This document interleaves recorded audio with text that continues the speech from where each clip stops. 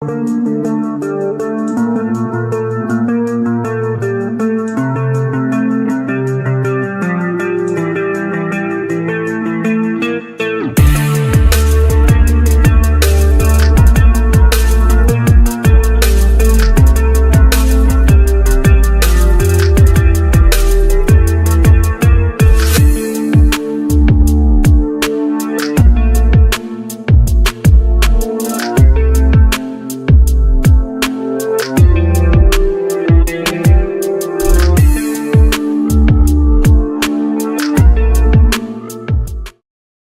Hollywood, it's time now for... Johnny Dollar. Paul Kendrick, Johnny, over at Eastern Allied Casualty, remember? Oh, sure, Paul. How are you? Seen any good fights lately? Prize fights, that is? Yeah, the championship bout at the stadium over in Mulville last week. Were you there? No, I had to miss it. But it didn't miss me. Huh? The minute Georgie hit the canvas in that fourth round, it cost me $50. Johnny, do you remember Al Coronado? Are you kidding? I've watched that boy come up from the Golden Gloves. Well, he fought in one of the preliminary bouts. I know. I lost on him, too. $20. Come on over, will you? And I'll tell you why the company may lose $50,000 on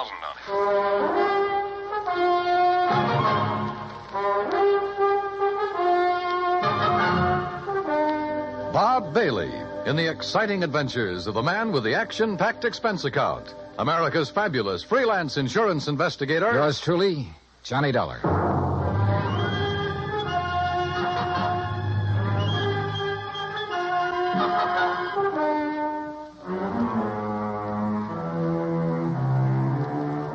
Expense account submitted by Special Investigator Johnny Dollar to Eastern Allied Casualty Insurance Company, 422 Spidal Building, Hartford, Connecticut.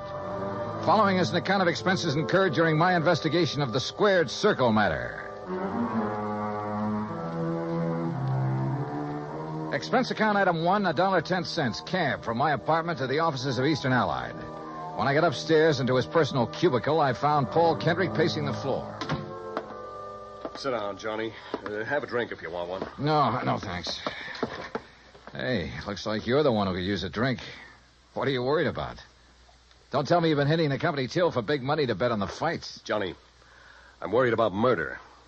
Listen. I'm all ears. How long since you've seen Al Coronado fight? Oh, 6 months, a year, maybe. But before that, when he was working all the local arenas, you and I were present every time he put on the gloves. So? We knew him when he had reflexes quick enough to... Well, do you remember how he'd show off by picking a fly or mosquito out of the air, grabbing it between his fingers without even hurting it? Yeah, sure. He was no metal giant, not by a long shot, but he had the fastest eyes and hands I ever saw in a man. Right. But something has happened to him, something very wrong, and I think I know what it is. Listen. I'm listening. A few years ago, his manager, Ricky Malone, took out a $50,000 policy on him. Annuity. So what? A lot of managers take out policies on their boys. And then get him killed? Look, Al is fighting again tomorrow night in a small town outside of Joplin. Joplin? Missouri? A little place just across the state line. Johnny, I want you to be there.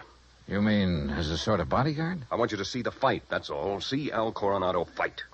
Yeah, but this murder correct. I'm having a copy of the policy made, and you can pick it up at the Joplin post office. General delivery. Now, Paul... I know. I may be all wrong. This may only be a hunch without a single legitimate reason for suspicion. That's why I took a whole week to think it over before calling you. That's why I want somebody who knows Al as well as you and I do to... Look, will you go down there and see him? Well, We'll pay the freight. Pad your expense account, anything you like. Oh, now that's an attractive But do offer. it, Johnny. Will you?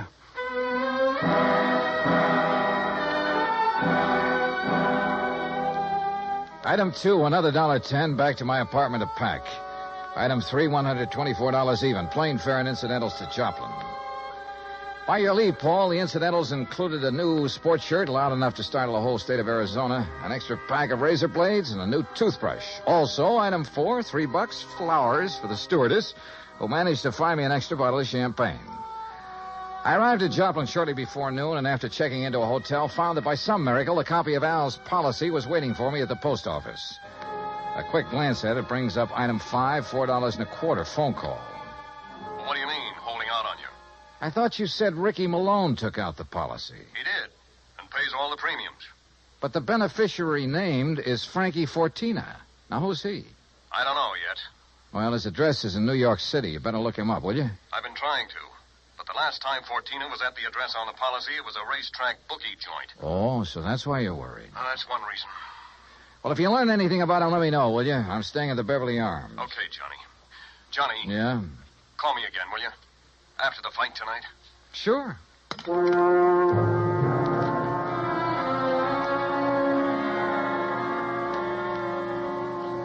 I was tired, so I had a big lunch. That's item 6. Went up to my room and slept. I overslept. It was nearly 9 o'clock when I woke up, so I grabbed a cab. That's item 7, and went out to the arena in the nearby town of Mount Elba. For $5, item 8, I managed to get a seat at ringside in time to catch the end of the last preliminary.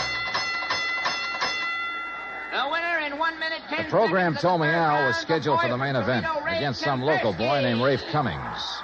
And now, I never heard of him, in the main and I doubt if bout, anybody outside of Idol Tucson ever Arizona's had. Cactus Country at I understood why when he stepped into the ring. Rafe This kid looked like the rankest kind of amateur. His opponent in the Strong, platform sure, and in good condition, but clumsy. He almost tripped over his own size 15 feet. And it was no act to fool an opponent either. Al, when he came in, looked as good as ever. He gave me a quick glance of recognition, though I'm sure he knew nothing about me except possibly my name. At the opening bell, he came out fast. All the old speed and timing were there. Faint weave and flick out that light, but punishing left. Same old pattern, same old... Oh, wait a minute. Those quick left jabs were only landing about 1 and 4. As though he touched Cummings only when the clumsy ox happened to walk into him. But because of his speed, Al took nothing but a few light ones on the body. He kept his face well out of reach. Oh, yeah, his timing was perfect, but his aim was terrible. Every time he shot out his fist, he was 3-4 inches wide. Then a funny thing happened. At the end of the round, when Al went back to his corner, and remember, Rafe had only tapped him a few times on the body. When he went back to his corner and started to sit down, he almost missed the stool. Would have if one of the seconds hadn't aimed it under him. Funny. The second round got underway the same as the first. Al was all speed, dodging, weaving, keeping his face out of the way. But again, he wasn't hitting his mark. And then it happened. He missed Cummings wide, then practically ran into his glove, catching it hard in the cheek, and down he went. Why, there wasn't enough steam behind Cummings' glove to hurt her. But Al took the count. He'd been hurt by that tap on the face. Then another thing. The second he was counted out, his handlers practically hauled him out of the ring and back to his dressing room. And believe me, Al looked terrible. His eyes had a strange, almost far-away look, as though that little smack had knocked his brains loose. My seat was on the far side of the ring, but I elbowed my way through the crowd and back to the row of dressing rooms in a hallway built onto one end of the building. Al Coronado. I told you on the way up the aisle, Doc. Huh? We don't need you. The boy's all right. Go on, Doc. Beat it. You hear me, Doc? Listen, this is Johnny Dollar. Huh? Old fan of Al's from Hartford. I want to see him. Some other time. No, now, right away. Come on, open up.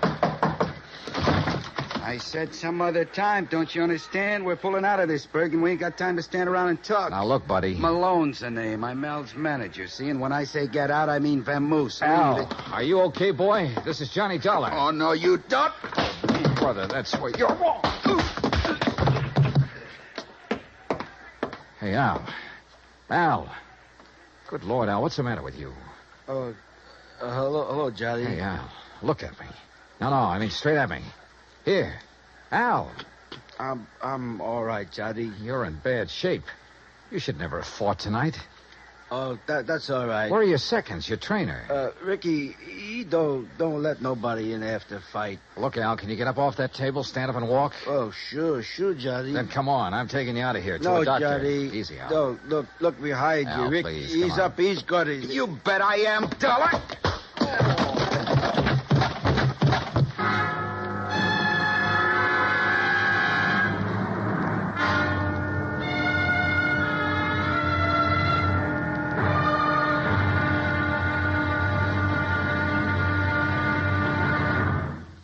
Act 2 of yours truly, Johnny Dollar, in just a moment.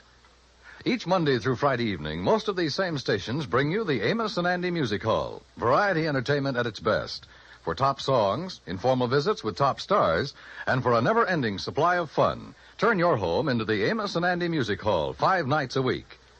Now, Act 2 of yours truly, Johnny Dollar, and the Squared Circle Matter.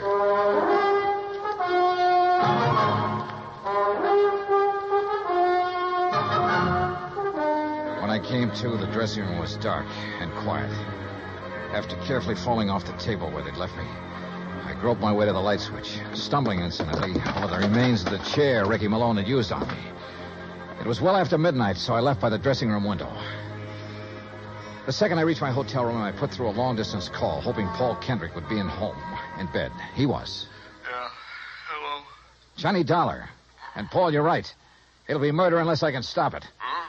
Hey, you awake? Oh, you mean Al Coronado. What's happened, Johnny? Plenty. And listen, that boy is more than punch-drunk. He's had a brain injury of some kind. I'll bet on it. That's what I was afraid The of. tap on the face that knocked him out tonight wasn't enough to hurt a kitten. But a good solid blow would probably kill him. That's why he kept protecting his face. But Ricky Malone is making him keep on? Oh, else. I just met the gentleman, by the way. Well, what'd he say? Did you question him? Before I could, he cracked me over the head with a chair. Where is he now? Oh, I don't know. What are you going to do? See if the police can track them down. Malone said something about leaving town right away. Keep after him. Did you read that policy carefully? You kidding? I haven't had time. It's an annuity. That much I saw. Beginning in 3 or 4 years, it'll pay Al a nice little income for the rest of his life, if he survives. But the beneficiary named. Yes, Frankie Fortina, who gets the full face value of the policy if Al dies. Johnny. Yeah? I got a rundown on Fortina. You said he was a bookie at one time. That was the least of his crimes. He has a record as long as your arm. As I see it, he owns Al Coronado. Then you're probably thinking what I am. But Al hasn't been doing so well lately. He's taken a big drop in class. Isn't making the purses he used to. You know that? Yes. The ANBA keeps a complete record. So with this injury to his brain, the only way Fortina can clean up on him is by seeing him dead. That's right. But what about medical examinations before these fights? Ricky Malone could bribe his own mother, especially in some of the towns where Al has been fighting lately. That's possible, of course. Also, what you and I believe is wrong with Al is one of the hardest things in the world to detect. Yeah, I must admit he looked great when he entered the ring. Okay, Paul, one thing's in our favor. Neither Al nor Ricky Malone knows who I am, outside of being a fight fan. Just so Fortina doesn't learn different. Where is Fortina, by the way? I don't know. So, Johnny, whatever you do, be careful.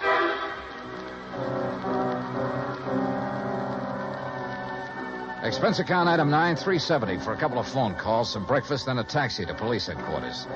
I'll say this for the Joplin police. When they go into action, they really get things done. Within less than 2 hours, Sergeant Danny Ruskin dug up all the information I wanted. Well, that ties in with what Conroy found out at the airport. Now, that does it, Herm. Thanks very much. Something? And I think it gives us the whole story, Johnny. Al and his manager, Ricky Malone, checked out of their hotel, the Rayberry, at 1 o'clock this morning. Just the two of them? Right. There was no third party by the name of Fortina or anything else, just the two of them. They caught the 140 plane for Oklahoma City. Oh? And there they bought tickets routing them to Monterrey, Mexico. Mexico? How soon can I get a plane? Going down there, huh? I told you, I gotta save that guy's life. All right, look, in Monterrey, look up Sergeant Romelia Garcia, Main Homicide Division. You mention my name, he'll give you anything you want. Good. Now, what about that plane?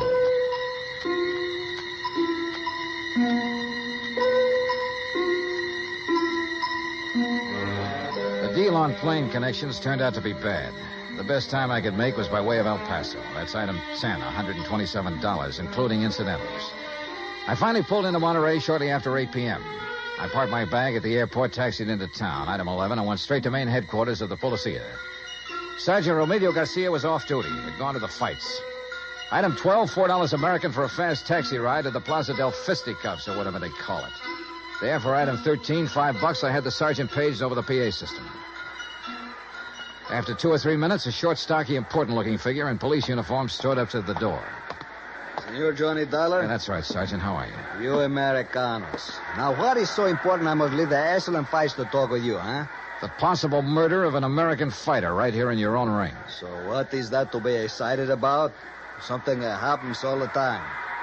It's because the Mexican fight is more better than the Americano fight. So if that is all that is bothering Incidentally, you... Sergeant Danny Ruskin of the Joplin Police. Sergeant Danny. Why do you not say so at the beginning? Well, you didn't give me much of a chance. How is it, my good friend, Sergeant Danny? Pues it's too long I have seen him. Yeah, well, look. Excellent man, Sergeant Danny. When I have trouble with one of our Mexican nationals who escape across the border and go all the way to Missouri, Joplin, it's Sergeant Danny who... But you have a problem, huh? Yeah. A fighter named Al Coronado. Coronado. Oh, but of course, tomorrow night he is fighting here, and he will lose. Why do you say that? Come, look. Here on the, what you call, a billboard, a picture of the man he is to fight. So, El Toro Negro. That sounds more like the name of a bull than a... Holy. See, big man, is it not? Is this picture real? 240 pounds, senor. But Al Coronado only weighs in at 181. See, El Toro, big man. And Senor Dollar, he is a killer. Our best. 3 men he's knocked out of the ring. But nobody hurts him, so no wonder you worried. Sergeant, unless you and I can stop it, that won't be a fight tomorrow night. It'll be a premeditated, cold-blooded killing. Oh? How so?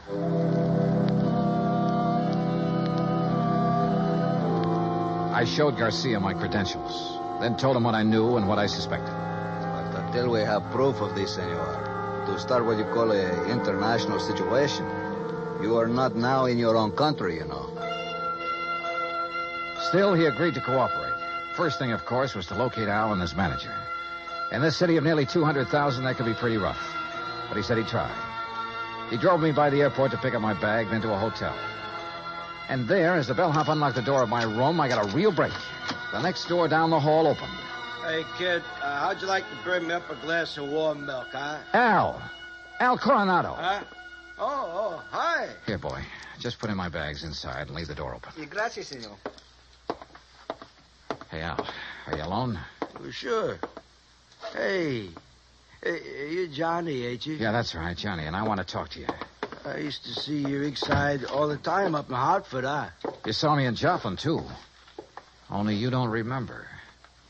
Where's Ricky Malone, your manager? Oh, he said he had to go meet somebody. He's always going out.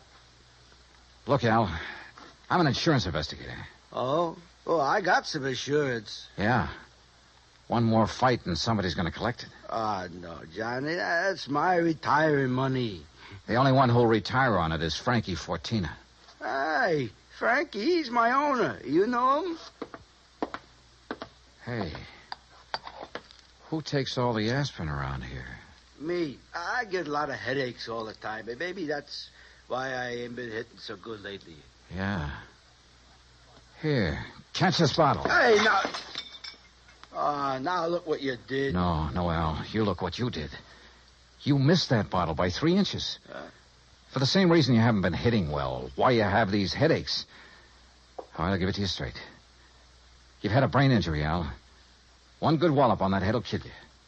And that's just what Ricky and Fortina want. No. Ricky always says to keep my head protected, so you must be wrong. Am I?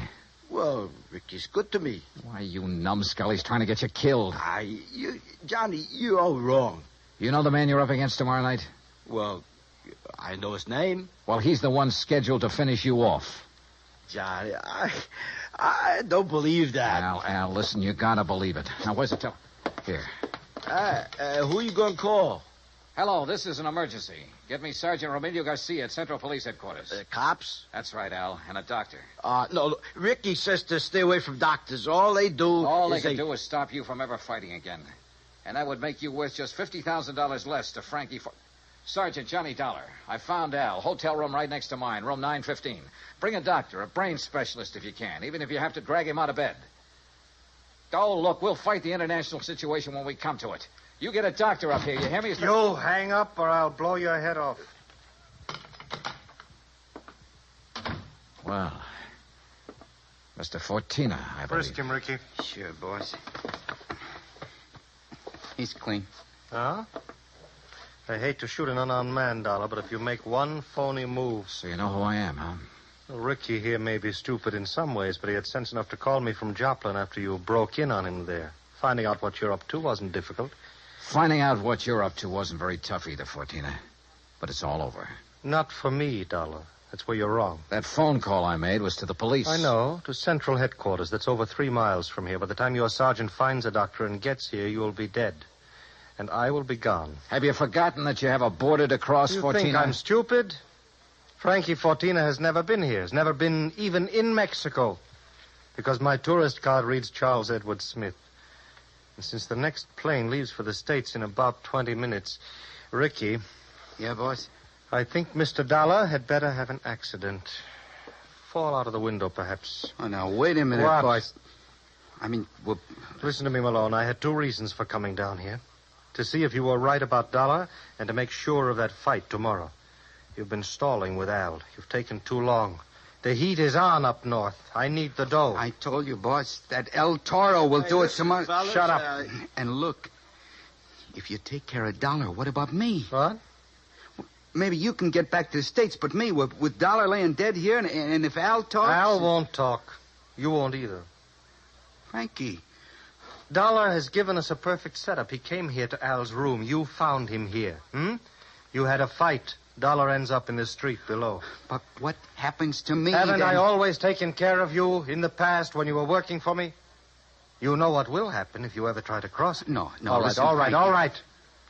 I have contacts down here. I have plenty of them. I have lawyers, good ones. It's going to be self-defense, pure and simple. But what if Al talks? I told you before, Ricky. You've taken too long with him. Frankie, listen. While I hold this gun, you're going to take care of Al, too. The way you should have a long, long time ago in his Frankie, fights. I don't No, understand. no, listen to me, Frankie. You listen. I can't You've been do in it. this whole thing just as deep as I have, and deeper. Because you're the one who's kept Al fighting. You've paid off all those phony medicos. You set him up for this El Toro tomorrow night. You'll do it, Ricky. No. Then I'll use the gun on all three of you. Frankie. You're out of your mind, Fortina. Am I? It'll still look like a fight between you and Ricky. Boss. Al just happened to get hit accidentally by the gun that will be found beside your body. Boss. Hmm? Boss, I'll do it. You bet you will. I'll do anything you say if you just help me get out of it. Okay. Go ahead. Dollar is first. And, brother, if you think it's going to be It's easy... either the window or this gun, Dollar. So far as you're concerned, I don't care which. Go on, Ricky. Okay, Just remember, boss. your own life depends on it. You bet I... Play dirty, will you? The window, Ricky. The window, I said. Remember, it's your own life, Ricky.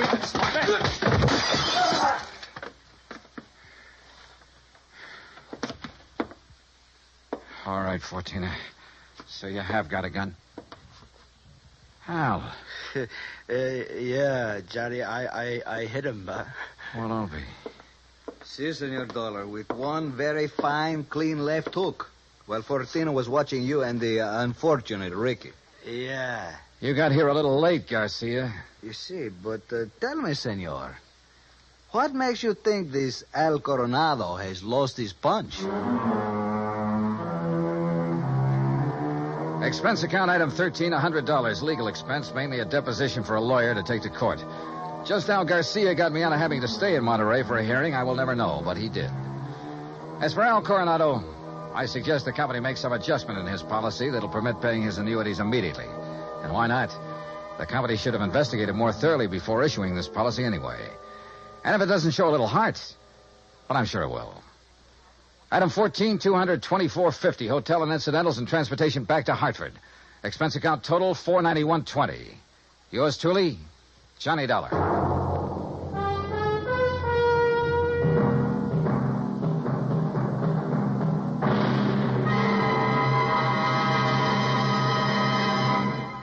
Now, here is our star to tell you about next week's story. Next week, a fast trip to the West Coast to an impossible case involving an impossible man.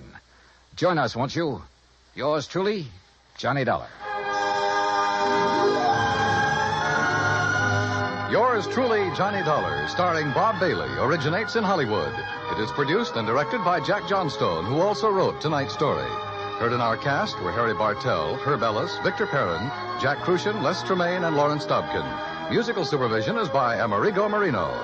Be sure to join us next week, same time and station, for another exciting story of yours truly, Johnny Dollar. Stay tuned for 5 minutes of CBS News, to be followed over most of these same stations by the FBI in Peace and War. Dan Cubberly speaking.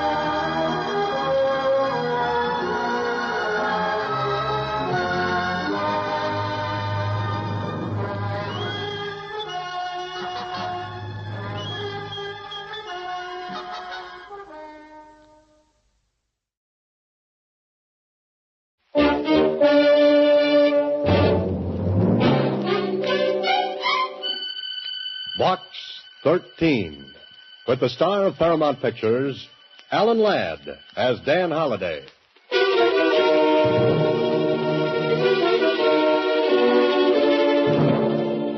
Box 13. Box 13. Box 13.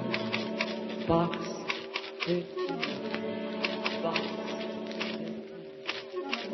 13. He leaned over the shining halo of her blonde hair, reflected in the soft glow of the new moon.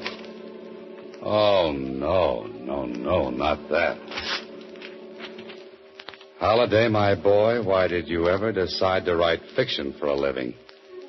You know, you could have gone into something interesting, like being a truck driver, with the open road in front of you and a motorcycle cop in back. Hey, Susie, where you been? Don't you remember, Mr. Holliday? I went down to Star Times office. Oh, so you did. Tell me, what's new in Box 13? Box 13, starring Alan Ladd as Dan Holliday.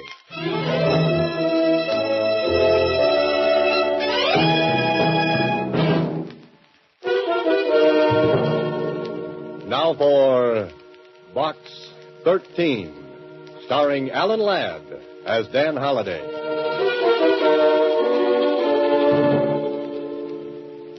Well, what now, Mr. Holliday? What's new in Box 13? Yesterday, a man wanted to sell me a horse for $1,000 and a ranch to go around the horse for 25 times that much. The day before, my ad for adventure brought me a reply from a golf professional who simply wanted to drive golf balls off the tip of my nose. Mr. Holliday. Was that Susie? I said that when a nice young man like you runs an ad, he should get a whole box full of answers. Oh, well, thank you, Susie. He should get bushel baskets full. Well, thanks again. The place should be loaded with letters. All right. Now, what did I get? One postcard. And from a kid at that. A kid? You mean a child? Sure, Here, let me see it. A postcard from a youngster. It's probably a gag. Some small girl selling 10-cent packages of flower seeds for 50 cents. Sell 5,000 packages, and she gets absolutely free a St. Bernard dog. Well, let's see what really is on this postcard. I wrote to you, care of Box 13, because I thought you wanted it that way. I got to see you right away on a very important matter. I am still doing business at the old stand. Signed, Johnny Moran. Johnny Moran? Why, he's a little boy who sells newspapers on the corner. Hey, Susie, get Johnny Moran up here right away. Oh, I can't do that, Mr. Holliday. Why can't you do it? Because he's here already. Oh, Mr. Holliday. Oh, Johnny, how are you, my boy? Why didn't you just come up and see me instead of writing a postcard first? Well, I like to do things sort of businesslike. Besides, it was fun to answer an ad for Adventure Wanted. Would you really do anything, Mr. Holliday? Sit down, Johnny, and tell me what your trouble is. Well, I kind of wanted to see you alone. Sort of private-like. Oh, that man-to-man stuff, huh? Yeah, that's it. Well, where would you like to talk? Well, I thought maybe you'd come down to the corner with me. I'll buy you a drink. A drink? You interest me strangely, Johnny. Come on, let's go. Okay. Oh, Susie, you'll excuse us, won't you? Well, I don't know. You better be careful, Mr. Holliday. Careful? I don't want Johnny teaching you bad habits.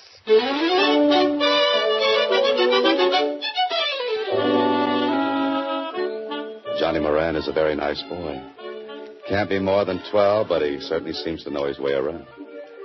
Yes, Holliday, if you were ordering a small boy, this is just the model you would choose. But this drinking business... I'm worried about you, Mr. Holliday. You sure that lemon Coke is enough? Lemon Cokes are always enough for me, Johnny.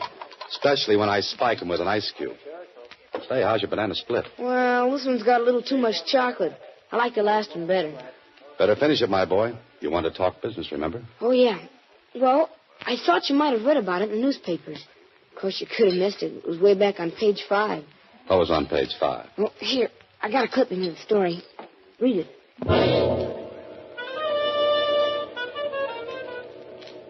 Police announced they had recovered a portion of the jewelry stolen in last Tuesday's raid on Maury Jewelry Company. Held under suspicion of grand theft is John Moran. John Moran? Johnny, that's your father. Yes, and he didn't do it, Mr. Holliday. I know he didn't. Just a second. A part of the loot was found in Moran's apartment. I don't care what they put in the newspapers, Mr. Holliday. He didn't do it. That's why I came to see you. What about your mother, Johnny? Oh, she died when I was a baby. Pop and I lived together. But he didn't do it, Mr. Holliday. Only they won't believe me. Oh, you've been down to the police? Sure, I went there right away. I even offered them my $18 for bail. You know what? What? The old DA just patted me on the head and told me to go home. Hmm. And I'll bet you could go down and talk to that district attorney and make him let my father out. You can do anything. Well, not quite anything, Johnny. Yeah, but this would be easy for a guy like you. Besides, you're not afraid of anything. Not even a policeman. Well, that's very flattering, Johnny, but I don't know what I can do. Oh, you'll think of something, Mr. Holliday. You're a writer. You're smart. Oh, but listen, my boy, I'll bet you get my father out of jail in time for dinner.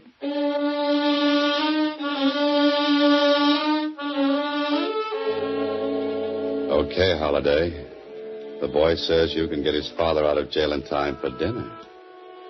But what day? The story in the paper makes it look like they caught John Moran cold.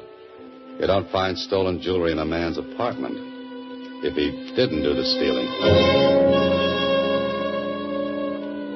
But there's a small boy waiting with all the faith in the world. So, Holiday, do something. The district attorney will see you now, Mr. Holliday. Oh, thanks. Holliday, haven't seen you for a long time. Yeah, I know. I've been pretty busy. Huh, busy, huh? Well, then what brings a promising young author down to City Hall? Because he's a promising young author who made a promise. And I hope he didn't make a mistake. Hey, what in the world are you talking about? About a man named John Moran. You've got him locked up in your nice new jail. Yes, and from what we've got on him, he's going to stay there for a while. His son thinks Moran is innocent, Clark. Yeah. I feel sorry for that boy. He came down and talked to me, but what could I do for him? You've got the goods on Moran, then? Absolutely. The police found some of the stolen stuff in his apartment. Well, what's Moran's story? A woman who works in the same building with Moran asked him to stop in at the jewelry store and pick up her watch. While he was there, this stick-up artist walked in and held up the place. And that makes Moran guilty? Don't be in a hurry. The stick-up artist used him as a shield when he beat it. Moran claims the man forced him to drive the getaway car out into the country. Well, that still doesn't make him guilty. I think you've got the wrong person. This is where Moran's story went wrong. He walked into police headquarters and told it, but it sounded too good to be true. They detained him while a detective went over and searched his apartment. Oh? The detective found part of the loot. Moran couldn't explain where it came from. Well, to our office, it looks like he pulled a clever gag. We think he's in with the hold-up men. What about the woman, the one who sent Moran after the watch? Grace Willard? We don't have a thing on her. She's in the clear. I see. So, Holiday, you better forget about playing Don Quixote. The day of fighting windmills is over. Go home. Forget about Johnny Moran. Sure, Holiday, just forget all about John Moran. Write Benita the story and take it out of the typewriter. But how are you going to write the dialogue for a man who has to tell a small boy that his father hasn't got a chance? And describe the look in that boy's eyes. I don't care what that old district attorney said. My father isn't a crook. And your father should have been able to explain the stolen jewelry they found at your place. I'll bet he could, too. They just wouldn't listen to him. Oh, now, Johnny, if your father's innocent, they'll let him go. So you won't help me either. But I'm trying, my boy. What else can I do? Oh, nothing, I guess. See you later, Mr. Holliday. Oh, Johnny, listen to me. I'm kind of busy right now. I got to earn a lot of dough, I guess. Johnny. Because lawyers come pretty expensive, I heard. Oh, look, kid. You better go home, Mr. Holliday. I should have handled it personally in the first place.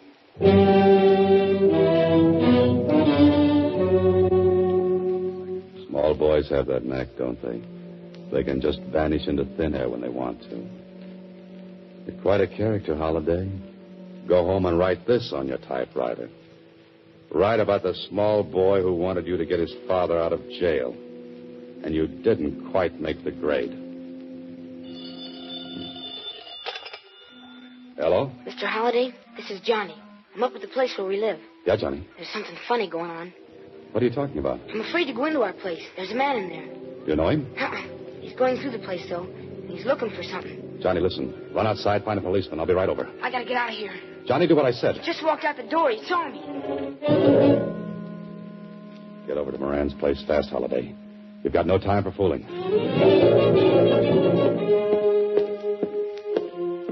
He's not outside. Maybe he's upstairs. Oh, Johnny! Johnny! Where could that boy have gone to? Grace Willard. The woman who sent Moran up to the watch. If she knows Moran, she knows his boy.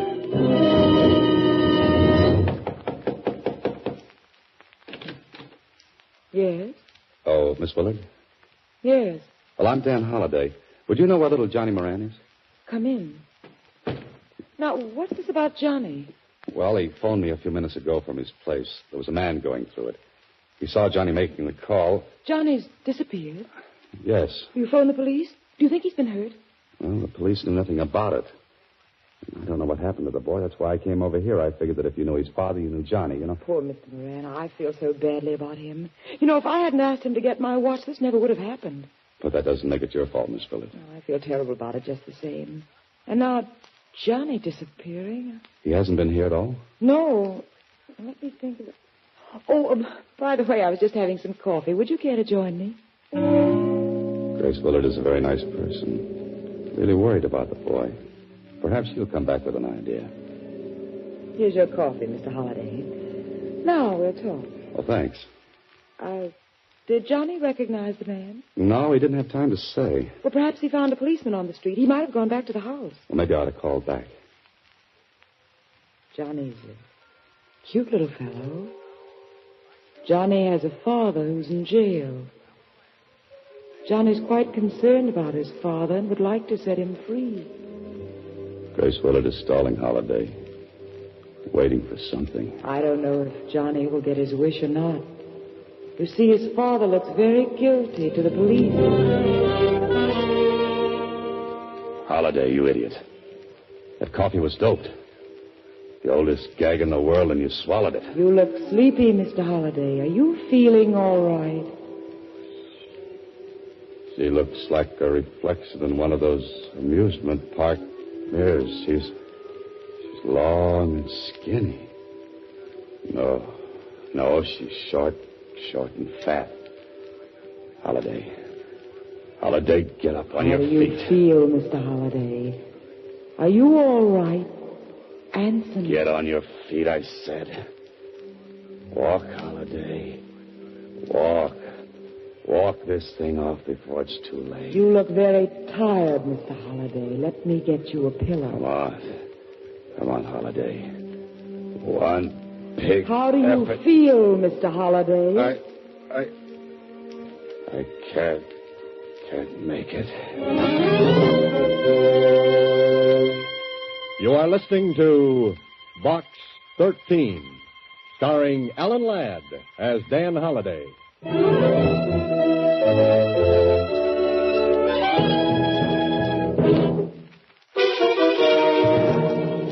Box 13, starring Alan Ladd as Dan Holliday. Oh, take it easy, Holiday. Take it easy. Turn slowly now.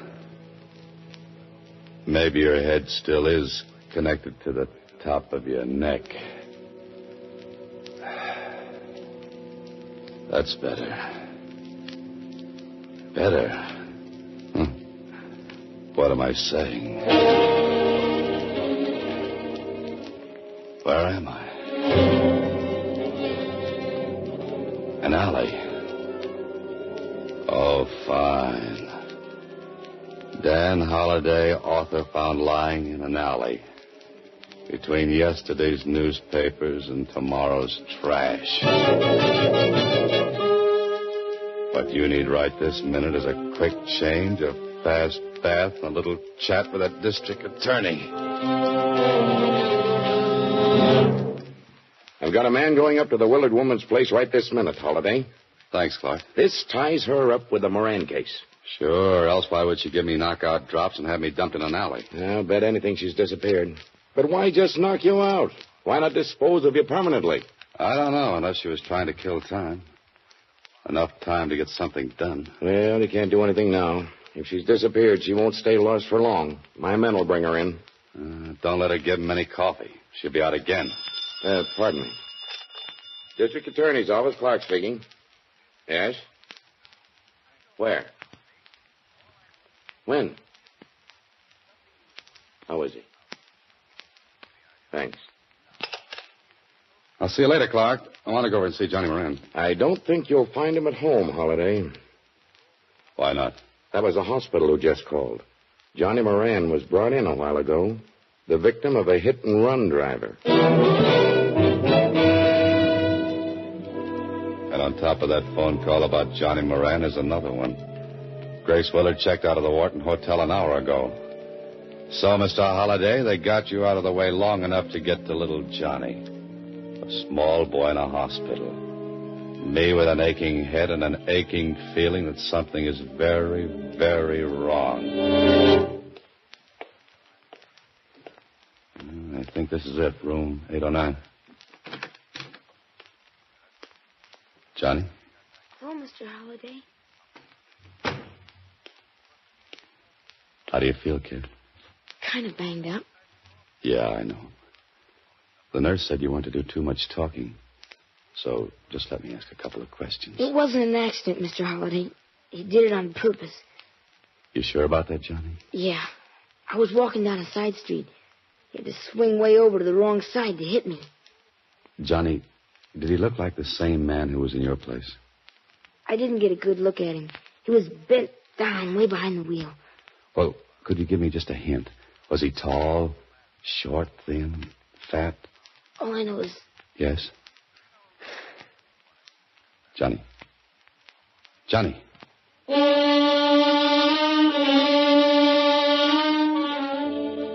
Johnny passed out and won't be permitted to talk for a while. Well, that puts it up to you, Holliday. Come on, you're an author. You write hundreds of situations like this one. Think. The boarding house where Johnny lives. Maybe the landlady saw the man. I certainly hope so. Johnny Moran? Yes, I saw him come home, but it was quite some time ago. Oh, did you see him leave?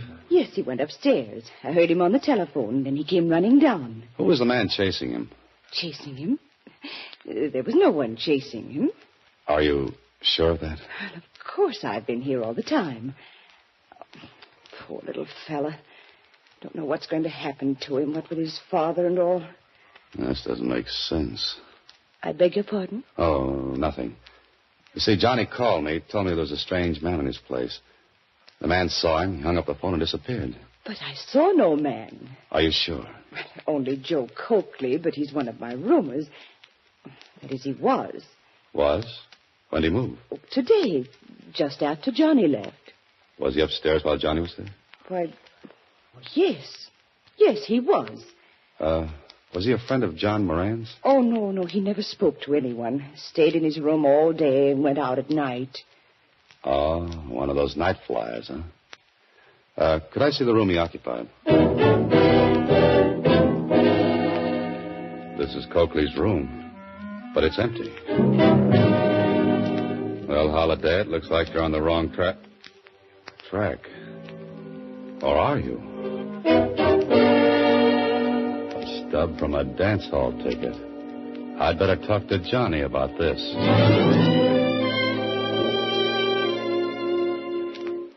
Johnny, the man who came out of your room, was he about my height? Did he have grayish hair? Did he wear a brown suit? Yeah, that's the man, Mr. Holliday. How come you never saw him before?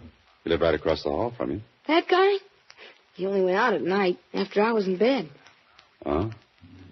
I'll see you later, Johnny. Hey, where you going? Tonight I'm going dancing.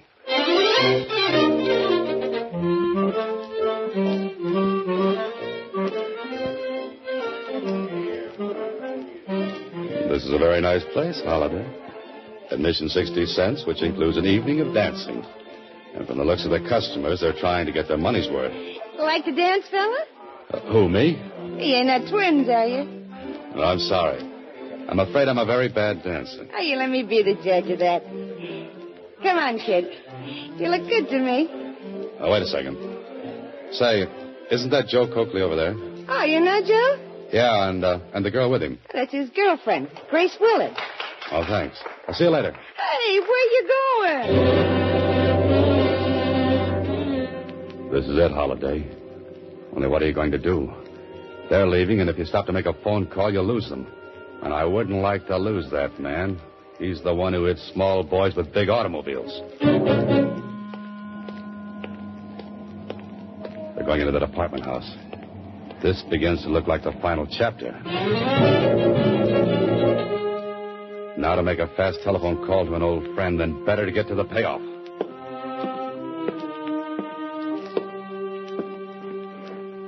This is a very nice door. You can hear quite distinctly through it.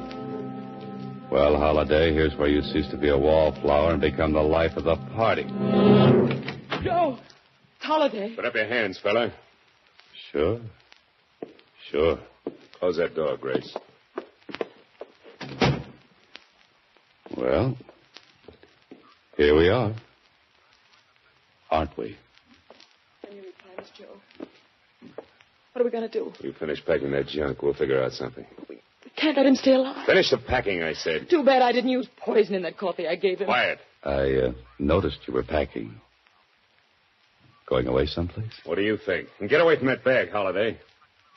Oh, that's the stuff that was stolen from the store, huh? None of your business. Oh, going away together? You and Miss Willard? Maybe. Mm-hmm. You pull that, go down and pick up my watch routine in a lot of cities, huh, Joe? Make him be quiet, Joe. Hey, Joe, who was the girl who worked with you before you met Grace? You know, the one who lived in Cleveland, or was it Chicago? I always forget. Come on, Joe. What happened to her? Shut up, you.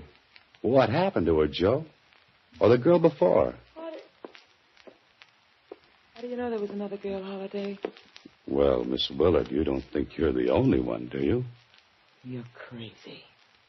Yeah? Ask him where he was last night. Don't pay any attention to him, Grace. He wasn't with you. Know where he was? How do you know he wasn't with me? The stub of a dance hall ticket I found in the other room. It calls for only one admission. You shut up, I said. Just a minute, Joe. Were you down there last night? Were you dancing with that blonde again? Suppose I was. So what? You've got a lot of nerve. You had me set up this whole deal. Had me find John Moran to play sucker for us. Had me frame the business of picking up my watch. I timed it out perfect for you. What do? You go dancing with a blonde. Grace, be quiet. This fellow's up to something. Me? Now, what would I be up to? What about that other girl he talked about? What happened to her, Joe? Why don't you tell her, Joe? Cut it out, will you? Did she plant stolen jewelry in a sucker's room like I did to Moran? Grace, listen. Yeah. I'm listening. Go on, explain. Holiday, where are you going? Just opening the door. You see, I'd like the district attorney to hear the rest of your explanation, too.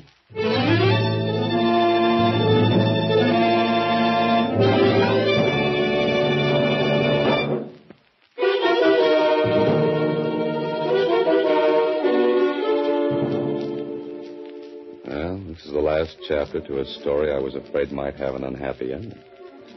But Johnny Moran's father is free. The district attorney has Grace Willard. Joe Coakley and the stolen jewelry. And Johnny? Johnny is out of the hospital. Mr. Holliday. What did you say, Johnny? I said you might have been killed going up to the apartment like that. No, I was safe with the DA just outside the door. Gosh, and you figured it all out by yourself. No, you helped, too, when you telephoned me. And I hate to mention this, kid, but did you bring the $18 with you? Sure I did. I pay off, you know. Here. Oh, thanks, kid. I was just a little worried. I was going to pay before, Mr. Holliday, but I didn't think you needed money that bad. I needed it to put with this check. Here. There was a $500 reward for recovering the jewelry, and it's going to a bank account for you. $500? Gee, gosh, I guess I'm rich. Johnny, what are you going to do with all that money? Well, the first thing I'm going to do is take you out and buy you a drink. How about an Idiot's Delight? A what? Idiot's Delight. It's got a pint of ice cream, 3 bananas, some oranges, and 7 flavors. Well, Johnny, I don't know. Mr. Holliday, I just heard that Johnny got out of the... Oh, there you are, Johnny. How do you feel? I feel swell, Susie. I just invited Mr. Holliday out to have a drink. He can't go out, Johnny. He's got some very important work to do. Well, gee whiz. Thanks a lot, Susie. Thanks? What are you thanking me for? You don't know it, but you've just saved me from a horrible fate.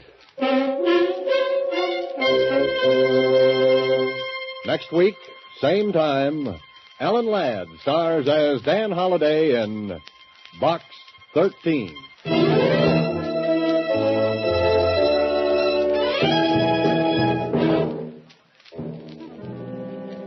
Alan Ladd appears through the courtesy of Paramount Pictures and may currently be seen in Wild Harvest. Box 13 is written and directed by Ted Hediger. The part of Susie is played by Sylvia Picker. Original music was composed and conducted by Rudy Schrager. This is a Mayfair production.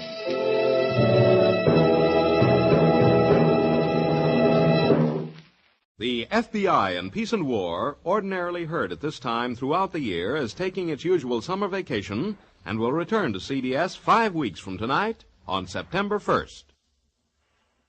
Broadway's My Beat. From Times Square to Columbus Circle, the gaudiest, the most violent, the lonesomest mile in the world.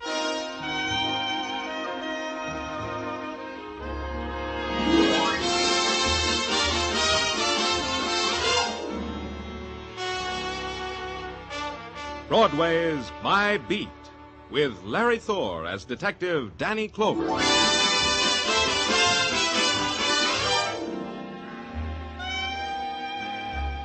Broadway. It's an enchanted island or a prison, a crazy happy dance, or a funeral march in blues time.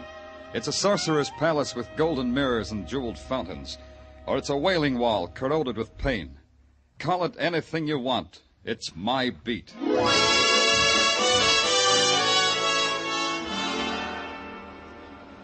One of the ways to get on My Beat is to infiltrate through the grim lines of people trying to buy tickets to South Pacific. Those people are going to mutiny someday. It was about 9 in the morning, and a good thing happened to me. The good thing was a kid named Paul Thomas. A sweet kid, a gentle kid. A kid who'd wrapped himself in iron to stall off the pain so many people handed to him for free. Mr. Clover, could I talk to you for a minute? Sure, Paul, sure. Any place, any time. How about in the lobby here? Okay, lobby it is.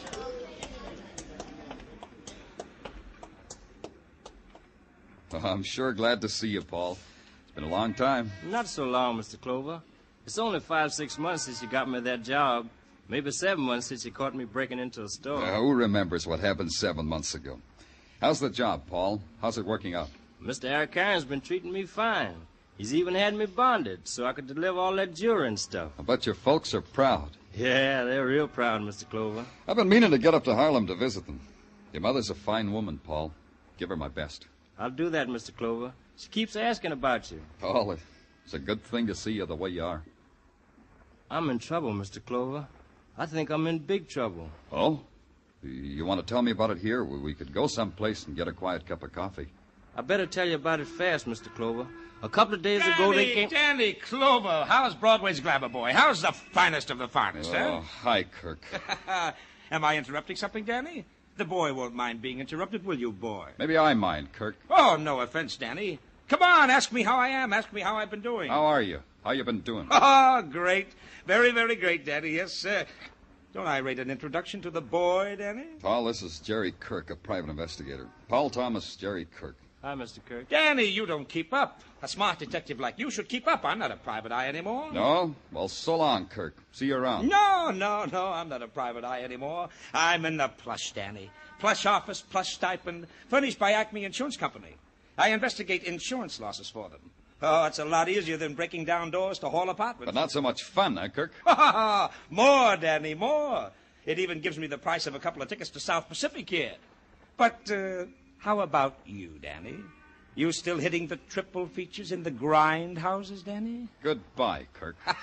Yeah, it's been swell seeing you, Danny. I'm sorry about him, Paul. Now, tell me what's on your mind. I can't, Mr. Clover. I got to get to work. I'm late. Paul, come back here.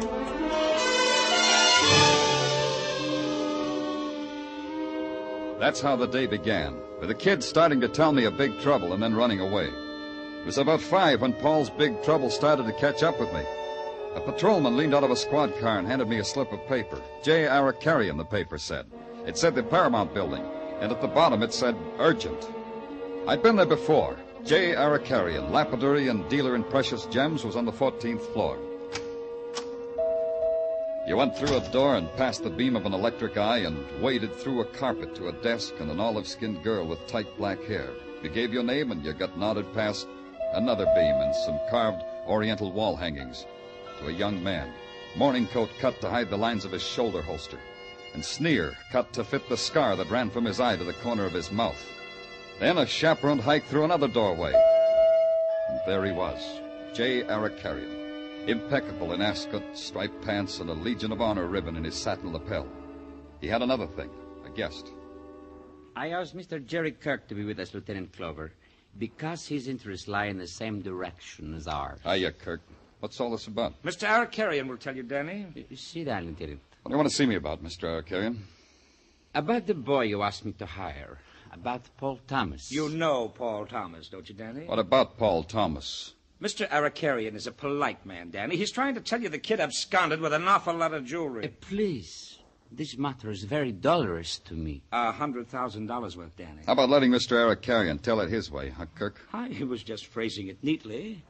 $100,000, Danny. Right now, you just listen, Kirk. What did Paul Thomas do, Mr. Arakarian? He failed to deliver a consignment. He failed to let me know the reason why.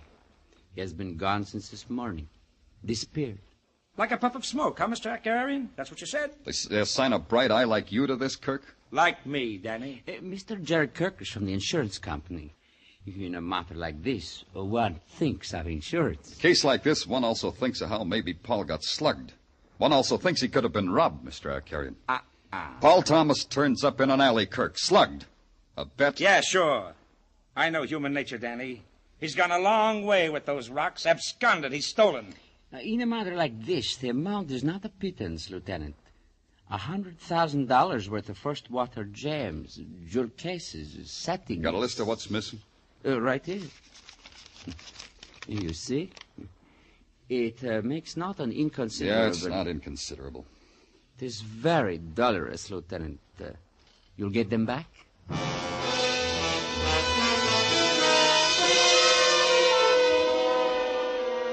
Dolorous means it can make you cry.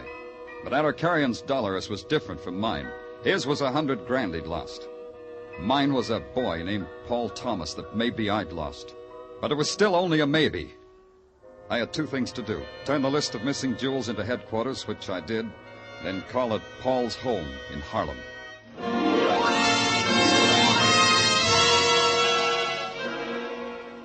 Harlem is a guilt and a scar and a wound. And the wound is a tenement lighted by kerosene lamps. A tenement with barred windows through which you can watch the moonlight darting out on the backs of hungry rats. And Harlem is a place of quiet laughter that stops when it sees you walking up the stairs to the one room in which Paul's family of 5 live.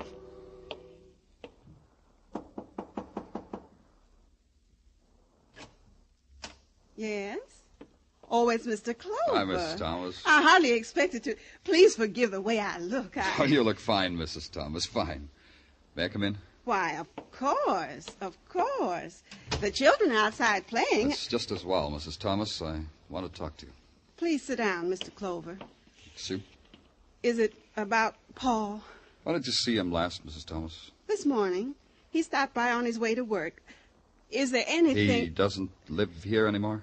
No, Mr. Clover. Paul's a man now, and he needs a place of his own. Where is it, Mrs. Thomas? Is my boy in trouble, Mr. Clover? Well, we don't know. I don't think so, but I have to be sure. Where's his place, Mrs. Thomas? It's a rooming house on 137th Street, 26 East. It's clean. You can actually see the sun. Paul couldn't do anything wrong. Not anymore, Mr. Clover. Paul's good. He's good. He hasn't been by here tonight. No, but that doesn't mean anything. Lots of times he doesn't come by at night, but he'll be here in the morning. He's always here for breakfast in the morning. Oh, I think I'll run over to that address you gave me, Mrs. Thomas. Sorry I can't stay and visit with you. You'll let me know about my boy, Mr. Clover. Whatever way it is, you let me know. It'll be all right, Mrs. Thomas. It has to be all right. Outside, it was 1 block north and 2 to my left of the subway station at 125th and Lenox. In those 3 blocks, you could feel the breeze from the East River fighting a losing battle with the heat. But it wasn't the heat that stopped me. It was Squad Car 15, Patrolman Florio at the controls. Not bad, Florio. 3-point landing. Hi, Lieutenant. Come on, get in. Thanks. You headed uptown? Well, that depends, Lieutenant. Wherever you say. Uptown? You better call headquarters first. I've been cruising, looking for you. Headquarters said you were in Harlem. Yeah, call them, Florio. Sure. Patrol Car 15 calling headquarters. Come in. Patrol Car 15 calling headquarters. Headquarters receiving Patrol Car 15. Go ahead, 15. I take it, Danny. Yeah. Danny Clover speaking. Danny, Tartaglia speaking.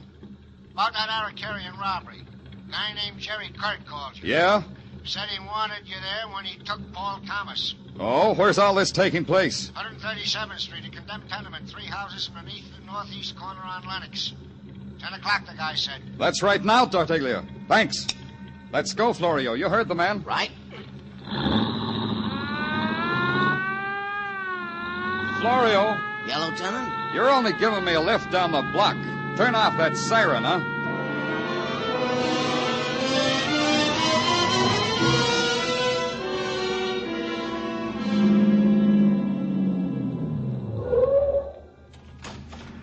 Hello, Danny. Glad you showed. Headquarters said you had Paul. You got him, Kirk? He's in that tenement, Danny. But he materialized out of that puff of smoke? How do you know he's in there? Look, Danny, a guy steals $100,000 worth of jewelry. It's hot. He can't get rid of it. So he makes a deal with the insurance company. The deal Paul made was for $15,000. He got in touch with you? Yeah, sure. He said meet him here. So I got in touch with you.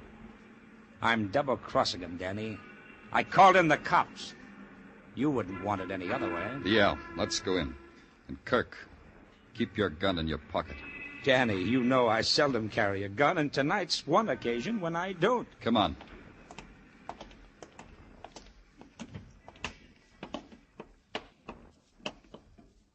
Hey, it's pretty dark. Lucky I brought a flash. Paul. Paul Thomas. Let me handle it, Kirk. Paul. Paul, it's Danny Clover. Paul. Maybe he isn't here, Kirk. He's here. That sound came from down in the basement. Hey, Kirk, somebody's shooting downstairs and not at us. Yes, and somebody's taking a powder, too. Let's get him. Don't you think it's time you got out your gun, Danny? Yeah, it's all changed now. Hey, shine your light over there. Where? Back of the staircase. Yeah.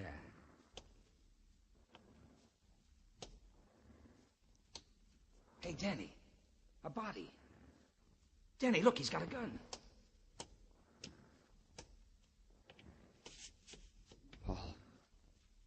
Paul. He's dead, Danny. Your boy's dead. Why was he killed? He was a bad boy, Danny. A bad boy with bad company, and the company just took a powder. How do you like your boy now, Danny?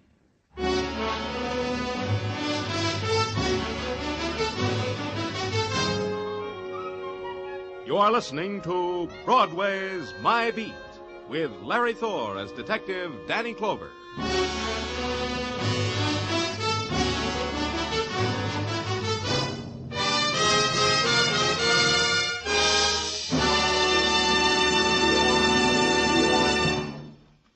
Casey, crime photographer, finds an innocent-eyed young woman riding a murder-go-round tonight. As he joins her, his girlfriend, reporter Ann Williams, and Ethelbert, the magnificent bartender, caution him to go slow. For a merry ride with murder, join Casey and his pals tonight. And also be around for Second Class Passenger, another thrilling study in Escape. Crime Photographer and Escape are Thursday night features of most of these same CBS stations. Now, back to Broadway's My Beat.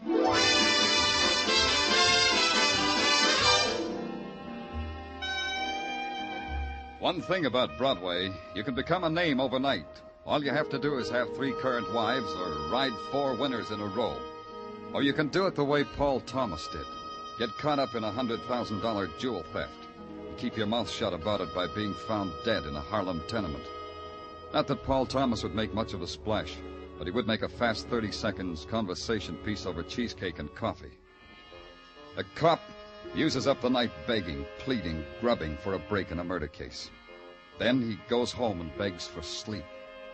And in the morning he goes back to his office at headquarters and starts all over again. And that's where it broke. Come in. Come in. Come in. Danny.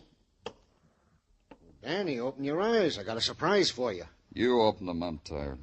I got something on the Paul Thomas case. What? Yeah, see? You opened your eyes all by yourself. It's not hard, is it, Danny? I could close yours just as easy. What do you got? Well, one of the Aracarian jewels showed up at a pawn shop. When? 10:30 last night. 10:30. That was after Paul's murder. How come you wait till now to give it to me? Easy, Danny. Take it easy. All right, but how come? Larry of Larry's Pawn Shops Limited just phoned it in. Says he didn't get our list till 10 this morning. Larry's, huh? Give me a squad car, Tartaglia. I'll pick it up front. Okay. Danny. Yeah? I know what this means to you.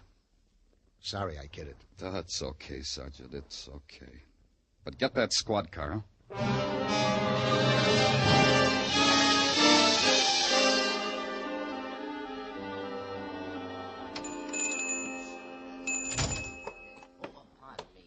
Danny, boy. Danny, this is quite an honor. Hi, Larry.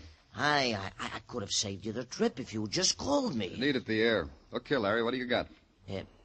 Danny, do you mind stepping in the back room? I'm trying to close a deal. Sometimes it embarrasses my clientele to see me consorting with a detective. Ain't it a shame? Give it to me, Larry, and quick. Oh, Danny, this isn't like you. You want me to show you what I can really be like? Okay, Danny. Okay, I'll get it for you. Think it over, mister. I'll be right with you. Here it is, Danny. Here, you see? This diamond ring matches up exactly with the one on the Arcarian list you boys sent me. If I say so myself, it's a beauty. Yeah, but who pawned it? It's on the ticket. A girl named Ellen West lives at this address on 115th Street. At least that's the name of the address she gave me. You know where to send it. Send the ring. It hurts me to part with it. Say, isn't it polite the way I cooperate with you boys, Danny? You'll remember it, won't you? Sure. By the way, what did you give the girl for the ring? It's worth $2,000. I gave her $600. Can't hear you, Larry. How much? $600. Still can't hear. It was worth $2,000. I gave her $600. Oh, Danny, I could kill you. Hey, mister, you didn't hear what I said. I was just kidding. Pay no attention. I didn't mean it. I'm ready to offer you a little more. The girl whose name might be Ellen West lived in a street that might have been anywhere. Could have been a market street in the slums of Madrid or Rome or Athens or New Orleans. It could have been anywhere. But right now it was under the bridge of the New York, New Haven, and Hartford Railroad. Right now it was a street where Paul's murderer might be waiting in a dark room behind a locked door, waiting for a knock that had to come. Yes? Who is it? The police. Open up. Please. Why you come here? I haven't done anything. Are you Ellen West? That's right. That's my name. How you know my name? I don't know you. I'm Danny Clover, Ellen. Broadway Special Detail. I'd like to ask you some questions. Mr. Danny Clover. Huh? Paul told me a lot about you. Please come in, Mr. Clover. Thanks. You knew Paul Thomas? I knew him. I knew him better than anybody. We were going to be married. How old are you? 16, Ellen? 18. Going on 19. That's not too young to get married, Mr. Clover. I mean, it wouldn't have been. Ellen, you pawned a ring yesterday. Where'd you get it? Did Paul give it to you? Where would Paul get a ring like that, Mr. Clover? Where'd you get it, Ellen? Came in the mail. Oh, you have the package it came in? I threw it away, Mr. Clover. I threw it away. Because I didn't want to know where to send it back. Maybe you should have given it to the police. Maybe I should have done what I did. I got $600 for that ring, Mr. Clover. With $600, two people like Paul and me could get married. Did you tell Paul about the ring? I didn't see Paul yesterday, Mr. Clover. I didn't see him to tell him about the ring or anything. I've got so much to tell him. Paul's mother said he had a room of his own. Did you ever see it? I saw it. I met his roommate, Joe Kendall. His roommate? Well, not exactly. You see, Mr. Clover, where Paul lived, that room of his own, that was just a place where he could sleep for 8 hours. Joe Kendall had it for the other 8 hours. They do that a lot up here. Yeah, I know. That's all, Ellen. Just one thing. You won't go away. Where would I go, Mr. Clover? Mr. Clover? Yes, Ellen. Here's the $600. I got no use for it now.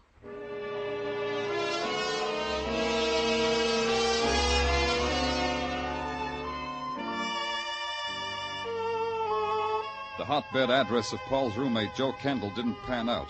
But a suddenly forgetful landlord suddenly regained his memory when he put on a pair of wire-rimmed glasses and examined my police badge. His cooperation from that instant was a thing of joy.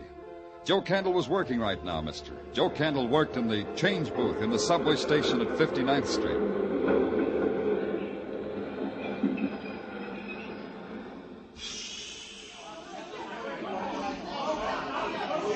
Want some change, mister? No, information. What kind of information? Your name, Joe Kendall? That all depends on what connection the name's being used. In connection with the police. Show me. Try this. Yeah? Yeah, that badge says you're the police. Says my name's Joe Kendall. What can I do for you, Lieutenant? It's about Paul Thomas, Joe. I read about him in the papers this morning. I'm sorry about Paul. How sorry? Lieutenant? Wait a minute. Here you are, lady. 2 dimes and a nickel. Lieutenant, it's this way. Maybe I asked you a bad question, Joe. Not at all. I'm sorry about Paul, Lieutenant. As sorry as I am for any man who died the way Paul did. What about Paul? What did he tell you about himself? Well, things like I'm tired, Joe. That's what he used to say to me. When he woke me up because it was his turn to sleep, he'd tell me things like that. That's all? Other things, too, Lieutenant, but that was a general idea. Something else, Joe. That ring on your finger. Where'd you get it? Are you going to believe me? Okay, Lieutenant. I'll tell you anyhow. I got it in the mail yesterday. You should have let the police know. I should have, but I didn't. Maybe I was going to. Maybe I was going to pawn it. I don't know. You'd better let me have it. Sure. Here. Take it. Lieutenant, I'm in trouble now, huh? I guess right now you come under a couple of laws in the penal code, Joe, but which one escapes me? Just don't run away. I'll be here, Lieutenant. Here or in Harlem, one place or the other.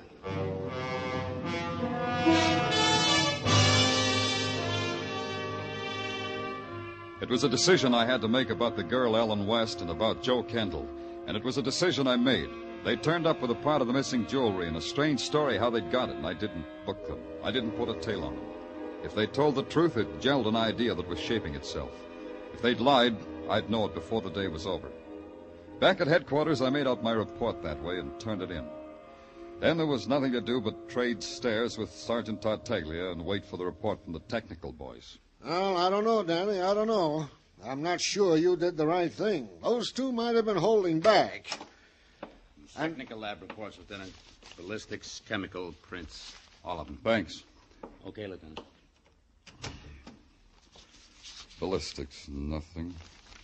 No, I figured there'd be nothing there. Hey.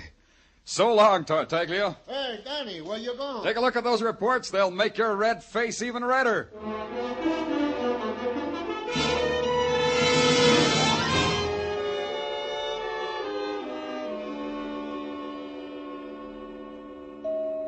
Those photoelectric eyes wink even at you, huh, Eric Carrion? They make no distinction, Lieutenant, between friend or enemy. They're ever alert, ever suspicious. Yeah. You kept me waiting a long time, Eric Carrion. A jeweler has many things to take care of, Lieutenant. Sometimes you must keep even the police waiting. But you're not lonely. Did not Monsieur Arthur amuse you? Oh, so that's his name. No, your flunky Arthur didn't amuse me. He's so silent, so sinister, is that the word? It's a good word for Arthur. Tell me, Arthur, that shoulder holster you wear under your morning coat, how do you avoid a bulge? You must have a good tailor. I wish I had a tailor like that. I will send you the name of Arthur's tailor, Lieutenant. That all you wanted? That's just part of it. I'd like to have a look at your vaults. You wish to buy some jewelry wholesale? No, I'd just like to find some lost jewelry. Stolen, it says on this list. Stolen from a Mr. Arakarian. That's why I'd like to have a look at your vaults. You're insane, but I will humor you. But first, a trifle. You have a warrant, Lieutenant? Now, what do you know about that? I clean forgot to get myself a warrant. But as you say, it's a trifle. Now, how about the vaults? I do not think so, Lieutenant. In your country, I have learned to do everything comme il faut. How? Comme il faut. Translation, as it should be. Thanks. I like to learn new words. A warrant would be as it should be. Then I'll just have to get the vault open myself. Otto! Tell your flunky to take his hands off me. Arthur is a very difficult man to tell things to. Not only does he not talk often he does not listen. Tell him to take his hands off me. Perhaps you could persuade him yourself, Lieutenant. Yeah, perhaps I could. Oh, Arthur, I went and spoiled your creases. You policeman,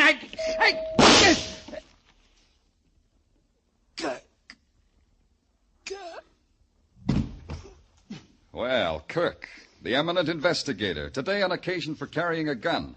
You didn't have to shoot Arakarian. I did, Danny. To save you from getting knocked off, I had to do just that. Save me? What are you talking about? Well, look at him. Look at Arakarian's hand. He was just getting ready to pull a Luger. Yeah. Okay, Kirk, this wraps it up. Let me have your gun. Huh? What for? Ballistics will want it to check it against the slugs in the body. But you saw me shoot him, Danny. The gun, Kirk. Are you off your rocker, Danny? The gun. I've got a permit for this gun. The gun! Oh, ow. Yeah. Thanks for the gun. Oh, sure. Sure, Danny, now that I know you were sincere about wanting it. Well, like you said, this wraps it up. You figured it a little ahead of me, that's all. Tell me how. Oh, easy. Arakarian never parts with the jewels and reports them stolen for insurance money. Yeah, true. Tell me, Kirk, how do you figure Paul Thomas figures? Also simple. Arakarian tells the kid to make it look like the kid ran away. Well, maybe Arakarian wanted to do it another way, and the kid balked. Yeah, that's right, Kirk. Paul came to me yesterday and started to tell me he was in trouble. It adds up, huh? It adds up neat. You know what else? 2 of the gems showed up with 2 of Paul's friends. Arakarian mailed them to throw off suspicion. Clever, real clever. Yeah, but here's the twist. The gun Paul was holding in that tenement cellar had no fingerprints on it. Huh? He was dead before he went in that tenement, Kirk. Dead men leave no prints. Paul Thomas was dead before I saw you, Kirk. Hey, that is a twist. That scene in the condemned tenement, you and Arakarian staged it. That's why I want your gun, to check it against the slugs they took from Paul's body. You're crazy, Danny. Listen, how else I'm crazy. You killed Paul. You propositioned him and he'd have none of it, so you killed him. And you killed Arakarian so he wouldn't implicate you. You stink, copper. You stink, but you won't take me. I've been waiting for you to do that, Kirk. Waiting. Ow! That's for Paul. For Paul. For Paul.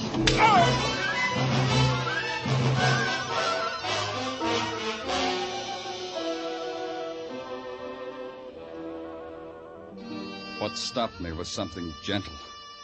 A tap on the shoulder, it was all. But it stopped me.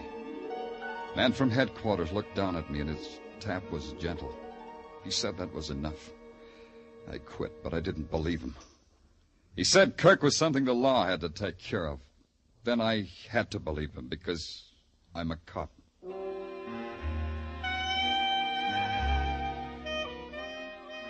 In the mid-afternoon heat, Broadway is a desert littered with mirages of what might be men or women.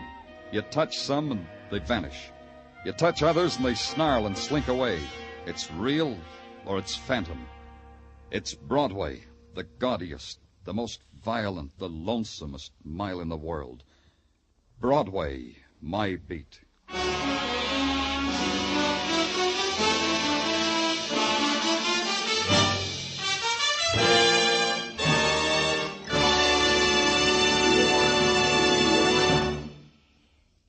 Broadway's My Beat, with Larry Thor as Detective Danny Clover, is produced and directed by Gordon T. Hughes, with script by Morton Fine and David Friedkin.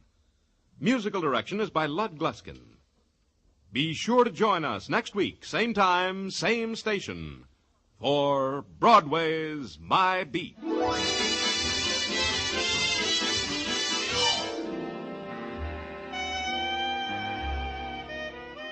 Mr. Keene, the famed tracer of lost persons, goes society tonight. Knowing Mr. Keene, you'll realize at once that it's not so much the question of which fort, but which suspect. Mr. Keene's latest adventure, the Society Murder Case, will follow in just a few moments on most of these same CBS network stations. This is CBS, the Columbia Broadcasting System.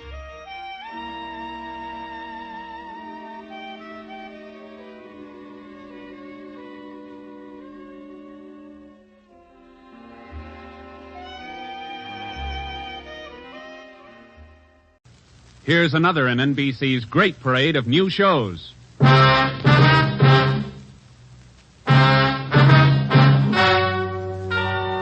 Ladies and gentlemen, the story you are about to hear is true. Only the names have been changed to protect the innocent. NBC brings you Dragnet.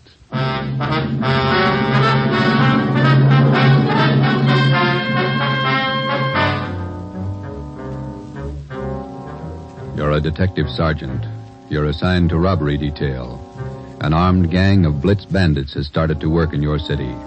Their pace is fast, 4 and 5 robberies each night. The criminals are not amateurs. They're well armed, dangerous. Your job, get them. Dragnet, the documented drama of an actual crime, investigated and solved by the men who unrelentingly stand watch on the security of your home, your family, and your life. For the next 30 minutes, in cooperation with the Los Angeles Police Department, you will travel step by step on the side of the law through an actual case from official police files. From beginning to end, from crime to punishment, Dragnet is the story of your police force in action. It was Thursday, October 23rd. It was windy in Los Angeles. We were working a day watch out of robbery. My partner's Ben Romero. The boss is Ed Backstrand, chief of detectives. My name's Friday. I was on my way back from the statistician's office, and it was 11:42 a.m. when I got to room 27A. Robbery detail. How'd it work out, Joe? Any good prospect? Well, I don't know how good they are, but I got a handful. How many did you get? Well, let me see. 15, 18, 22. Ethel down in the stats office ran them on the IBM for me. There they are. Let's see. It's a gang of 3 men working on foot. Blitz robberies. They only take cash. MO is tie-ups. Work from 8 to 10 at night. One of the gang's tall, the other 2 short. And these are the men the machine sorted out? Under that heading, yeah. If our information's wrong, then so's the machine. Got a good bunch of candidates here. Descriptions match up with what we got. They seem to. Check the names on that list, Ben. Some of the smartest thieves in the country. Yeah.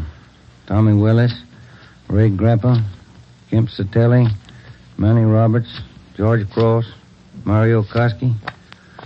Reads like June graduation at San Quentin. Yeah. George Cross and Tommy Willis are in town. We know that. And Koski, he's around a couple of weeks ago. And what about the rest? It's a big field. Have to check them out, I guess. Might as well start at the beginning. Did you go through the overnight reports yet? Yeah. No restaurants, no liquor stores. That makes 5 days the gang's laid off. Well, they can afford to, can't they? 18 robberies in 24 days. That's a pretty good haul. This stop-and-go strategy of theirs, Joe, it's got me. Yeah. They work hard for a week in one area, and then they lay low. If they just keep going, we might have a better try at them. Hey, Joe. Yeah, Chandler. Fellow out here to see you, Joe. Name's Decker. Decker. Henry Decker? Didn't say. Want to see him? Yeah, send him in. Right. All right, Mr. Decker. This way.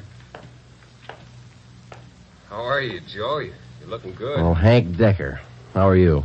I'm fine. Oh, what are you waiting for? Applause? Come on in and shut the door. Hank, this is my partner, Ben Romero. Ben, Hank Decker. All right, Hank. How are you, Ben? Hank and I were in service together. Yeah, I just dropped in for a visit, Joe. Are you busy? No more than usual. Sit down. Oh, thanks. I remembered you telling me you were on the PD, so I figured I'd drop around and get an inside track. How do you mean? I just filed with civil service to take the exam next month. Figure I'd like to work at being a cop. He's shell-shocked, Joe. Great pep talk you boys hand out. You sure you want to be a cop? Oh, Look, I'm 30 years old, Joe. I'm married, high school education, about a year of junior college. What's your wife think? She's not sold. Well, that's why I dropped in. How about coming out to the house for dinner tonight? You want me to sell her? Just talk to her. 7 okay? Yeah, 7's okay. I'm glad to have met you, Ben. Same here, Decker. See you again. Bye, Joe. See you tonight, Hank. Well, what do you think, Ben? Ought to make a good cop.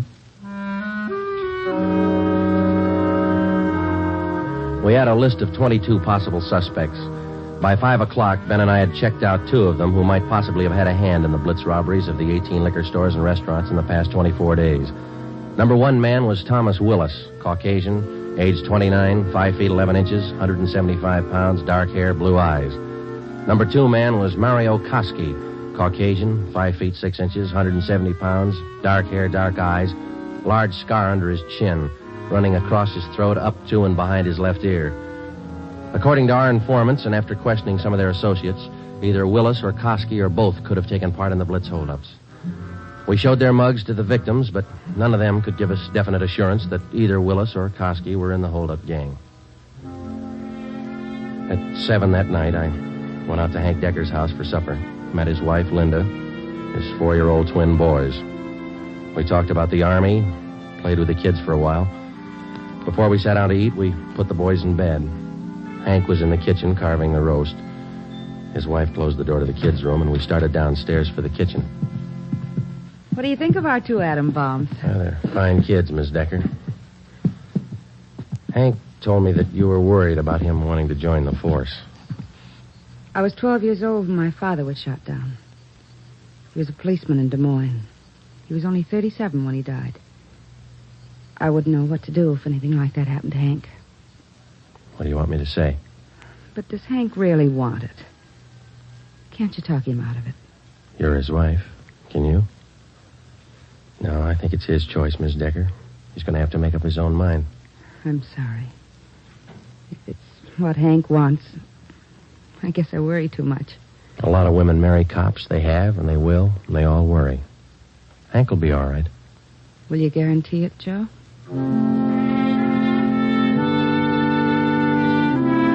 During the next month, I heard from Hank Decker only once. He was studying hard. During the same month, Ben and I were working hard, trying to find some kind of a concrete lead to break the Blitz gang.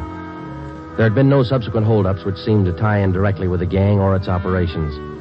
From the list of possible suspects which Ben and I made up, 18 names had been eliminated for one reason or another. Either they were in jail at the time of the robberies, out of the Los Angeles area, or out of the state. But 4 names remained: George Cross, Tommy Willis, Mario Koski, Julian Brock. During the latter part of the month, George Cross was booked on a minor charge, and we questioned him at that time. He showed no knowledge of the holdups. Nearly 2 months after the robberies were committed, Ben and I were still without a solution as to the whereabouts of the gang. Never known a blitz gang like this way before, Joe. Once they get wound up, they usually go until they're caught. Yeah. Did you get out those telegram checks to the east yet? Last night before I went home. Sent out all 3. Willis, Koski, and Brock. I'd like to find just one of them. Chicago might have something. That's Koski's old hangout. Willis, too. What about Brock? He's from Kansas City, isn't he? Yeah. I got a wire, too. Might have an answer from one of them tomorrow. That's a slow job. We'll have to wait it out. Guess so. No follow-ups from the victims we talked to. I'll get it. Robbery Friday. Oh, hiya, Joe. Hank Decker. Congratulate me. What for? Just passed my written exam. Got the letter this morning. How about that? That's fine. When do you take your physical? Oh, not till the end of the month. Next week I take the oral and agility tests. Then the physical. If I get by them, I'm in. Well, you're going to have a full month at the police academy after the test. There's a lot of work, Hank. Oh, it can't be any worse than these tests. It's a tough 30 days out there on the Hill. Law, court procedure, evidence, combat firing, target practice. You'll have to wade through all of them. You ever going to have anything encouraging to say? Yeah, when you graduate. I won't count on it. How's your job going? Slow. How's your wife feel now? About taking the job? Uh-huh. A little better. She said to say hello. Okay. Keep us posted, huh? I'll do that, Joe. Right. Bye. Hank passed his written test. Sure anxious. Brandy, Romero, got a minute? Yeah, Skipper. Come on, Joe. You got something, Ed? Yeah, those blitz robberies you're handling. Not having much luck. We were. Gang's disappeared. Not a trace of them so far. They leave town? Oh, we're not sure, Ed. We don't even have a good description. We're guessing most of the way. What are your guesses? You've had a couple of months to make them.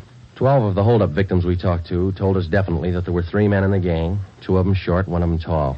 We've just been working from there. All 3 of them have dark complexions. Started with 22 possibilities and got it weeded down to 4. No, wait a minute, 3. Yeah. Tommy Willis, Mario Koski, Julian Brock. Willis and Koski are Eastern Hoods. Brock's from the Middle West. And where are they now? Haven't showed their faces around town. We're checking some of the cities in the east. That's about all we got, Skipper. Not much for 2 months' work. Thieves can't be that smart. Right now they are. We've sounded out every lead we had, Ed. We're doing our best. Either of you ever hear of a man by the name of Al Mishakov? No, I don't think so. Chicago gunman in the old days, wasn't he, Ed? That's right. I thought he was doing time in Joliet. Paroled last year. Got a tip he was spotted on East Broadway night before last. You figure it might tie in with our job? I don't know. Find out. If I remember right, Mishakov's brother used to be pretty friendly with Mario Koski. I helped send both of them up 13 years ago. Same rap, robbery. Was that all you heard, Ed? Somebody spotted Mishakov? That's all. If you can track him down, you might get some kind of a lead. That's more than you got now. That night and for the next 2 nights following, Ben and I had dinner downtown instead of going home, and then we spent the rest of the night covering the lower end of the city in search of Al Mishakov. We got more than a dozen leads on where to find him from some of our informants, but none of the leads paid off. We kept missing him. No one knew where he was staying. No one knew, or no one would tell us. Worst thing about this job, Joe, leg work. We must be averaging 10 miles a night. My feet say 20. Almost midnight. Here's McCarthy's place. Let's try it. Right. Let's go down to the end of the bar, Ben. Yeah. Hiya, Ben. Good to see you come in. What's new? Oh, not much, Bert. Meet my partner, Joe Friday. How are you, Friday? What do you fellas have? Looking for a guy, Bert. His name's Al Mishakov, Chicago. You heard anything? He was in here earlier tonight. Couple of guys with him. Are you sure? What do you look like? 6 feet, about 45, I guess. Big build. Sounds like him, all right, Joe. Is he staying in the neighborhood, Bert? Down here? I don't think so. Most of those big-timers stay uptown someplace. You looking for Mishakov? I'd like to talk to him. How long ago was he in? Oh, about 8 o'clock. Couple of guys with him. They were talking about driving out to the airport. Something about Las Vegas. There's an 840 plane for Vegas, isn't there, Ben? I think so. 840, 850. I can't recall which. Bert, do you remember the exact time they left? Exactly. No. Say, there's one of the fellas that was with Mishakov down there in the middle of the bar. Which one, Bert? There. One with a sandy hair, big chin. See him? Yeah.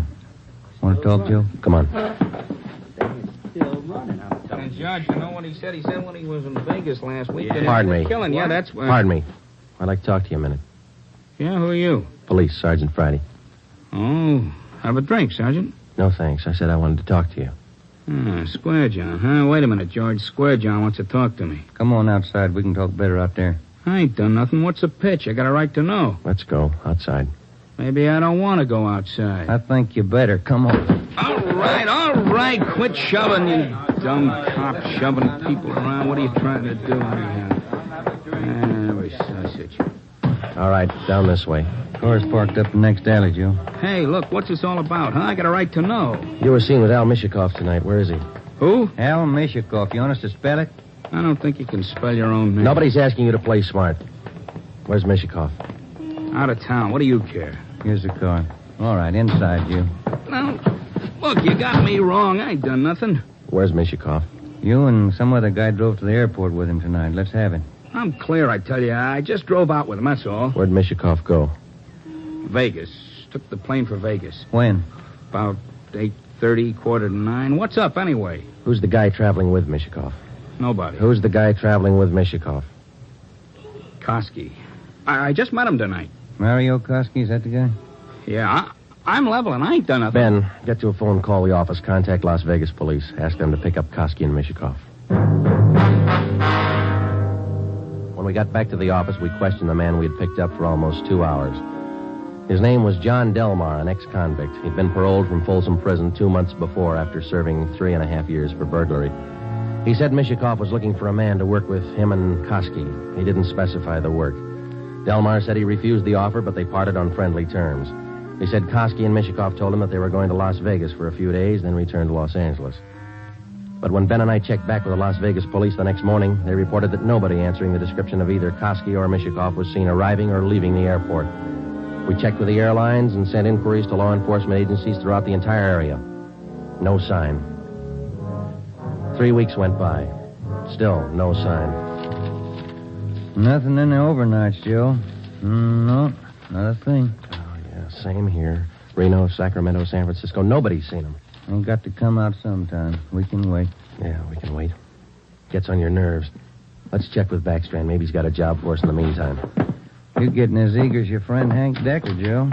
Incidentally, how'd things turn out for him? He passed all his exams, putting in his month's training at the academy now. He should do all right. Oh, yeah. Hi, Mike. Skipper busy? Not in his office. Won't be in till afternoon. What's the matter? He's got a lecture at the police academy this morning. Thanks, Mike. Come on, Ben.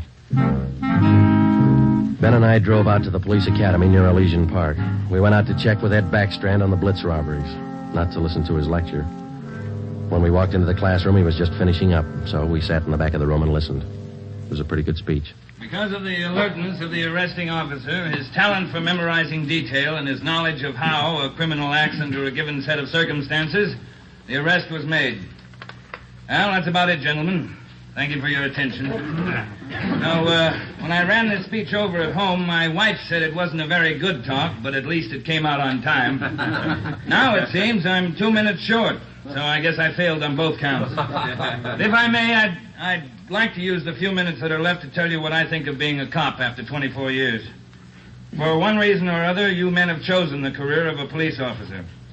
Well, let me tell you right now, without any qualifications, it's a thankless job. Maybe you can't see it now. Maybe you think I'm exaggerating. But when you graduate next week and get that uniform on, your whole lives are going to change. You're going to lose friends, a lot of them. They'll want parking tickets fixed, some other favors. You'll have to turn them down, so you'll be a heel, a fathead. When you're on the beach, you're going to meet the cream of society and the scum, the lowest. Sometimes you won't be able to tell the difference. Some of you will have to work with thugs, two-bit gangsters, dope addicts, cheap women. All the human garbage you can find in a big city. You'll come home at night and take a shower to wash off the dirt, but you still won't feel clean. That's the job. When you buy a box of candy and bring it home for your anniversary, the neighbors will say you chiseled it. When you save up a few dollars and buy a new car or some furniture for the house, it's graft. People are going to want favors. They'll offer you things, a free beer or a new dress for your wife. If you take it, you're a chiseler. If you don't, you're a tough cop. Well, here's a piece of advice. Take nothing from anyone, no matter how good a friend he is. Pay for everything you get and don't ask favors. Treat everybody alike, no matter what they look like or what they believe in. You don't play favorites. There are going to be times when a few men in the department get out of line.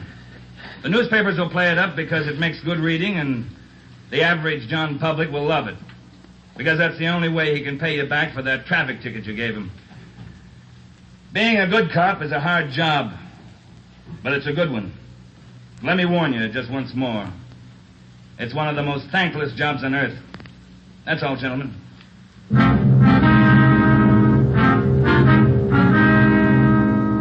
The following week, Hank Decker graduated from the police academy and hit the transfer list for a regular assignment. He drew a job of teaching combat firing and boxing at the academy. He didn't like it, so he put in a request for a transfer and waited. For the next 6 weeks, Ben and I waited, too, for some sign of the Blitz bandits. There wasn't any. The only possible suspects, Mario Koski and Al Mishikoff, had disappeared completely. We kept a close check on every possible avenue of information. Still, no sign. Ben and I were transferred to the night watch on robbery for a few weeks, and that gave Hank Decker a chance to drop in and visit with us a couple of hours when he went off duty at the academy. He was still as eager as ever. Hi, Ben. Joe, anything new? Hi, Hank. Nothing here. What about the academy? Oh, big news. What's up? Getting a transfer starting next Monday. Gonna start on a beat. Thought you were all tied up with that boys' club you started out there. Oh, I was, but Hanson's gonna take over when I leave. The kids sure love it. Free swimming in the pool, boxing lessons. We teach them everything. Where's your beat going to be, huh? Central, right in the downtown district. Might learn something, huh? You'll learn a lot if you want to forget most of it. Look, it's 7:15. Don't you ever go home for dinner, Hank? Oh, getting the wife used to it. This new shift's gonna be night work, you know. Wait till you're on it for a year, and then you tell us how you like it. A year? I want to be in the detective bureau after a year. Well, you're not even going to last a year if you don't get home to dinner. Your wife's called twice this week already. She calls me. Okay, when did she call tonight? She hasn't yet. Oh, I guess I better head her off. Let me know if anything breaks, huh, Joe? I'd like to tag along. Okay, Hank. Well, on your way. Okay, good night. So long. Good night. Yeah. How eager can you get? Were we like that when we started? Not me. I never had that much energy at one time my whole life. Hot shot, Joe. I'll get it.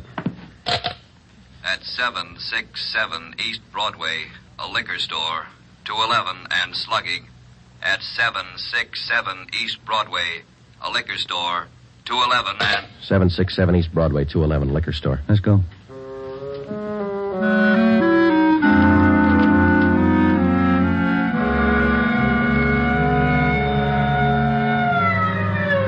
.767 East Broadway, King's Liquor Store. We pushed our way through the small crowd outside the door and into the shop. 2 patrolmen in uniform were already interviewing the proprietor. He had 2 large gashes on his head just above the right temple. He was trembling and badly shaken, but he managed to give us a good description of the hold-up men. Yeah, I can tell you what they look like. 3 of them. One short, one tall, husky, another short one, fat. You remember what they were wearing? Coats. All 3, dark coats. One of the short men, he had a big scar here on the throat, like this. After the 3 men robbed the store, they slugged me and tied me up. Turner, this man's hurt. You call an ambulance? On the way, Sergeant. That's fine. We have just one more question, Mr. King. Here's a handful of pictures. We'd like you to tell us if any one of these men were in the gang that held you up tonight. Let me look. There you are. Take your time. No, not him. No. Oh, this one. Here. He took the money from the register. Would you look through the rest, please? Are there any more? Let me see again. No. Oh, here. Another one. The fat one with the scar. This is him. I think he's the one that slugged me. Thanks, Mr. King. Here's our card. We'll be contacting you later. Turner, will you and your partner take the crime report? We got some checking to do. Right, Sergeant. Thanks. Come on, Ben. Yeah. Koski and Mishikov. He picked out both of them, Joe. Yeah, he certainly did, didn't he? Attention all units. Attention all units. Wait a minute. The southeast corner of Broadway and East 3rd, a liquor store and restaurant 211, code 3. All units. The southeast corner of Broadway. Come on, Ben, let's roll. And East 3rd.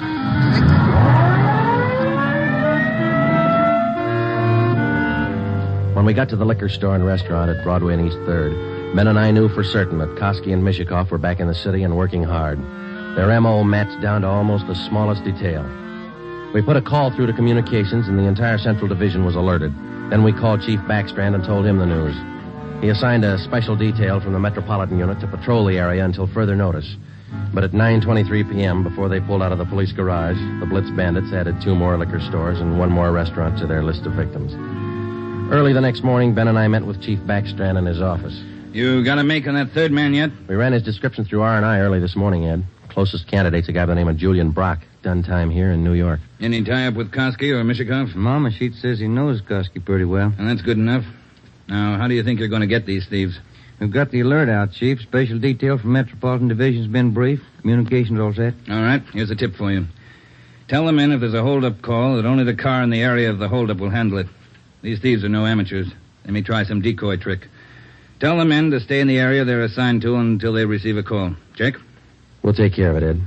You going to be on hand tonight? And when do you figure on starting? We'll have the full detail out by 6:30. Play it safe and start at 4.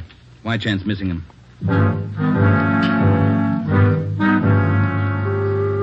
At 3:30 that afternoon, we left the police garage with a special detail from Metropolitan Division, and we started to cruise the central area.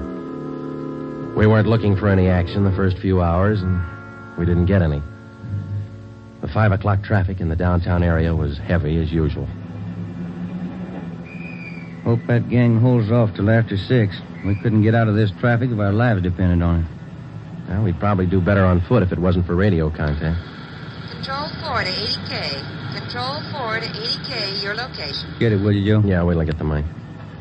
80K to Control 4. 80K to Control 4. Our location on Spring Street between 2nd and 3rd. 80K, stand by. 80K, call your office code 2. Call your office code 2, KMA 367. 80K to Control 4, Roger. KMA 367. Yeah. Now what do I do for a parking space? You know, you're lucky. That guy up ahead there, he's pulling out. Good. That hasn't happened to me in 6 months.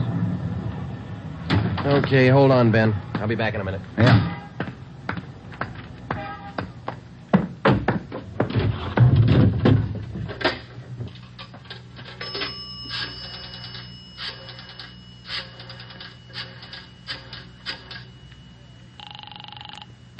City Hall. 2511. 2511.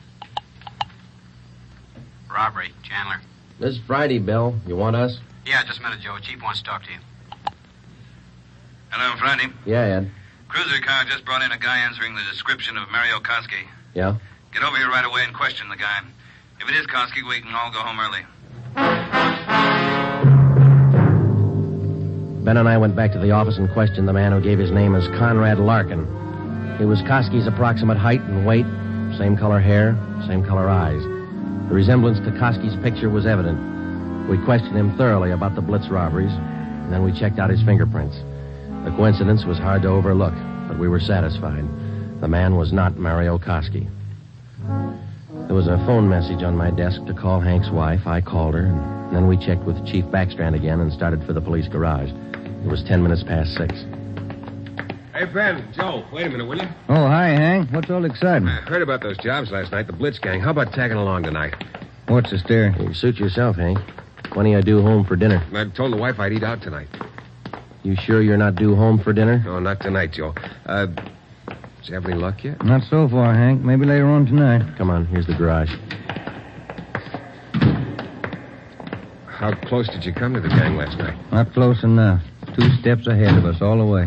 They sure must work fast. 5 jobs in a row. All right, Hank, let's don't rub it in, huh? Hey, Ben, watch it, will you? Yeah. Woman driver. How about it, Joe? You think I can make the outfit? You can talk to Ed Backstrand. He might get you a transfer after a while. Yeah, I might try it. Joe, look across the street. There's a guy coming out of the bar. Where? In front of the bar. He's standing there. Guy in the dark coat, you see? Yeah. 2 other guys behind him. Who is he? I can't be sure. Ben, you better pull up. Koski. Looks just like his picture. All right. Come on. All right, hold it, mister. We want to talk to you. Run for it, Al Copper! Watch it, Joe! Hank, get down! Get down! 2 of them down, Ben. Other one up alley. Let's go. Did they get Hank? Yeah. All right, hold it right here. All right, Koski. Throw out your gun and come out with your hands up. All right, let's return the fire. Come on.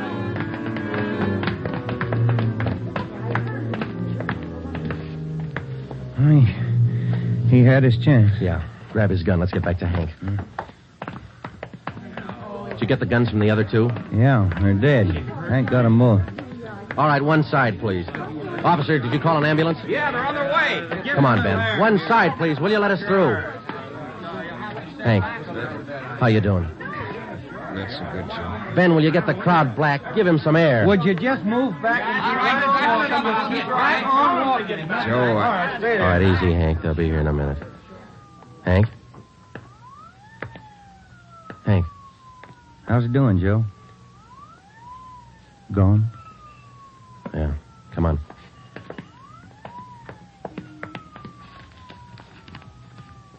What have you got, Joe? Phone message from Hank's wife. For you? Yeah.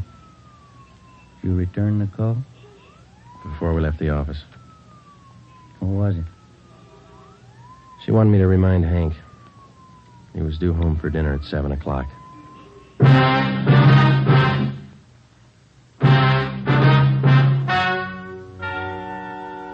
The story you have just heard is true. Only the names were changed to protect the innocent.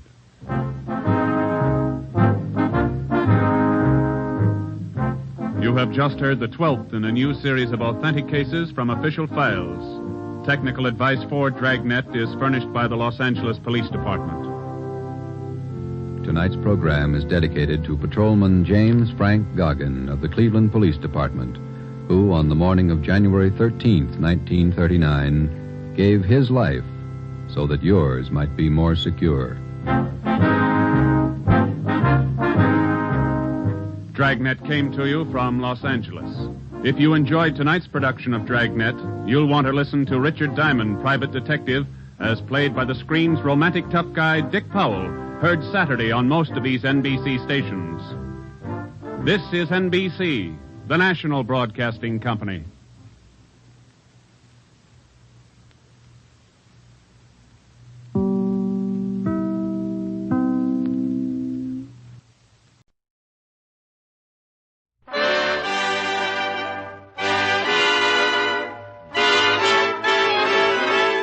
The makers of Camel cigarettes present Dick Powell as Richard Diamond, Private Detective.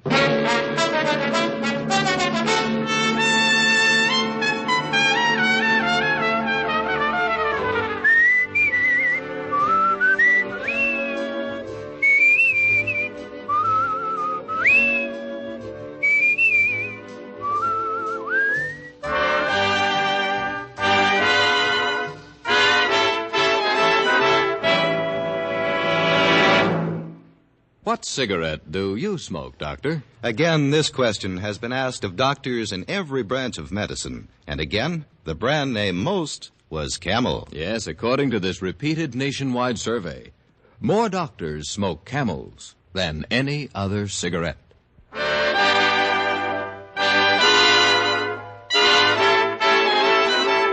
Here, transcribed, is Richard Diamond, Private Detective, starring Dick Powell.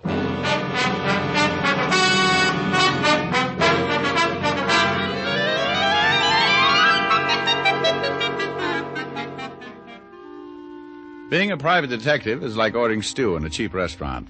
You never know what you're getting until it's too late. It was that way the other morning. I was sitting in my office practicing curtain speeches to my creditors when she came in. She was wearing a casual item that must have caused a sharp dip at the mink population. When she reached my desk, she stopped and her perfume kept moving. She probably noticed the glassy look reaching my eyes because she said, "Does my perfume bother you, Mr. Diamond?" "Well, no, not at all. My fangs always show like this." Mm-hmm. Le Joie. It carries a special guarantee. Well, I won't ask for what. Won't you sit down, Miss... Not Miss, just Yvonne. It's not my real name, but I find it has a better effect on the trade. The trade? Cosmetics. Perfumes, facial creams, mud packs. I manufacture them. Oh. Mostly for women, but I have a lot of male customers. I'll bet you do. Unfortunately, I've just bought a magnum of shaving lotion myself. Oh, don't be silly, Mr. Diamond. I didn't come here to sell you anything. I'm sure you wouldn't have any need for my products. We'll save that debate for later. Well, I'll be brief. I'm a woman who likes to come to the point. I can see that. How would a $200 fee sound to you? Like a mirage, but beautiful. Well, here you are. 100 now. The rest when you finish the job. Well, far be it from me to hesitate over money. Especially that nice, luxurious shade of green. But don't you think that... Of course. You want to know what you have to do. It would help. It's very simple. This afternoon, the Ile-de-France docks in New York. On the ship will be a man named Bouchon. One of your customers? Or is this social? Monsieur Bouchon has developed a wonderful new face cream. He's arranged for me to have the exclusive American rights. Well, that's fine. Where do I come in? Your job starts at 7 tonight. All you do is pick up the sample from Monsieur Bouchon at his hotel and bring it to me. Oh, I see. Do you mind if I look at your legs? Why, no. But I thought we were talking business. We are. Mm-hmm. Well, you've got nice legs, Yvonne. They take me where I want to go. What keeps them from taking you to Bouchon's hotel? You mean pick up the sample myself? I was sure you'd ask that. Well, I did. You don't know the cosmetic industry, Mr. Diamond. My competitors would do anything to get hold of that face cream. They know you expect Bouchon? Only one of them. A ruthless man. Does he have a name or just a disposition? Robert Mockler. He owns the Venus Beauty Enterprises. And you think he might follow you, take the sample away before you can start to manufacture? So you're paying me $200 to protect it? Oh, Mr. Diamond, I'm going to like you. You're so understanding. $100 bills make me that way. I'll expect you tonight around 7:30. My job's over when I deliver the sample to you, is that it? Yes. But Don't make any plans for the rest of the evening. There's a new perfume I want to try out.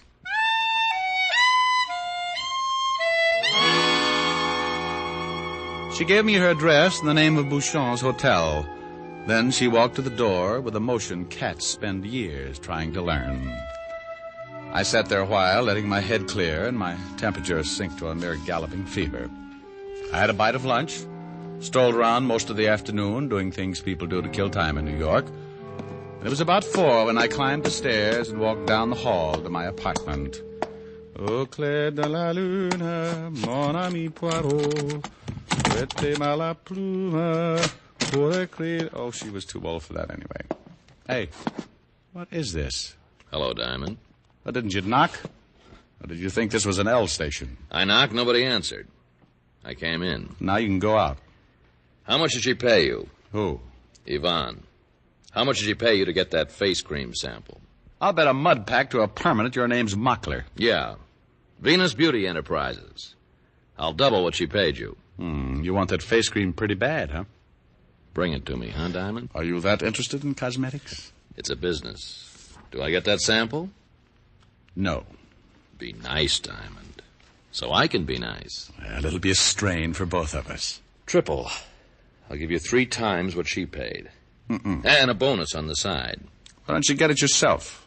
Think I'd be here if I knew where Bouchon was? That door, Mr. Mockler, it leads to the hall. Use it. I ask you to be nice. Once. The second time, I don't ask. You heard me. Ow. Ow, you take your hands off me. I'm just being nice. You dirty. Get up. And then get out. All right, Diamond. I'm leaving. You take a hint nicely. I won't forget this. I wouldn't want you to. You just lost yourself a chunk of cash, Diamond. I'm not a very good businessman. It's a habit with me. Well, it's too bad. Might have helped pay the bill. What bill? The undertaker. Funerals run high these days. He stomped to the door, his face twisted with some private rage that had just become public, and left. When face cream got to be that important, it was time for Richard Diamond to start investigating the cosmetic business. I took a shower, dressed neatly in my most continental fashion, and taxied off to visit Monsieur Bouchon. He was staying at a small hotel in the East 70s, one of those places where the doorman is dressed like an admiral in the Swiss Navy. I ignored the doorman and waded through miles of plush carpet until I found Bouchon's suite. I pushed the buzzer, and when the door opened, I was standing in front of the biggest female this side of a Ringling Brothers tent. You want something, gentlemen? Monsieur Bouchon, is he in? Who you been, gentlemen? Richard Diamond. Come in. What's the matter? Is my tie on crooked? Please. Well, the way you're looking at me, maybe my nose is shiny. It's better when you been really Richard Diamond. Because, gentlemen, if you know Ben Richard Diamond, they been break your bones. One bone by one bone. You see, gentlemen? I'm afraid I do. But now if you'll just... Monsieur Diamond. Monsieur Bouchon, I hope. Name of punctuality, Monsieur Diamond. Exactly on time. I kiss you on one cheek. I kiss you on cheek number 2. We can stop it right there. Let me regard you. Ah, oui. It is as Yvonne say you will be. So young, so handsome, so viril. I feel like a midget next to your watchdog here. Watchdog? Je ne comprends pas. Ah, oui, Bertha. She is my masseuse. She makes new muscles as the old. And vice versa on occasion, I suppose. Regard her, Monsieur Diamond. Name of a Swedish smorgasbord. Is she not magnifique? Yeah, spellbinding. Now, about that sample I'm supposed to pick up. But of course, Bertha. Please. In the boudoir, Bertha, there is a jar on the bed, next to my Chartreuse dressing gown. Bring it. Yeah, gentlemen.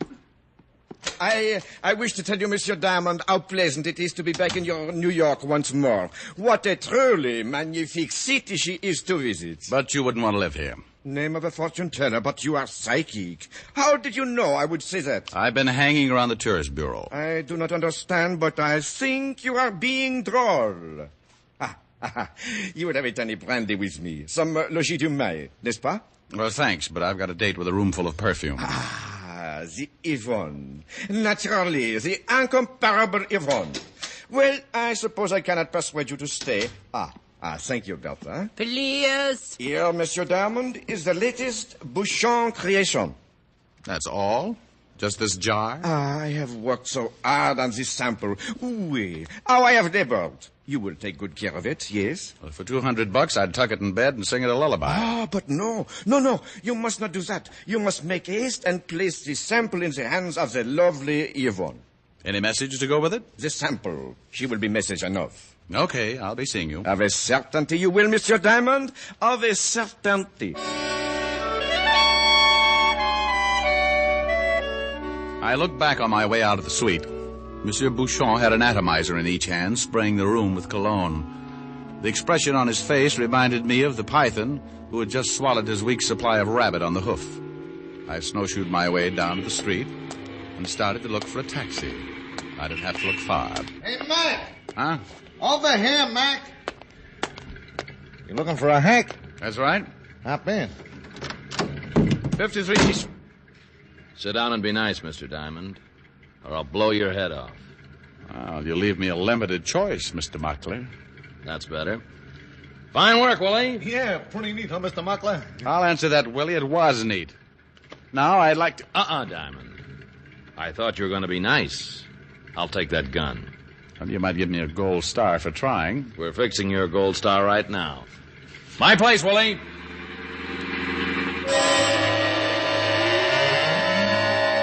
It didn't do any good to tell myself I should have known better. I'd been caught by a trick 10 times older than I was. I took a quick look at Muckler's profile just to make sure it was still there. It was. I didn't have to look at his gun. It had found a home between my 4th and 5th rib. We finally pulled up in front of an apartment just off Park Avenue. Muckler herded me across a foyer that might have been cheerful in McKinley's day. He pushed me toward the elevator. All right, get in. Would you mind shifting that gun a bit? My floating ribs run aground. I'll be nice, Diamond.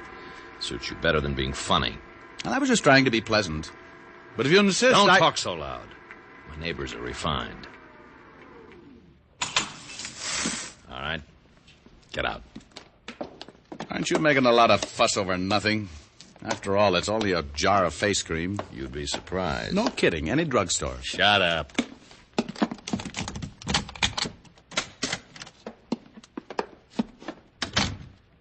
Oh, nice place. It's a place. All right, give me the sample. Well, just for the record, suppose I say no. You say no, you won't have a record. The sample, Diamond. Get it. My coat pocket. That's right. Oh, I thought you'd try that. Give me that gun. Okay, right between your pretty blue eyes.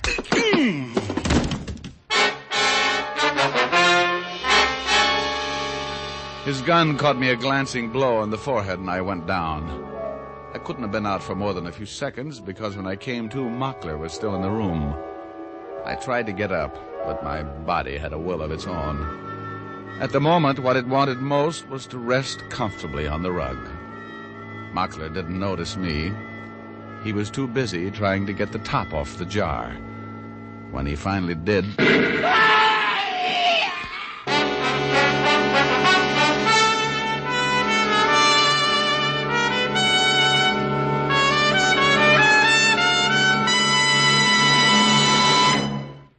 Before we continue with Richard Diamond, here's an important question. What's the best way to find out about smoking enjoyment? Well, you won't find out much from one puff or one sniff. It takes day in, day out smoking. Make the sensible, thorough cigarette test. Smoke only Camels for 30 days. You'll discover how rich and flavorful Camels are pack after pack.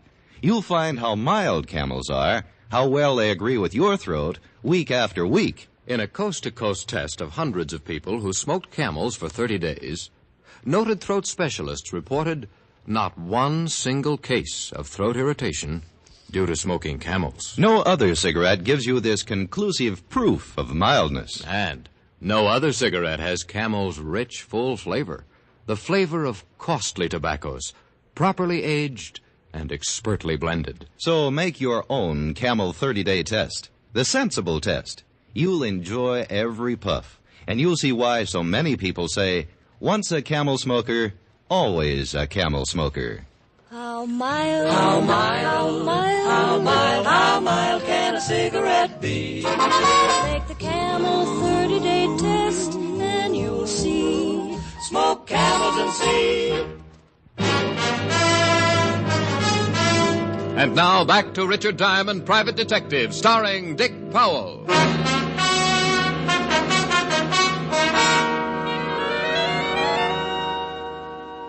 Rick. Rick, come on, boy. Wake up. Oh. Wow, did they say nice things about me, Walt? Who? The preacher. The one who read my funeral service. Oh. This is a hospital, and you're not dead. Oh. You mean I've got to go all through that again? Why you're not dead is something I'll never know. What happened?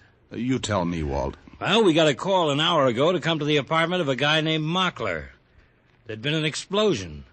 You were stretched out on what was left of the floor. Oh, that potent face cream. Face cream?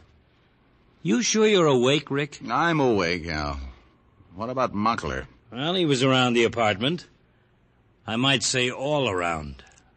Oh, so it was a booby trap. Booby trap? What's this all about? Walt, are those my pants on the chair? Well, what's left of them? Throw them over, will you? Now, wait a minute, Rick. Aren't you going to tell me what's going on? Sure. A Frenchman named Bouchon was trying to blow up a girl named Yvonne with a jar of face cream. That face cream again. Maybe you better stay here a while, huh? Look, Walt, nothing makes sense yet. That's the first sensible thing you've said since you woke up. Give me time to ask a few people some questions. How would it be if I asked him? You wouldn't get the same answers. All right, Rick. We'll give it a try. I'll call you as soon as I've made a visit. Don't wait too long. There's a murder rap crying for a head to fall on.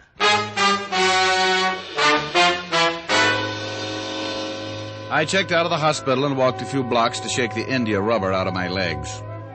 I knew it wouldn't do any good, but I ducked into a phone booth and called Bouchon's hotel. And as I expected, he'd pulled out a couple of hours before. Manager had no idea where he'd gone.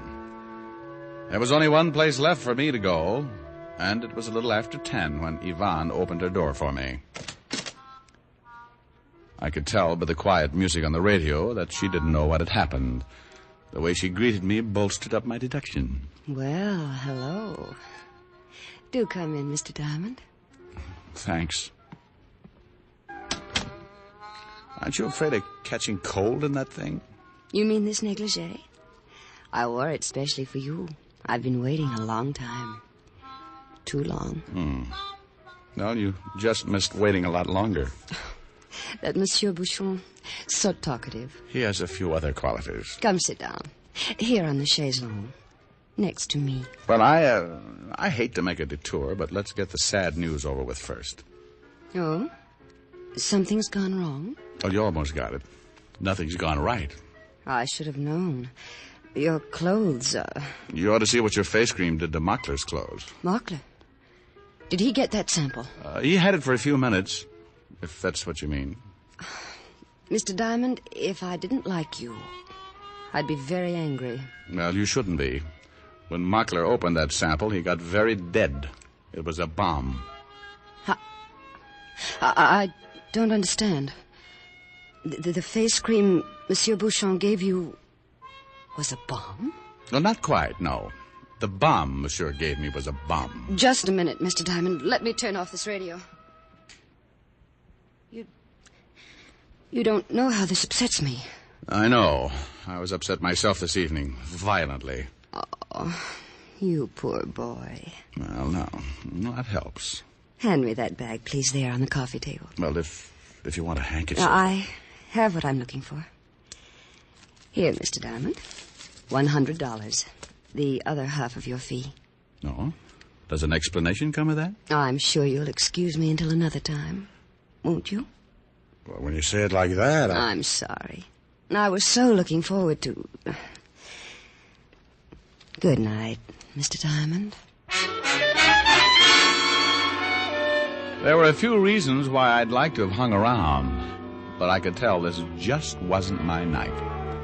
So I left Yvonne, called Walt, and told him he could forward the bill for Mockler's murder to Monsieur Bouchon if he could find him.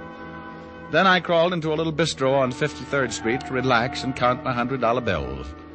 I was on my second cup of coffee and third Campbell's cigarette when it came to me. Like the paraphrase of an old song, Bouchon knew that I knew. If he'd been foolish enough to let me be messenger for his booby trap, it was a cinch he wouldn't be foolish for very long. As long as I was walking around in one piece, Bouchon could never feel safe. I could have dodged him, maybe for a long time, but I decided it would be better to see him when he wanted to see me. I went home and made myself available. At 11:35, the walls of my room started to shudder when somebody pounded on the door. I didn't have any doubts about who it was. Oh, be careful, will you? It's just mahogany. It's only me, gentlemen. Bertha. I couldn't possibly have guessed. Please. Oh, never mind. What do you want? Monsieur Bouchon, they have been send me. It'll be a tight squeeze, but won't you come in? You come out, gentlemen. Okay, just as soon as I get my coat. You know they need your coat, gentlemen. Well, it's right over here. You come now, gentlemen. They will assist your arm. Please. Oh, nothing. I always thought my arm bent the other way. It's better this way. It's healthy for bones. You come now, gentlemen. Please. She put a little more pressure on my arm and led me down the stairs. She was so clumsy I could have taken her with a few artful motions, but Bouchon had sent her, and I wanted to see Bouchon. When we reached the street, Bertha grabbed my other arm. We made an interesting entrance into a taxi, which took us to a shabby apartment house on Bleecker Street in Greenwich Village. Bertha adjusted her half-Nelson, and we climbed 3 flights of stairs. The end of our little pilgrimage was a pair of termite-ridden rooms, which I never would have associated with a fastidious Frenchman. Bouchon was not there, and Bertha didn't seem to know what to do with me. Then her eyes lighted up. She angled me across the room, pulled open a door, looked at me brightly, and said, Is bathroom, gentlemen. Well, thanks. I brushed my teeth this evening. Go in. Where's Bouchon? It's not good. You been asked questions. Go in. Oh, we'll wait out here. It's more comfortable inside. If you know been go inside, they been glad to assist you. I was ready to argue the point when I looked in the bathroom and saw a table full of bottles and jars. So I let Bertha shove me inside and lock the door behind me. Then I walked over to the table. Next to a bottle labeled Valley of Indecision Cologne stood a jar, exactly like the booby trap Bouchon had given me earlier in the evening. I picked it up, decided that forever was a long time to live, and opened it. This time it really was face cream. I poked my fingers around in the jar to see what made it so wonderful. When I pulled them out, things suddenly became a lot clearer. Because just under the top layer of face cream was buried the biggest blue sapphire I had ever seen. I wiped it off and slipped it into my pocket just about the time the outer door opened. Bertha? It was Bouchon, and he didn't waste time starting in on Bertha. Bertha, where is this diamond? You have not brought him. Been bring him. But I do not see him. Been bring him. Alors, where is he? Where is he? Lock him in the bathroom. In the bathroom? Oh, mon Dieu, mon Dieu. Unlock the door. Get the key. I had to do something, and I had to do it fast. I looked around. Then in the bathtub, I saw what I wanted. One of those rubber hoses with a shower attachment that can be pointed in any direction. I turned on the hot water full blast and waited. Monsieur Diamond! Monsieur Bouchon? Mon Dieu, the steam, I cannot see! Here I am. I am scalded! You have burnt me! Give me that gun! Oh, mon Dieu! That's right. Now stand back. Gentlemen! All right, Bertha, turn off that water. I am scalded! Now, you'll live. Oh, that was some face cream. Mon Dieu! The sapphire! You have taken it! You won't need it, Bouchon. They'll just take it away from you before they put you in the chair.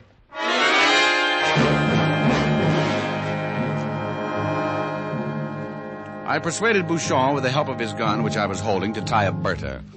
Then I knotted some bright red French neckties around his hands and feet and surveyed the situation.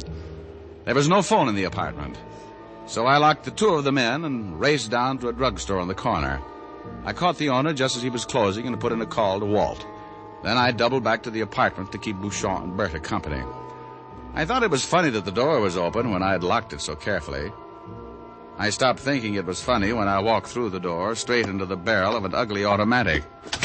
Hello, Mr. Diamond. Well, Yvonne. You're just in time. We're going to start a treasure hunt. He has it. He is the one. Monsieur Bouchon seems to think you picked up a sapphire by mistake, Mr. Diamond. Probably in the excitement of the evening. It is true. All what I tell, it is true. You hear what Monsieur Bouchon says. But Monsieur Bouchon tried to kill me tonight. Maybe he also lies. No, he took it. Name of a thief. Oh, do be quiet, Monsieur Bouchon. You disturb us. Well, Mr. Diamond? Oh, come on, Yvonne. You're taking this thing much too seriously. Mr. Diamond, I've said repeatedly that I like you. But that won't stop me from shooting you, if I have to. Now, you are intense, aren't you? I've risked a lot to get that stone. Let's not make it more difficult. Well, you haven't asked Bertha what she knows. Bertha? Sure. Go ahead, ask her. All right. What do you know about the sapphire, Bertha? Please. Oh, Mr. Diamond, I believe you're pulling my leg. Oh, please, I've got a good answer, but I'm afraid this isn't the time. Do you have the sapphire? Oh, for want of a better word, yes. Give it to me. Oh, Grandma, what a greedy voice you've developed. You're wasting time. Only in a manner of speaking. Come on, Diamond, I'm not... Hold it where you are. Drop the gun, miss. Go ahead, drop it. Well, you certainly took your time, Fatty. I got here as fast as I could. I was just running out of words. Wasn't I, Yvonne? Mm-hmm. You know something, Mr. Diamond. Tell me, dear. I'm sure I'll hate myself in the morning. But it's funny. I still like you.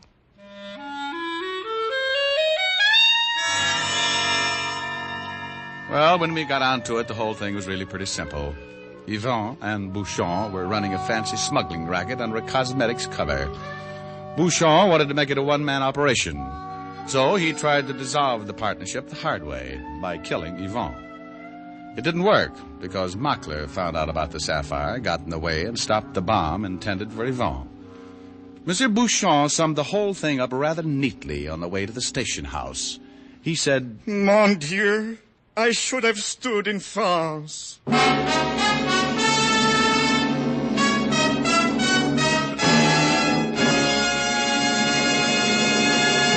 Dick Powell will return in just a minute.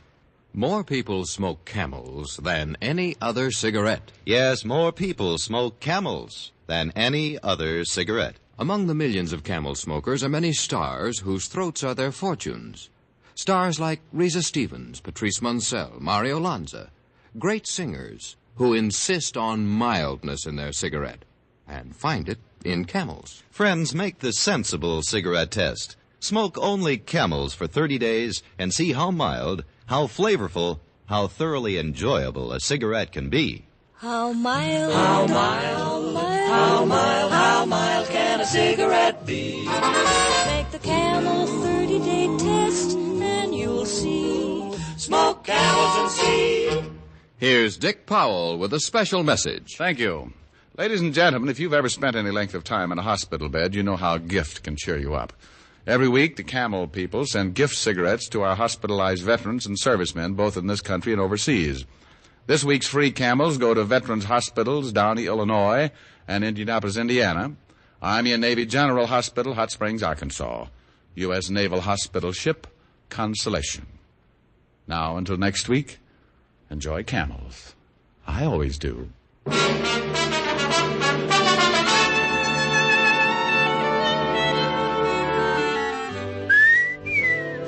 Dick Powell can now be seen starring in RKO's Cry Danger. Tonight's adventure of Richard Diamond was written by Charles E. Israel with music by Frank Worth. Our director is Helen Mack. Featured in the cast were Arthur Q. Bryan, Joan Banks, James Backus, Theodore Van Elst, and Sheldon Leonard. Men, there's pleasure in every pipeful of Prince Albert, the national joy smoke. PA's choice tobacco has a rich flavor and a fine, natural fragrance. It's crimp cut for smooth, even burning, and specially treated to ensure against tongue bite. Get Prince Albert, America's largest selling smoking tobacco. Listen next week for another exciting transcribed adventure of Richard Diamond, starring Dick Powell. This is Your FBI. The official broadcast from the files of the FBI follows immediately. Stay tuned. This program came to you from Hollywood. This is the American Broadcasting Company. From Hollywood, it's time now for...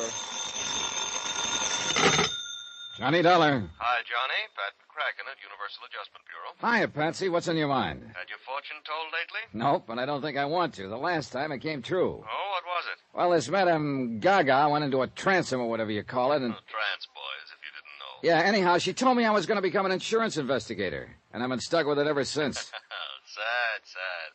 But now, how'd you like to try your hand as a psychic investigator? Sure. What do I do? Drop over, will you? I'm on my way.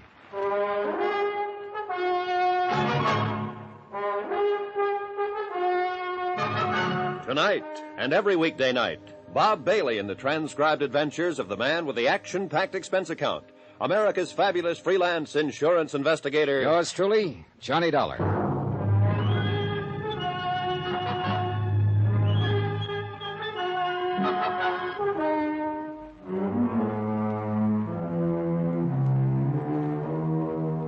Expense account submitted by Special Investigator Johnny Dollar to the Universal Adjustment Bureau, Hartford, Connecticut. Following is an accounting of expenditures during my investigation of the matter of the medium. Well done. Expense account item 1, 115, taxi to the office of Pat McCracken at Universal. I hadn't seen Pat since he'd ruined my Southern California vacation by insisting I tie it in with the Jolly Roger matter in the Lamar case, where my expense account, for some strange reason, came out to a right nice figure. I've even included the case of VO that I'd sent him for having handed me those investigations. So I didn't know whether he was going to be nice to me or to rub my nose in the dirt. As it turned out, he didn't know either. I don't quite know whether this is going to be another soft touch for that expense account of yours, or a completely crazy one, or real rough. Tommy Green seems to think the latter, though I don't see why particularly. Yeah, who's Tommy Green? Mid-Eastern life down in New York. Oh, but just bill me as usual. Sure, okay. Now, Tommy says he's run into this sort of thing before, but not on so big a scale. That's why he's worried about it. Pat, you still haven't told me what. Oh, now one of his clients happens to be a sweet young thing named Carol Sharp, 26 or 7, beautiful, badly spoiled. Love him that way. What? Nothing. Go on. Yes.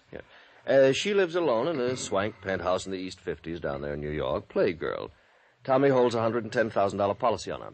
Straight life. Beneficiary? Her family, mother, and a couple of kid brothers. No father? No. The others live over in Mauchunk, PA. That's where her father made the dough that keeps her in the penthouse and keeps the others living well in the old family manse. So, what's the problem? Somebody threatening her life? I don't know, Johnny. It depends on what you mean by threatening. She's just requested Tommy to change beneficiaries. What's so unusual about that? Well, one of them is to be a man named Tony Ricardo for $30,000. Oh, so she's fallen for the guy and is making the nice gesture. Maybe. We don't know yet. The other is a so-called medium, Madame Celia something. I've heard it before. Turn the family fortune over to me and I'll get in touch with dear departed Papa. That's what it looks like from here. She's being took. But how could it be any of our business? Last time Tommy was requested to change a beneficiary to a medium, his hale and hearty young client suddenly turned up dead. And they pinned it on the medium? Mm-hmm. Apparently this sort of thing goes on quite a bit. So it has Tommy worried, so he asked for you. All right, just what's he want me to do? What do you want to do? Break out the old crystal ball, Pat, and we'll see. Expense account item 2, transportation, Hartford to New York, and the offices of Mid-Eastern, where Tommy Green turned out to be a mild-mannered, thoroughly likable, successful insurance broker. Come in, Mr. Dollar. Glad you could make it. How do, Mr. Green? Sit down, won't you? Thanks. I suppose Pat McCracken's told you what's on my mind. Only that you think one of your clients is being taken for the proverbial sleigh ride by some spiritualist. As you no doubt know, Mr. Dollar, spiritualism is a recognized, well-established religion. Sure, of course. However, as in any other, there are charlatans. And some of these mediums, as they call themselves, take literally millions of dollars every year from people by trickery, by producing weird manifestations that appear to be genuinely supernatural. Tommy, I know what you mean. My own mother took a beating from one of those phonies when I was just a kid. You know, promised messages from father after he died, and at $25 a try. Wow. No wonder you're suspicious of them. And especially of one Madame Celia Morgana. Have you seen this, madam? No, but I believe you'd better. Mm-hmm. Have you changed, what's her name, Carol Sharp's policy yet? No, but I'm afraid I can't stall her much longer. And you're afraid that once you do change it, Carol ain't going to be long for this world, huh? It's happened before, Dollar. Yeah.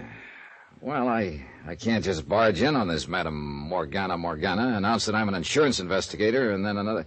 Hey, wait a minute. What's the name of this other beneficiary? Tony Ricardo. Yeah, who is he? All I know is what Carol's told me. Love affair? Yeah.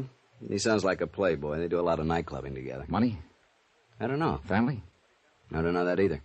But he's in for 30 of the 110,000 if anything happens to her. If we change the policy. How are you going to start? Well, if this Carol Sharp is all Pat McCracken says she is, this case could have a very pleasant beginning. I stuck around with Tommy Green long enough to listen to him verify what Pat had said about Carol's family, wealth, etc. Take a look at a snapshot of her and get her address. Item 3180, taxi to the Bell Towers at 614 East 52nd Street. A magnificent modern apartment hotel at the edge of the East River. Real swank. The place even had its own private docks with several well-kept cruisers tied up and even a small seaplane. Pat, I warn you, this expense account ain't going to be small. Yes, may I help you, sir? Yes, you can. I'd like a small apartment for a few days. Are you alone, sir? Yes.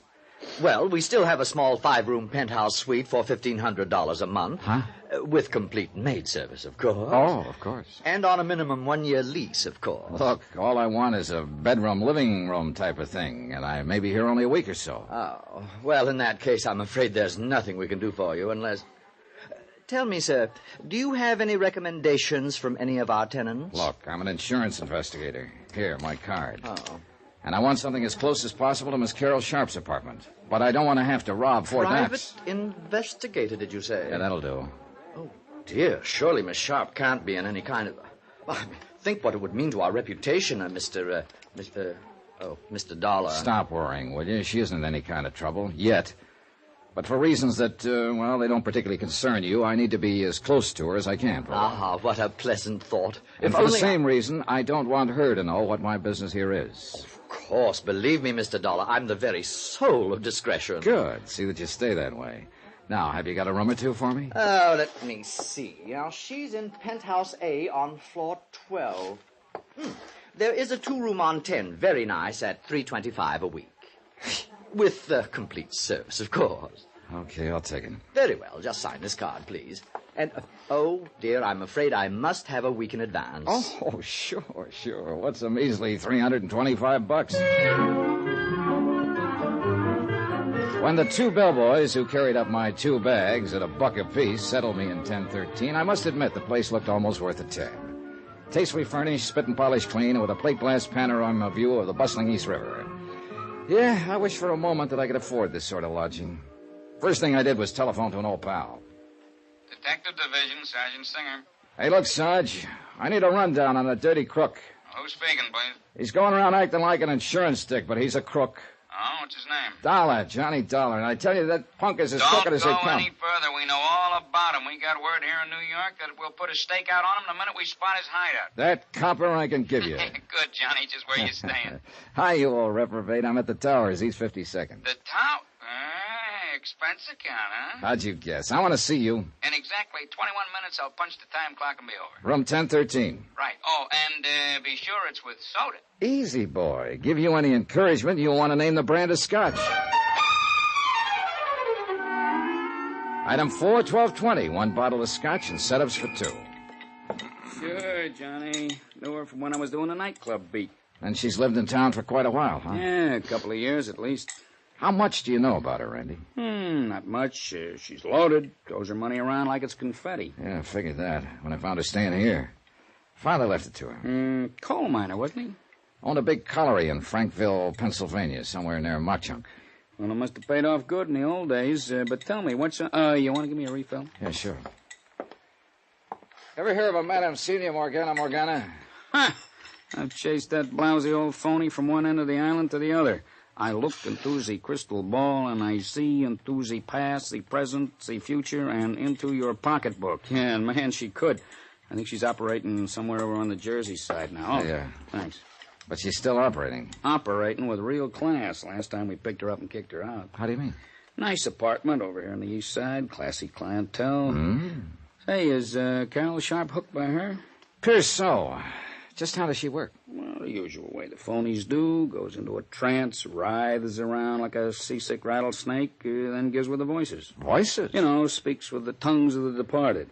Hey, look, where's the money angle in this thing? Well, she makes like the trances cause her great agony of body and mind. Starts with the pitch about doctor bills. And the more clients can afford, the more they pay. And they don't get wise? Yeah, she's smart. Works it like a serial story. You know, continued next week? No, I don't know. Brief me. Well, at each seance, she tells them just enough to whet their appetite for more. Leads right up to the next hot bit of information, has them hanging on every word, then bingo, the trance is over. However, if you come back next week when I recover my strength, so they pay her off and they're back a week later to play games with her again. I don't know. Seems pretty obvious to me. Well, that's because you've never attended a seance run by an artist at it. Hey, why don't you? I think I will. I'll see what I can dig up for you. You mean there are still some going on around town? Some. Dozens, hundreds probably. Kick them out of one place, they move to another, unless you can tie a serious rap on them. Which reminds me, Tommy Green told me... Yeah, handled that one myself, with Madame Gabor Chernarski. Got a sweet old man to sign over his fortune, and had him knocked off. Oh, that's a dirty racket. Yeah, religion, science, the professions, they all leave an open door to the racketeers, I guess. Okay, set up a seance for me, Randy. And meantime... Yeah? Run me a make on Tony Ricardo, will you? Ricardo? Yeah, he's the other one Carol Sharp wants to name as a beneficiary. Besides the medium? Yeah. Beneficiary of a whopping big life policy. Okay, good, Johnny. I'll call you later.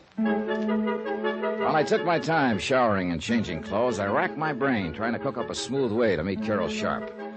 Under no circumstances did I want her to suspect the reason behind my interest in her, at least not for the present. Requisite number one, then, meet the gal. I was just tying my tie when the phone rang. Johnny Dollar. Randy, Johnny. Oh, hi, Rand. Set up a date with a medium? Yeah, for tonight, but that's not what I'm calling about. Johnny, I could write a book for you. Huh? On Tony Ricardo, and I don't think you'd like it.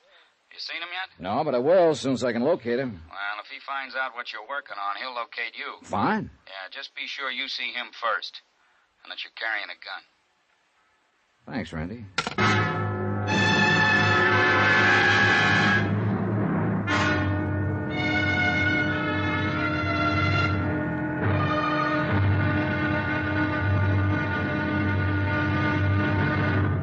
Now, here's our star to tell you about tomorrow's intriguing episode of this week's story. Tomorrow, well, sometimes the best laid plans can take a terrible beating when a lovely girl steps into the picture. Join us, won't you? Yours truly, Johnny Dollar.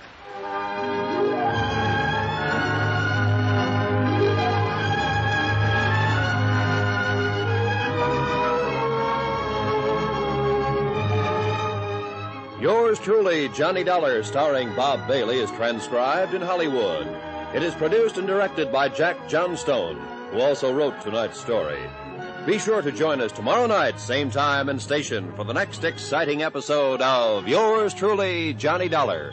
Roy Rowan speaking.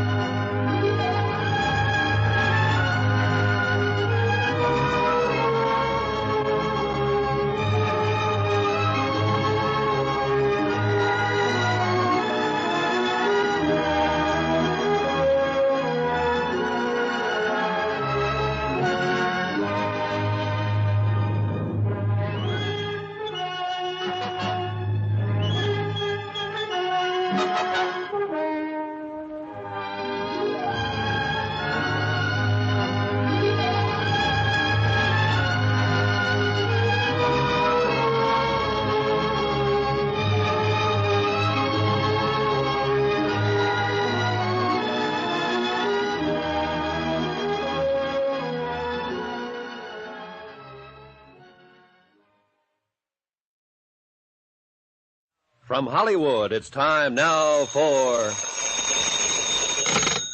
Johnny Dollar. Randy Singer at headquarters, Johnny. Oh, hi. More information on Tony Ricardo? Only what I told you before. Look out for him. Randy, that doesn't sound like anybody that a gal like Carol Sharp would be associated with. Who knows? For a cut of her money, most anybody'd be willing to act like a nice old coot. Till he got his hands on it. Yeah, I know what you mean. But now I thought you were going to set up a seance for me. Or couldn't you find a crystal ball? I'm working on it. I'll call you. Yeah, do that.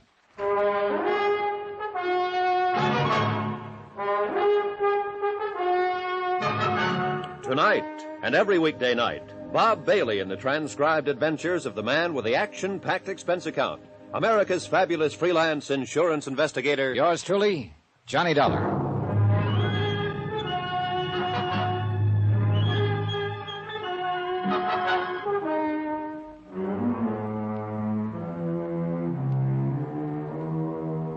Expense account submitted by Special Investigator Johnny Dollar, location New York City, to the Universal Adjustment Bureau, Hartford, Connecticut. Following is an accounting of expenditures during my investigation of the matter of the medium. Well done.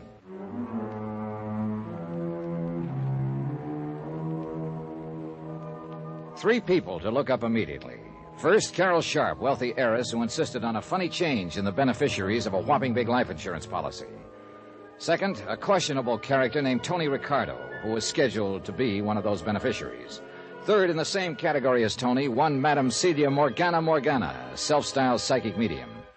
Instead, I huddled with Tommy Green, the broker who handled Carol Sharp's policy. But you haven't even seen Carol yet? Nope. Johnny, I can't stall off changing the beneficiaries of her policy much longer. You've got to do something about this. Because you don't like mediums? This one is a fake. Or you don't like playboys with foreign names? Listen, Johnny, I'm afraid that once she names them in her policy, her body will suddenly turn up floating around somewhere in the East River. But what if I find they're okay? In spite of the opinion of Sergeant Singer of the NYPD. What did he say? Oh, not much. But he hinted that when I meet Ricardo, I'd better be carrying a gun. Well, don't you see? That's exactly what I'm driving at. As for the medium, well, Tommy, you know as well as I do, there are a lot of perfectly legitimate, honest spiritualist churches all over the country. Believe me, Johnny, if this one ever saw the inside of a church, it'd be a miracle. She's a fraud. How do you know? Ever met her? I know how these phonies operate. Ever met her? No, I haven't. I haven't the least idea where to look for her. That's why I sent for you. But you haven't even seen Carol yet. Now, look. Tommy, I've taken a place in her apartment hotel, the Bell Towers. Oh, you expense account boys. And I'll meet her as soon as I can, in my own way. Meanwhile, I want you to do something for me. It'll help to get things moving, anything. Find out some more about the beneficiary she wants to cut off. Her mother and two brothers out in Mauchunk, Pennsylvania. Find out how they're doing financially, among other things. How, Johnny? Hire another investigator? I take it that you don't want them to know about it. Well, why don't you cook up some kind of a news item about Carol, the local girl in the big city, and phone it into the local newspaper editor. Those small-town papers love that sort of stuff, and the editor will probably talk his head off about the family if you encourage him a bit. What kind of a news item? Oh, anything that's harmless. Sounds like something you'd be better at than I am. Tommy, I've got other things to do. Plenty. Armed with the snapshot of Carol, I took a cab to the Bell Towers. And I hoped that somehow, and without making it too corny or obvious, I could figure a way to get next to Carol Sharp. As it turned out, it was both corny and successful. You see, the automatic elevator in the towers is a slow one. Will you push the button for 12, please? Oh, surely, miss. I'm only going to the... What's the matter? Oh, I'm sorry. Here, I'll push No, it. no. I beg your pardon. I'm sorry, but I can't believe this. Unless I'm psychic. Now, look, mister, this city is too big and sophisticated for... Is something wrong with you? You did want to get off on the 10th floor, didn't you? Yes, I did. Well, we're here. Floor 10, so... Mister, did somebody hypnotize you? Yes. No. Oh, please, miss, excuse me. It's just that I can't believe... Oh, I'm terribly sorry. Well, when I was a kid, I used to have a dream over and over again about a beautiful girl, and her name was Carol. What? The same dream over and over, and it startled me just now because you look just like she did.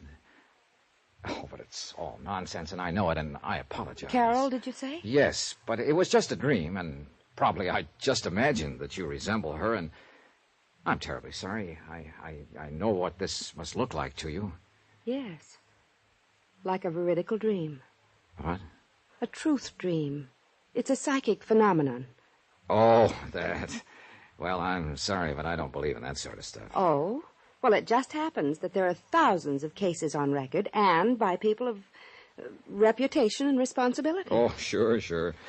But now, excuse me, and again, I want to apologize for this embarrassing moment. Goodbye. I could see over my shoulder that she left the elevator door open until I'd gone into my suite across the hall. I sat down next to the broad window overlooking the East River, crossed my fingers, and waited. 10 minutes. 15. Hello? Mr. Dollar? Yes, who's that? This is Carol. What? Your dream girl? Hello? Oh, I get it. I made a fool of myself in the elevator, and now you're rubbing it in. No, I didn't mean it that way. I hope you don't think I'm being forward, but I'd like to talk with you. About your dream, I mean. What's that mean? And I was afraid you thought I was trying to pull a fast one in the elevator. But, how did you know who I am? I just asked the desk clerk who was in 1013. My name is Carol Sharp. Then it really is Carol. Well, that's amazing. That's why I want to talk to you. Well, there's a nice cocktail lounge downstairs. In half an hour? In half an hour. Bye. Dollar, you are a fast one. Now, let me see. Johnny Dollar. Randy Singer. Yeah, I want to know. Well, what's the matter? After what I've been talking to, this is a come down. Now, what are you...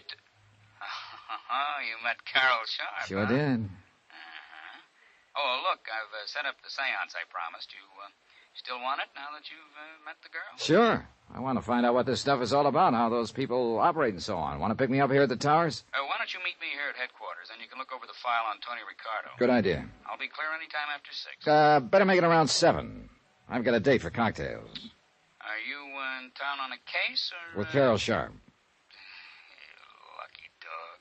See you later.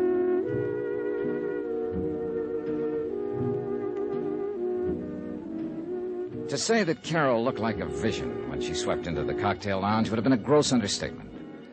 Her light blue cocktail gown was probably from Hattie Carnegie, but its lines were simple in the extreme, and it only served to accentuate the fresh, lithe figure and the natural beauty of the girl. Her blonde hair was drawn back tightly, and a silver blooming stole was draped carelessly over her shoulder. If I'd put on an act when I stared at her in the elevator, believe me, this was no act now. I hope you don't think me too brazen for having called you the way I did. You have no idea how glad I am. Will this be all right? Oh, fine. Thank you. I was afraid after that episode in the elevator you might have thought I was just some lonely bachelor trying to find a date. Are you a bachelor? I confirmed. Well, you just haven't met the right girl. Well, there are times like this when I think perhaps the... Your order, sir? Oh, sure, point killer. Carol? Sherry and bitters, please. Sherry and bitters and VO over ice. Thank you, sir. Be honest with me. Do I really look like the girl you used to dream about when you were a little boy?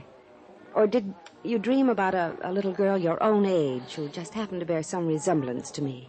Well, no. No, you see... That's very important. You see, if it really was a veridical dream... Well, you see, the phenomenon of precognition would be involved, too, so to speak. Precognition? Yes, you're now knowing me psychically before you could possibly know about me by any natural means. Where have you lived most of your life? Oh, all over. Here in New York, Hartford, Connecticut. Eastern Pennsylvania? Oh, never, except for an occasional trip to Philadelphia. But that wasn't until I was grown up. Well, then you couldn't possibly have ever actually seen me, because all my life I've lived in Pennsylvania, in the coal mining district. Well, So your dreams of me must have been due to some supernatural cause. There's Carol. no other explanation. Well, is there? Carol, Sherry and bitters for the lady, and... Yeah, thanks. I'll sign that. Saved by the bell, or rather by the waiter. I'm afraid I came awfully close to admitting to Carol that I'd trumped up the whole dream business just to meet her and talk with her. She was certainly hep on the subject of things psychic, and I'm afraid a natural sucker for anyone who wanted to capitalize on her gullibility. Beautiful, intelligent, well-educated, but, well, you'll see what I mean. And although it's a terrible strain on her, these deep trances, I've received messages through her, Johnny, from my father. Through this medium? Yes, Madame Morgana. And your father's dead? He died 3 years ago. Carol, are you sure about those messages? Oh, yes, Johnny, I'm sure. That's why I want you to go and see. See these things for yourself, will you? Will you go to her with me? Now, don't swing at me, but at this point, I think I'd go anywhere with you. Johnny, I'm serious. I want to tell her about you anyway, and the veridical dreams. Well, all right. When? I'll call her tonight, and perhaps we can see her tomorrow night, all right? Yeah. Carol, I don't want to seem suspicious, but, Yes? don't tell her anything about me, except that you're bringing me along. Oh, no. No, of course not. She wouldn't let me anyway. That's the way the fraudulent mediums work. Oh? There are frauds among them? Oh, plenty of them. You know, they get the information from some mutual friend and pretend they're getting it from a supernatural source. And she doesn't? I'm sure of it. So far, so good. I'd met Carol Sharp. I'd convinced her in a snide sort of way that I was intrigued with this psychic phenomena business. I was well on the way to meeting the medium who had sparked this whole case. And later tonight, thanks to Sergeant Randy Singer of the NYPD, I'd attend a seance calculated to be my first step in finding out how the phonies in the racket impress their customers. There was just one more person to meet, Tony Ricardo, whom Carol wanted to name, along with the medium, as beneficiary of her big insurance policy. By the time Carol and I finished cocktails, I was sorry I'd made any plans for the evening. But I was already late for my meeting with Randy at headquarters. I took Carol back to her penthouse and then dropped into my own suite to pick up a topcoat. Somebody had shoved a note under my door.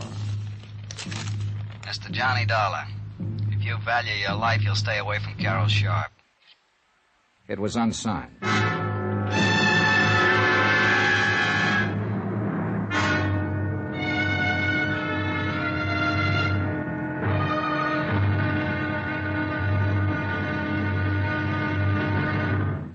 Now, here's our star to tell you about tomorrow's intriguing episode of this week's story. Tomorrow, I find out a thing or two about a killer and about a medium not so well done. Join us, won't you? Yours truly, Johnny Dollar.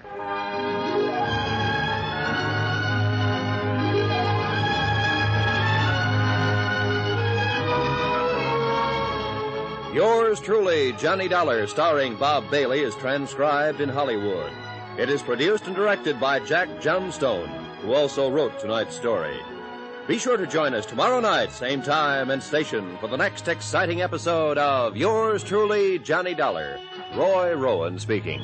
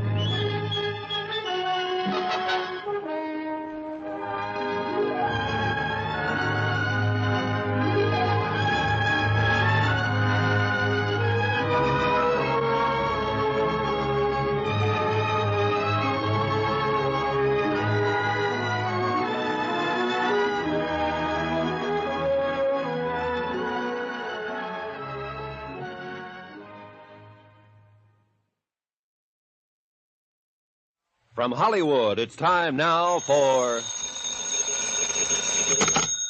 Johnny Dollar.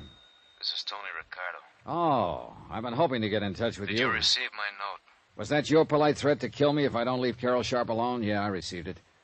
And I have a sneaking suspicion the police department might be interested in it. No. Oh, please, I guess I acted a bit hastily. perhaps you let me talk to you. You want to take the threat back? That still stands. Then you don't leave me much choice. Talk to me first. Believe me, you won't be sorry. But I might be dead. Is that it? I want to see you. Can't do it now, but where can I reach you? Sunrise 3, 9970. Okay. Meantime, don't get trigger happy.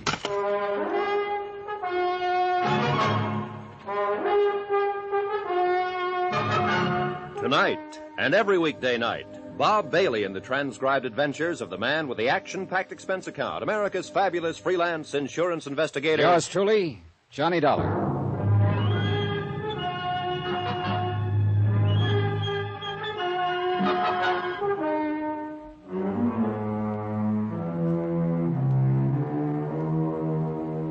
Expense account submitted by Special Investigator Johnny Dollar, location New York City, to the Universal Adjustment Bureau, Hartford, Connecticut. Following is an accounting of expenditures during my investigation of the matter of the medium. Well done. Expense account item 7, 85 cents. Cab fare from the Bell Towers to the 18th Precinct Station and Sergeant Randy Singer. So, you met Carol Sharp, huh? Yep. I put on an act that would have done credit to the Theater Guild.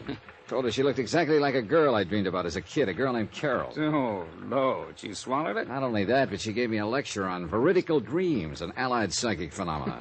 You deserve an Oscar. Also, she wants me to go with her and see this Madame Morgana. Oh, good. When? Tomorrow night. Well, you're not figuring on skipping tonight's seance, are you? No, not a bit. I want to find out what this stuff is all about, so I'll be prepared for tomorrow. This dame you have lined up pretty good? She's got a big following. You ready to go? Oh, wait a minute. You said you have the file on Tony Ricardo. Oh, yeah, here it is, waiting for you. Anthony Ricardo, alias Ricky Marino, alias Tony the Tip. Here's his picture. Height 5'9", weight 172, eyes brown, hair sparse gray, suspected member of the Dutchy Sperling outfit, 12 arrests, no convictions, started as a rum runner back. Hey, this is Tony Ricardo? It's the guy. I would have sworn the man I talked to over the phone was in his 20s. Late 20s at most. You talked to him? After leaving an unpleasant little note under my door at the Towers, he called me on the phone. What kind of note? Oh, nothing particular. Just a gentle suggestion I lay off Carol Sharp. Threat, huh? Still got it?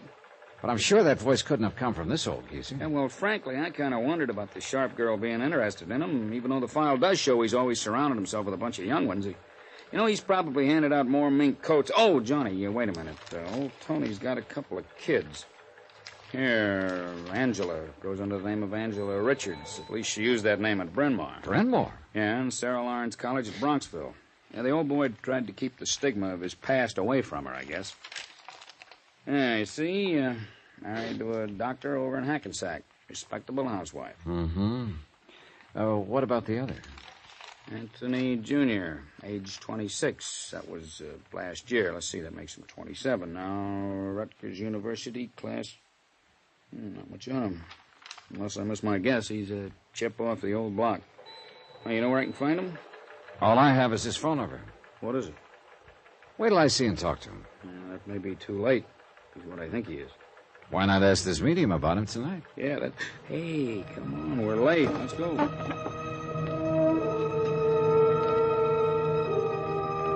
Item 8, $1.20, cab to an old brownstone house somewhere over in the West 40s, way west, in a district that had seen better days.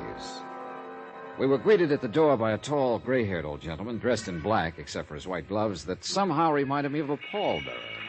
Come in, Mr. Singer and Mr. Dollar. Clarabelle is about to begin. Psychometry is the mood this evening. Follow, please. How do you know our names? Oh, I had to give them to him when I made the appointment. Now, what's this psychometry business? You'll see. Oh, wow. The music gives me the creeps. Yeah, Into the temple, please. And be seated. The temple turned out to be an old dining room. Bare wooden floor, heavy drapes over the windows. And as nearly as I could see, a bunch of chairs around in a circle filled with people. The sockets in the ancient chandelier that hung from the ceiling had red bulbs in them that barely glowed. We could hardly see a thing, although I'm sure the light went up very slightly when we made our entrance and then down again, as though somebody was controlling it with a rheostat. Our eyes were almost used to the semi-darkness by the time we seated ourselves in the circle. Nobody spoke, and the weird music from that scratchy record was beginning to get on my nerves or put me to sleep or something. I'm not quite sure what. Then, suddenly, there was a flash of light and a puff of smoke, and so help me... What the... Randy! Shh, quiet. This is all part of the act. Shh. Greetings. Greetings. Greetings, friends of the unknown, friends of the mystics, of Botan the Indian boy, and the seventh son of the seventh son of Harry Shnu the mighty. And there she stood, in the center of the circle where the flash had gone off. Are we all in the mood? She stood there draped in what looked, even in the dim light, what looked like a slightly soiled bedsheet, pulled in around her ample middle with a hunk of coarse rope. She wore a sort of turban, or maybe it was just an old dish towel wrapped around her head. A faint odor of gin pervaded the room. I guess her feet were bare, for she made no noise as she walked slowly around the circle, holding on a shallow metal tray. Taking a collection so soon, I wondered? Each of you place upon the tray some object very close to you, something you have had a long, long time that has become a part of you. Huh? Shh, you'll get it back. And if the spirits are with us, and there are no dissenting minds among us, if Botan, the Indian boy from the world beyond, is willing to act as our control, we shall learn many strange things this night. Place something close to you upon the tray. Will this watch be on? Shh, you must not speak, but keep the mood. Keep the mood. Are we all in the mood? Yes, sir. Yes.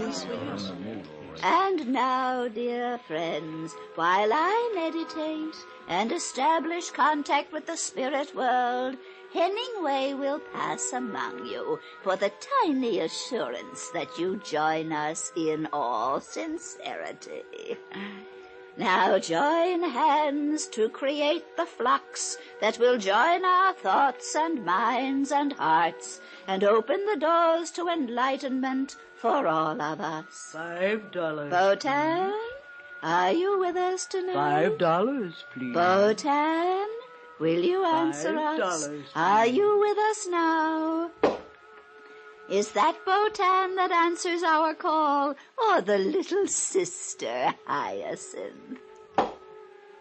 Ah, it is Botan. We may begin. I hold this ring. I feel the paramagnetic forces arising from it. This belongs to a businessman south of here. I seem to see clothing hanging in a large warehouse. Yes. And the sound of many machines, sewing machines. Yes, that's right. And many young girls working at the machines. One by one, she picked the objects off the tray, held them in her hand, and gave a kind of character reading of the owners. Occasionally, somebody in the circle would respond in a way that made it sound like she'd guessed right. Other times, she'd just make with a lot of generalities that could apply to anyone. Finally, she picked up my watch. This watch. I see tall buildings of stone and strange signs on them. I don't know what they mean. Tri-mutual, universal adjustment. Huh? Randy. And I see great sheaves of papers carefully folded, and on each one it says, policy. Policy. I don't understand unless... Insurance, yes. This is fantastic. Wait till she gets to one I put there. The watch is from a young man, clever, energetic. I will have many things to tell him at another time, but he must see me again, often. And now, this other object that lay beneath the watch. I see a police badge. The cops! Soldier. Dirty crooks, the cops are onto us. We're being raided. Slag 'em. Get them out of here. Hemingway! Keep going. Come on, Johnny. I may need a hand. Just a minute there, Clarabelle. Take your filthy hands off me. Let me out of here. You're not going anywhere until I have a talk with you. Hemingway! Ditched me, ran out on me. I might have known he would at a pinch. There isn't going to be a pinch if you'll just shut up and stand still a minute. I wasn't doing no harm, honest, officer, and all the money goes to charity. All right. Settle down. Where's the light switch? Got it, Randy. I'll never live this down. Now look, officer. You look, Clarabelle. All we want is some answers to some questions. And you won't pinch me? Not if you tell the truth. Johnny? Yeah. Just how did you know so much about me? It certainly wasn't from holding that watch. Okay, so it wasn't.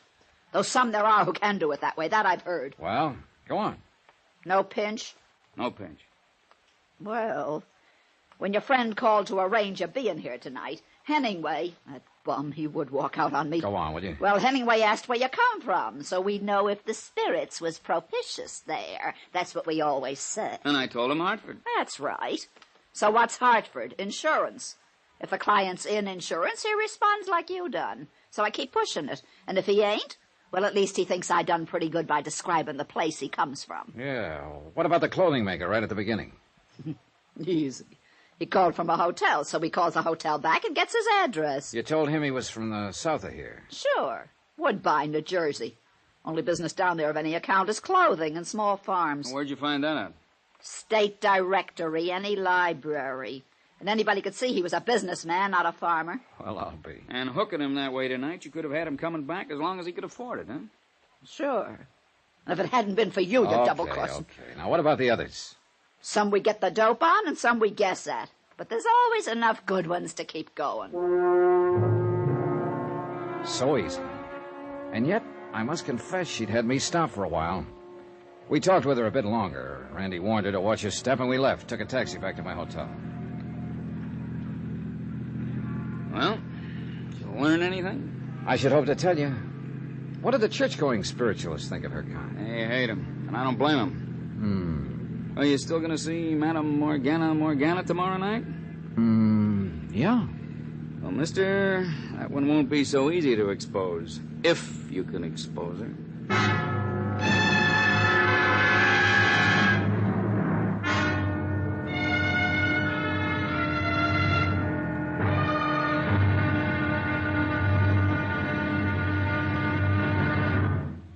Now, here's our star to tell you about tomorrow's intriguing episode of this week's story. Tomorrow, the medium well done appears.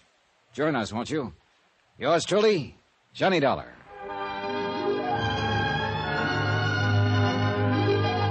Yours truly, Johnny Dollar, starring Bob Bailey, is transcribed in Hollywood. It is produced and directed by Jack Johnstone, who also wrote tonight's story. Be sure to join us tomorrow night, same time and station, for the next exciting episode of Yours truly, Johnny Dollar. Roy Rowan speaking.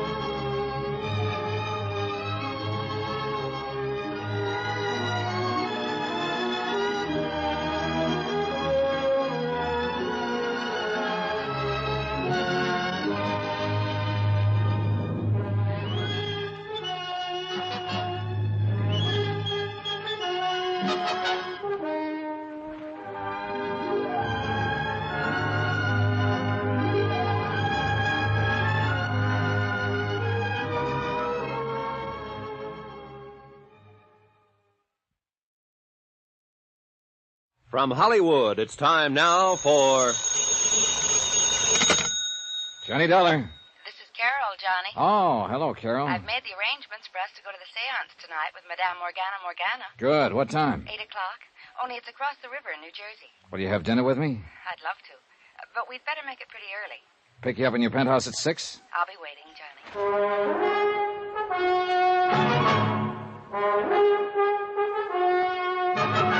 Tonight and every weekday night, Bob Bailey in the transcribed adventures of the man with the action-packed expense account, America's fabulous freelance insurance investigator. Yours truly, Johnny Dollar.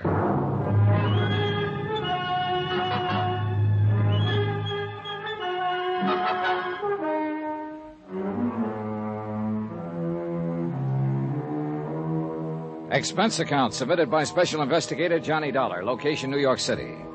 To the Universal Adjustment Bureau, Hartford, Connecticut. Following is an accounting of expenditures during my investigation of the matter of the medium. Well done. Some pretty strong pressure was being put on Carol Sharp to change the beneficiaries of her $110,000 life policy. And she was very much under the influence of a psychic medium who insisted that she be named as one of the two new beneficiaries. The other was to be a Tony Ricardo, whose father made quite a record for himself in the bootlegging gangster days of the Roaring Twenties. I met him at Susan Palmer's Oyster Bar over in Radio City. I must admit I was surprised at the sort of fellow he turned out to be. I guess it was a little, well, extreme to threaten you that way, Mr. Dollar. That's putting it mildly. But this whole spiritualism business and the hold it has on Carol, well, it has me terribly concerned. You don't like spiritualism? I didn't say that. You know just as well as I do, there are a great many fine, honest spiritualists in the city. But as in any other field, there are frauds, racketeers. So I've heard. It's not only true of religions, but businesses, professions, anything, you know. Sure. But now look here, Tony. Dollar, I will not have you or anyone else leading Carol on. This medium who's already has such a hold on her. Do you understand? Pardon me, Tony. Your background is showing. What? I say come off it. This kind of act won't work. What are you talking about? Do you think I don't know you're one of the two Carol wants to name as beneficiaries of her policy? You and that medium? That's not my doing. Whose doing is it? That medium, Morgana. She's been taking Carol's money by the hundreds week after week. Now you've come along to encourage her, and Dollar, I tell you to stop it. Tony. Maybe that story you gave her about dreaming of her over and over when you were a kid and couldn't even have known about it was true, but I don't believe it. Tony, that was made up out of whole cloth. I still... What? This funny decision to switch your policy around is the case I'm assigned to. Wait a minute, you mean that... Yes. I had to meet her somehow, so I used that device, knowing she might fall for it because of her implicit belief in such things. Yes, but now you're encouraging this whole thing. You're even going to see this Morgana with her tonight. Because if she is a phony, it's the only way I can show this to Carol. Well? I hope and pray that you can, Mr. Dollar. Some of the best psychic investigators in the country have been stumped by her. How are you going to go about it? I won't know until I've seen her operate. Even then I may not know. Or maybe this medium isn't a fraud. Oh, come on, of course she is. But you can't prove it. But you or somebody must. Carol will change her policy and then turn up dead. Won't be easy, Mr. Dollar. I've attended these seances with Carol, many of them. There have been times when I've almost been convinced myself. Waiter, some more coffee, please. No more for me, thanks. You're going to need it, Tony, because I'm going to keep you here until you've told me every detail you can remember of this Madame Morgana seance procedure. All right, I'll help you all I can. You'd better. I'm still not forgetting that if I fall down on this job, you'll cut into Carol's insurance for a neat $30,000, in spite of your sweet talk. I'll say this for Tony Ricardo. He was thorough, and I began to believe that he was serious in his concern for Carol. Item 12, 10 cents, one fold call to Tommy Green. No, Johnny, no trouble at all in getting the rundown on Carol's family that you asked for. Keep talking. Apparently they're doing all right there in Mauchunk, PA. Neither the mother or two brothers will ever have to really get out and dig for a living. Their old man left them well set up, huh? Yeah. One of the boys, Harold's, turned out pretty well. Works in some office over there, even though he doesn't really need to. What about the other boy? That'd be Dave, the black sheep of the family. Travels with a fast crowd, tears around the country in a sports car, that sort of thing. Oh. Right now, he's somewhere here in New York, just playing around.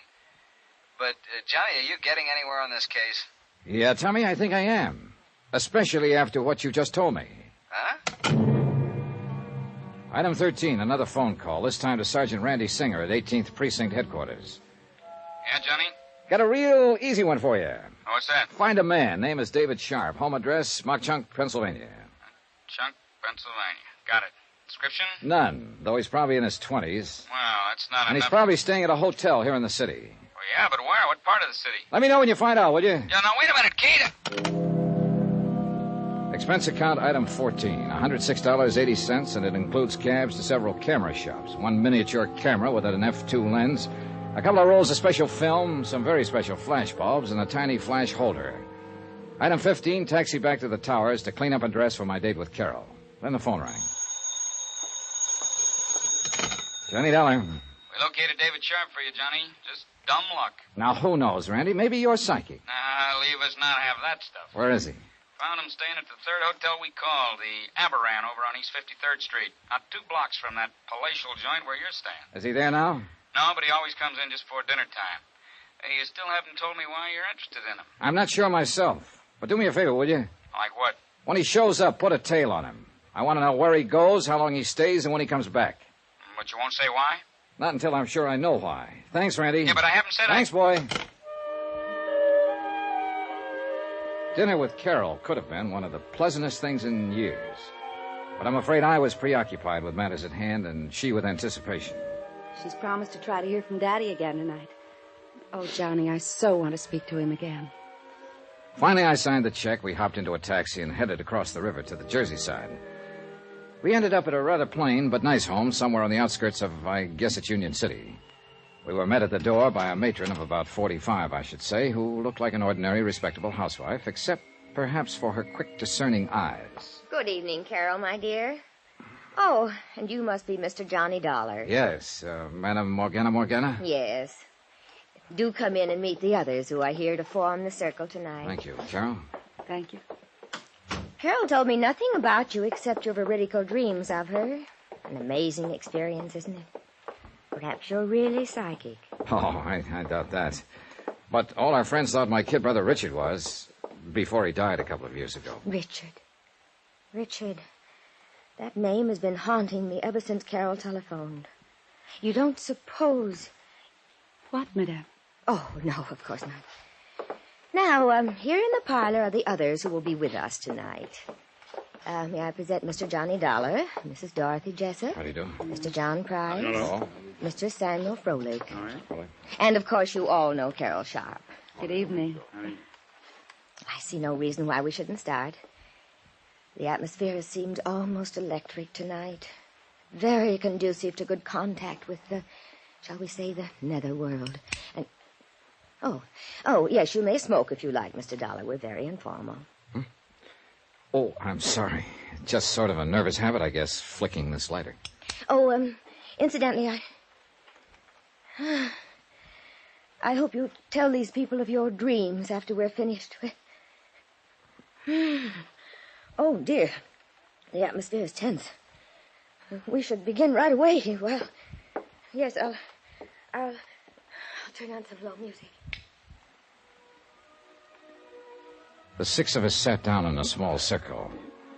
On the floor were three long, slender metal trumpets, like Halloween horns, but made of thin metal, spaced about the center of the circle. In the subdued conversation of the next few minutes, I learned it was through these that the spirit voices would come to us, that they would rise in the air and the voices would issue from them. From time to time, there in the pitch-black room, I snapped the cap of my lighter as a reminder of what it was. You mustn't light it, Johnny, you know. No danger. This one hasn't even got a flint in it. I do hope we get some messages tonight. I think we will, Mr. Froelich. I have a feeling that we will. I have that feeling, too. Very strongly. From what Madame told us, you must have definite psychic powers, Mr. Dollar. That should be helpful. Wait. The power's here. I feel it. Almost as though she were suffering Come physical to us. pain. We are ready. The medium sighed and gasped. And we waited and waited. It's hard to describe the tension that comes of waiting that way in a completely darkened room. And it's easy to see how well the imagination can work, the powers of suggestion. There was a slight sound. One of the trumpets.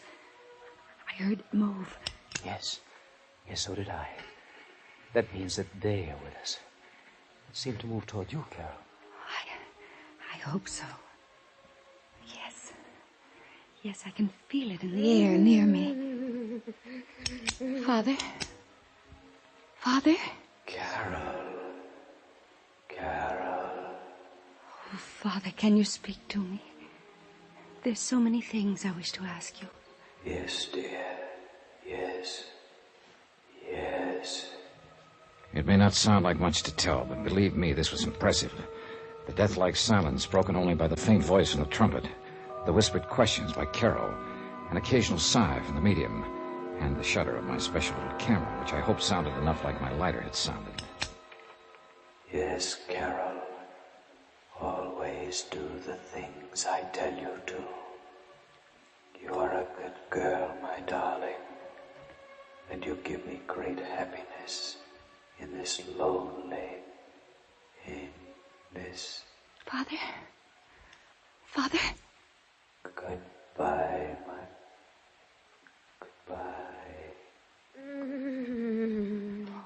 do you see? Do you see? Because only he and I know the things we talked about. Wait. I feel the trumpet is still near us, and perhaps... John. Mr. Dollar, it's for you. Yes? Richard? Yes, John. Dick. I've waited so long to speak to you. Dick. My brother. The brief conversation I carried on with my dead brother Richard was amazing. Of things in my childhood that I thought nobody else even knew about. Personal, intimate things that can only be known to a brother or someone equally close. It was fantastic, amazing, awe-inspiring. Except for one thing. I never had a brother. I didn't tell this to anyone. I played it straight and even stayed around and discussed my trumped-up dreams after the seance. But I needed proof, and I couldn't wait to get back to New York to the police lab where I could develop the infrared film in my little camera.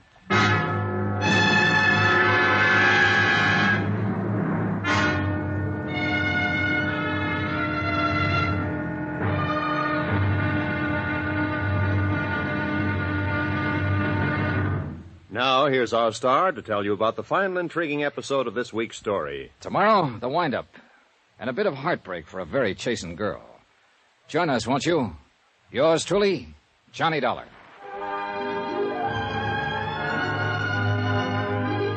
Yours truly, Johnny Dollar, starring Bob Bailey, is transcribed in Hollywood. It is produced and directed by Jack Johnstone, who also wrote tonight's story. Be sure to join us tomorrow night, same time and station, for the next exciting episode of Yours truly, Johnny Dollar. Roy Rowan speaking.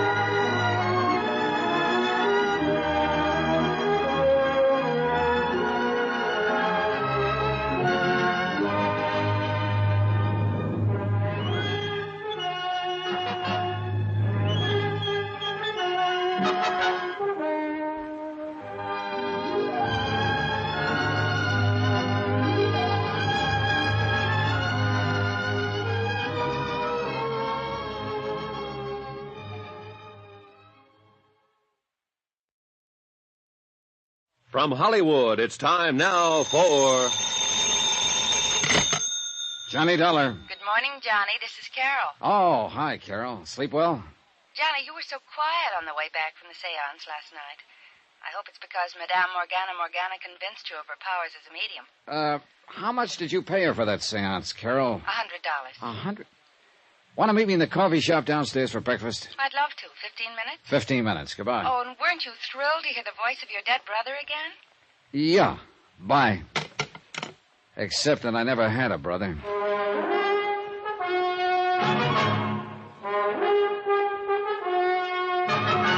Tonight, and every weekday night, Bob Bailey in the transcribed adventures of the man with the action-packed expense account, America's fabulous freelance insurance investigator. Yours truly, Johnny Dollar.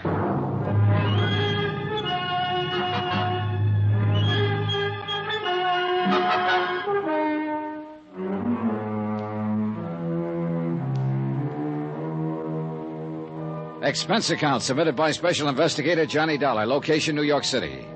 To the Universal Adjustment Bureau, Hartford, Connecticut. Following is an accounting of expenses during my investigation of the matter of the medium. Well done. Expense account item 18, 10 cents, phone call to Carol Sharp. Item 19, 10 cents, phone call to Sergeant Randy Singer. Hey, I thought you were coming down here to headquarters this a.m. It's nearly 10 o'clock. As soon as I've had some breakfast, your lab get those films developed for me? They're working on them right now. And did you put a tail on David Sharp? Carol's brother? Yeah. I suppose you know he was over there in the neighborhood of that seance over in Jersey last night. I would have bet on it. Didn't you see him there? No. Oh, that's funny. Just keep that tail on him. See you later.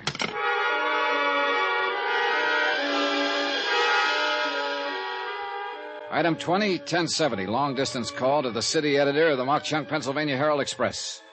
For a full half hour, I asked him questions about the Sharp family, about one member of the family in particular. Then, item 21, 585, breakfast for Carol and myself in the coffee shop at the Swank Bell Towers. You must have been impressed, Johnny. You're so quiet. Would you like to see Madame Morgana again tonight? Johnny? Carol, I think we'll see her today. Oh, but she couldn't. She always says it takes a full day to recover from the shock and strain of a seance. She goes into a deep trance, you know, in order to make the spirits move those little trumpets about and speak through them. Listen, Carol. Yes? You have a brother, David. Oh, David. Why do you say it that way? He's not really a brother. He was just sort of taken in by Mother when his parents died. I'd rather not speak of him, Johnny. The black sheep of the family, huh? Mother insisted on taking care of him. He was only 12 or 13. I've forgotten. Father didn't want to, but he permitted it. Why didn't he want to? Because David's father had been a criminal, and his father before him. Even David's mother was... And my father was afraid. Yeah, that blood would tell. Yes. Your father left money to him, along with the rest of you. Yes, he did. But not as much. And David has resented that. But no matter how much he had, he wouldn't have enough. His sports cars, the fast company. Johnny, how did you know about Listen, that? Carol, I'm an insurance investigator. What? I came down here to look into this matter of your wanting to change the beneficiaries of your policy, to cut off your mother and brothers in favor of this medium and Tony Ricardo. Johnny, I hate you for this. Why didn't you... I didn't dare let you know until I found out a few things. This is the most... And I think I have. Including the fact that Madame Morgana, who persuaded you to make the change, is nothing but a clever fraud. No, that isn't true. And I'll prove it to you, if you'll call your boyfriend, Tony Ricardo. Tony... Take him down to the 18th Precinct Police Station where I'll be waiting for you. But Tony hasn't. You think because his father was a kind of gangster years ago... In Tony's case, I hope blood won't tell. 18th Precinct, both of you. All right, Johnny, we will be there.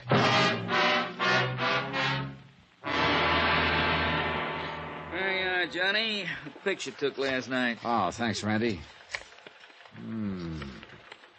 Hey, why did you ever get the idea of using infrared light and infrared film? Anything else, anything that let them know I was taking pictures would have busted up the seance. Hey, look at this one. Yeah, you know, I'd like to publish those. Scare a lot of those phony psychics out of business and out of town. Oh, here's the one that I'd Oh, like... Mr. Dollar, we're here. Hi, Tom. Oh, hello, Tony. Miss Sharp, Mr. Ricardo, this is Sergeant Singer. How do you do? Hi. And now, will you please show us this proof you were talking about? Yes, Della. How did you make out, huh? Made out very well, Tony, thanks to a miniature flash camera I had tucked into my pocket last night. I guess you wondered, too, how Madame Morgana worked her racket. He did not. Tony knows as well as I do that she's completely honest. Like any normal person, he may have questioned the almost miraculous powers of this woman in the beginning, but no trumped-up tricks that you... Where did you get this picture? And look at this one. She's moving that trumpet herself with the long, kind of extended handles. Extension grip, they call it. She probably hid it in the front of her dress. Oh, no. But these pictures in that dark room, Infrared photography. Maybe she did use one trick. But the voices came from trumpets floating about in the air above our heads. Then look at this one. Taken when your father was supposed to be speaking to you. Oh, no. That little trumpet has a long tube on it. Yep. Extending into that curtained doorway at the end of the room where somebody could whisper through it. Oh, this is terrible. And the hundreds, the thousands of dollars I gave her, believing in it. Yep. I'm afraid you were really took. Here. Here's where my dead brother, Richard, spoke to me. The hanging trumpet is over your head. Yep. But how could she know? I didn't tell her. Oh, yes, you mentioned your brother. A completely non-existent brother, Carol. Oh. Made up. Like the dream of you I told you about. And I believed you, too. But how could she find out all those things about me? Miss Sharp, a couple of nights ago, I took Mr. Dollar to a medium that was a bum compared to this one. She told him all about himself. Have you forgotten what I found out about you and your brothers just in the last 24 hours? Oh, I don't know what to say. Don't try. We've still got to pin this whole thing down. I'm sure this Madame Morgana wasn't working alone. But who could be... How about it, Tony? No. No, not Tony. Just because his father was... Oh, no, please. Oh, thanks, Colin. I got a report here, Johnny. Apparently he's moved again. You guessed right. Yeah. Then we better get going. Can we use a prowl car? No, but we can get an escort as far as the city line. Then come on, all of you. The cabbie, with his accelerator on the floor, had a ball trailing our escort across town. And we had to hold him down when we finally reached the Jersey side. Randy Singer obviously had no authority over there, but as it turned out, I'm glad he came. When we pulled up to the home of Madame Morgana, I couldn't help noticing a Studebaker Golden Hawk sticking out from behind the house with a Pennsylvania license. I wasn't the only one to notice it. Johnny, that looks like David's car. I think it is. Come on. Johnny, I'm out of my jurisdiction. Oh, yeah, maybe you better wait. Yeah. Oh, Johnny, I knew David was bad, but... Oh, I still can't believe it. I know how you feel, Carol, and I'm sorry. Mr. Dollar. Wait a minute. Johnny, if you do a thing like this... I'm ready for anything, Carol. Look, Mr. Dollar, why don't just you and I go in? If anything happened to Carol, I'd never... Oh, Carol, dear. And Mr. Ricardo and Mr. Dollar. Hello, Madame Morgana. Do you mind if we come in? Why, no. But not for another meeting, of course. The strain of last night's convocation is still with me, I'm afraid. Yeah, maybe you ought to up the price for your next seance. But there ain't going to be no more. Mr. Dollar, I don't understand. Come on, Carol, Tony. We're going to look over that seance room in broad daylight. No, you can't. I won't let you destroy the sanctity of that room. Oh, yes, you will. I'll lay it on the line to you, madam, whatever your name really is. This monkey business of yours has gone far enough. So this is the room. What terrible things you're saying. You take a thing like spiritualism that a lot of honest people believe in and make a dirty racket out of it. Carol, this man is mad. Make him leave this sacred place at once. Carol, what right have you to make such horrible implications? Implications? Those were accusations. Would you like to see how those spirits of yours move trumpets around in the dark? They couldn't be seen. And how those spirit voices suddenly appear out of thin air? Look at these pictures. Oh. How did you get these? I cannot tell a lie. I did it with my little camera. Well? All right, you've exposed me. But there was nothing malicious about it. If you knew the solace, the comfort of mind and spirit these things have brought to the people who come to me. At $100 a crack, sometimes more. Why not? Carol has money. So have the others who come to me. Did you plan to make them all turn their insurance policies over to you? And then contrive to have them suddenly and unexpectedly join their immortal ancestors in the great beyond? No, that wasn't my idea. Oh, I knew something like this might happen. It has happened. Now, where is he? No, I don't know what you're talking about. Your assistant or colleague in crime would be a better word, who stood inside the curtained door of the seance room and made with the phony voices of the dead, who gave you all the information on Carol, who's probably done a nice little research job on me since my visit last night. Yes, Mr. Dollar. David. I know all about your activity as an insurance investigator and why you're here. But it's not going to do you any good. Oh, put that thing down and give yourself up, David. So you're the one who arranged for me to be a beneficiary of Carol's policy, huh? Stand back. So that suspicion would fall on me when something happened to her? Of course. And give us a chance to clear out. But now it's too late. And now that you've found us out. Well? David, no. The light somebody turned on. Look out, Della! Look out!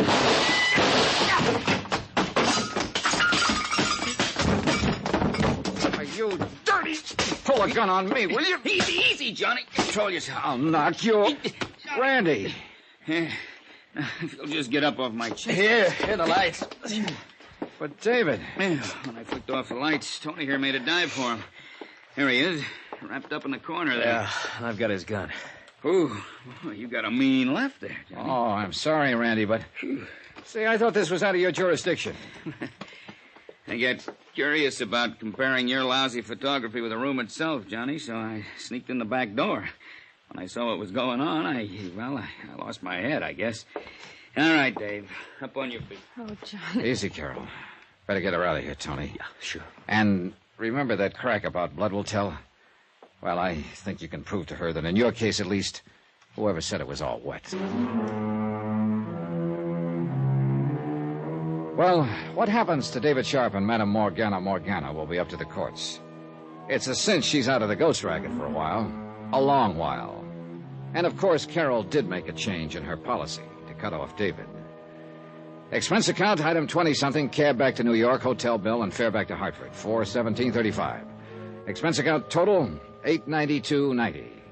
Oh, and if you don't mind, I'll hang on to that tricky little camera and stuff in case I run into another medium well done. Yours truly, Johnny Dollar.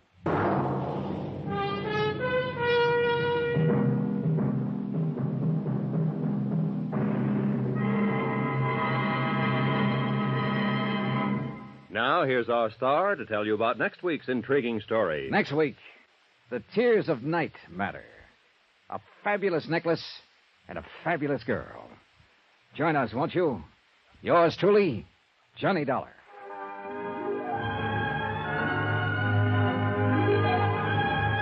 Yours truly, Johnny Dollar, starring Bob Bailey, is transcribed in Hollywood. It is produced and directed by Jack Johnstone, who also wrote this week's story. Heard in our cast were Virginia Gregg, Lawrence Dobkin, Lorene Tuttle, Harry Bartell, Eleanor Audley, Joseph Kearns, Herb Vigran, Junius Matthews, Tony Barrett, and Sam Edwards. Musical supervision by Amerigo Marino. Be sure to join us on Monday night, same time and station, for another exciting story of yours truly, Johnny Dollar. Roy Rowan speaking.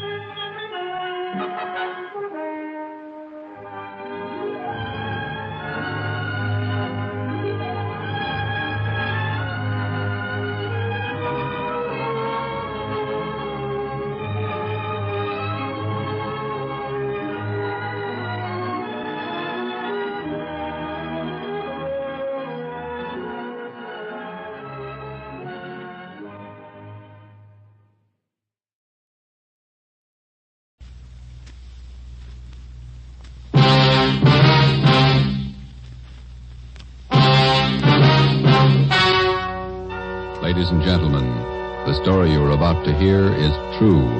Only the names have been changed to protect the innocent. NBC brings you Dragnet.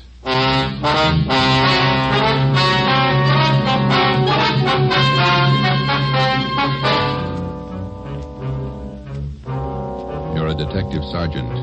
You're assigned to burglary detail. A gang of hijackers has started to work in your city. Truckloads of valuable merchandise have vanished. The thieves are clever, seem to have a foolproof system. Your job, find them. Dragnet, the documented drama of an actual crime, investigated and solved by the men who unrelentingly stand watch on the security of your home, your family, and your life. For the next 30 minutes, in cooperation with the Los Angeles Police Department, you will travel step by step on the side of the law through an actual case from official police files. From beginning to end, from crime to punishment, Dragnet is the story of your police force in action. It was Thursday, March 6th. It was windy in Los Angeles. We were working the night watch out of burglary detail. My partner's Ben Romero. The boss is Ed Backstrand, chief of detectives. My name's Friday.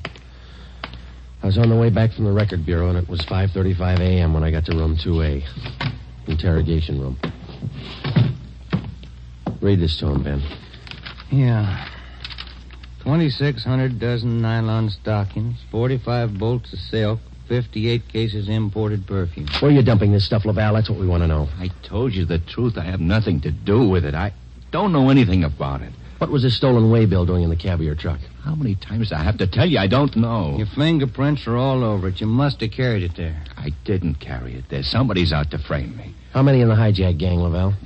I'm not in a hijack game. I told you I don't know. When are you going to let me go? Who's the head of the gang? I don't know any head of the gang. I want to get out of here. You're covering for somebody. I'm not covering for anybody. You take the rap for all this, you're going to have a beard down to your knees by the time you get out. I'm not taking any rap. Then let's have it. I'm tired. $42,000 worth. You know who took it. You know where it is. They could have disappeared anywhere on the way from the east to the 1,000 places. Nothing was missing from those shipments when they came in on the train. Everything was there when they were unloaded at the warehouse. Then I don't know. I don't know. Every dollar's worth was accounted for when it was loaded on the truck. Well, where is it now? I'm tired. We've been here all night. Laval, let me read it for you again. 2,600 dozen nylon stockings, 45 bolts of silk, 58 cases imported perfume. And you're trying to tell us somebody hijacked all that from the trucks without you knowing it? The trucks were loaded at the warehouse. We went out to eat. We came back, got in the trucks, delivered the stuff, and that's all I know. And while you were out eating, the receipts for the load disappeared, too. Is that right, Laval? I don't know where the waybills are. The shipping clerk, that's his job. We talked to him. He says one of you could have taken the waybill. Well, then he's lying. I didn't take him. Then what was this waybill doing in the cab of your truck? I told you, I don't know. Somebody's trying to frame me. Why? I don't know. Somebody, I don't know why. Then you better come up with an answer, mister. Look, I'm tired. We've been here since 6 o'clock last night. We're all tired. Who are you covering for? What are you trying to build? Any of that coffee left, Ben? It's cold. That's all right. You want some, Laval? No.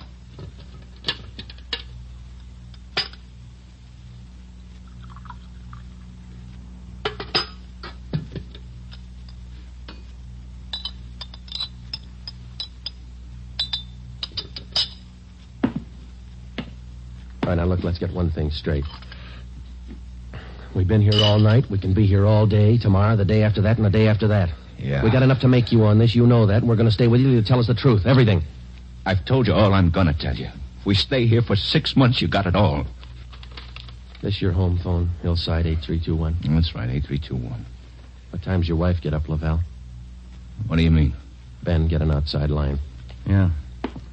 You're not going to call my home. That's Hillside 8321, Ben. Outside, please. Don't do that. Don't. Not my wife. Please. All right. Ask the questions again.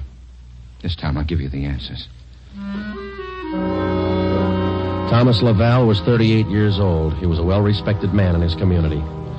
Sometimes it's like that. You can question a man for hours, and he'll never give you any information. But somewhere in every man's makeup, there's a weak point. We were lucky enough to find Laval's.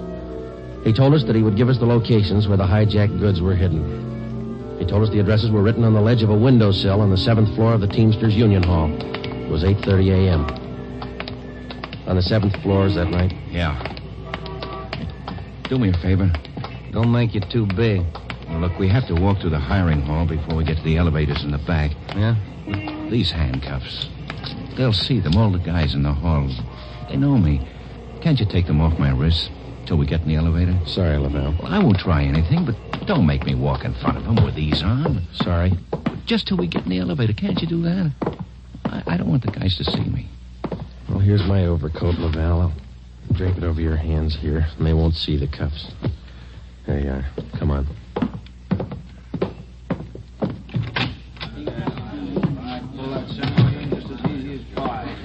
Hi, Tom. How are you? Hi. What's new, Tom? Not much. Oh, that was easy. Let's take the elevator. Yeah.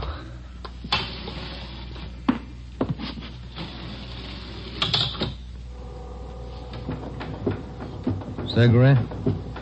No, thanks. You? Yeah, okay. Thanks.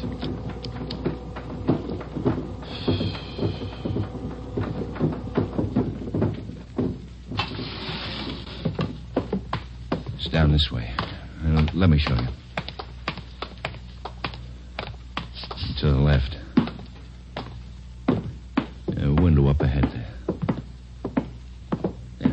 this one. I don't see anything on the windowsill. It's on the outside. Open the window and let me check. Yeah. Let me see here. Ben, grab him. He's trying to jump. Get back here. Get back. Let go, do you hear? Joe! Get him, Joe. I can't hold him. He's pulling me out. Hold on, Ben. Grab me. Joe! He's slipping. Try, Joe. Hold on. He's kicking loose. I can't hold him. Hold him, Joe. Ben!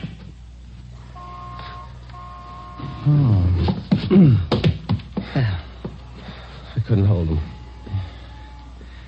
You almost went with him. Let's get downstairs. What happened? Call an ambulance. There's been an accident. Thomas Laval was 38 years old. He was a well-respected man in his community. He died with the same reputation. We had a prisoner who'd met his death while in our custody. In cases like this, we had to have witnesses.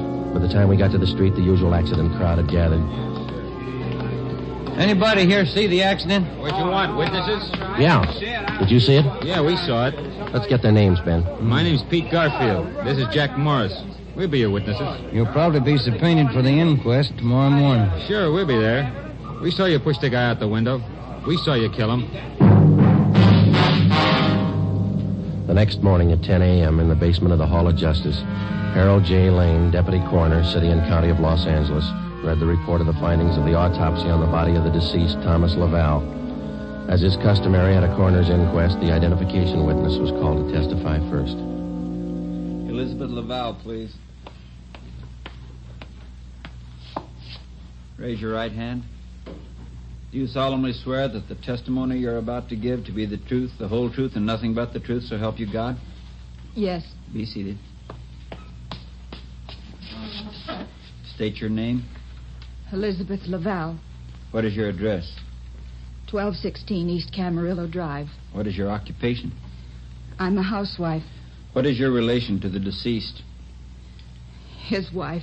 Have you viewed the body of the deceased in this office? Yes. Who was the deceased? Husband. Thomas Laval. Is there anything further you wish to add? Thank you. Step down, please. Joseph Friday. Raise your right hand. Do you solemnly swear that the testimony you're about to give to be the truth, the whole truth, and nothing but the truth, so help you God? I do. Be seated. State your name. Joe Friday. What is your address? 4656 Collis Avenue. What is your occupation? I'm a police officer in and for the City of Los Angeles. Are you the investigating and arresting officer on this case? I am. Will you state briefly the facts relating to the death of the deceased? On the morning following the arrest by us of the deceased on suspicion of grand theft merchandise, he expressed a desire to assist us in the apprehension of suspects involved in these thefts and the recovery of property taken in them. Did he assist you? Well, he informed us that if we took him to the Teamsters Union Hall, that he'd be able to obtain addresses of the locations where the stolen property was cached. You then took him there? Yes, we did. What happened? When we arrived, he requested us to remove his handcuffs. We refused. The deceased then informed us that the addresses were written on a window ledge on the 7th floor. When we arrived at the window, under the pretense of searching for the addresses, he threw himself over the ledge. I grabbed his left leg to restrain him, but he kicked loose. Did you at any time have any idea that the deceased planned such action? I did not. What did you do then? We immediately went to the location of the body and had an ambulance dispatched. Do you have anything further to state? No, I have not. Are there any questions from the jury? That's all, Officer Friday. Step down. Peter Garfield. Raise your right hand. Yeah. Do you solemnly swear that the testimony you're about to give to be the truth, the whole truth, and nothing but the truth, so help you God? Yeah. Be seated. State your name. Pete Garfield. What is your address? 1654 North Pico. What is your occupation? Truck driver. Down at General Warehouse. Did you know the deceased? Yeah. How did you know him? I worked with him. And that cop's a liar, and so's his buddy sitting over there. Please confine the testimony of this inquest to facts. Were you present at the time the deceased met his death? I told you I was. And those two cops pushed Tom out of the window. Where were you at the time the deceased was pushed or jumped from the window? Jack and I just left the Union Hall. We were going out the front door when it happened. What attracted your attention? I heard him scream. When I looked up, Tom was falling. That cop was standing at the window watching him. Did you see the officer push him? Yes, I saw him. Did I understand you to say you were on the street outside the building at the time? Yeah. And you saw the officers push the deceased from the window on the 7th floor from your vantage point? Yeah. Isn't it true that that's a physical impossibility? What is? That you could have seen what you testified to from where you were standing. I know they pushed him. You know or you saw? I know, that's all. Tom wouldn't jump out of a window. Then it's true you didn't see the officers push the deceased out of the window? No, I didn't see him. Is there anything further you'd like to add? They must have pushed him. Any question from the jury? That's all, Garfield. Step down. Dorothy River. Raise your right hand. Yes. Do you solemnly swear that the testimony you're about to give to be the truth, the whole truth, and nothing but the truth, so help you God? I do. Be seated. State your name. Dorothy River, What is your address? 211 South Beverly Drive. And what is your occupation? I'm a stenographer at the Teamsters Union Hall. Were you present the morning the deceased met his death? I was. State where you were and what you were doing. I was in our office on the 7th floor doing some filing. Please state what you witnessed. The filing cabinet in our office is by the door. The office faces on the hallway, and the door happened to be open. I heard a commotion and looked out. I saw those two officers struggling with a man. Did you hear any conversation? Yes. I heard that officer there say, "Get back here, get back." The man outside the window yelled, "Let me go, let me go." This officer here, Officer Friday, said, "He's pulling me out. Hold on, Ben, grab me." How far from the window were you? I'd say about 15 feet. Do you have anything else to add? Yes. As the two policemen started downstairs, Officer Friday said to me, "Call an ambulance. There's been an accident." Thank you, Miss River. Those officers didn't push that man out the window. They were trying to hold him. After hearing additional witnesses, the coroner's jury retired at 11:57 a.m. 8 minutes later, they returned with their decision. The deceased met his death voluntarily and by his own actions. The homicide detail continued the investigation of Laval's death. A week went by. With homicide working one side, we hoped that they might turn up additional leads in the hijacking case. Nothing turned up. It seemed that with the death of Thomas Laval, our leads came to an abrupt stop. On Tuesday morning, March 16th at 9 a.m., we got a call from Chief of Detectives Ed Backstrand. Now, once more, what about the way bills on these shipments? You checked them? Everything we could. Talked to everybody that handled them. And talk to him some more. $42,000 in merchandise doesn't just disappear. Now, who's the last one to handle those way bills? The warehouse shipping clerk. The bills were signed and stamped. 2 hours after he filed them in his desk, they disappeared. What about the truck drivers? You checked them out? Talked to all of them. Nothing so far. Nothing was missing from those shipments until they left the warehouse. Is that right? Yeah. And somewhere in between the warehouse and the delivery points, $42,000 worth of goods disappeared. Somebody's got to be hijacking those loads. We know that, but how do we get to it? Maybe they're working alone. Maybe they're working with the truck drivers. It's one of the others. Got to be. We just hadn't lost Laval. Well, you lost him. That doesn't close the case. You got a suggestion? Yeah, I got a suggestion. Crack it.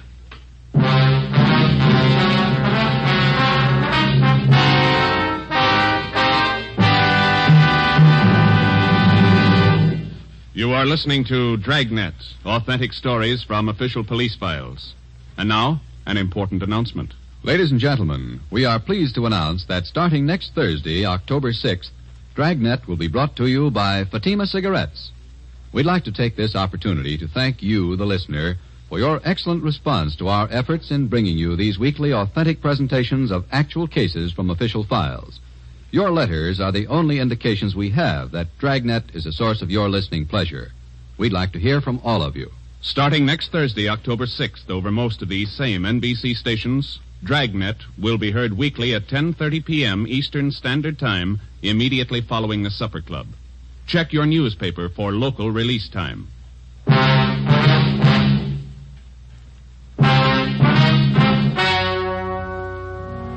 We stayed on the job. Another week went by. No leads. We spent so much time at the general warehouse where the merchandise disappeared that we almost got to be a part of the crew. We got to know everybody.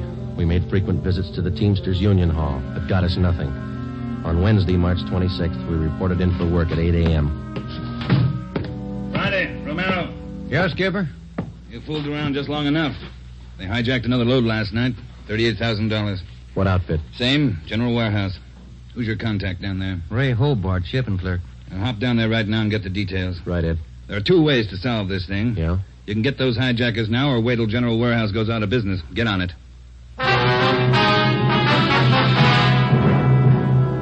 Hobart, who was the shipping clerk on duty last night? I was, working for Siggy, Siegelmeister. He's out with a cold. And you saw the stuff was loaded on the trucks and you checked the waybill? As usual. Everything as usual.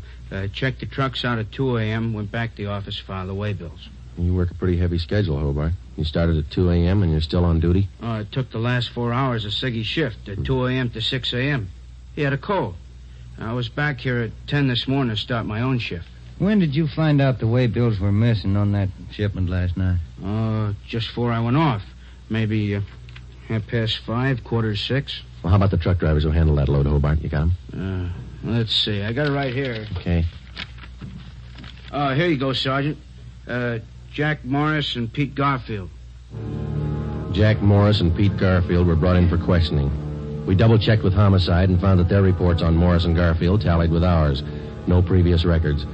Both men had been tailed for a reasonable length of time since their testimony at the Laval inquest. Their actions failed to implicate them. 4 days after the second hijacking, we got a tip from one of our informants down in the warehouse district. He told us that a man in a gray suit had been hanging around the coffee shop next to the Teamsters Union Hall. He was peddling nylon stockings, cheap. There had been other reports like this, which we had followed up, but none of them had paid off. Usually such leads didn't pay off, but we couldn't be sure. They had to be checked. At a few minutes before 5 that afternoon, we found the nylon salesman in the gray suit in the back booth of the coffee shop adjoining the Union Hall. Look, Meg. Take a look. The finest. You can't do better. 51-gauge nylon. Look good, huh? Sure do, don't they, Joe? Yeah, they do. We've been looking for you, Mac. Some of the guys in the Union Hall said that you'd be around. Sure, I saw lots of these around the hall. Truck drivers, just like you, buying them like crazy. Good deal. Sure looks like it, man. How many pair can we have? Many as you want. 4 bits a pair, you name it. You got a couple of dozen for us? Couple of dozen? Mm-hmm. No, not on me, but I can get them. Many as you want. Well, we're kind of in a hurry. Can you get them for us fast? Couple of dozen. Better make it 3 dozen, huh, Joe? Yeah, if you want. 3 dozen. Can you get them now? Couple of hours I can get them. Same quality. Want to meet me here? Oh, I don't know. We wanted them for tonight. My wife's birthday, you know. Well, maybe an hour and a half. How's that? 3 dozen, meet you here. Oh, look, Mac, maybe we're both heading the same direction. Can't we go with you and pick up the nylon? Save time for all of us. No, I don't think so. No. Can't you wait? Hour and a half? How's that? Ever find a better buy? I'm sorry, Mac. I wish we had the time. Well, where do you have to go to pick up these nylons? Oh, way out. Sunset Boulevard near Fairfax. Can't you wait? I'll make it fast. Can't we pay you and then go out and pick them up ourselves? Huh? No. Don't work that way. No. Can't you wait here? I'll make it fast. We ought to be home now, Joe. Yeah, I'm sorry, mister. We'll have to skip it. Yeah, maybe we can pick up something on the way home, Ben. Candy or something. Wife likes candy. Now, look, fellas, I don't want to see you lose out on this deal. I'll meet you halfway. How you mean? Look, together we'll go out to Sunset and Fairfax, huh? Near the place. You wait there at the hamburger stand, and in 5 minutes I'll bring you the stuff, okay? Oh, I don't know. We're late already, but... All right, it's a deal. I'll call the wife and tell her we're going to be a little later. 3 dozen, is that right? 3 dozen are the best. You can't do better. All right, I'll be back in just a minute.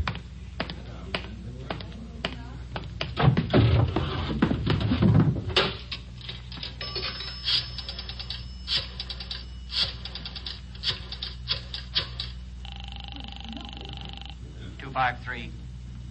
2523. Chief of Detectives Office, Chandler. Mike, Joe Friday, Backstrand there? Out right now, Joe. Well, then do me a favor, Chandler. Make it fast. Get a couple of men out to Sunset and Fairfax as fast as you can. Tell them to watch for Ben and me. You got that? Yeah, what else? We'll drive up in our car with another man. Ben and I will get out of the car and go in the hamburger stand. The other man will walk off. Whoever you get, tell him to follow that man. You got it? Right. All right. Just tail him. See where he goes, see what he does. Okay, Joe, right away. All set, Joe? She got dinner ready? Yeah, just about. We better hustle. Sure. Best deal in the world. Let's go. At 5 minutes to 6, we pulled up at the corner of Sunset Boulevard and Fairfax. It was almost dark. Ben and I got out of the car and started over for the hamburger stand on the corner. We caught a glimpse of Barcy and Kaplan in one of our detective cars parked in a gas station on the opposite corner. They had their eyes on our man. When the traffic signals changed, the man crossed the street and headed down Fairfax. Barcy and Kaplan waited a minute, and then they took off after him. He turned at the next corner and disappeared from sight. Ben and I ordered a cup of coffee, and we sat down to wait. At 6:30, we were still waiting. At 5 minutes to 7, I went across the street to the drugstore and called the office. Barcy and Kaplan hadn't been heard from. Their car, 105K, was not acknowledging calls. I had my call switched from communications to Backstrand's office. Well, they lost him Friday. I don't know how they lost him, but they lost him. Well, who's out there now? Sullivan and Whitney took a detail out there. They're combing the neighborhood right now. Well, how did it happen? A man just doesn't disappear into thin air. That's what I keep telling you about that stuff that's been hijacked. The search for the nylon salesman went on all that night and most of the next day. From his description, we ran a make on him. No previous record. He had disappeared completely. We were right back where we'd started from. The only thing we could do was to start backtracking, re-questioning the people at General Warehouse, the truck drivers, the shipping clerks. We kept a close check on Garfield and Morris, and we went back to the only possible lead still remaining, Mrs. Laval. She could tell us nothing more than we already knew. When we left her, we started on the neighbors for the second time around. For the rest of the day, we canvassed the immediate neighborhood. We got as many opinions of the Lavals as they had neighbors.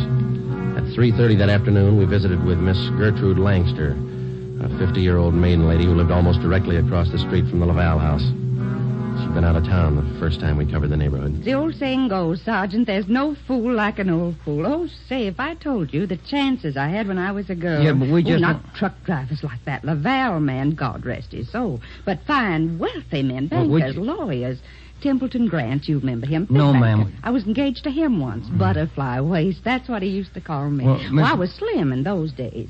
Would you like to see some pictures of me as a girl? No, thank you, ma'am. We'd just like to ask you a few questions, that's all. Could you tell us if the Lavals had many visitors to their house in the past 6 months or so? Oh, my, no. Funniest thing, I am the nosy type, Sergeant. I like to know everything that goes on around my neighborhood, and you can take my word for it, the Lavals never had visitors. You know, Sergeant Friday, you remind me of a young man I used to be engaged to just a few years ago. Yes, Miss Langston. Now, would you tell us, please, did you have any reason to think that there was something little out of the ordinary about the Laval? Oh, little out of the ordinary, he says, but my dear man, yes. Here he was, a truck driver, and there she was with a home furnished like the Astors. Why, I even used to see him cart some of the things home in that car, his beautiful things, rugs and glassware, bolts of fabric. Oh, gorgeous. And he'd bring these things home after work. Is that it, Miss Langston? Anytime. Day or night, weekends, anytime. Mm-hmm. After 4, Joe, we better call the office. Yeah. Now, are you sure of all that you've told us, Miss Langster? Sure. Oh, my dear man, of course I'm sure. I watched him week after week. Well, thank you. Won't you stay for a cup of tea? I'll have Josephine fix it. Josephine? No, thank you, ma'am. Well, then, perhaps a glass of sherry? Thank you, no. But there is something. Yes? I wonder if we could use your phone, please. Oh, yes. In the hall, next to the umbrella stand. Thank you, ma'am.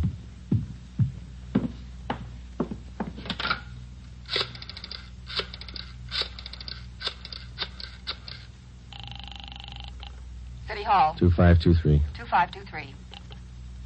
Backstrand. Friday, Ed. Nothing much here. Well, there's something here. Barcy and Kaplan just called. Pete Garfield left his house half an hour ago. Then he picked up Morris. What's so unusual about that? Nothing, except the guy driving the car is the little man in the gray suit, the nylon salesman. Barcy and Kaplan are tailing him. Where are they now? Headed north out Riverside Drive. There's nothing out there but a golf course and a lot of riding stables. I don't care what they do for recreation. Go get them. With red light and siren, it took us 12 minutes to pick up Barcy and Kaplan on Riverside Drive. At 4:23 p.m., we pulled up in front of the Blue Pony riding stables. Barcy and Kaplan's car was overturned just beyond the driveway leading up to the riding academy. Kaplan's hurt. I called an ambulance. They rammed us. What kind of a car are they in? They switched. They're driving a 12-ton Bulldog semi. Which way they head? Going north. Got a 3-minute lead on you. Pneumatic commercial. Adam 653. Let's go, Ben.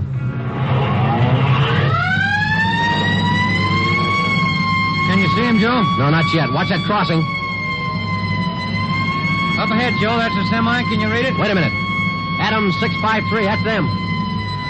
Took a right on Lancashire. Don't lose them. They're pushing that semi too hard. Look at that trailer sway. They'll have to stay on Lancashire. They're going too fast to turn now. Traffic's closing in up ahead of them. They better not turn. That's what they're doing.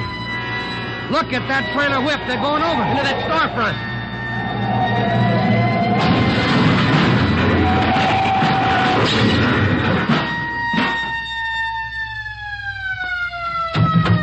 Come on, Ben. You all right? Wait a minute. Let me see. Yeah, they're banged up, but they're alive. There they are, Joe. Yeah. Garfield, Morris, little man, and a gray suit. It's funny, isn't it? What's that? Garfield's going to swear we pushed that truck through that window.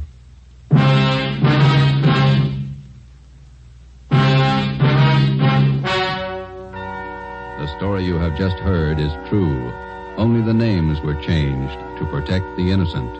Peter Garfield, Jack Morris, and John Dolfo, the stocking salesman, were hospitalized and later brought to trial. They were convicted on charges of grand theft and received sentences as prescribed by law. They are now serving their terms in the state penitentiary. You have just heard the 18th in a new series of authentic cases from official files. Technical advice for Dragnet comes from the Office of Acting Chief of Police W.A. Wharton, Los Angeles Police Department. Tonight's program is dedicated to motorcycle officer Elmer Forsman of the Fresno, California Police Department, who on the afternoon of October 6, 1946, gave his life so that yours might be more secure. Remember, starting next Thursday night, October 6th, Fatima Cigarettes invite you to listen to Dragnet immediately following the Supper Club. That's 10:30 p.m. Eastern Standard Time over most of these same NBC stations. Check your newspaper for local release time. Dragnet came to you from Los Angeles. Judy Canova joins the star lineup of Saturday shows tonight on NBC.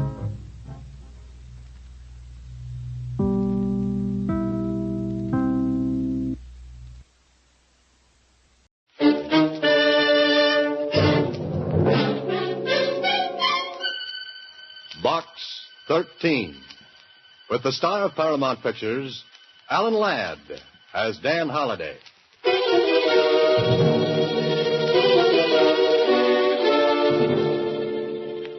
Box 13. Box 13.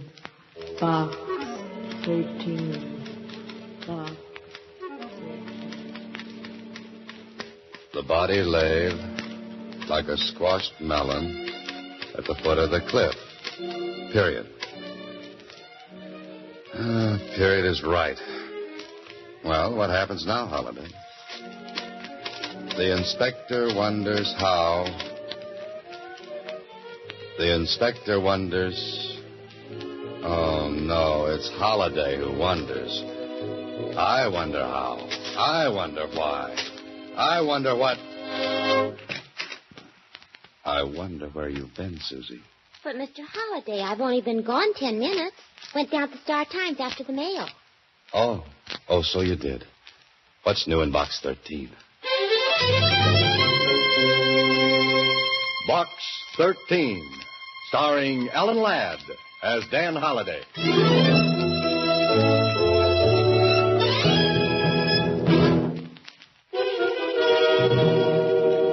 And now, Box 13, starring Alan Ladd as Dan Holliday. Well, this is quite a letter. Your ad, Adventure Wanted, will go any place, do anything, reads like a challenge.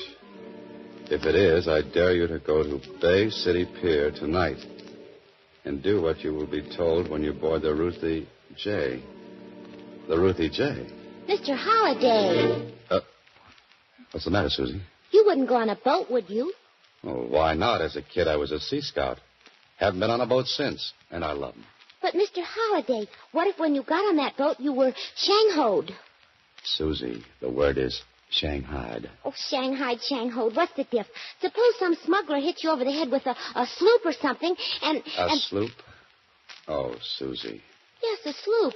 And then they sail off and dump you on the beach at Timbuktu. They couldn't sail off and dump me on the beach at Timbuktu. Why not? Timbuktu happens to be in the middle of the Sahara Desert. Oh. Yes, oh. And please tie an anchor to that imagination of yours. Okay, Mr. Holliday. But if you wind up on the other side of the world, please don't write me a letter about your voyage. No? No. Just reading about the ocean makes me seasick.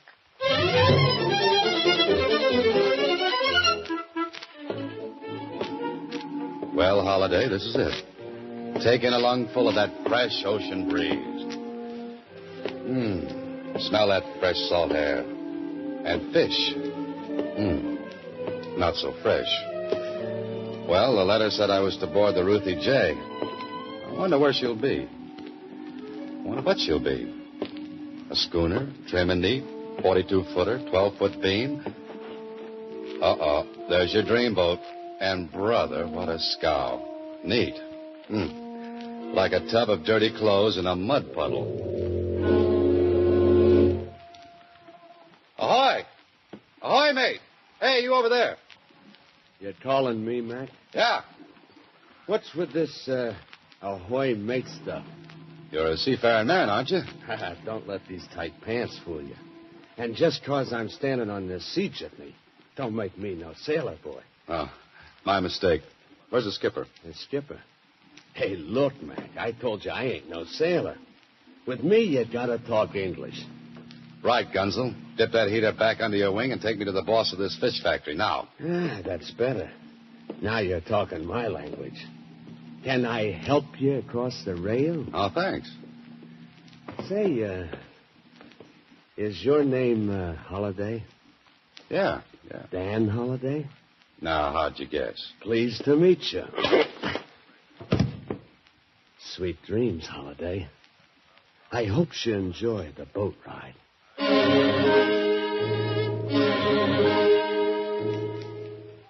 Holiday. Oh, Holiday, you've been sleeping long enough. Better wake up and see what's making your bed roll around like this. Oh, my aching head. Hey, what is this? Don't look now, Holiday, but Susie was right. You've been shanghaied. You're out at sea.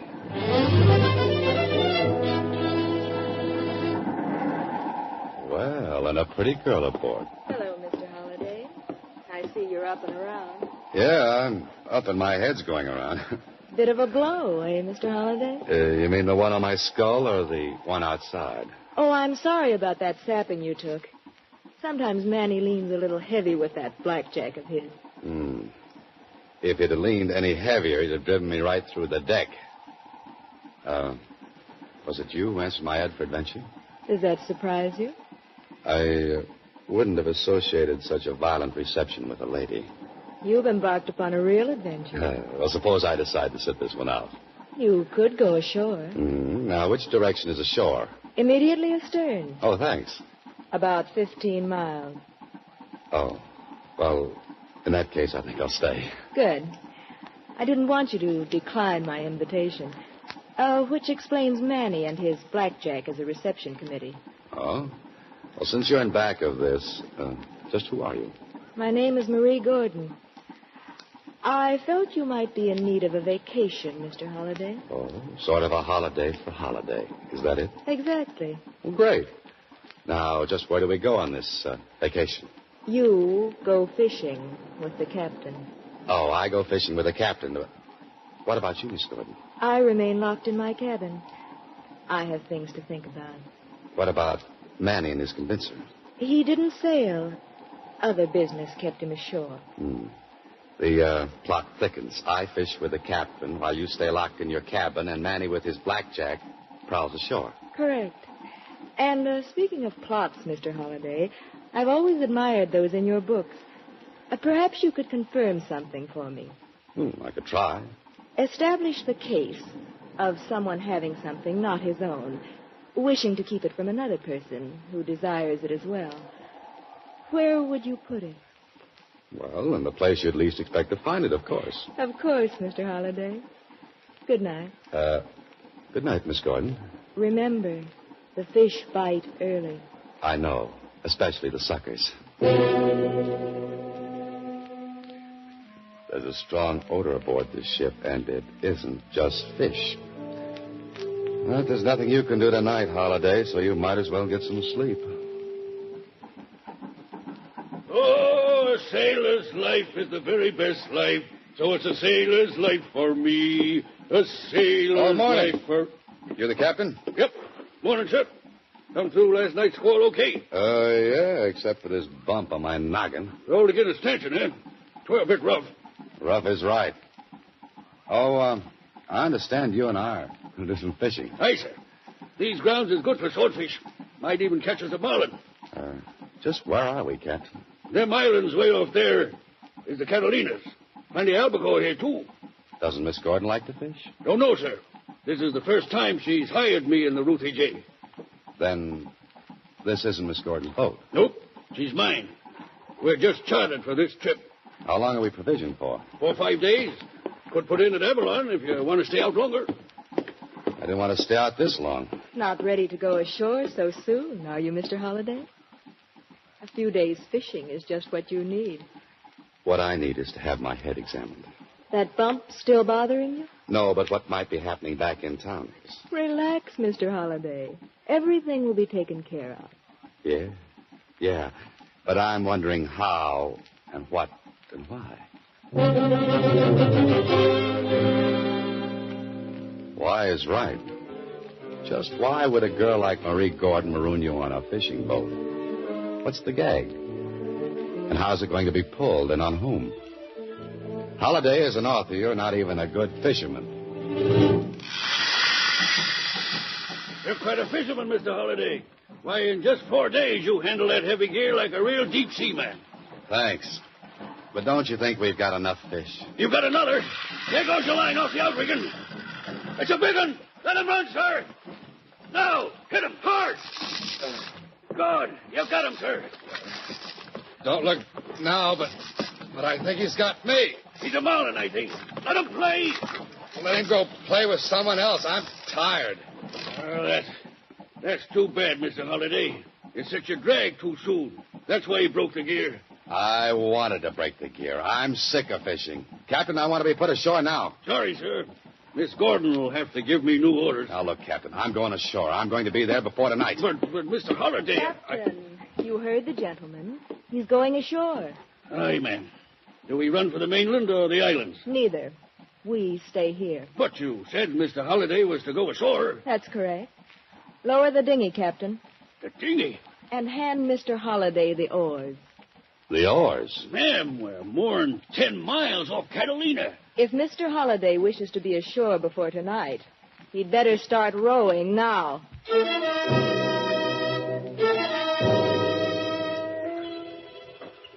Oh, you beautiful Box 13. If it hadn't have been for you, I wouldn't be out in the middle of the Pacific Ocean in a rowboat. Better rest on your oars a minute, Holiday. Because the wind is coming up, the bump on your head is swelling, the ache in your back is growing, and the blisters on your hands are spreading. When Susie mentioned the beach at Timbuktu, she knew what she was talking about. There's no ocean there.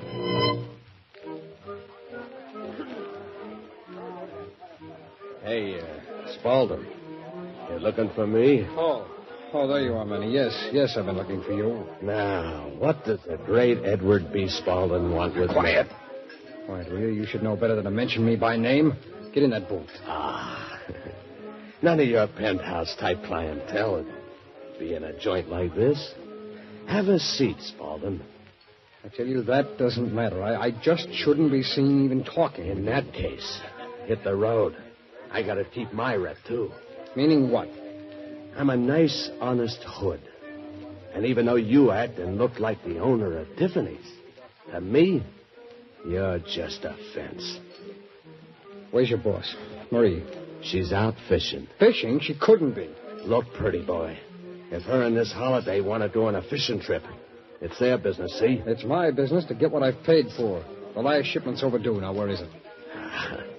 You're sounding kind of tough. For you.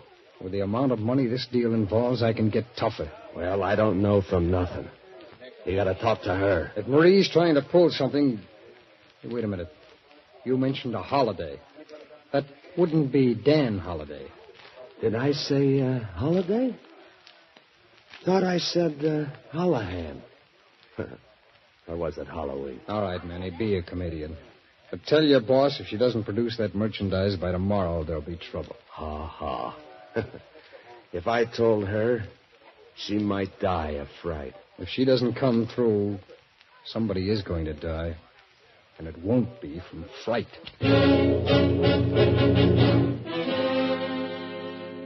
Well, Holiday, you finally made it. You were towed into Catalina, hocked your watch for a ticket, and flew right back to town. If this is adventure, you'd better stick with the more dangerous sports like croquet or something. Susie. Oh, I forgot about Susie. She'll wonder what's happened. I'm 4 days late for lunch.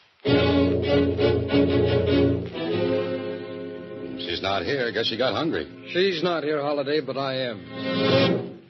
Yeah, who are you? Get in that office. All right. All right. All right, now what's this all about? I want to know where you've been for 4 days. I don't think I've had the pleasure. It may not prove to be a pleasure if what I suspect is true. Now, where's Marie Gordon? Marie Gordon? From your expression of surprise, I gather you know what I'm talking about. Did you catch any fish, or was it larger game you were after? Not knowing who you are, I'm at a disadvantage. Disadvantage is even greater now. Now, do you talk, or do I shoot? Oh, do I have a choice? No. In that case, I'll talk.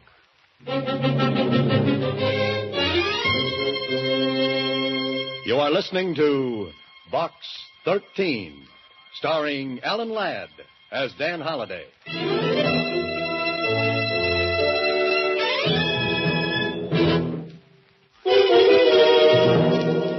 And now back to Box 13, starring Alan Ladd as Dan Holiday. Holiday, you can run into more trouble than a kid playing football with a beehive.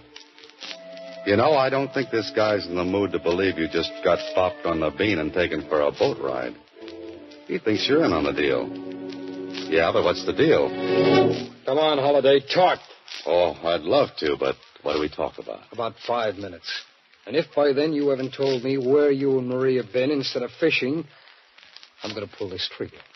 Now, believe me, I caught 5 tuna, 10 albacore, 4 swordfish, and a pair of blistered hands.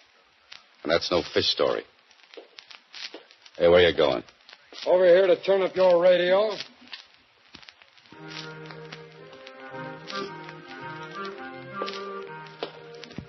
You see, I'm very considerate of others. This is a very big gun, makes a very big noise. I don't want to disturb the neighbors when it goes off. Okay, Mr. Whatever your name is. I'm going to tell you exactly what happened. And if you don't believe me, you can start shooting. You sound very brave, Holiday. And I act very dumb. Now, I know it was stupid of me to accept a blind invitation to visit a boat named the Ruthie J. Because when I got there, a tough character in tight pants used my head for a dinner gong. Somebody slugged you? Yeah. And I've got the bump to prove it. This character's name wouldn't begin with the letter M. As far as I'm concerned, it ended with A-N-N-Y. So it was Manny. Now, go on. Well, while I was unconscious, I was tucked Betty by in the cabin of the boat. When I woke up, I was gazing into the lovely blue eyes of one Miss Marie Gordon, a woman I have never seen before in my life.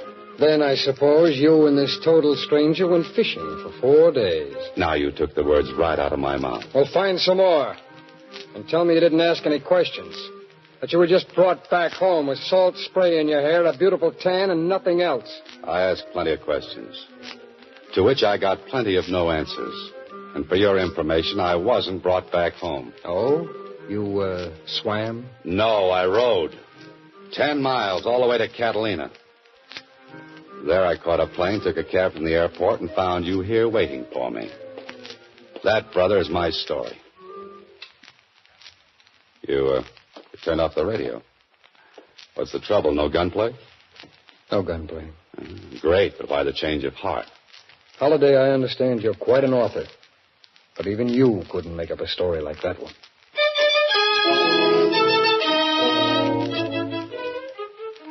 So, Holliday got rid of the mysterious man with a gun. Hey, but what about Susie? She's not here. She's not at home. The Star Times. They'll know what happened to her. Well, if it isn't Dan Holliday. Have a nice vacation? Oh, wonderful, Jonesy. Hey, have you seen Susie? Not since the other morning. She came in with a wire telling her to take a few days vacation. Hey, who told her to take a vacation? Well, you did, of course. Don't you remember? Jonesy, sometimes my left hand just doesn't know what my right hand is writing. Where'd she go? She didn't say. She came in with a man wearing tight pants. She looked for the mail. There wasn't any, and they went away. Man with the tight pants. Manny, I'll see you later. No, now, wait. All this mail came while you've been gone. And a box, too. Here. A box? What could this be? Maybe candy. Oh, nobody loves me that much. Wait. What? You hear something tick in that box right now? Tick. You think it's... I think you better get that thing out of here. Oh, but Jonesy, Take it to police headquarters. Get it out of the building fast. It might blow up any minute. You've ridden in many a taxicab, Holiday, but this is the first one you've taken with a maniac in the driver's seat and a bomb in the back. Inspector Blake. That's my man. You say this thing ticked? Yeah, it sounds like a clock in there. Come on, hurry. Where are we going? We've got a bomb shelter down the basement. Oh, that's great, but why take the bomb with us? We're going to open that box. That's all I need. Been soaking for 30 minutes. We're safe now. Whew. Thanks, Inspector. Say, do you mind shoving my heart back into place for me? Now, there's nothing to worry about, my boy. We'll open up this beauty and see what we've got. Holy smoke. These are jewels, Holiday. Now, what made you think this was a time bomb? I have an aversion to anything that ticks. I have an aversion, too. To people like you who come in here talking about time bombs when all they've heard are some loose jewels clicking together. Well, I'm sorry, Inspector. Well, I think I'll beat it. Just let me wrap up those stones. Oh, no, you don't. No, you don't. Those jewels stay here until you can prove ownership. Now, where'd you get them? To whom do they belong? Give me about 30 minutes, Inspector, and I think I'll be able to answer you. So that's what it was, Holiday. A stunt to smuggle jewels. Into Box 13, no less. That Marie Gordon, she's a clever, clever girl. No wonder the mysterious character at the office was waving that gun at me. Oh, think of what would have happened if I'd tried to lie to him. Come on, Holiday, you've got places to go and some people to meet. I was so worried about you rolling all that way, Mr. Holiday. Oh, that's okay, Captain. Hey, what I came here for was to locate Miss Gordon. Do you know where I can find her? She's a popular woman. 2 other men come a-looking for her. 2 men? Yep. One was a smooth-looking sort of fella. The other was a tough. With tight pants? That you mention it, yes. He was here when we docked. What happened? Did you hear the conversation? Only that the tough one was to go right quick to a place called Rambler's Inn and wait. Then the other man arrived. Yep. He seemed sore about something. They got in a car together and drove off. That's the last I seen of them. Captain, you're terrific. When my blistered hands heal up, you and I are going back after the Marlin that got away.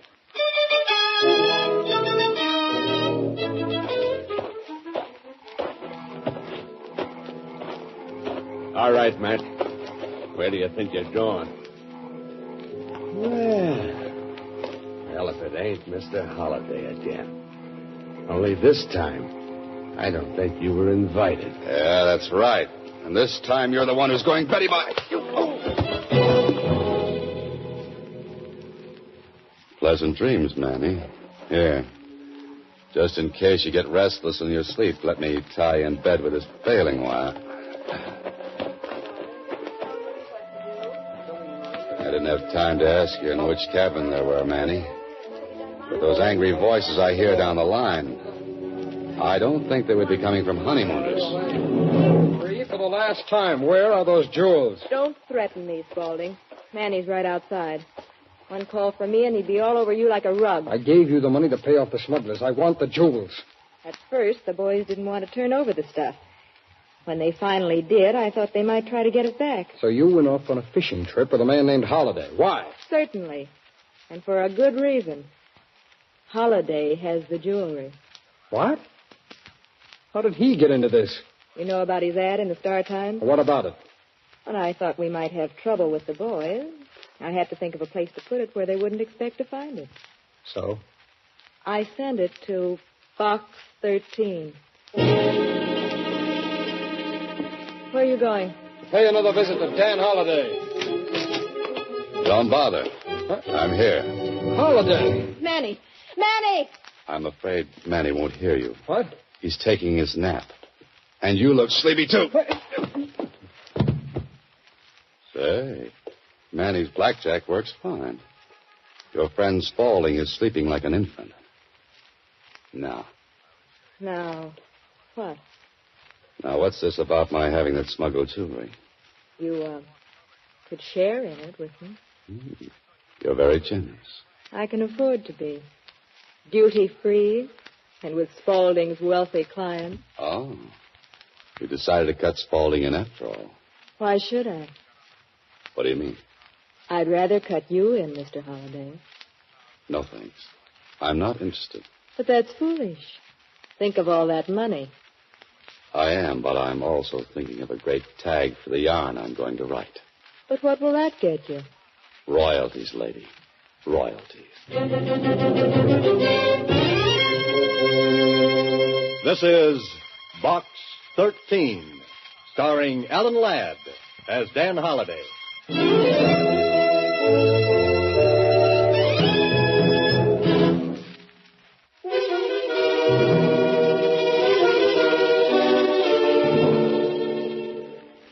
Well, Holliday, prepare yourself for an I told you so from Susie when she comes in. Brother, wait till she finds out she was right about those smugglers and my being Shang-Hoed. Holliday. What is it, Inspector? We've been after that smuggling gang for a long time.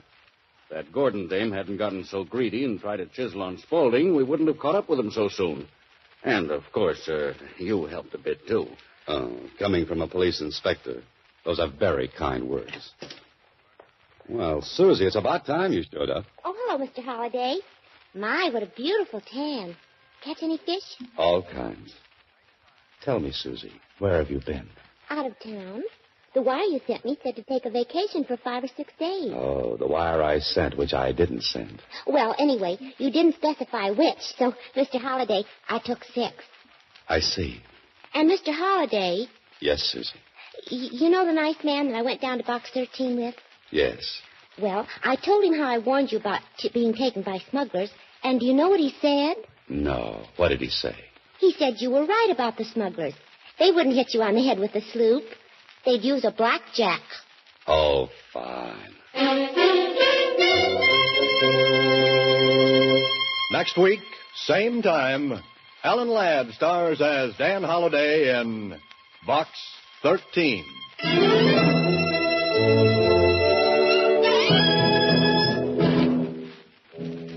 Alan Ladd appears through the courtesy of Paramount Pictures and may currently be seen in Wild Harvest.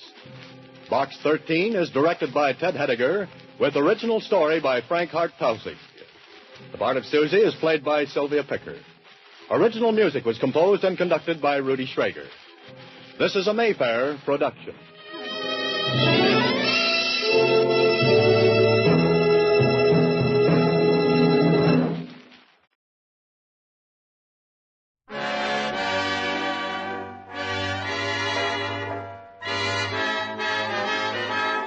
The makers of Camel cigarettes present Dick Powell as Richard Diamond, private detective.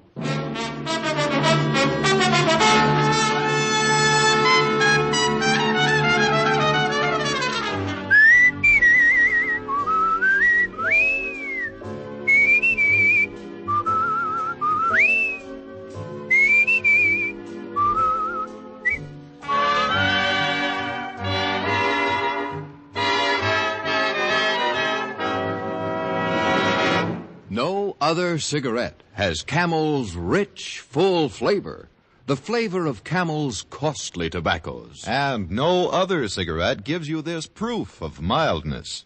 In a coast-to-coast test of hundreds of people who smoked only Camels for 30 days, noted throat specialists reported not one single case of throat irritation due to smoking Camels. Make a note. Think of your throat. Try Camels.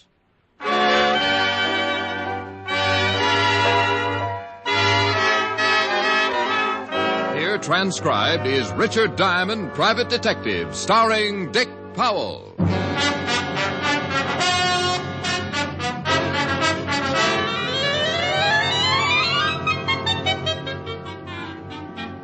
Now, in my business, I run into a lot of people, make a few friends, and a lot of enemies. I remember a few weeks ago when one of those friends walked all the way over from 31st Street to tell me about his trouble and leave me a share of it. His name is Angelino Giuseppe, and he runs a butcher shop. Little guy with a big, broad stomach and a smile to match. I met him when I was on the force. He used to stop in and buy some cold cuts or a pound of bacon. I liked his smile, and I always hung around for one of his bad jokes. But when he came into my office that afternoon, pushing his big stomach in front of him, I spotted trouble right away. The smile was gone. Well, Angelino. Hello, Mr. Diamond. Haven't seen you in a long time. Come stai? Sto male. Yeah, I can tell. Oh, what's the trouble? The pig's knuckles got arthritis? Pig's knuckles? That's better now. That's more like my answer. You always kidding. You make it easy to smile. Yeah. Accetti. Grazie. All right, Angie, let's have it. What's wrong? Well, I'm going to ask you to do something. I can't pay you. We'll talk about it later. You can take it out in a trade. That'll run into a lot of ham hocks, Angelino. Well, I want to pay you. Well, I can always throw a barbecue. Now, tell me about it. Well, you see, it's like this. I come to you as a sort of a representative from all the other butcher shops, the independent ones. I see. I ain't the only one that's worried, so all the butchers got together last night and decided to do something about it. All of the independent butcher shops? That's right. Every week, a couple of guys come around and collect. Now, if we don't pay, we get our shops bust up, and if that ain't enough, we get our heads busted too. Look, see, I still got 3 stitches right here in the top of my head. Oh, I see. Well, that's a nice job. Doctor must have used a loom. I got this last week when these 2 guys came for the money. I couldn't pay, so one of them hit me with a blackjack. Oh, that's too bad. What about the law, Angelino? That'd give you the right kind of protection. Well, we discussed that at the meeting, but we decided it was too dangerous. We've been warned. If we go to the police, we get hurt bad. Well, we all got families, Mr. Diamond. We can't take the chance. Now, have the 2 men who beat you up been back? No, but they will be. Okay, let's go. Well, we're going someplace? Yep, we are going someplace. You don't know it, Angie, but you just hired yourself a new assistant. I have? You certainly have.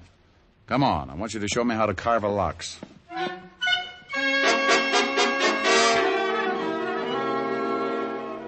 Well, that's what happens when your reputation gets around the butcher shops. I'd been telling Angelino what a great detective I was for the past 10 years, but I should have known he'd never take my word for it, so I had to prove it. We went out, grabbed a cab, and 15 minutes later I was standing behind the butcher shop counter. Angelino handed me a white apron. I don't get it. Why you want to be a butcher? Angie, you want me to get a line on these guys who do the collecting, don't you? Well, sure. Well, I can only think of 2 ways I could watch them and not look suspicious. Make like a butcher, or crawl in with the ground round. Crawl in. Think of what would happen if someone looked down for the price of ground round and caught it staring back at them. That's so funny. Oh, now, come on, Angie. It wasn't that funny. Well, customer. Oh, nothing like learning firsthand. Let me handle the sale. Well, you think you can? Sure. Here she comes. Oh, good morning, Mrs. Hennessy. Oh, good morning, Mr. Angelino. Well, business must be good. I see you have a new butcher. Oh, yes. This Mr. Hangtooth. Mr. Hangtooth. Hangtooth? Good morning, Mrs. Hennessy. Something I can do for you? Oh, yes. How much is the lamb shoulder today? Which one? What? Look, maybe you better let me... relax, Angie. I'll make it. Which shoulder would you like, Mrs. Hennessy? Is there a difference, young man? Oh, yes. You see, this lamb here is really a ram. A ram? That's right. Hurt his shoulder playing against the Cardinals last season. We're also selling his shoulder pads at 21 cents a pound. Mr. Angelino. You'll find him hanging in the back with the spare ribs. Now, Mrs. Hennessy, if you can tell me which shoulder you want, I'll wrap it up and send it off tackle between the liver and the... Well, I never... Of course you haven't. That's the trouble with you people. Here's a nice little ram that played his heart out. And... Oh, by the way, the heart is special today, 11 cents a pound. Angie. She's gone, huh? Like laundry in a tornado. But what do you want to do that for, Mr. Diamond? She was one of my best customers. I wanted to get her out of here, and I wanted to get her out in a hurry. Just as she came in, I spotted two guys heading this way. When they saw her, they backed off. Look, they're standing across the street right now. Where? Right over there. You see them? In front of the drugstore. Yeah, that's them. It is? They're the ones that hit me. They're the ones that come around collecting. Oh, well, they're coming again. You better duck. I'll take care of it. Well, listen, please, you be careful. They're pretty rough monkeys. Go on, Angie, and beat it. They're almost here. All right. I'll be in the back. Okay. How mile can a cigarette be? Make the camel 30-day test and you... Well, good morning, gentlemen. What can I do for you? Hey, where's Angelino? Oh, well, he's out buying some old buffalo. I'm the new assistant. Buffalo? Shut up. Well, tell me, new assistant. When'll he be back? Well, it's hard to say, gentlemen. These buffalo are in Wyoming. Oh, yeah? Carl, I think this guy's trying to be funny. You, my friend, win yourself a lamb chop. How'll you have it, with or without the bloomers? Hey, you know something, Red? I think you're right. Hey, what's your name, laughing boy? Hangtooth. Hangtooth? Oh, I'm going to have more fun with that. So's everybody. Well, look, Hangtooth, you know who we are? How many guesses? You won't need even one. We're in a hurry. We're collectors. Oh, well, we put all the scraps out and back in a can. You can't miss it. I don't like you. Well, I have a friend. Maybe we could double date. Look, let's stop the clowning. If Angelino didn't tell you about us, it's going to be too bad for you. We're here for some money. We get every week $25. Yeah, last week Angelino didn't have it, so he accidentally hit his head. We figured that all that blood would make him remember it this week. Well, I'm sorry, friend, but Angie didn't say anything about it. Tell me, what does he pay you boys for? Oh, little things. Protection, mostly. You see, if he paid us last week, he wouldn't have hit his head. You know something? I know a big, fat cop who would just love to hear all about this protection Angie's paying you for. You do, huh? Yeah, I do, huh? Well, look. Seeing as how you're a new boy around here, maybe we ought to tell you first. Why don't you do that? Yeah, let's go in the back. I like it here. I listen better. Oh, you do, huh? Is that all you guys can say? Now get out from behind that counter. I want to explain the thing to you. Yeah, go on, Red. Explain it to Mr. Hagtooth. Hangtooth. You'll have to partner me. Don't hear so well. How's your hearing, Hangtooth? Depends on what I'm listening to. Well, listen to this real good. Seeing as how you're working for Angelino, you're going to need protection, too. So let's have the $25. I want to know what I'm buying. Oh, sure.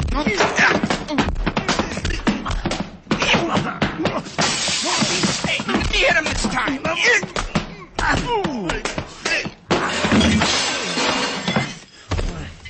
Hey, a rough one. Yeah, you're bleeding. Yeah. Want to get rough, Hangtooth? Hey, you're liable to kill him. Yeah. Let him alone. Hey, we better get out of here. Yeah. We'll come back for Angelino later.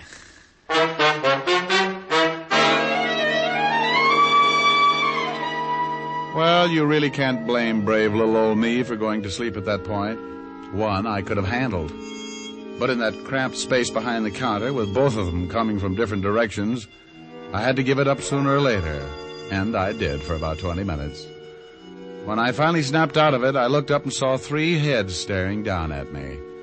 2 herring with Angelino in the middle. Hey, Mr. Diamond, you're right. Oh, lovely. Here, let me help you get up. Swell. Now, look for my eyes, will you, Angie? I didn't know what to do. I guess I should have called the police. Oh, fine time to tell me. Let me sit down. When I thought about calling the police, I also thought about my family. Those 2 men might beat up my family just like this. Yeah, I guess you're right. Mr. Diamond, please, you better forget about this. It's too dangerous. When they come back, I'll pay them the money and nobody gets hurt. Look, Angie, I can understand why you're scared. Those 2 headhunters aren't kidding, but you can't let them get away with it. I can and I will. I ain't taking no more chances. First they bust up my shop, and then they bust up me, and now you. No thanks. I got enough. Okay, Angie, but not me. What are you going to do? Well, I got a sore face and a nasty disposition. I won't get back to normal until I find those 2 guys and tie their necks in a bow.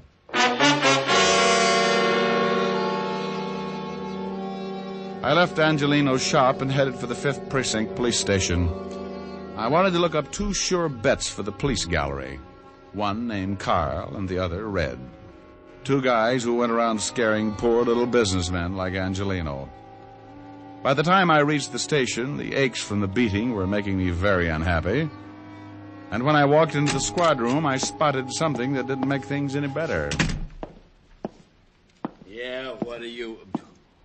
Holy cow, Diamond. Well, Sergeant Otis, I'm glad you noticed.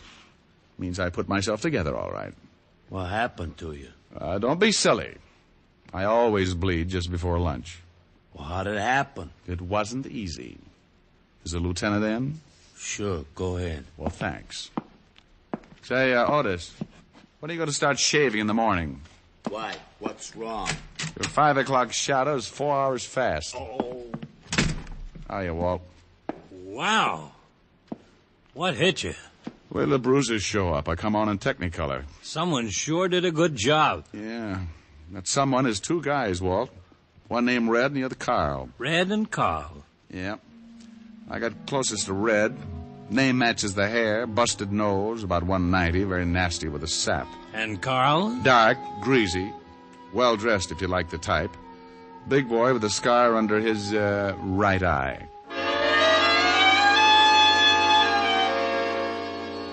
I gave Walt the complete descriptions and briefed him on what had happened in Angelino's shop. We went down to the mug file and started going through pictures. 20 minutes and 8 dozen charming photographs later, I found what I was looking for. I showed them to Walt, and he said, "Oh, you know him?" Yeah, Carl Tate and Red Dillon. Here's the package. Dozen arrests, half a dozen convictions between them. Very impressive. Couple of muscle men. What do they go after you for? I've been pulling a protection racket on some of the independent butcher shops. Who do they work for? He used to work for Jack Arno before he got sent up. I know they're not working this setup alone. It's too big. No, they wouldn't be. Hey, Tiny Easter's in town. Tiny Easter? Oh, used to be Arno's right-hand boy. That's right. Came in about a month ago. I'd love to get something on him. Nobody's ever been able to nail him. Well, it adds up.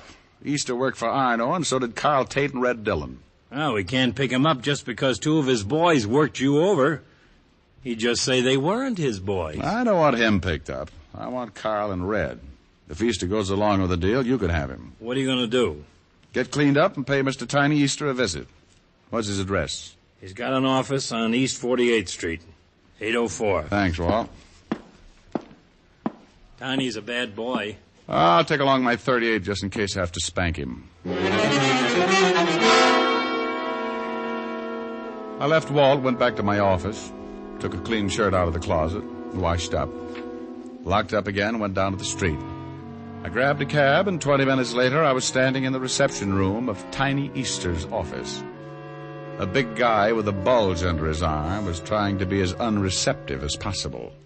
So you want to see Easter? You have an appointment? No, I haven't got an appointment.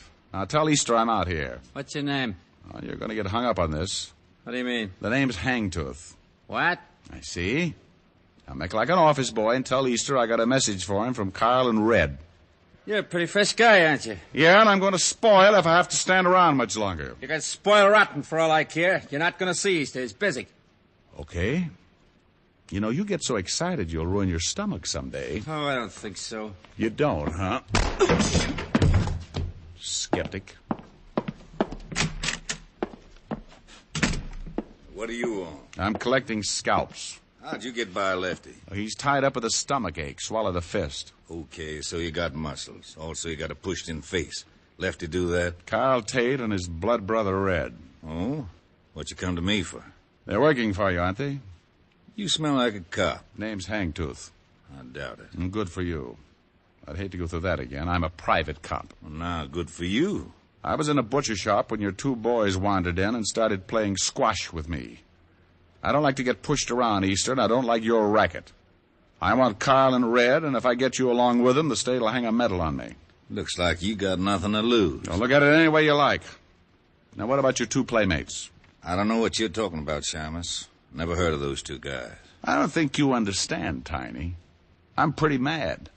I'm going to find these two guys, and I'm going to do it even if I have to be unpleasant with you. Just what do you mean by unpleasant, Mr. Hangtooth? You break a leg, that's unpleasant. Ow! Don't try to pull a gun on me. You busted my hand. Take your foot off. Drop the gun in the drawer. Okay. My hand's busted. I'll take the hand out, empty. Oh. Now, let me explain it again. If you go out and shoot 12 people tomorrow, I'm going to be sore about it. But when you start intimidating a bunch of hard-working little guys and their families, I go off like a skyrocket. And then when a couple of your cheap gunsels push me around, I explode. I tell you, I don't know these guys. Oh! Look, Easter, please believe me. I don't know them. You worked with them in Chicago. Ah! I'm telling you the truth, Easter. I'll work you over till you look like an eggplant in a subway. Look, whatever your name is, I got boys. They'll take care of you. Who's going to tell them to do it? I am. With your jaw broken? Oh! Now, where do I find Carl and Red? Oh, you knocked all my teeth loose. I got 31 to go. I guess you really don't understand. Yes, I understand. Now, where are they? You still need some encouragement? No, in the warehouse by the 14th Street docks. What warehouse? Rogers and Sons. Big sign on the top. You mind if I use your phone? Go ahead. Don't you know it's not polite to listen, Easter? Well, what do you want me to do? Go to sleep. No!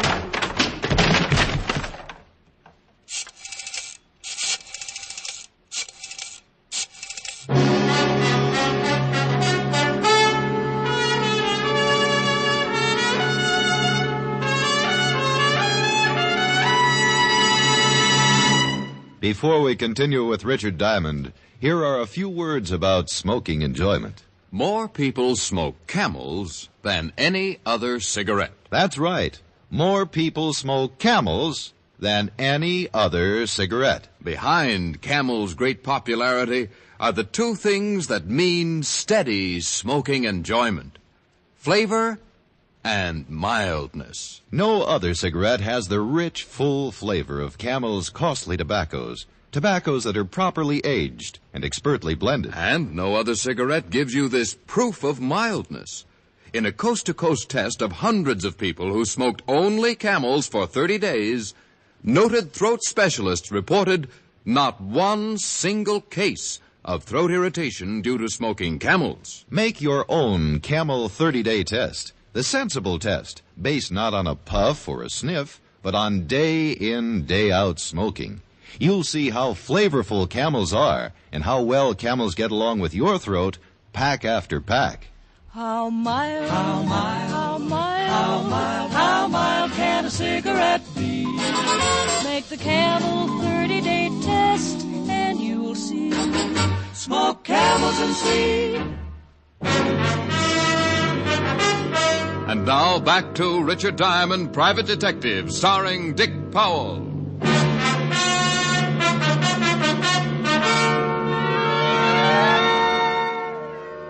I put in a call to Walt and told him what had happened. He said he'd send a couple of men down to pick up Easter and agreed to meet me at the warehouse. It was getting late in the afternoon when my cab pulled up near the river and I got out. A cold breeze was kicking up little patches of white on the water, and the light fog was moving in from the Atlantic as I started down toward a big building with a sign on the top that read, Rogers & Sons Importing. The place was boarded up, but a window in the basement showed signs of recent use, so I jimmied it open and dropped down on the dark, cold pavement. I held my breath and listened. The place was as quiet as a tomb, so I moved across the room until I found a flight of stairs and went up to the main floor. I opened the door and listened again. It sure is getting cold in here. Yeah, How long are we going to have to stay here? till Easter tells us to leave. Now relax. It was Carl and Red, all right. They were somewhere in the warehouse, so I kept on my toes and moved as quietly as possible toward the voices. You want to play some cards or something? Yeah, it's okay with me. I don't know why we got to hide out like this. Because Easter said to, that's why. We gotta stay cool till he finds out about that guy we worked over this morning. Hagtooth? Yeah, might have been a cop. So what? We were cops over before. I'm cold. Look, just steal the cards. Yeah? What? He did, huh? Hey, what's the matter? Boss! Hey! What's the matter? I don't know, that was Easter. The guy we worked over was in his office, tied him up. He got loose, but the guy's headed down here. Hagtooth? Yeah, just as Easter was gonna say what to do, sounded like he got in a fight. The cops? Yeah, I think we better get out of here. Afternoon, boy. Huh? Hagtooth. Hangtooth. Come back here, Carl. Help me! You shouldn't have pulled a gun, Red. Since when do you butchers carry rods? Since we get pushed around by guys like you. You're the doctor. I'm shot bad. I can't take it back. They'll all be here in a minute. You're a lousy butcher. I hope Carl pays you good. I'll see that he gets the chance to try. I left Red lying on his face and ran toward the front of the building. The only way out was that window in the back, and Carl was sure to be hiding somewhere in the dark, hoping to get around me and head for the basement. There were a dozen places to hide in that warehouse, but I had one advantage. He couldn't see me any better than I could see him. I stopped and listened. Come on, Carl. Red's hurt pretty bad, and the law's on the way. You got to get me before you can get out of here.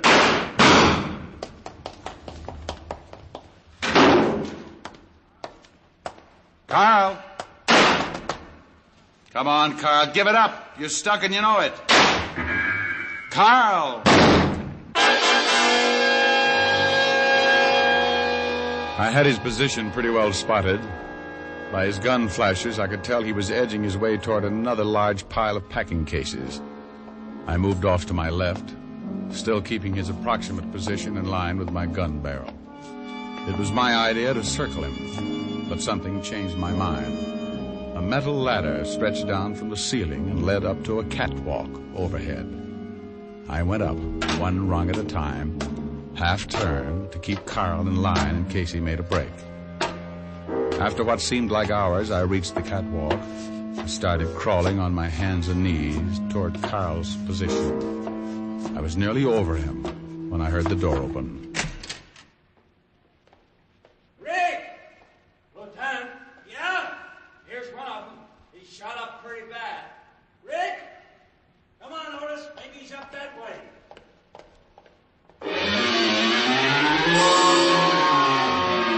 I couldn't answer him, and he was heading right for Carl. I kept looking down, hoping Carl would show himself. Walt got nearer, and I held my breath. Just then, Carl stepped out and aimed his gun at him. I beat him to it. Lieutenant, shut up. It's okay, Walt. I got him. Where are you? I'm up here on the... Oh. There he is up there. Rick. Good grief. Yeah, good grief. Get Otis out of here, will you? What's so funny, Lieutenant? If you knew Otis, you could rib Diamond for the rest of his life. Yeah? Walt. Come on, tell me what it is. Walt? Okay. Get out of here, Otis. Oh, Lieutenant. You heard him, Otis. Now beat it. Yeah, go on, Otis. Oh, gee, Lieutenant, won't you even... No, he won't. Now you beat it. It's real funny, isn't it? It sure is. I just saved your life and you stand down there and you... Well, don't look down. Get the fire department. Don't you ever think about these things before you start climbing ladders? Well, it was the only way I could get the position to shoot. I just didn't think. For a guy who can't stand high places. Walt.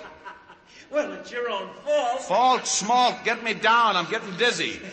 It's only about 50 feet to the floor. Walt! Great big boy like you. If you don't get the fire department... Okay. Oh, you big fat ox. I hate you.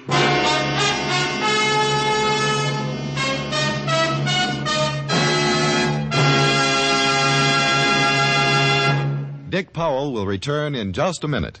According to a repeated nationwide survey, more doctors smoke Camels than any other cigarette. Again, doctors in every branch of medicine, doctors in all parts of the country have been asked what cigarette they smoke. Again, the brand named most was Camel. Friends, make the sensible cigarette test. Smoke only Camels for 30 days, and you'll see why so many people say, once a Camel smoker, always a Camel smoker. And remember, your best buy is Camels by the carton. How mild, how mild, how mild, how mild, how mild can a cigarette be? Make the Camel 30-day test, and you'll see. Smoke Camels and see.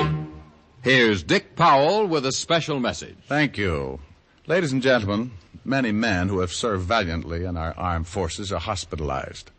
And as a tribute, the makers of Camels send them gift cigarettes to hospitals in the country and overseas. This week's Camels go to Veterans Hospitals, Dallas, Texas, and Phoenix, Arizona, U.S. Naval Hospital, Pensacola, Florida, and to all hospitals operated by the European Command of the U.S. Army. Now, until next week, enjoy Camels. I always do.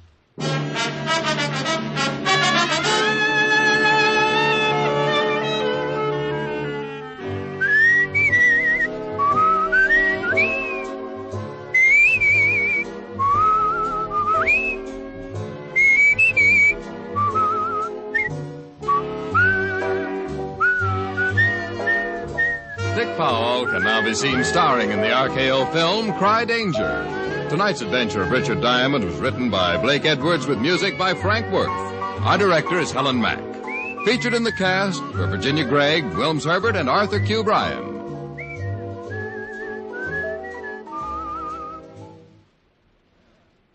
Men, whether you buy the handy pocket tin or the big 1-pound tin of Prince Albert, you're in for real smoking joy. PA's Choice Tobacco has a rich taste and delightful natural aroma. It's specially treated to ensure against tongue bite, and it's crimp cut for smooth, even, cool smoking. Get Prince Albert, the National Joy Smoke, America's largest selling smoking tobacco.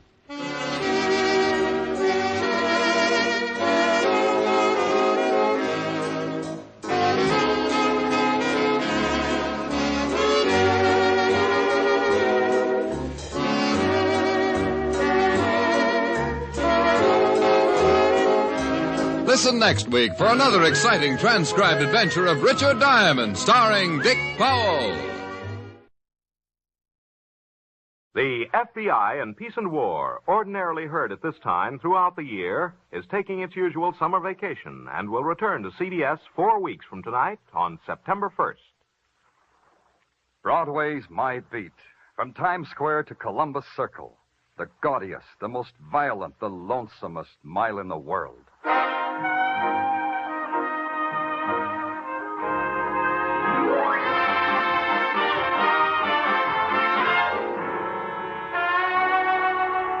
Broadway's My Beat, with Larry Thor as Detective Danny Clover.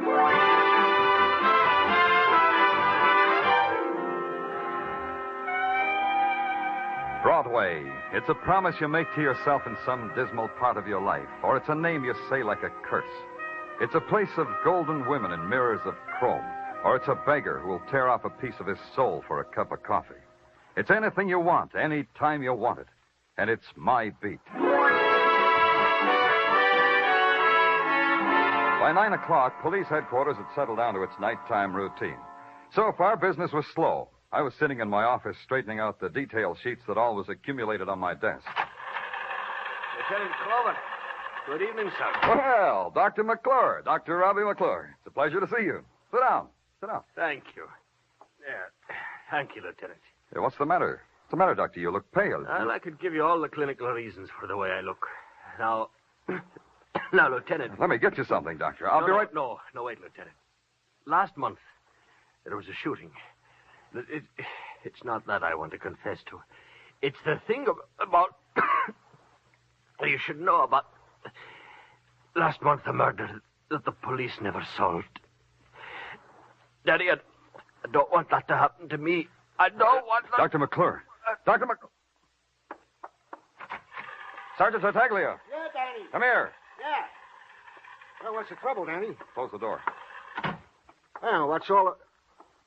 Well, Danny, what's the matter with Doc McClure? He's dead. What? Flip his coat aside. You'll see why. Oh, Danny. From the size of the wound, I'd say it was from a .22 fired from up close.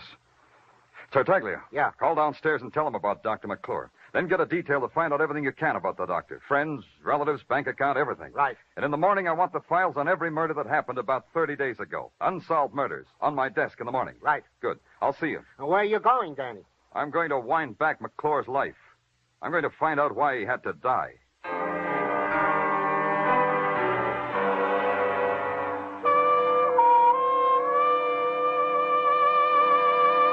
The great buildings of the city lean against the night in crazy, tilted angles, like lighted toys deserted by a sleepy giant. And there's the feeling that unless you walk carefully, you'll upset their insane balance. But Dr. Robbie McClure's office building was different. It sat square and solid on its haunches, and when you pressed the night buzzer, it growled at you.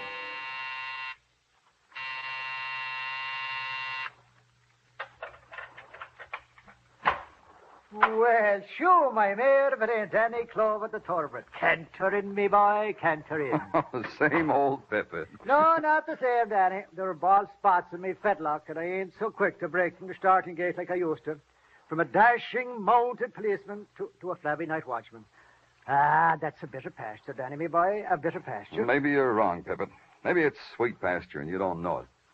Pippin, you know Dr. Robbie McClure, don't you? Sure I do. A great surgeon. But what a waste, what a waste. How do you mean? Sure he was a genius. Should have been a veterinarian. What else would I mean, Danny? What else, of course. You know what time he left his office tonight? I do. I have it right here in my book. Now, let me take a look. Oh, yeah. Here it is. 8:40 in the p.m. Was he alone? No. He was in the company of the sleekest, prettiest, raciest-looking filly. It's been my pleasure since I cavorted in the mounted police. Did you have her signature? Oh, no. She was the doctor's patient. Or guest, or best bet for tomorrow. Night watchmen are discreet, Danny. Some ladies, they don't ask to sign out. Well, ask him from now on, Pippin. Huh? I mean it. Have you got any idea where they went? No, Danny, but they took a cab from that hack stand out there in front. Did you see whose cab they took? Yes, I did. I opened the door for them. They took Irv Newman's cab. If you want Irv, you'll probably find him at his home. I know those hacky scripters, you know. Well, thanks, Pippin. If you get a lump of sugar in the mail, it's from me.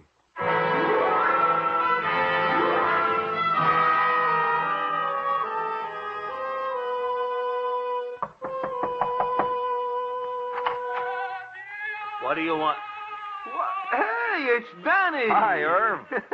Hey, Rose, it's Danny. Who? Danny Clover of New York's finest. So he's going to help me wash the dishes already? Pay no attention to Rose, Danny. She's moody tonight. Come on in. Thanks, Irv. Now, sit down, Danny. Sit down. Irv, I offer you something, a glass of tea, a cold beer. I got it. How about one of Rose's blintzes, huh? Hey, Rose. Never mind, Irv. Don't bother Rose. What's the bother? Even if she's moody, she can't wrestle you up a blintz. Oh, I'm here on business, Irv. Some other time. Oh, business? Hey, Rose. Huh? Come here. Huh? Shut off Caruso. Huh? Make quiet Caruso. Like you, Caruso.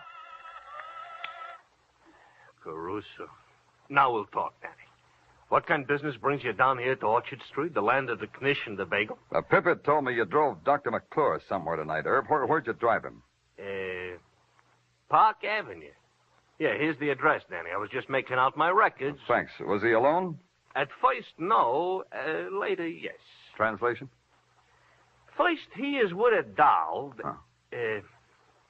Lean over, Danny. Rose shouldn't hear.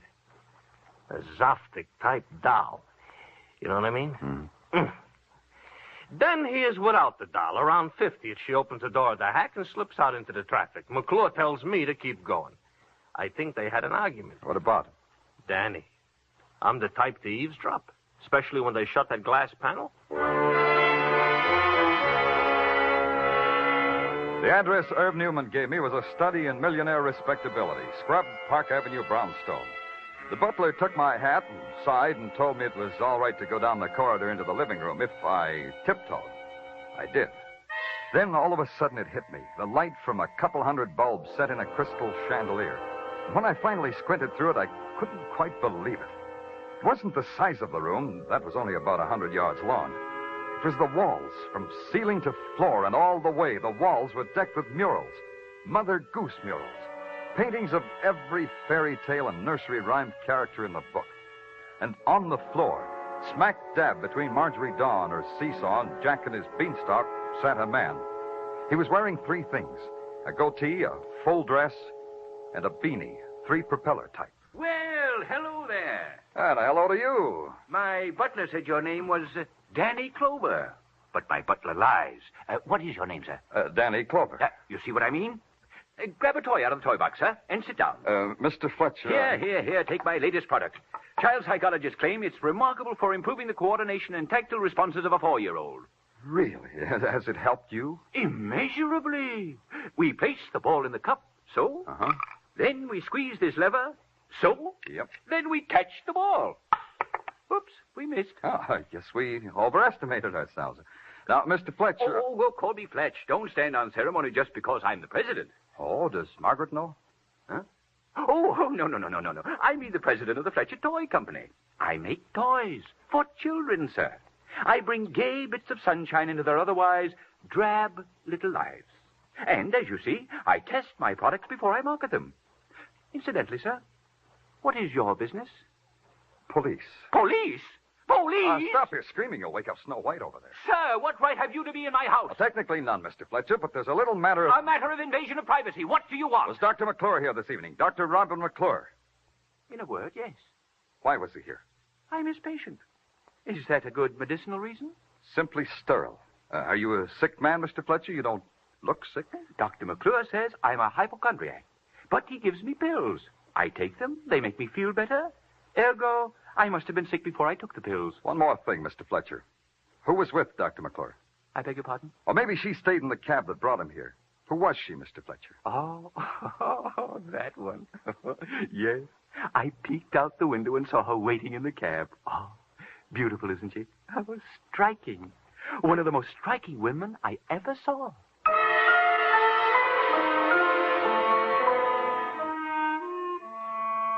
I blew at the top propeller in Fletcher's beanie, and then the butler came in and ushered me out in the downdraft. Lying must have been one of the little games they played in that $1 million house. Fletch said the butler lied. Then Fletcher lied about a girl he hadn't seen, a girl who was a question mark or an answer in the murder of Dr. Robbie McClure.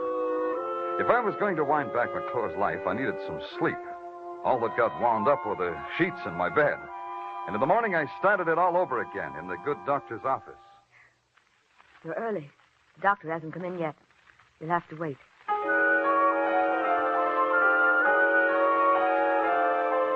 Everything about her was anonymous. The white shoes, the white stockings, the starched white uniform, the starched white face, and the mouth, scarlet and thin, that she wore like a ribbon of merit. You're a new patient? Fill out this card, please. Not a patient.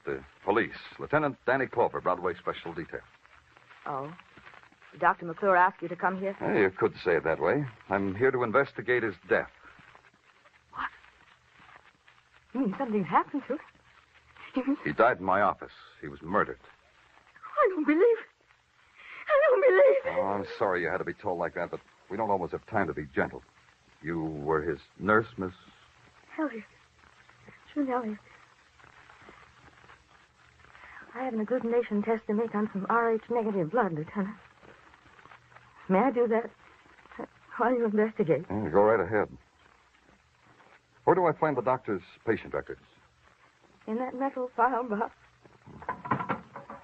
You've been with the doctor long, Miss Elliott? 3 years. Pardon me, Lieutenant. I need that slide. It's the usual question. Did he have any enemies? You knew him. What do you think, Lieutenant? Doesn't matter what I think. He was a fine man. Generous and kind. I'll need that microscope. Oh, sorry. This is strange. In the patient's file? What's strange, Lieutenant? This card has a name and a date. All the other cards are filled with case histories. All this has is a name and a date. Dorothy Rivers, June 29th. Isn't that strange, Miss Elliott? The files were the doctor's responsibility. He had his own way of keeping. Then you don't know anything about a patient named Dorothy Rivers or this date. Nothing, Lieutenant. May I take this with me? You're the police. You do anything you like. I'll have to turn the lights out now, Lieutenant, for the test. Go ahead, Miss Elliott. Go ahead. This will do for now. And thank you, Miss Elliott. Goodbye, Lieutenant.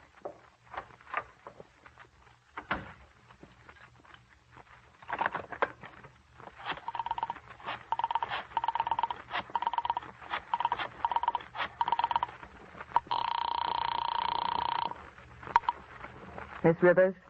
Miss Dorothy Rivers? Dr. McClure's office. We advise a rest. A long rest in a quiet place.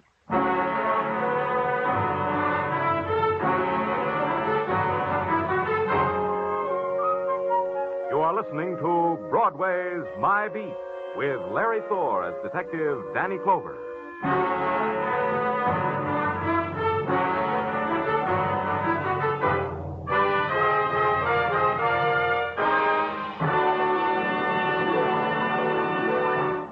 If murder should suddenly explode in your face, you'd know how Casey, crime photographer, feels tonight in the drama titled Sellout. That's exactly what happens to Casey. A routine newspaper case suddenly erupts into a savage murder mystery which requires the sharpest thinking and fastest action of the crime photographer to solve. Crime Photographer is yours for the listening every Thursday evening, as is the other thriller, Escape. Tonight, Escape brings you Leiningen versus the Ant, a top story of harrowing adventure on a top program. Remember Escape and Crime Photographer tonight over most of these same CBS stations. Now, back to Broadway's My Beat.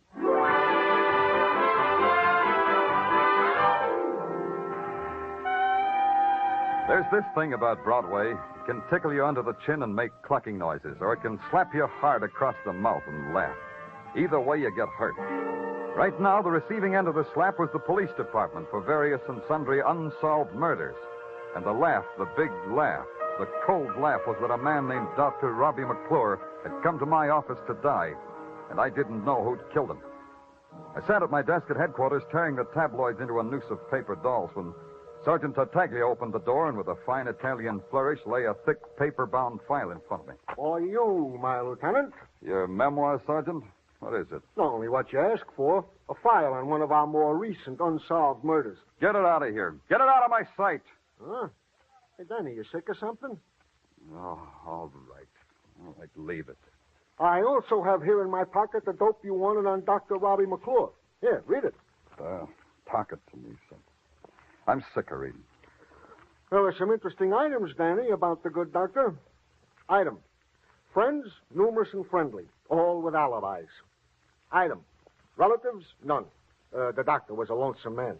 Are your wife and kids, Tartaglia? Oh, great, Danny, just great. Hey, you should see the latest, little Christina. I bet she's a doll. Go on with the items. Huh? Oh, yeah. Item. And this is the one I think will interest you, Danny. On June 30th, Dr. Robbie McClure made a deposit in the Corn Exchange Bank in Bronxville. 10,000 crisp, cool, clean dollars. June 30th, huh? Now you can talk to me about the recent unsolved murder. As follows. A man named Martin James was murdered in his Sutton Place penthouse apartment at a party, night of June 29th. Yeah? He was asked to step outside, and he was murdered. Martin had a gun. He fired one shot. The bullet from Martin James' gun was never found. We figured it took off across First Avenue. Tartaglia, there's a doctor's patient card over on the table over there. Tell me what it says on it. Sure, Danny, sure. Says Dorothy Rivers, June 29th. See a name like that on the James guest list? Wait a minute, Danny. Yeah, here it is, Dan. Dorothy Rivers. In an alphabetical list with a lot of other girls. Is your address there? All the girls have the same address. What?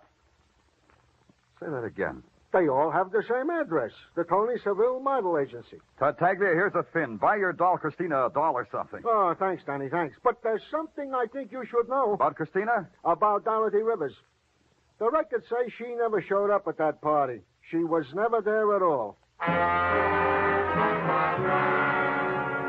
Tony Seville paid rent for his model agency in the Empire State Building. For this, he received the privilege of maintaining a 10-room suite on the 40th floor and decorating it with orchids and genuine neutrils. The other decorations were too numerous to mention. Delicate shadings of blonde and brunette. When they crossed their legs, the silk whispered. I started to whisper back, but a scented haze with magenta fingertips beckoned me into an inner office. She closed the door behind her, and all I was left with was a pork barrel in a double-breasted pinstripe named Tony Seville. My secretary whispered you are a policeman. How have I trespassed? I parked my car incorrectly, perhaps. I forgot to curb my dog. Let's stop rubbing noses, huh? I beg your pardon? Let's put it this way, simple and blunt. There's some questions I want you to answer for me. You must have a dull profession, asking questions. Very well. Ask a question. Mr. Seville, your agency supplied a half-dozen models to a party at the home of Martin James. Said party a little over a month ago, June 29th. Said home a penthouse on Sutton Place, right? Possibly right. However, don't underline your details with a sneer. My agency furnishes models as decorative baubles to any social function. One of your decorations on the evening I'm interested in was named Dorothy Rivers. How do I get in touch with her? You're a detective? Detect. What's her address, Seville? May I suggest a dragnet detective? Or any of the numerous machinations you police are oh so adept at? Her address, Seville. Where do I find her? You should be told. We only give the model's address to an approved client. I don't approve of you. Look, kid, sometimes I can forget I'm a cop. I can forget right now. I think you mean it. Yeah, try being cozy for one more second. I don't know where Dorothy Rivers is. I haven't seen her for a month. You can do better than that. The day after the party, she phoned. She said she was going on a vacation. You're doing fine, Seville. Keep it up. There's nothing more.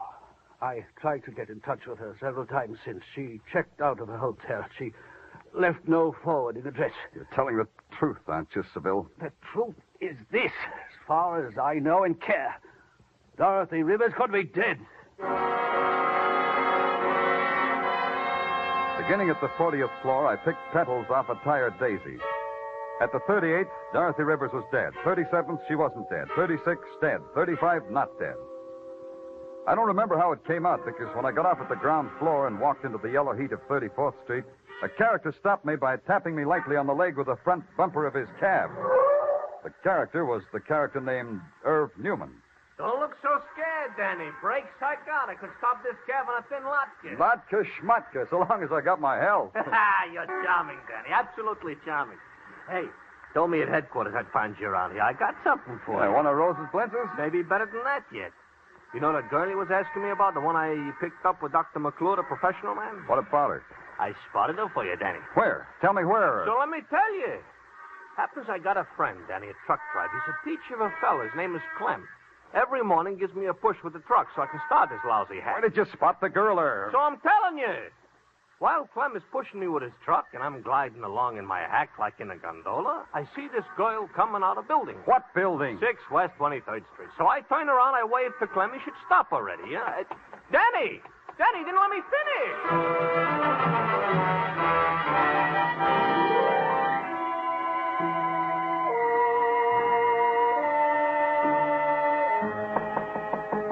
Yes, who is it?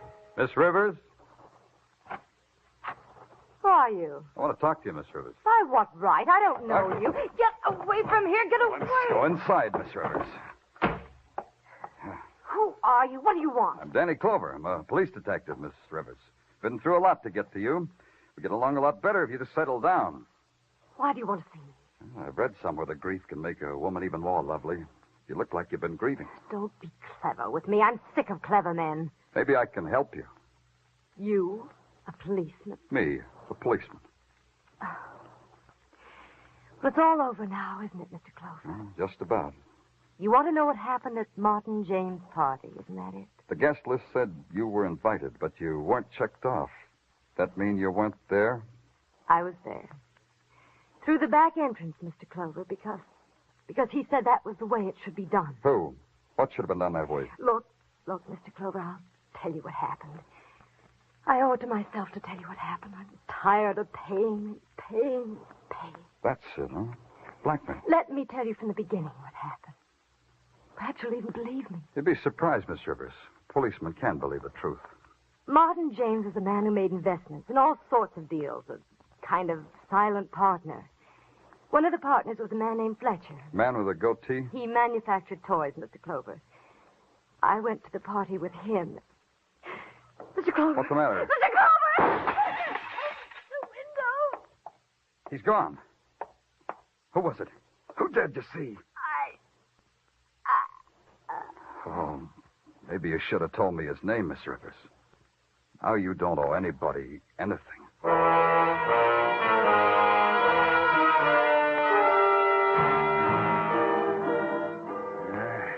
Even as a coroner, I say it's a shame, Danny. Such a beautiful girl. Shame. Yeah, it's a shame. What I've been waiting for is your report. Yeah, Dorothy Rivers. Age about 24. Bullet ended left sternum, pierced pericardium. That's the heart, Danny. Dead on arrival. That all? This girl was shot once before. She's got a healing wound that, well, it looks mighty like a bullet wound. It's right here, Danny. Yeah, that makes it all add up. That makes it add up just fine, Corner. Neat. Real neat. Hello, Fletcher. This is a friend, Fletcher. The payoff goes on just the same. Tonight, kid, 9 o'clock. So long, Fletcher.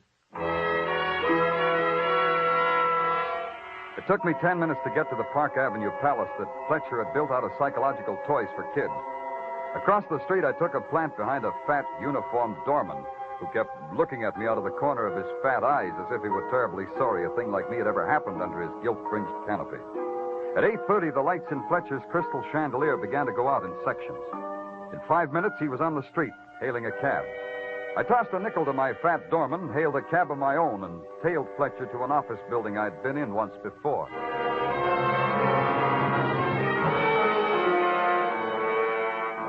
I watched him slip Tippett a bill and then walk down the corridor to a self-service elevator. I thought it'd be nice if he had company on his lonesome ride. He didn't. Police! Why am I constantly surrounded by police? Maybe because you bring sunshine into my drab life, Fletcher. You know how to work this thing? Well, of course. It's nothing but a toy. Allow me anyway. It's the 4th floor you want, isn't it? Well, no, not at all. Humor me, Fletcher. Let's make it 4.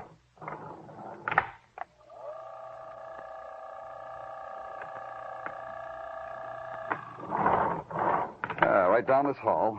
438, Dr. McClure's office. That's where you want to go, isn't it, Mr. Fletcher? There are obviously some titillating gyrations going on in that mechanical policeman's brain of yours. You will reveal them to me, please? I was waiting for you to ask me that in just that way. Here we are. After you, Mr. Fletcher. Oh, thank you. Now I reveal. The payoff money, Fletcher. Give it to me. Ah, of course. I see. I thought it was curious that I should have to keep paying blackmail to a dead man. Dr. McClure is dead, isn't he? The money, Mr. Fletcher. It's hard for me to say please. Well, here you are. $1,000. You'll want it weekly, I presume, just as I paid it before? That's cheap, isn't it, Fletcher, to buy off the electric chair? It's quite a toy, too, I hear. Yes, quite. Then you know, of course, that Dorothy Rivers and I murdered Martin James. Uh-huh. Oh, he deserved it, you know. He swindled me out of a good deal of money. What was Dorothy Rivers to you? Oh, now. You're talking like a policeman again. Dorothy Rivers was a toy, expensive and fragile. It made her all the more desirable. That and the fact that I could make her do anything I liked. Did you bring her back to life? What? Hey. No, don't get up, gentlemen. As long as I was eavesdropping, it makes me less of a lady. That gun's not becoming either, Nurse Elliot. Put it away, my dear. Toys like that make me nervous. I prefer this pose. Now, what were you saying, Lieutenant? Now that you're here, I've got even more to say. As a nurse, I'm a humanitarian, Lieutenant. You've got a minute more saying time. A man should never lie under the circumstances, huh? And if I told you this, if I told you that you were the blackmailer instead of Dr. McClure, what would you say? I'd say you were telling the truth. What? Then I've been paying all that money to this... Temper, Mr. Oh, Fletcher. Dr. McClure took the initial $10,000, all right, but the nurse here kept right on blackmailing you and Miss Rivers in the doctor's name.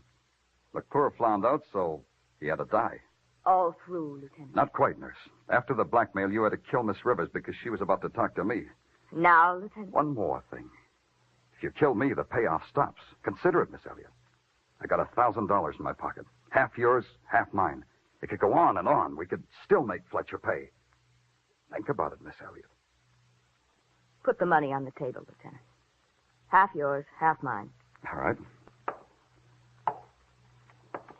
On the table. Thanks. I'll take mine, Lieutenant. Now. Yeah, now, Nurse Elliott. I'll kill you! I'll kill you! Put your arm, Nurse. Drop it. Drop the gun. Yeah, thanks. I'll lift it up for you, Lieutenant. I'll get the gun. Lift this, Fletcher. Got any smelling salts for Fletcher, nurse?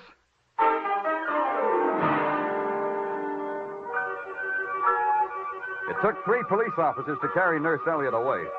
She tore at their faces and screamed in a language she hadn't picked up in medical books. Fletcher, he was different. He settled himself in the Black Maria, pulled out a solid gold yo-yo, and played with it all the way down to headquarters.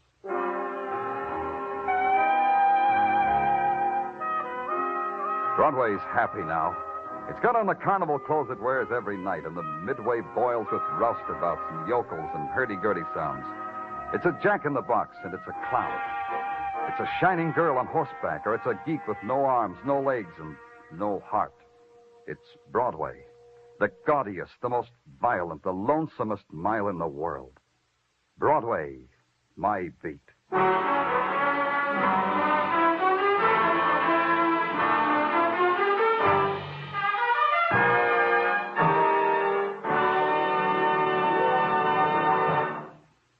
Broadway's My Beat, with Larry Thor as Detective Danny Clover, is produced and directed by Gordon T. Hughes, with script by Morton Fine and David Friedkin. Musical direction is by Lud Gluskin. Be sure to join us next week, same time, same station, for Broadway's My Beat.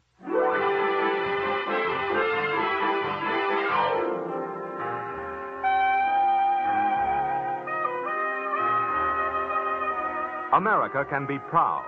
America is proud of the young men of our armed forces. Painstakingly trained as specialists in many fields, these servicemen will be the leaders in tomorrow's civilian life. Educational advantages open to today's servicemen are unparalleled if you can qualify. Look into the volunteer enlistment program now. This is CBS, the Columbia Broadcasting System.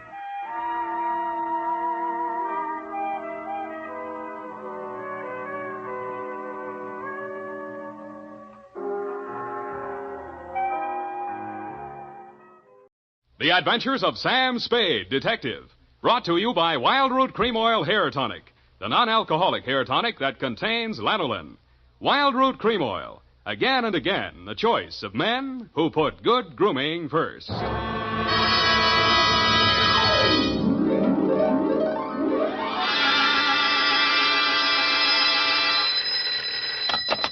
Spade Detective Agency. Sam, sweetheart.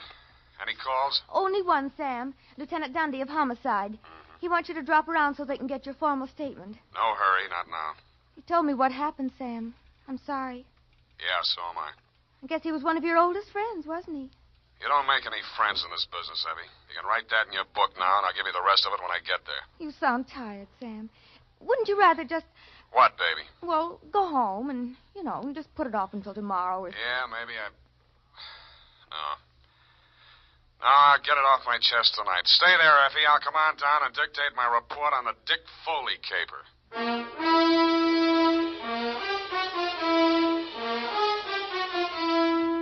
Dashiell Hammett, America's leading detective fiction writer and creator of Sam Spade, the hard-boiled private eye, and William Spear, radio's outstanding producer-director of mystery and crime drama, join their talents to make your hair stand on end with the adventures of Sam Spade.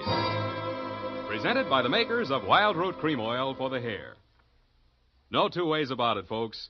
Hair that's well groomed can make all the difference in the world to a person's overall appearance. That's why so many men, women, boys, and girls are turning to the famous non-alcoholic hair tonic with lanolin, Wild Root Cream Oil. Wild Root Cream Oil grooms your hair neatly and naturally, relieves dryness, removes loose dandruff.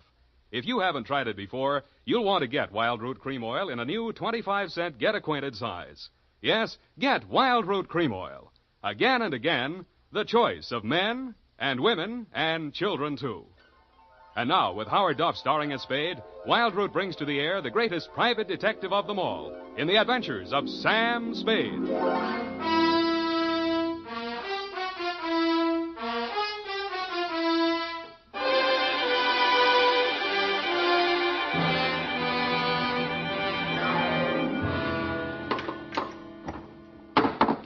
Nuts. Oh, here, Sam, let me. Am I that shaky? Say when. Just to the top of the glass. Now, that's enough. You'll spill it. Yeah. Sam, what you said over the phone about not making any friends in this business, you didn't really mean that, did you? Forget it. You can label this, a file on Dick Foley. Date, fill it in. Yes, Sam. To Dundee at Homicide, I guess, from Samuel Spade, license number 1375596. The facts are all here. If you can dig a formal statement out of it, you're welcome. I'd known Dick Foley ever since I took out my license. We'd worked several big capers together back in my days as a Continental Lot. He and Mickey Lanahan and I. Then he and Mickey opened their own office, Foley and Lanahan, Private Investigations. 5 years back, Mickey stopped the slug, and since then the sign on the door read Dick Foley Detective Agency. I'd seen Dick maybe 4 or 5 times in the last half a dozen years just to have a drink and chew the fat about the good old days. He never talked about his private life. I assumed he didn't have any. So when I went to his office day before yesterday in response to his call, I was surprised to find him in a clinch with one of the most beautiful nails I've ever seen. Oh, Sam. Well. Shall I come back after lunch? Sam, this is Maxine, my wife. Well, you don't deserve it, but I'm happy for you. I'll return the compliment, Sam. I've wanted to meet you for years, but Dick wouldn't introduce me. Now you know why. Well, you run along, honey. Sam's here on business. All right, Dick.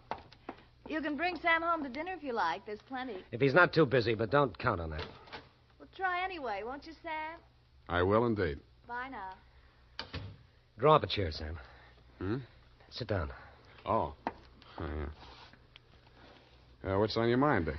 You remember Claude Spicer, that grifter I sent over for that jewelry store hike back in 43? You never told me you were married, Dick. I'm very happily married. Now, please pay attention. Claude Spicer, yeah. Yeah, I remember the caper. Wasn't there a dame involved?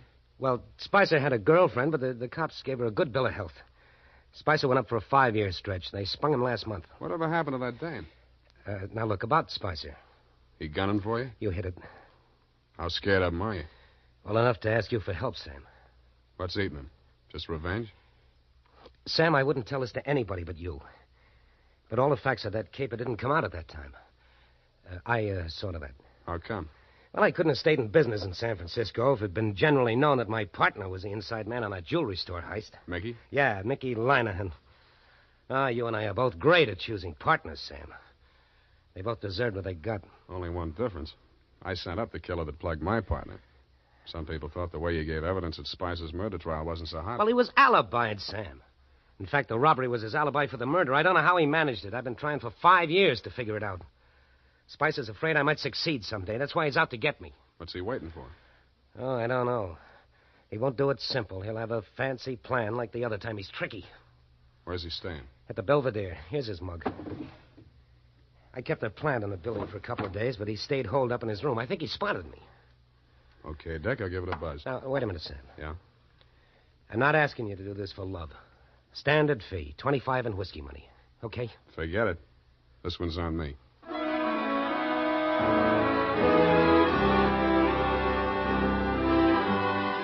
In the elevator on my way out, I studied the picture of Claude Spicer on the old police circular Dick had given me.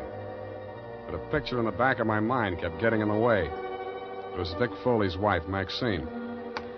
When I hit the street, I still saw her face before me, and it was no picture. Only pretty as. Sam, I waited for you. I've got to talk to you. My pleasure. Shall we confer in an adjacent cafe? Wherever you say. Only I don't want Dick to know. Then you shouldn't have married a detective. Please, Sam. How's this? Black watch. Yeah. Looks dark enough. Oh, that booth in the corner, it's secluded. Why not? Slide in. Oh, no, over here, stupid, not facing the street. Oh, sorry. I'm not much good at this sort of thing. Sam, I'm not asking you to tell me what it is, but if he's in really bad trouble, I think I have a right to know. What makes you think he's in trouble? Well, I'm not blind. You can't live with a man and not sense it when something goes wrong. I never thought Dick was the type to show it. Oh, he's tried to hide it from me, and I haven't said anything. I thought if he wanted me to know, he'd tell me. It was a wise thought. Hold on to it. Well, I meant to. But then a terrible possibility crossed my mind. Sam, it isn't me, is it? In what way? Well, you know what I mean. He's been away from home nights so much lately, and he questions me so closely about where I go and who I see and so on, and Well, I may as well ask you right out. Did he hire you to check up on me? Then that is it. No. You're not lying to me, Sam. Why should I? Dick says you're almost his oldest friend. He's talked so much about you. Then he must have told you I don't do that type of work. Why do you keep looking at me? Sorry, trying to place you, Maxine. I keep thinking I've seen you someplace before. Oh, it must have been my picture. I was an actress. Yeah. Picture. Yeah, maybe that was it. Why do you say it like that? Like what? Well, as if you were angry with me. Because I just got the caption on the picture. Well, Sam, wait. Come back. Yes, I had. And the caption was from a newspaper circa 1943. And it read, Actress Lovely cleared in Lanahan slaying. I flashed my tin star at the room clerk at the Belvedere, learned that Claude Spicer was in, and stuck around to make sure the clerk didn't buzz the room to tip him off. Around 4 in the p.m., Spicer went out, very dressed up, umbrella, gloves and all. He walked down Geary to Grant and turned north. A cold San Francisco drizzle started blowing up from the bay. I wished I'd brought my overcoat. A half a block up from California, he entered Grayson's jewelry store. I peeked through the rain-streaked show window after him. Inside, pawing eagerly through a tray full of diamond clips while a long-suffering clerk eyed her hopelessly from his side of the counter, was the actress Lovely. Maxine shot Spicer a quick glance of recognition as he entered, but they didn't speak. He took up a pose of gentlemanly patience, shrugged his eyebrows sympathetically at the clerk, and leaned elegantly on his umbrella while Maxine found fault with every piece of jewelry that was shoved in front of her. The bored expression left his face only once. That was when the clerk opened the vault and brought out some unset stones. Their act may have been fooling the clerk, but it was as plain as the nose on Spicer's face, a very plain nose it was, that they were sizing up the joint for a pushover. Maxine left first. He stayed long enough to buy a cigarette lighter and then followed her out. As I took out after him, I stopped to read the sticker on the inside of the glass door. It said, These premises protected by Dick Foley Detective Agency.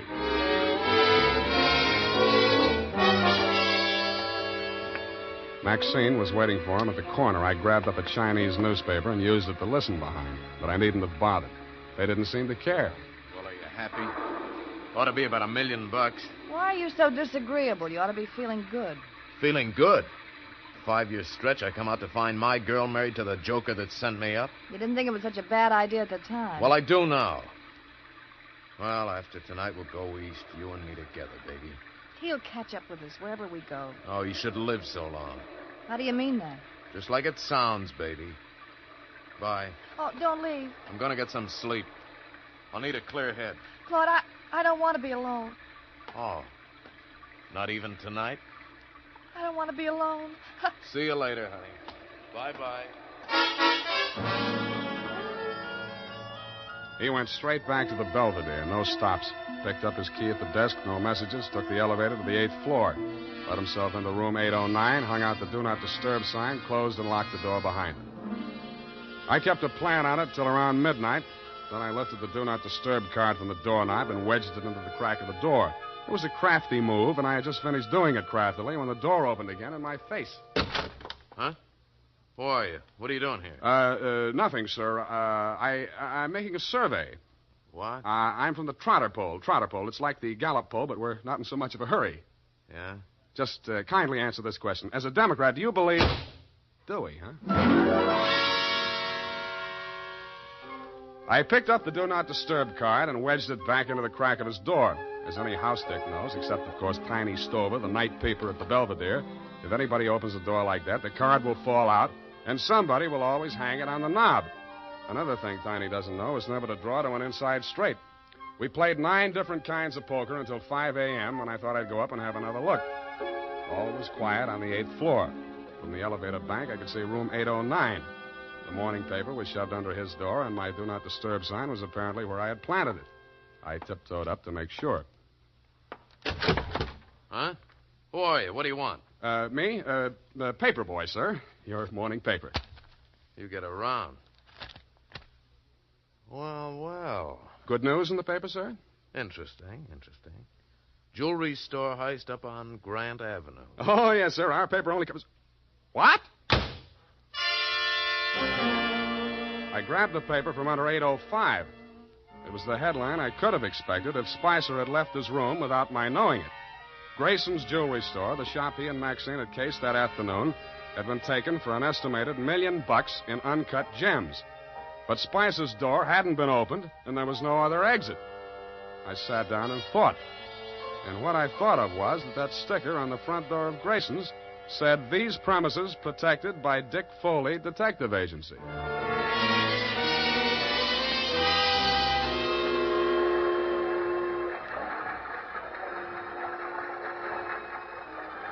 When the 6 a.m. Oakland ferry boat felt its way blindly out of the slip, Claude Spicer was aboard, and so was I.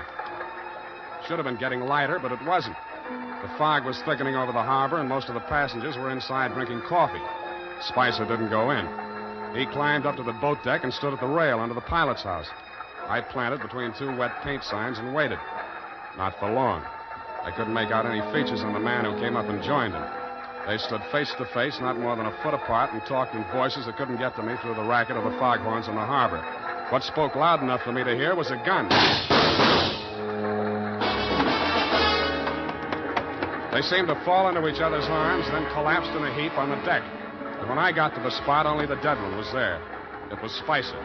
The other man had disappeared around the corner of the deck house.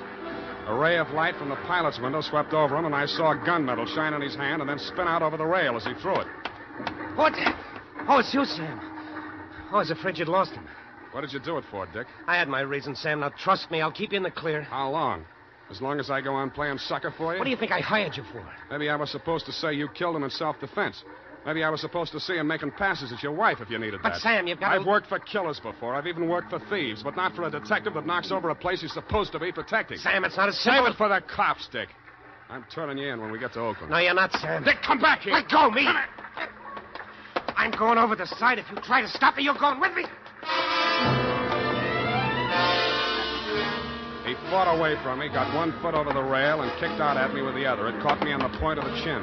I stumbled forward and grabbed out blind. I must have caught him by the belt just as he jumped. I remember something pulling me halfway over the rail and trying to get free of it. I did, but not soon enough. I was in midair, and the black water came rushing up to meet me.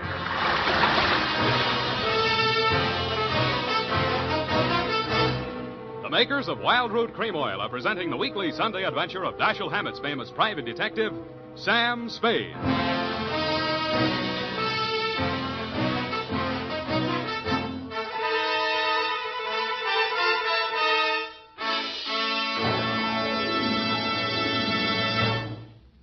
Now, here's important news on good grooming. If you want the well-groomed look that helps you get ahead socially and on the job, listen. Recently, thousands of people from coast to coast who bought Wild Root Cream Oil for the first time were asked, how does Wild Root Cream Oil compare with the hair tonic you previously used? The results were amazing. Better than 4 out of 5 who replied said they preferred Wild Root Cream Oil. Remember, non-alcoholic Wild Root Cream Oil contains lanolin. It grooms the hair naturally, relieves dryness, and removes loose, ugly dandruff. So if you want your hair to be more attractive than ever before, get the generous new 25-cent size of Wild Root Cream Oil, America's leading hair tonic, on sale at all drug and toilet goods counters. It's also available in larger economy bottles and the handy new tube. Get Wild Root Cream Oil. Again and again, the choice of men and women, and children, too. By the way, smart girls use wild root cream oil, too. And mothers say it's grand for training children's hair.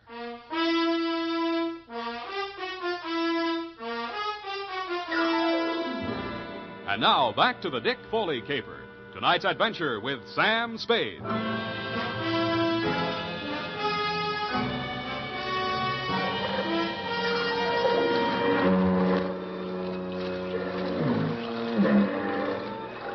I found myself mechanically keeping afloat somehow and trying to get out of my coat. I felt heavy and logged, as if I'd swallowed gallons of water. The murk hung low and thick. There was nothing else to be seen anywhere. I swallowed what felt like several more gallons before I got rid of the coat. From out of the misty fog blanket, from every direction, in a dozen different keys, from near and far, foghorns sounded. I stopped swimming and floated on my back, trying to determine my whereabouts. After a while, I picked out the moaning, evenly spaced blasts of the Alcatraz siren. But they came out of the fog without direction. Seemed to beat down on me from straight above. I was somewhere in San Francisco Bay, and that was all I knew. And I suspected the current was sweeping me out toward the Golden Gate. Then a light came up ahead of me suddenly. A boat passing a few yards away. I lifted my head and screamed. But the boat's siren, crying its warning, drowned out my shouts. It went on past, and the fog closed in behind it. Then I heard a new sound. Seagulls. I swam towards it, and it seemed to get lighter. Part of it was the dawn light beginning to cut through the fog blanket. But there was also a strange-looking man standing on the water and waving a green lantern back and forth. I yelled at him to wait for me, and a seagull got off his hat and flew away. When I got closer, I saw that it was not a man, but only a buoy, channel type. I used all the strength I had left to drag myself up on the base of it and let it rock me to sleep.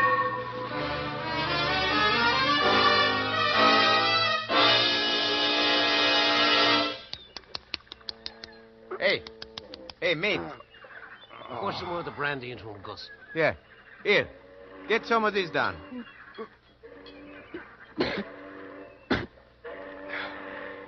Where are we? Hey, it ain't heaven. You can tell that by the smell. Oh, Fisherman's Wharf. Yeah, take it easy. We got ambulance coming. You going to the hospital? No, I'll be okay. Hey, give me a hand. Yeah, okay. Hey, you do us a favor, will you? Don't fall down till you get out of sight this time. We're tired of picking you up.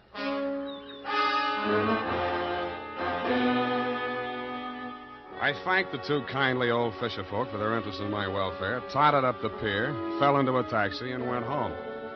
While I soaked out some of my aches and pains and chills, I did some stewing about the caper so far and stewed up enough anger to carry me through to the finish. I checked the Coast Guard for news of Dick Foley. They told me his body hadn't been recovered yet. I got dressed and went over to his office. The cops hadn't been there. I went through the file cabinet. And what I found under Foley Private had me so interested that I didn't hear Maxine come in until she closed the door. What are you looking for? You, baby. I'm for you. Sam. Come here. Oh, Sam. Nice. Huh? Oh, you dirty... Now, don't be mad, Maxine. A gun makes a woman bulge in the wrong place. It's not my gun. We'll see. Sam, Shut up. Now, starting with the rap Spicer went up for, the same pattern. The way you worked this one tells me how you worked it the first time. You get something on a private detective. The first time, 5 years ago, it was Dick's partner, Mickey Lanahan. Yeah. I don't know what Spicer had on him, but I do know he forced Dick to knock over Grayson's jewelry store last night. I won't listen to you. Okay, I'll talk to myself. I'm not saying you killed Mickey Lanahan, but Dick did frame an alibi for you, didn't he? Didn't he? Oh, you're hurting me. Good. Try spending a night swimming around in circles in the middle of the harbor sometime. See how you like that. All right, it's true. Dick did help me out of that old jam. I'm not ashamed of it. I'm proud our love was that important to him. No, Spicer. That same old double-cross. Only this time I'm standing where Dick did 5 years ago. Dick was set up as a patsy the same way Mickey Lanahan was, but he got smart and pulled the trigger first. Stop it. Stop it. Where did that hurt? You fool. I loved Dick. Yeah. I loved him. That's something you can't understand. But it happens that way, no matter what people are. You sound as if you really mean that. But you're a little late, aren't you? He's not dead. I'm sure he isn't. If he's not, he's really in trouble. What do you mean by that? I found something here in the files that Dick left, just in case Spicer got to him first. What is it? A confession to Mickey Linehan's murder. That's impossible. Were you there? What are you going to do with it? Turn it over to the police. But if he's still alive... It still counts, unless he shows and revokes it, but I don't think he will. Why? Because I won't back up a self-defense plea on the Spicer shooting. But you were Dick's friend. You were his friend. I wouldn't ask him to do it for me. Then what can I do for him? I'll do anything at all. Well, if he stays away, he's as good as dead. If he comes back, you'll get a jury trial. And if there are more men than women in the panel, he'd probably be acquitted on your testimony alone. Do you really think he might have a chance? With a jury, there's always a chance. Well, where is he? How can I get word to him? Well, if he's not fish food by now, there's one sure way of smoking him out. Something I can do. Nobody else. Please, tell me anything. Sign a confession of your own. Confession? Not Mickey Linehan's murder or anything they might nail you for. Swear that you shot Spicer. What? Well, you can always renege. Make both of you look good, sacrificing for each other. How about it? All right. Tell me what to write. I did. She signed it. I had Effie dispatch it to all the papers and news services, and then I brought it down to the hall. Naturally, you didn't believe a word of her confession, Dundee, but when I took you aside and explained my stratagem, you endorsed it heartily and had her booked. She pressed my hand and thanked me. The look of resignation on her face was so real it was hard to believe she was faking. When she turned her back to follow the matron down the corridor, I saw why. On the back of her coat, there was a smear of white paint. I remembered the wet paint signs on the Oakland ferry boat. Dick Foley gave himself up an hour after her confession hit the street. Screamed and yelled at everybody in homicide, trying to convince them that Maxine was innocent and he should take the full rap. But I'm afraid I queered that when we confronted him with the autopsy surgeon's report. He tried to bluff even then when he read it. Pellet A ended right side between third and fourth ribs, penetrated left lung. Pellet B, pleural membrane, side wound punctured. Well, so what, Sam? All three on the right side, angling up, you see? No! I don't know why. You even saw me on that boat. You saw me throw the gun over Oh, it. cut it out, Dick. What I saw was in the dark. But you two men were facing each other directly. If I were going to drop a man fast at close range, face to face like that, I would not put the gun in my left hand, twist it around, straining my wrist in the process, and pull the trigger with my thumb. Unless I were left-handed, double-jointed, and a trickier shot than you are. I'd blast him straight through the middle. All right, yes, it was Maxine. Well, that's good. Maybe you can get cured now. Why don't you open up some more? Let me put it down like it was business. All right, sir. Number one, Maxine killed your partner, Mickey Linehan, 5 years ago. Probable motive to eliminate him and send Spicer up for it. Yeah, she didn't figure on Spicer being smart enough to confess to the robbery, and that alibied him for the murder. 2, you perjured yourself to clear Maxine of the murder. Motive? To prevent the truth about your partner from coming out, and Maxine. It was motive enough for anything. Cut it out, will you? Sorry. 3, Spicer forced you to team up with him in the jewelry heist. How? Well, he threatened to make a full confession as accessory to Mickey's killing. I would have put the whole works on Maxine and leave him in the clear. Yeah.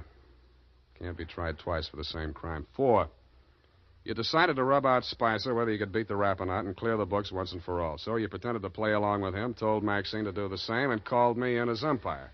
Yeah. Sam, I'm sorry.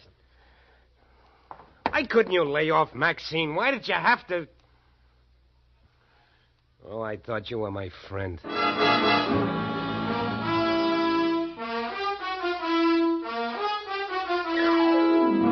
And that's about it. Period. End of friendship. Oh. You mean the confession that you tricked her into making turned out to... That's it, Effie. Oh. What'll happen to him? What about Dick Foley? Dick? Oh, they got him on a number of things, I suppose. May take some time out of him. But I think he'll be an okay guy again. With her out of the way. With her out of the way. Sam? Go and type it up, will you? It's late. I want to get out of here.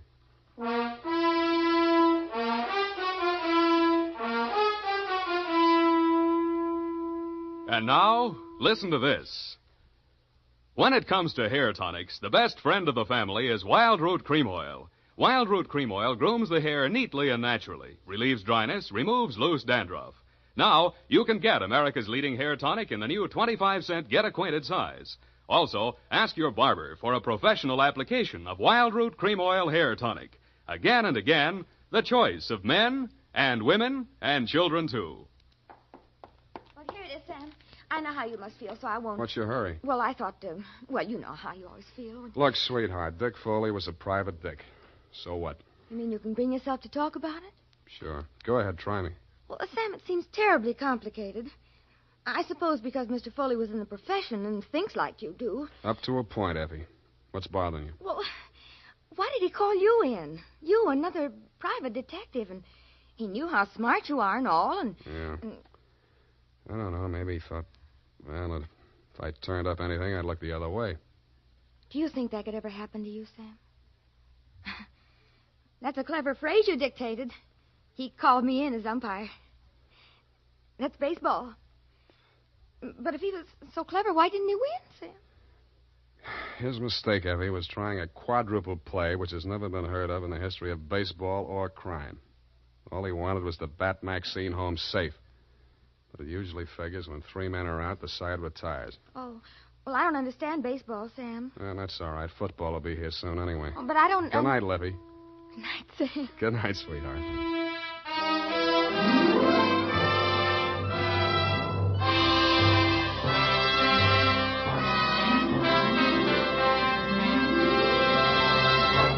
The Adventures of Sam Spade, Dashiell Hammett's famous private detective, are produced and directed by William Spear.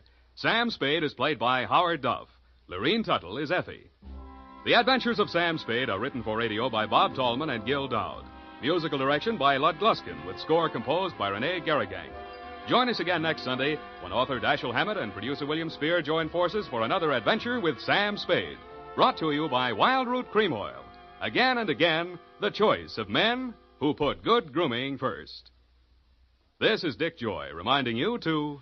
Get Wild Root Cream Oil, Charlie. It keeps your hair in trim.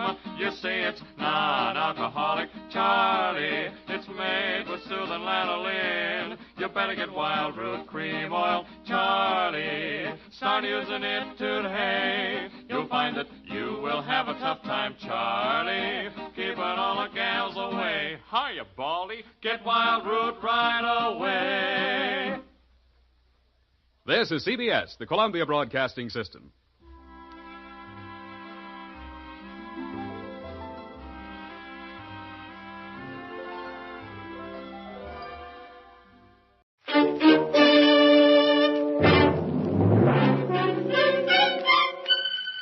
Box 13, with the star of Paramount Pictures, Alan Ladd, as Dan Holliday.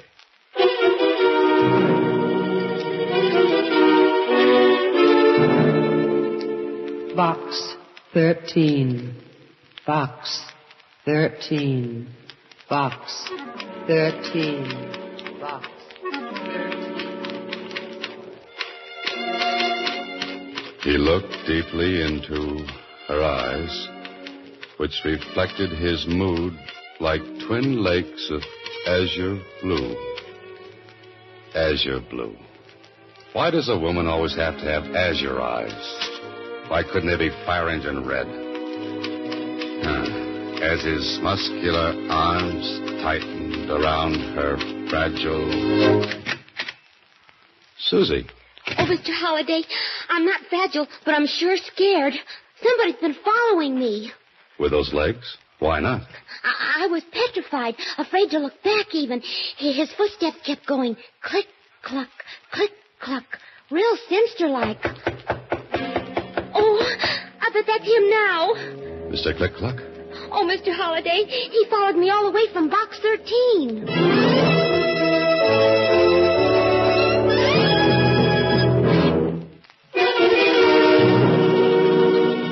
And now, Box 13, starring Alan Ladd as Dan Holliday.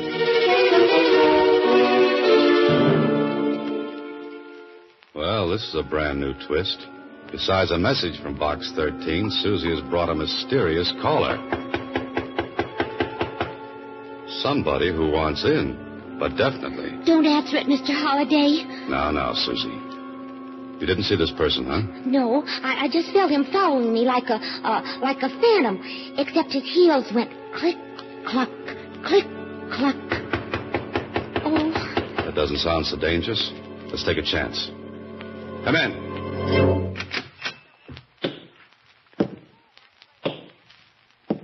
Oh. Silly me. I ought to be ashamed for being such a fraidy cat. Look who it is. Well, Susie, who is it? I don't know. Who are you, mister? My name is George Flitt. I'm a detective. And you're Dan Holliday, the writer. It's on the door. A detective, huh? Why, he isn't any bigger than me. But I have nerves of steel and the heart of a lion. Oh, I see. And what brings you here, Mr. Flitt? Well... Nerves of steel. Heart of a lion. That was no fair, girlie. You took me by surprise. Susie. Now, Mr. Flitt. Why don't you open the envelope I put in box 13? Here it is, Mr. Holliday. Oh, thanks. Open it. I'm all gooselumps. Okay. Well, what do you know? Why, there's nothing written on the paper. How about that, Flitt? See how clever I am? I put that envelope in box 13 as bait. As bait? Yes, I knew it would lead me to the person who put the ad in the Star-Times. Adventure wanted. Will go any place and do anything. Very clever, Mr. Flitt. Oh, what made your footsteps go click, cluck, click, cluck? Oh, that. I lost the metal cleat off of one of my heels. Oh. Well, now that you've discovered me, Mr. Flitt, what? Mr. Holliday, I'd say you're just the man for the job. Job? Something exciting, you hope, huh, Mr. Holliday? I'd handle it myself, only I'm so tiny. Besides, I've done mostly divorce work. Just the right height for keyholes. But about the job? Well, I'm coming to that. Mr. Gilbert Bolton sent me $50 just to attend the party tonight. $50? I should have been a detective. Oh, you can be. I'll split with you if you'll go to the affair in my place as me. I got the money. What's the catch? Oh, there's really no catch. Only thing Mr. Bolton said was there might be a little, bloodshed.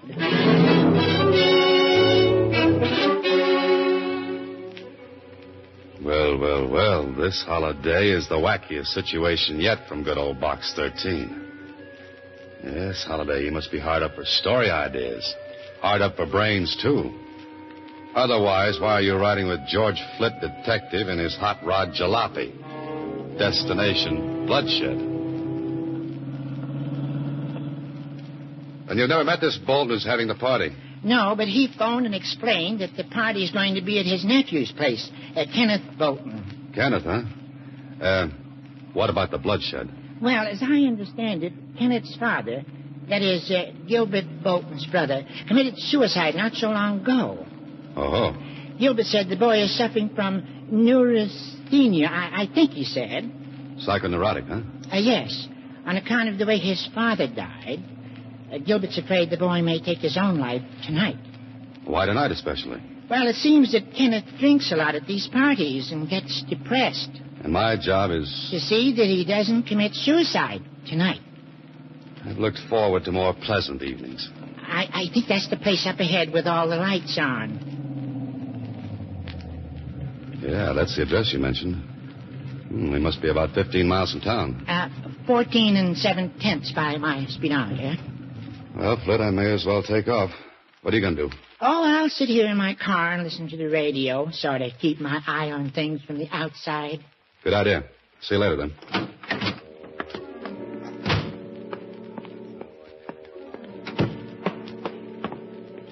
Here we go again, Holiday.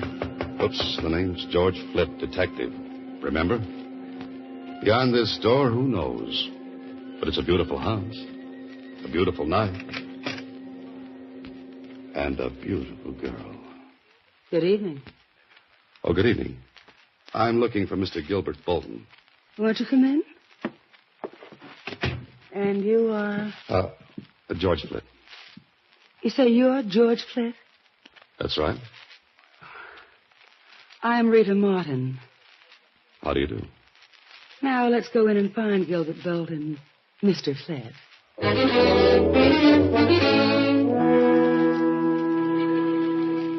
Oh, Holiday, here's a jungle cat. A vampire right of Terry and the Pirates. That jet black hair, those heavy-lidded eyes, that glistening crimson mouth. And something else. Yes, heavy, cloying, sensuous. A perfume such as you've never known before. That's something to remember this Rita Martin by. Mm-hmm. Oh, there you are. Oh, Gilbert. Yes, Rita. Gilbert Bolton. This is George Flett. George. How do you do, Mr. Flett? Mr. Bolton? If you'll excuse me, gentlemen, I'll see you all a bit later. So, you're George Flett, the detective? Yes, that's right. Your voice seemed, well, different over the phone. Well, you know detectives. Many disguises, many voices. Got to keep them confused, you know. Somehow I pictured you differently. Oh? Well, no matter. You know why you're here. Yes, to keep my eye on your nephew, Kenneth Bolton. More than that, to keep him from chilling himself.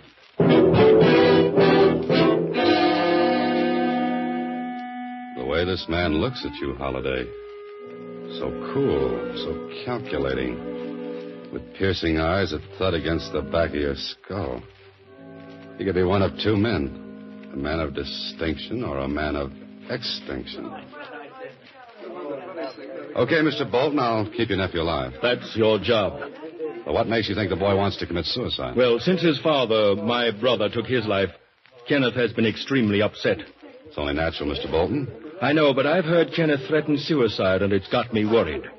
Anyone else heard him? Yes, Miss Martin. Anyone else? What do you mean, anyone else? I just wondered if anyone else had heard him make these threats. I really wouldn't know. It's enough that Rita and I know about it. How does Rita figure in this picture? Aren't you being a bit presumptuous, Mr. Flett? A detective likes to know these things. Miss Martin is an old friend of the family. Oh, there's Kenneth now. I'll bring him over. Just as Gilbert Bolton passed me, there was something familiar about him. What was it? Who was it? Come on, think, Holiday. It may be an important clue. But here they come. The man of extinction and a typical boy from Princeton or Yale or Harvard. George Flett, my nephew, Kenneth Bolton. Glad to meet you. How do you do? Enjoying yourself, Mr. Flett? Very much. How about you? Oh, so-so.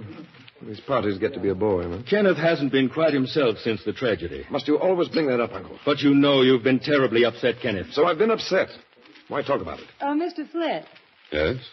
Will you come with me for a moment? Oh, why, sure. It's so close in here that I thought a breath of air. It suits me. In the garden. The garden it is.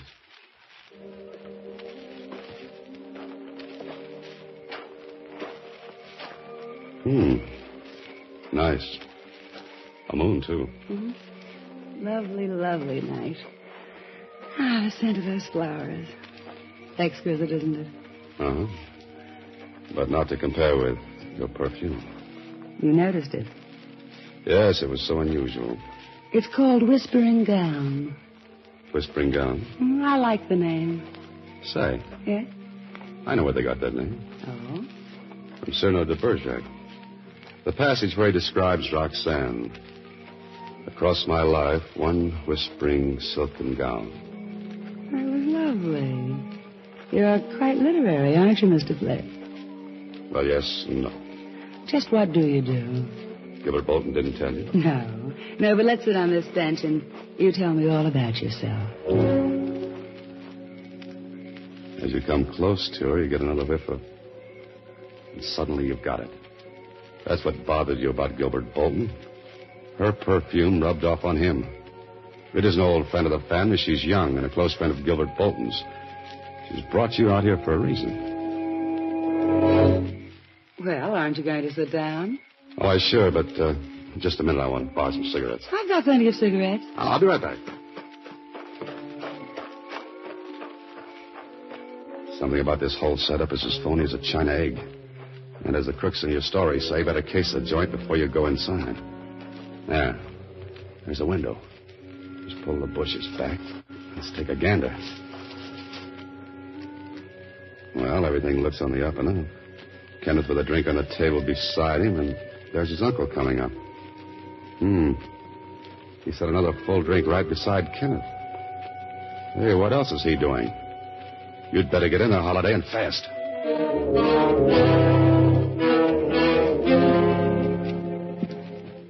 Mind if I join you, gentlemen? No, not at all, not at all. You appeared quite suddenly.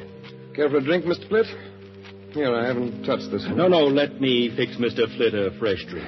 I think I'll just have one of these hors d'oeuvres. Here, what's it? My drink. Oh, I'm sorry. Flitt, you awkward idiot. Oh, excuse me. Yes, Uncle. Accidents will happen. I didn't really feel like another drink. It was your idea, remember? Well, Mr. Fett, were you able to borrow some cigarettes? I was ambushed by hors d'oeuvres. Glad you're here, Rita. I have a proposal to make. Yes? What say we all run up to my penthouse for a while? Oh, sounds good. What do you say, Mr. Flint? Fine. I think a change of scenery would be nice. You'll enjoy the view overlooking Green Hill Park from the penthouse, Mr. Flint. Oh, good. What's the address? Tell you what, Mr. Flitt. Rita, Kenneth, and myself will go ahead in my car. So you can follow us in yours. Well, maybe I'd better go with Mr. Flint to keep him company. No, I'd like you with me, Kenneth. There's something I want to discuss with you. Important. Well, perhaps I should have the address in case I lose you. That won't be necessary. Just follow me.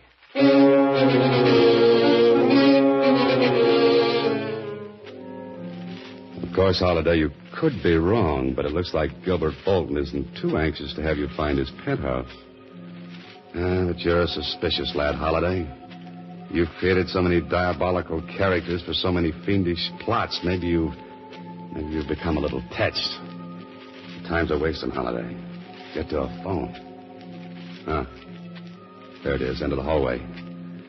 Now, if Mac's on duty in the morgue of the Star-Times, we'll ask a few questions. Star-Times reference room. Hello, Mac. This is Dan Holiday. Ah, Danny, what can I do you for? Say, you got anything on the Bolton suicide? Just filed those clips away yesterday. And even if this is a clips joint, I won't charge you a penny. Clips joint. You get it, Dan? Yeah, I get it. What about Bolton? Poisoned himself. Left all his dough to his son, name of Kenneth. Anything else? Well, there was something about Bolton's brother, Gilbert. He sort of taken over and helping the boy. It was pretty broke up. Hey, Dan. Did you hang up? No, but someone did. Someone was listening on another extension.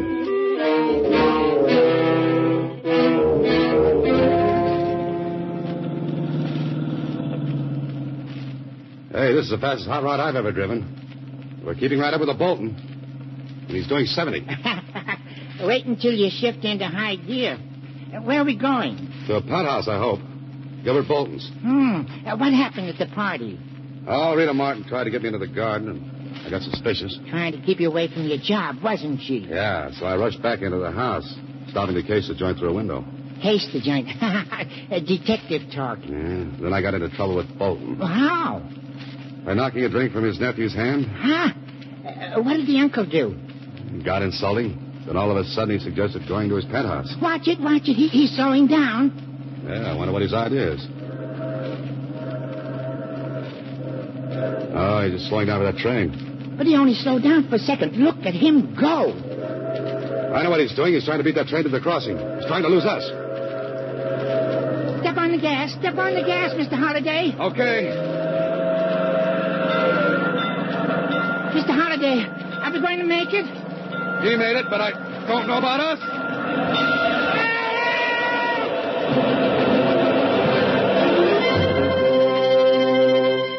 You are listening to Box 13, starring Alan Ladd as Dan Holliday.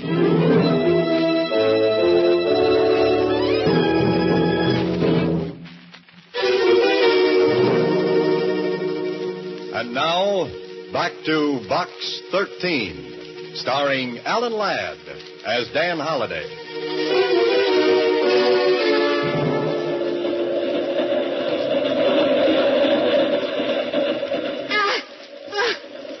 Next time I want such a close shave, I'll see my barber. Yeah, me too. Gosh, Mr. Holliday, I thought I could handle this hot rod, but the way you whipped her off the road just short of those tracks, Not a scratch on her. Lucky us. That train must be a mile long. By the time it passes, Bolton can be in Alaska. What's the address of this penthouse? You're asking me. All I know is it overlooks Green Hill Park. Our next stop.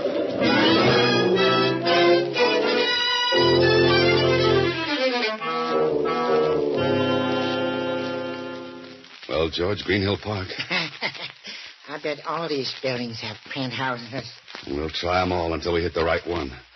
I'll go around this side of the park. Okay, and I'll try the buildings around the other side. Bolton's got to be in one.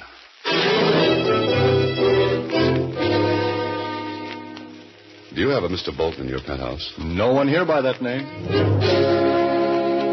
A Bolton in the penthouse? No, but we have a Botsford in the basement. Why, yes, Mr. Gilbert Bolton came in a short time ago. Hello? No, with a lady and gentleman. Want to go up? Please.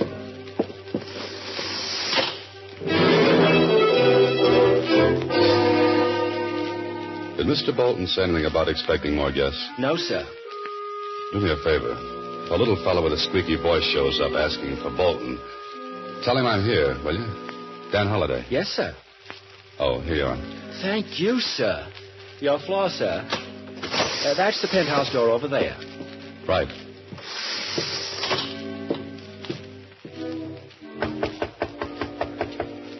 I've got a sneaking hunch I won't be welcome. Flip, how did you get up here? You didn't expect me? Yes, of course, but you've earned your money. You can go home now. I'm sorry, Miss Maud, but Mr. Bolton hired me. It's up to him to fire me. But he's not here.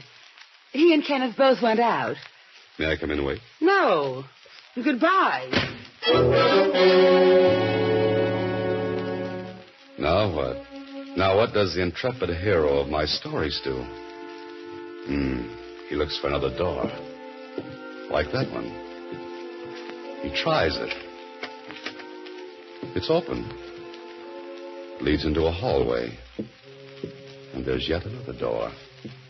The service entrance to Bolton's penthouse. And 10 to 1, it's locked, bolted, and barred. Maybe even nailed shut. You're some gambler, Holiday. Offer 10 to 1 and lose. The door's open. Well, here we go again. Shh. Quiet, Holiday. Ah, there's a door leading to the terrace and voices.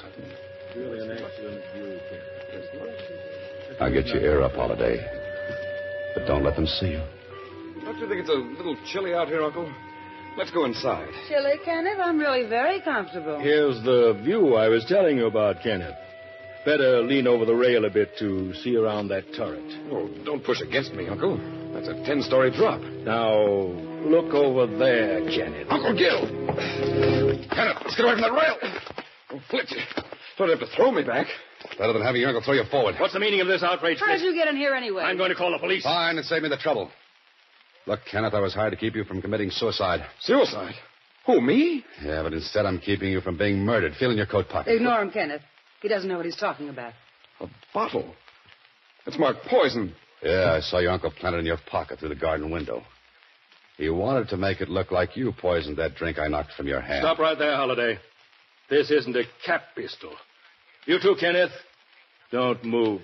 Oh, you must be crazy, Uncle Gil. And you knew I was Dan Holliday all along, huh? Of course.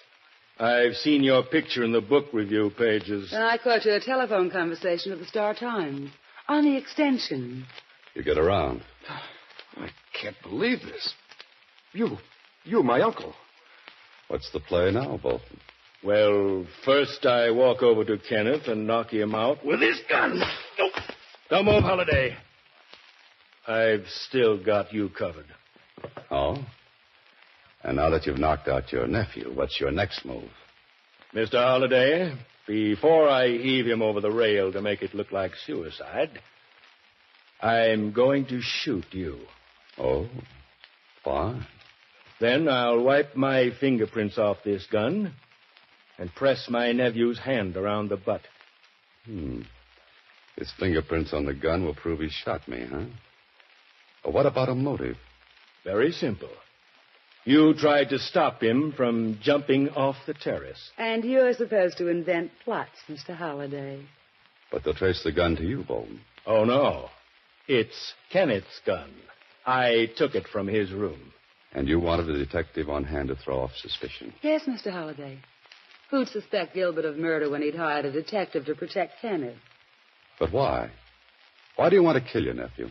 Let's say I borrowed quite a large sum I can't make good. Oh.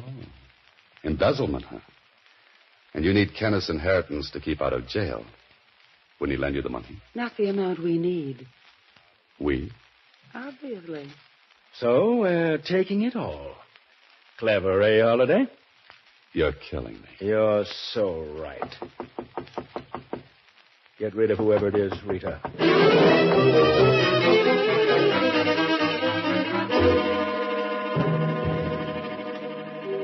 If that isn't help, Holliday, forget about writing the great American novel. No room in a coffin for typing. I tell you,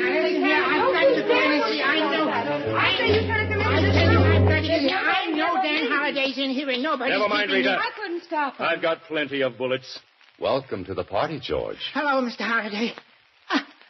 A gun. Let me out of here. Stop. Stop or I'll shoot. Watch out. Thanks for the distraction, Flip. Now, Mr. Gilbert Bolton, you know how your nephew feels. Well, I know how it feels to be on the right end of this Smith & Wesson. You knocked him out. What are you going to do? Do? Well, since the party's getting dull, let's invite a few more boys. Say from headquarters. This is Box 13, starring Alan Ladd as Dan Holliday.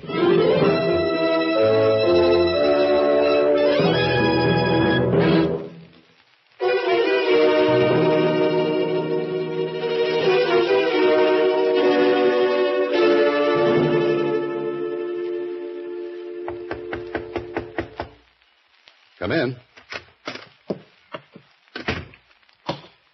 Hello, Mr. Holliday.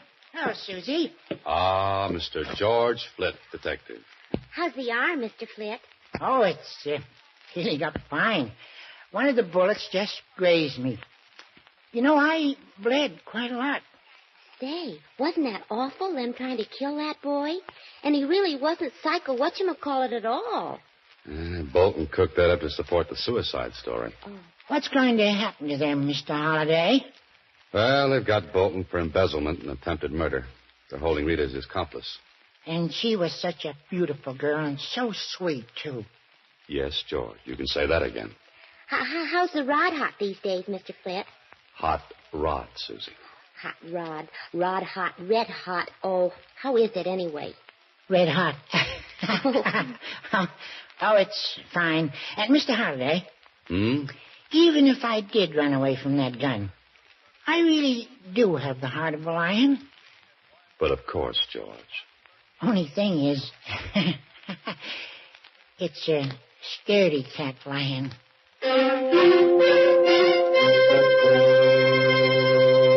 Next week, same time, Alan Ladd stars as Dan Holliday in Box 13.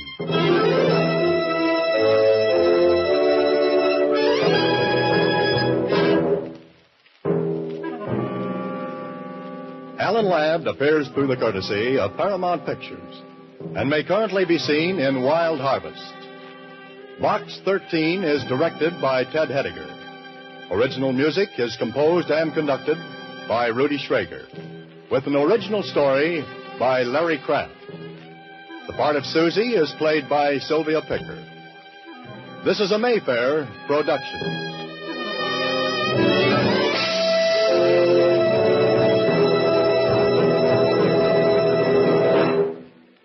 The FBI and Peace and War, ordinarily heard at this time throughout the year, is taking its usual summer vacation and will return to CBS 1 week from tonight on September 1st. Broadway's My Beat. From Times Square to Columbus Circle, the gaudiest, the most violent, the lonesomest mile in the world.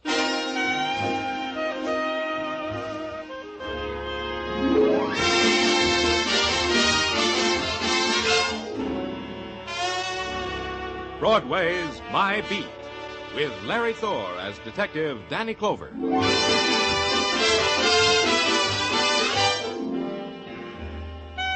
Broadway. It's a swamp that'll drag you breath by breath into its shadowed pools, or it's a meadow shining with golden light. It's a place and a time and a loneliness that reaches out for you, then beckons you into an airless room and locks the door. You get out or you don't. Either way, it's Broadway, My Beat.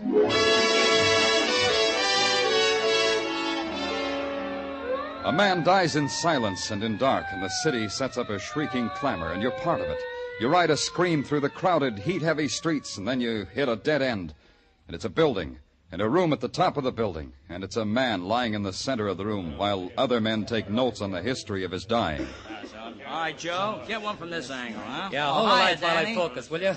Hiya, Danny. Okay, that's good. Got it. Now get a shot of all that food. Oh, what a banquet this guy laid out for himself. Danny, come over here. This'll interest It you. never interests me, Doc. What have you got? Val Dane, the novelist. Ever read any of his stuff? No. Neither do I. The wife does, though. Says she's mad about him. But she went mad over Rebecca of Sunnybrook Farm. Well, let's have tea some other time, huh, Doc? Tell me about Dane. Yeah, well... Hey, first tell him about me, huh, Doc? Tell him about me. Oh, yeah. Danny, this is Clem Picasso. Yeah, that's who I am. Picasso. Picasso? Haven't I heard your name someplace? Sure you have. Clem Picasso, the painter. I paint flagpoles. That's where it was. You were painting a portrait of a flagpole for Dane, is that it? No, you don't understand. I'm the real article. Let me tell you about me. Yeah. If it wasn't for me, you guys wouldn't even know Dane was dead. Tell me more about yourself. Well, I was painting a flagpole on top of this building, see? All of a sudden came a gust of wind. I grabbed hold of the pole, dropped my pail of paint right through that skylight there, see? I look for spilled paint. I find a dead man. That is the experience that happened today to Clem Picasso, flagpole painter. Unforgettable. It'll live in my memory, too. You got anything to add to that, Doc? Only this, Danny. This room is a fortress. Dane must have built it on top of his penthouse for a retreat. It's ventilated by an air conditioning system. The only source of outside light is that skylight, and that's at least 30 feet from the floor. Mm-hmm. There's no phone, and the room was locked and bolted from the outside. Dane couldn't get out. This place is bare. No writing materials, nothing. Yeah, like a tomb. Maybe he needed this kind of atmosphere to think. Maybe. All the boys found when they broke in here was Dane and that table, loaded with food, all jarred. Fruits, chicken, all sorts of good things to eat. What's the matter, Doc? You hungry? Just tell me how Dane died. He died of starvation, Danny. Huh? Yeah, all that food, and he died of starvation. Curious man, this Val Dane. Now, Danny?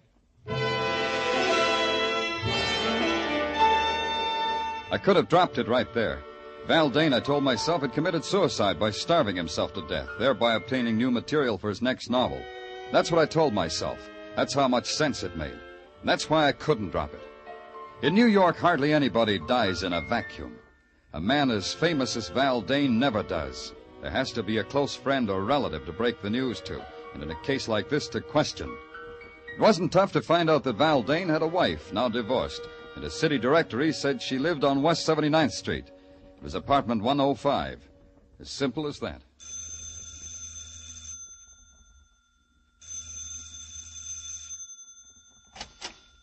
Yes, what is it? You're Mrs. Dane? Well, only approximately. Mr. Dane and I are divorced. I've kept his name for my son's sake. You're... Danny Clover. I'm from the police. Oh, how interesting. We've never had a caller here from the police. Won't you come in? Thank you. I do hope you'll stay until Jimmy comes home. Jimmy is my son, Mr. Clover. I'm sure he'd love to hear the experiences you'd have to tell him. In here, the living room. That's quite a collection of glass toys there on the floor. Clowns, building sets, animals, and all in glass. Jimmy must be an unusual boy. Oh, yes, he is. That's all I have left in life, Mr. Clover. To make him happy. There's something I have to tell you that might make you quite sad. About Jimmy? No, it's about your former husband, Val Dane. He's dead. Oh, I'm so happy. Well, I mean, I'm relieved. I was afraid with Jimmy being on the streets... Then it doesn't affect you, Mr. Dane's death? I think I should be more sad if I read in the papers that a man I never met had died at the age of 93. I see. No, you don't, really. How could I feel sorrow for Val Dane? He was a miserable 10 years thrust into my life. Why do you say that? Because he was a talented egoist. He cared nothing for Jimmy. cared even less for me. We lived for him. He lived for Valdane. When did you see him last? 2 years ago. In that horrible cabin in the Adirondacks. He forced us to go there so he could write. And one more thing, Mr. Clover. Yes? When you write your report about me, put this down. Put down Joanne Dane, Valdane's ex-wife. She's glad he's dead.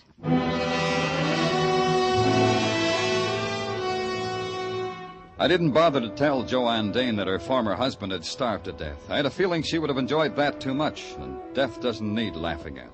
But when I hit Broadway again, death was screaming at me in big black letters. Val Dane had become public property for a nickel a copy. You got the funny papers, too. I called headquarters and asked Sergeant Tartaglia if anything new had turned up. Something new had. Get back to your office right away, the sergeant said. There's a guy wants to see you. He's hysterical. The sergeant wasn't kidding. Something in my office makes you laugh like that? The pollen, maybe? I can't help it. It's rich. It's the richest one I've ever heard. Okay, come out of it. Who are you? My name's Brooks, Lyle Brooks. Lyle Brooks, huh? Tell me gently, what's so rich? Oh, if I think of it again, Lieutenant, I shall roll on your floor in continued convulsions of hilarity. And think of something real sad, like a right to the jaw, and tell me what's on your mind. Why, Valdane starved to death. Don't you think that's funny? No? Well, I think it's funny. What tickles you about a man's death, Brooks? About Val's death? He was such a pig, and he starved to death. Well, that, Lieutenant, is humor. Category ironic humor. What's your interest in Val Dane's death? I'm his ghost. Ghost, huh? Battaglia. Yeah, Daddy. Now, what do you want? Book this guy for impersonating a human. Hey, that's a serious... Right now, Tartaglia, book him. Well, sure. For impersonating a human, huh? Come on, you. Policemen have a sense of jest, too, I see. Come on, you. So I'll explain. I am Valdane's ghost. You're doing it again, Brooks. His ghost writer. I did much of the writing which is credited to our so literary Mr. Dane. That's why I came to give myself up. To give yourself up, huh? Did you have anything to do with his dying? Assuredly not. But you might think so. I hated him. Val Dane cheated me time and again. But this time was the biggest cheat of all. What's he talking about, Danny? I'm talking about The Great Fake, Val Dane's latest book. I wrote at least half of it, you know. Got no credit. Val said I would get credit. What are you trying to tell us? Just this. If Val Dane met with foul play in any way, I should head your list of suspects. Me and Cynthia, of course. We mustn't forget Cynthia. Oh, we can't forget her. Cynthia who? Cynthia Troy. Why, everybody knows she's the woman in The Great Fake. Heavens, do you mean to say you haven't read the book, Mr. Clover? Mr. Clover hadn't, but Mr. Clover did. The Great Fake, new novel by Val Dane, available at your favorite bookstore, $3 the copy. I bought it, noted it carefully on my expense account, and went home and curled up with $3 worth of vitriol. Because that's what the novel was. A book of hate, a sneering book, a book without humor.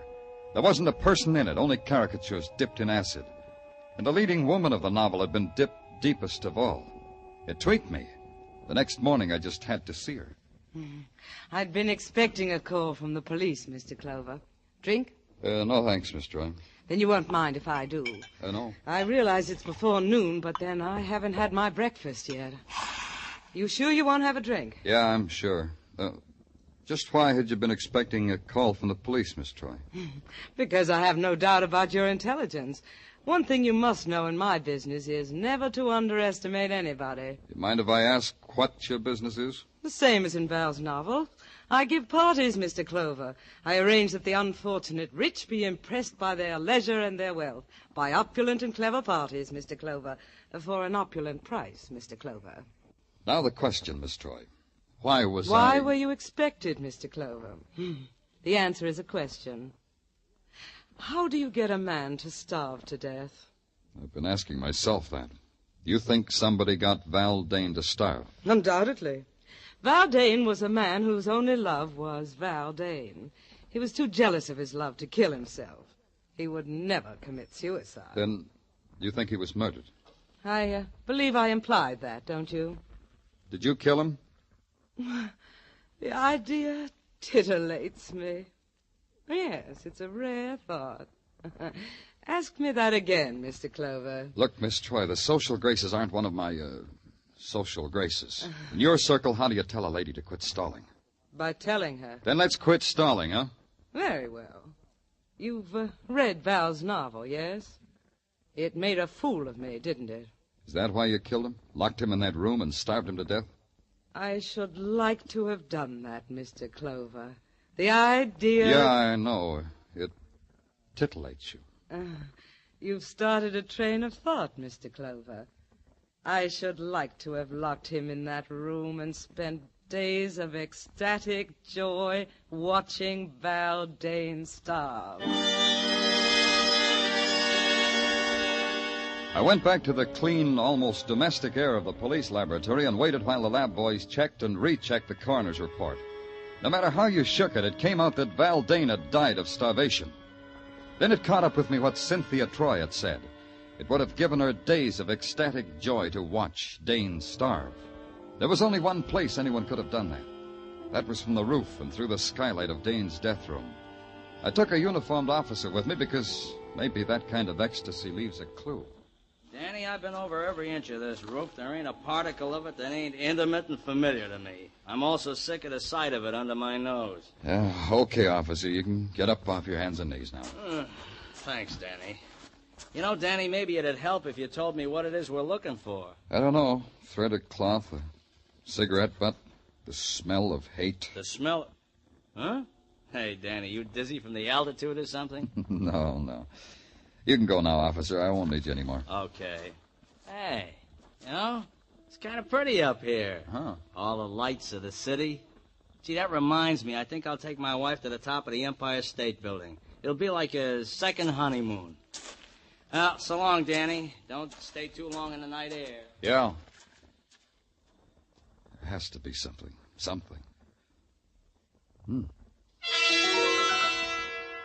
Didn't make sense what I saw. A piece of Scotch tape stuck to one of the panes of the skylight. I leaned down to examine it. And then there was something that did make sense. The sound of someone moving toward me. And then I whipped out my gun and ducked behind the jut of the skylight. And then it found me.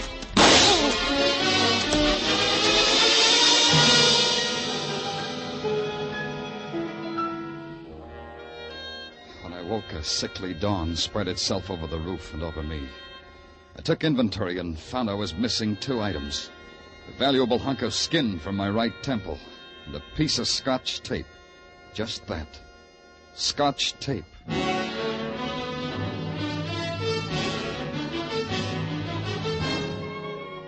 You are listening to Broadway's My Beat with Larry Thor as Detective Danny Clover.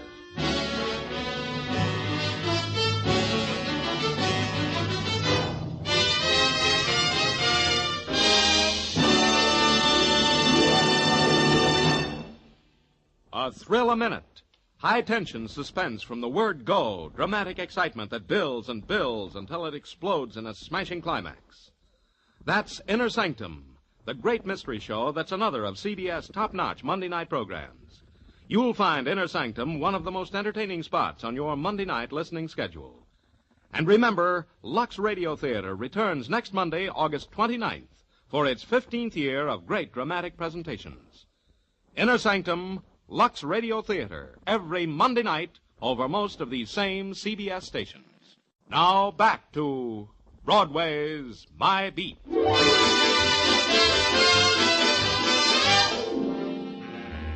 Morning on Broadway is like any other August morning on 1,000 other main drags. People are caught up in a salary to be earned, baseball scores, and the heat.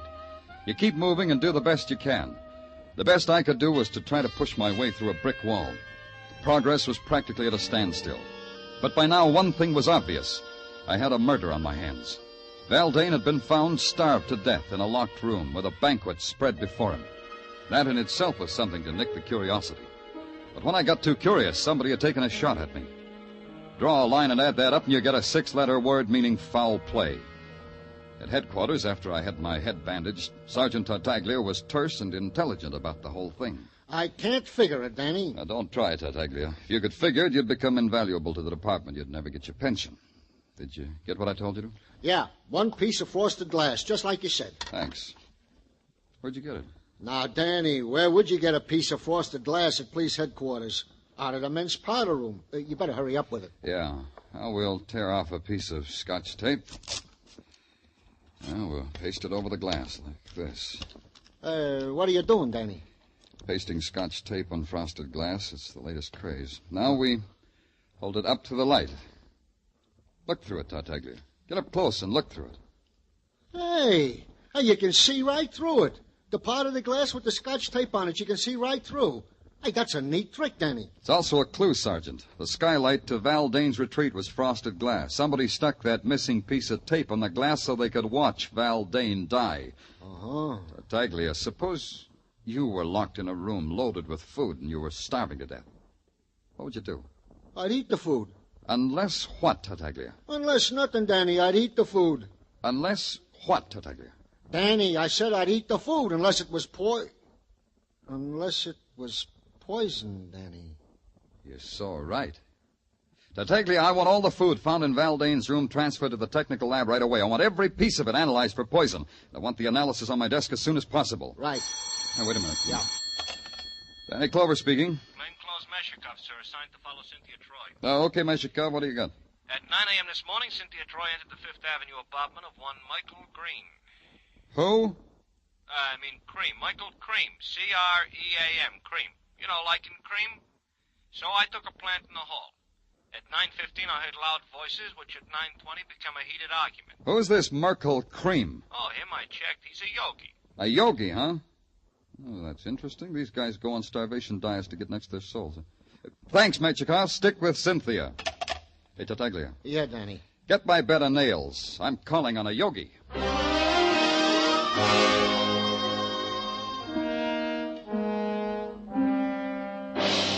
The yogi with the homogenized name, Merkel Cream, lived in a rich, creamy Fifth Avenue mansion with a high money-fat content. The outside stairs were covered with a thick layer of perfumed oriental carpet. When you rang, a girl made of copper with bells on the ankles of her bare feet and a jewel stuck in the middle of her forehead opened the door. With a scented arm, motioned you into the presence. The presence was a muscular man with the body of a professional football player, wearing a plumed turban and an imported English tweed loincloth. He sat in the middle of the floor, bathed in the celestial glow of a baby pink spotlight. And then the presence spake. You have come. Yeah, Mr. Cream, Speak not when I speak. You have come. You said that. You have come to attune yourself to the eternal harmony that lies 6 fathoms deep in the cosmic sea. You will go into the cleansing room. Huh? You will go into the cleansing room and there cleanse yourself and attire yourself in a loincloth. You will find a suitable array hanging from pegs. The panther skin for you, I think. Look, Mr. Have Cream... no fear. They are sterilized after each use. Now go, tortured one, go. Look, Cream, I'm not here to cross your palm with How silver. dare you speak to Merkel Cream thus? How dare you, savage? That's me. Look into your crystal ball and tell me why you should scream at a tortured one named Cynthia Troy and vice versa. How did you know? Don't answer. I will answer for you. You are omniscient, clairvoyant, like the me that is the true me. Like the me that is Danny Clover, New York police. I got a hunk of protoplasm named Meshikov who floats under windows and soaks up things like a fishwife's brawl between you and Cynthia. But you are clairvoyant. The Cynthia underneath Cynthia is a fishwife. She pays you to tell her that? Cynthia Troy is a disciple. Disciple fall out sometimes, as you know. I've heard. Val Dane, he was a disciple, too. What did you do to Dane, Yogi? Put him on a starvation diet for his eternal harmony? Then you've read his book. Yeah, he gave you a paragraph. Let's see if I can remember the exact words. The Yogi, a vicious parasite, a jeweled vampire, a stinking phony. Did I quote the exact words exactly, Yogi Cream? Dane died in a way that pleases me. He died in an agony of hunger. What does it matter if his exact words are remembered? To him or to me, what does it matter? Yeah. Get up, Cream. You're coming with me. I got a feeling you can give me better answers with your pants on. You believe that I'm a fake. You believe what Dane said of me. To put it bluntly, Cream, yeah. Sorry, but yeah. Maybe Dane killed your lush racket with his bestseller. Maybe you knew it would. Maybe you arranged for him to die. Let's go. Help me up, Mr. Clover. Yeah, cosmic harmony makes you weak. All right. You know I can't afford to go to jail. It would ruin me. Let go of me. If you move, Mr. Clover, I'll break your back as if it were a stick of wood. Let go of me. A little trick I learned from a man on Amsterdam Avenue. 10 judo lessons for $20. Worth it, don't you think? Don't you think? I got my lessons for free. Well, send them back. They're no good. Let's find out, shall we? Let's find out. Now, my way, Cream. Let's do it my way. Oh. Well, what do you know? The yogi found cosmic harmony. Has to be a phone in this dump. Yeah.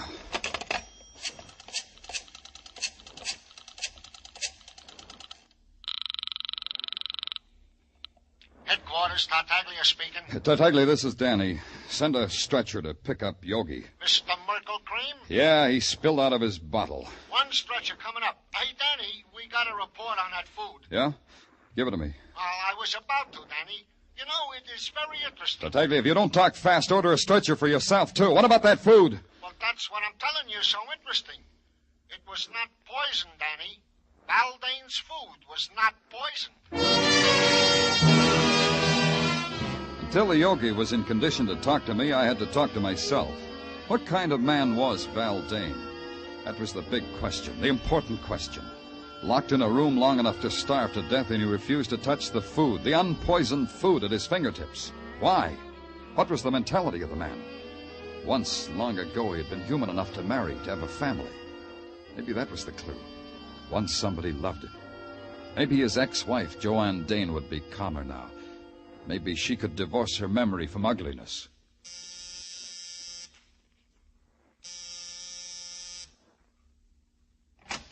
Yes? Who are you? I'm Danny Clover, police detective. Who are you? I'm the landlady. What can I do for you? I want to see Joanne Dane. Joanne's not in any trouble. She's a fine girl. What kind of trouble would she be in? No, I didn't say she was in any trouble. I just wanted to talk to her. Well, she ain't in. Where is she? Joanne's out for a walk. With Jimmy? Jimmy? What are you talking about? His son, Jimmy. Mister, you got the wrong address. Joanne's got no son. Nobody lives here by the name of Jimmy. Say, what kind of a detective are you anyway? Yeah. What kind, Clover? Let's go find out.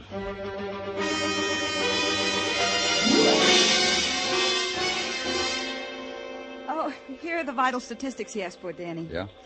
Hey, when are you going to take me to see South Pacific, Danny? Oh, any day now, doll. I'm just waiting for that inheritance. Oh, Danny, stop pulling my leg. Here. Know the vital statistics, Danny. Read it to me, doll, because your voice is like honey. Read it to me. Get him. James Dane, age 4, son of Val and Joanne Dane. Died June 22nd, 1947. Cause of death, accidental poisoning. Death spasms took 4 hours. Remoteness of cabin in Adirondacks made it impossible to reach boy in time to help. Signed, Dr. James Robeson. Hey, Danny, where you going? I haven't finished. Danny, come back here. I've got some things to settle.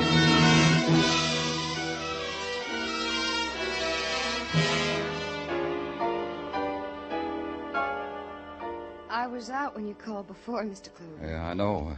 Joanne, your landlady said you'd gone for a walk. With Jimmy. Jimmy loves to walk on a sunny day like this. Where's Jimmy now? Out playing. Joanne, I asked you before. Now, don't lie. When was the last time you saw Valdane? I won't lie. A few weeks ago, as I told you. A few weeks ago, yeah. Another question. Why did you go to see him? To ask him for money. I hated myself for it, but Jimmy needs clothes. You see, he'll be going to school this fall, and... I see. Joanne, did you take anything with you, anything that you gave to Val? Well, I don't think so. I can't remember that I did. Food? Why... food in jars, chicken, preserves, things like that? Well, now that you mention it, Mr. Clover, yes, I think I...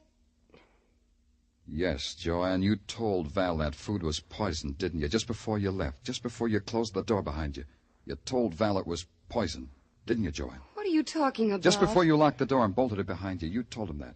You pointed a gun at him and told him that. Why should I do that? Joanne, listen to me. Jimmy is dead, isn't he? Jimmy dead? Jimmy dead? Jimmy died 2 years ago. You know that, Joanne. No, what? I don't know what you're saying. In the Adirondacks, one summer 2 years ago. Jimmy took some poison by mistake. There was no way to get help soon enough. You and Val had to watch him die. You're making all that up. You blamed it on your husband. You blamed him for bringing you there because it was so remote. No, it wasn't that way at all. Yes, it was. You left that food with your husband, Joanne. You told him it was poisoned. You knew he'd never have courage to taste that food after seeing the way Jimmy died. Your husband took his chances with starvation rather than suffer the way Jimmy did. Jimmy suffer? Jimmy dead? Yes, Joanne, he's dead. These glass toys are only a lie that you're making yourself believe. Put them down.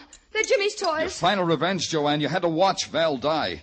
Yes. You came back each night to look through the skylight. Yes. Finally, when he was dead, you came back to remove that tape. That's when you saw me. Yes.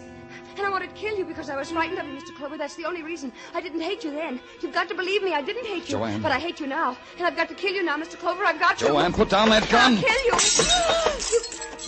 You broke Jimmy's toys. You broke them. Oh, Jimmy. Jimmy, all your beautiful toys broken. All your toys. Oh, Jimmy. How can you forgive me, son? I'm sorry. Oh, you. Hello. Give me the police department. This is Danny Clover. No, I don't want a riot squad. I want an ambulance and a doctor.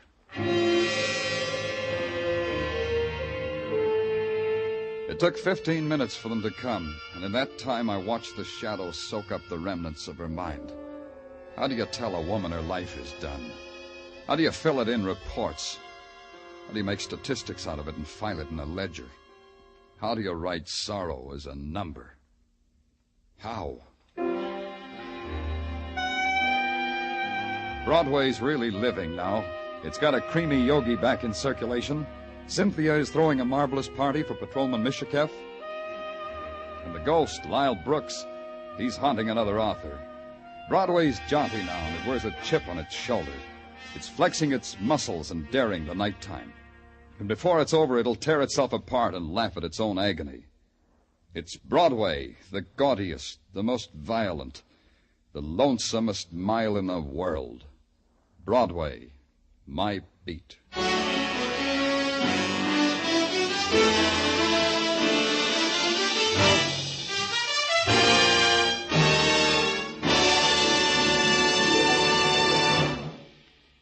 Broadway's My Beat, with Larry Thor as Detective Danny Clover, was directed tonight by Cliff Howell, with script by Morton Fine and David Friedkin.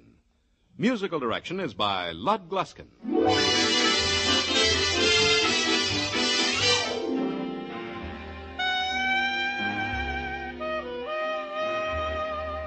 That man is coming back again. Yes, Arthur Godfrey is returning from his vacation, and he'll be helping some promising young performers up the ladder of success when Arthur Godfrey's Talent Scouts return to the air next Monday night over most of these same CBS network stations. Along with the Talent Scouts, you can hear such great shows as My Friend Irma, Inner Sanctum, the Lux Radio Theater, and the Bob Hawke Show, all on Monday nights and all on CBS. Stay tuned now for Mr. Keene, which follows immediately over most of these same CBS stations.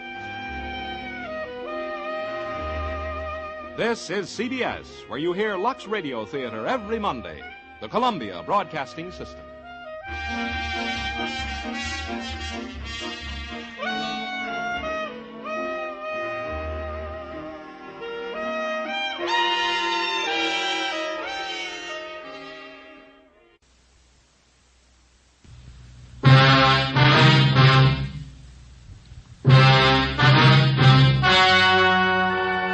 Ladies and gentlemen, the story you are about to hear is true.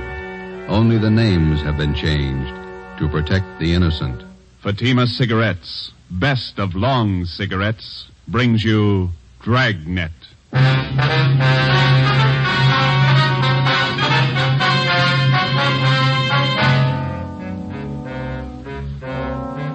You're a detective sergeant. You're assigned to homicide detail. A vicious killer has taken the life of a 62-year-old woman. Suspicion points in only one direction. The murderer was heartless, cold-blooded. Your job, get him. If you want a long cigarette, smoke the best of long cigarettes. Smoke Fatima. It's the long cigarette that contains an essential ingredient of all the very popular cigarettes, Turkish tobacco. That's why you see the Turkish symbols on the attractive golden yellow Fatima package. That's why Fatima has a much different, much better flavor and aroma than any other long cigarette. That's why Fatima doubles and redoubles its smokers. Yes, if you want a long cigarette, smoke the best of long cigarettes.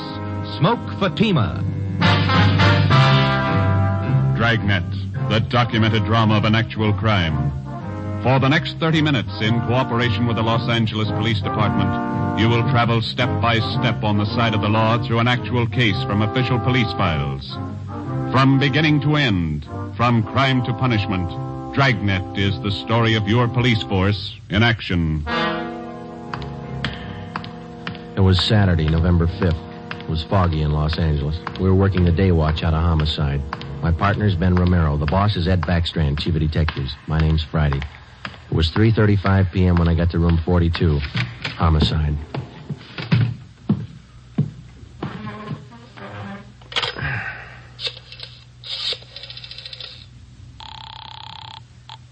Long distance.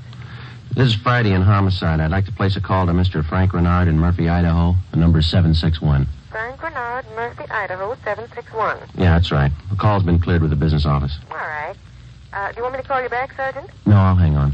Okay, I'll place it for you.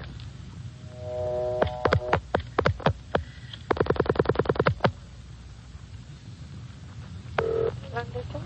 Long distance, Mr. Frank Renard, Murphy, Idaho. Murphy, 761. Thank you. New Haven, Connecticut. Your number, please. Charge the call to Madison, 7961. Thank you. The time and charges when the call's completed, operator. Rate operator? You ready to put a man out? Yes, Murphy, Idaho, routing and person rate.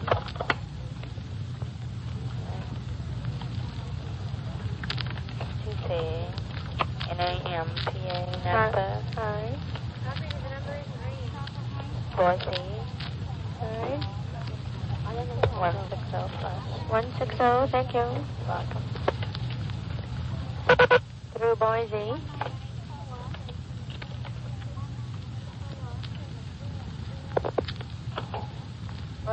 I'm calling Napa.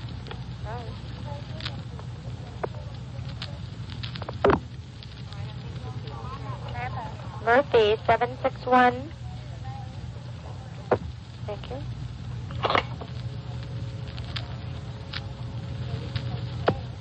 Keep ringing, 761. They're ringing the number, Sergeant. Okay, thanks.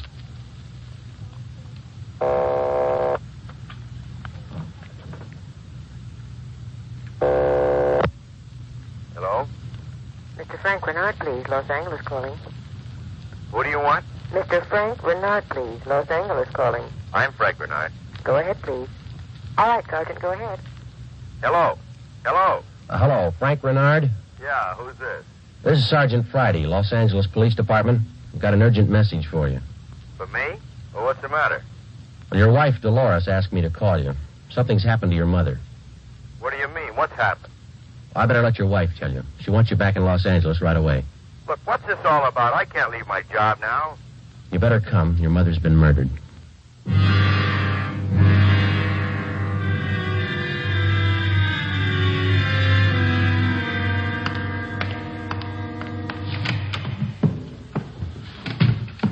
Talk to the skipper, Joe. He's on his way in. That's good. Did you call my husband? Did you? He's flying down from Idaho tonight. Be here in the morning. You tell him about me? The trouble I'm in? I told him his mother was murdered. That's all I told him, Mrs. Renard. What am I going to say to Frank? He always sided in with his mother. He'll never believe me.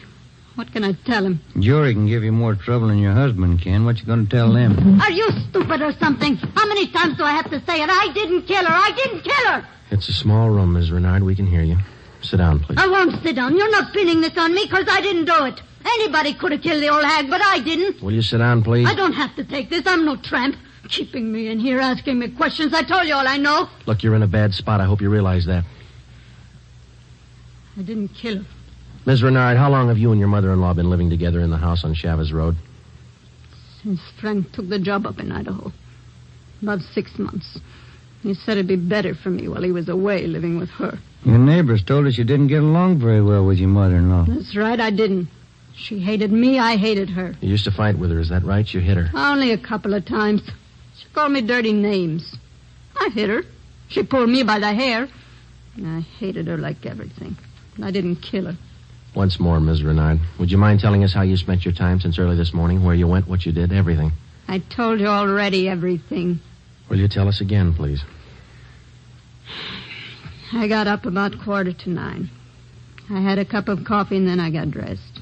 The old lady was on the back porch doing the washing. What did your mother-in-law do for a living?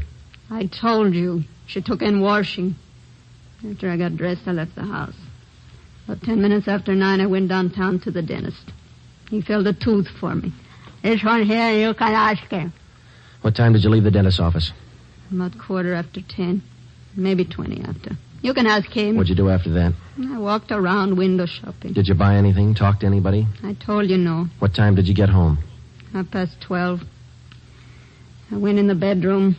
The old lady was on the floor. Blood all over. I felt her heart. It wasn't beating.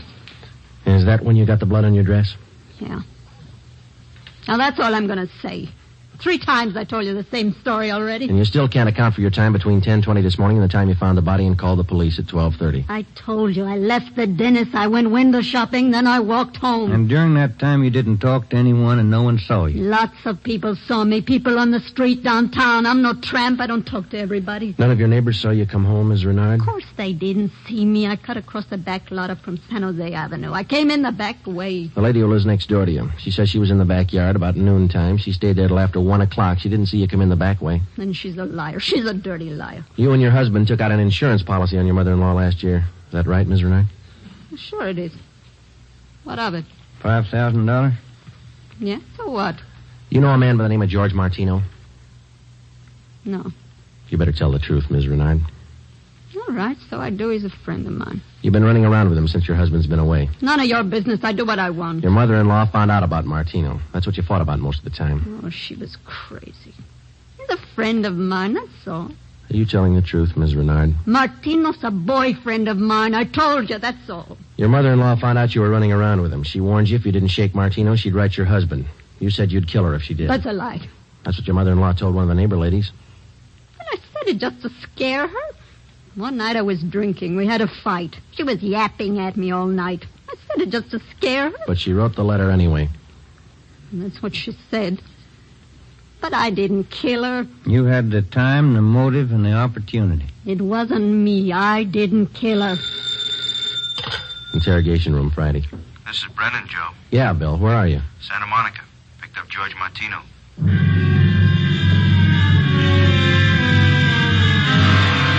Ben and I drove Mrs. Renard to Lincoln Heights Jail, 5th floor, and had her booked on suspicion of 187 PC.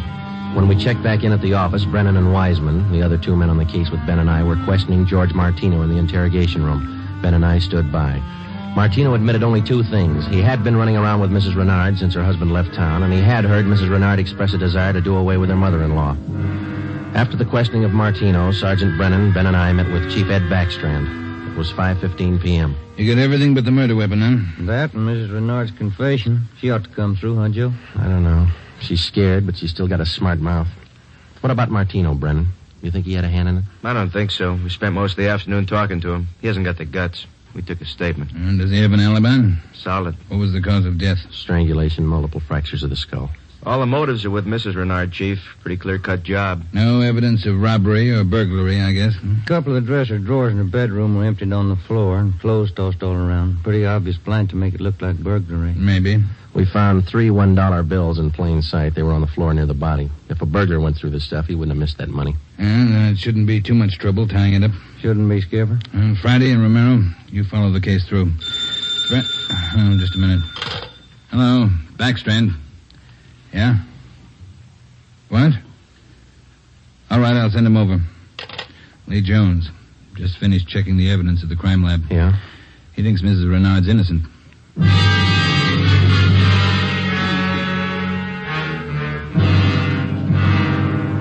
There they are, fellas. Facts don't lie. But she had every reason in the world to kill the old lady. In my book, she couldn't have killed her. All right, let's have it, Lee. How does the evidence add up? That's just it, Joe. It doesn't. Take a look. The dress Mrs. Renard was wearing when she found the body. That's it. Blood smears near the hem. 2 smears, that's all. Now, if she murdered her mother-in-law, there should be more blood on this dress. It shouldn't be smeared. How do you mean? First of all, the manner in which the old lady was killed. Head was battered in. Must have bled profusely. No question about that. All right, go ahead. Whoever murdered the old lady must have stains all over their clothes. Here's the important part. Because of the nature of the wound, it would have stained in drops, not smears. Well, how can you tell the difference? Maybe these are drop stains on her desk. They're not. I checked them with a microscope. Only the higher ribs of the cloth are stained. The smears, nothing else. But a drop forms its own definite drop pattern and permeates the cloth, soaks in. No signs of that on her dress. Not a one. Now, here's the silk scarf the old lady was strangled with. Yeah? Here's what I found in the knot tied in the scarf. A blonde hair, wavy. Old lady had dark hair. So does Miss Renard. So does her boyfriend. That's what I mean. This blonde hair is one of 2 things that didn't belong at that murder scene. What else you got? This here. What is it, Lee? Small piece of plastic. From a gun butt, I'd say. See here? Crisscross surface, then a little smooth area here. Yeah. The killer could have hit the old lady with the butt of a gun. And a piece of the stock could have chipped off like this, huh? Miss Renard doesn't own a gun. Neither did her mother-in-law. Well, where does that leave us? I don't know, Joe. There's the stuff. You can't disregard it. Maybe you can explain it. Yeah. How? Well, first prove this dress isn't the one Mrs. Renard was wearing this morning. Then find the dress she did wear. We know she wore this when the dentist identified it, and so did 2 of the neighbors. That's what I mean. The dress is too clean, doesn't belong. Yeah. This blonde hair, this piece of gun butt, they don't belong either. Well, and you think she's innocent? You're looking at the evidence. What do you think? 6 p.m. Saturday, November 5th. Ben and I went back to the office and met with Brennan Wiseman and Ed Backstrand. The open and shut case against Mrs. Renard was up in the air, but we still weren't sure that she was innocent of the murder of her mother-in-law. Ben and I drove to the Lincoln Heights jail and interviewed the suspect again. She agreed to submit to a lie detector test. We drove back to the office, contacted Sergeant Berger, the department's polygraph man, and set up a special test for the following day. The next morning, we met with Berger and formulated a list of key questions, and then we picked up Mrs. Renard and brought her to the 3rd floor of the Old City Jail building, the polygraph room. At 10:33 a.m., the test got underway. As usual, Sergeant Berger conducted the interview alone. Backstrand, Ben, and I waited outside. Well, how about Mrs. Renard's husband? Get in town yet? He's due in around noon, Skipper. Got a smoke? Yeah. Here you are, Ed.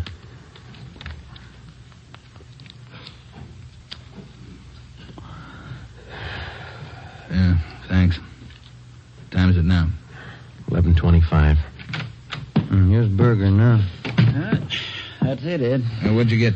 I can study the chart a little more. The results are pretty well defined, though. How's it look? No reaction to the key questions. What's your opinion? I don't think she did it.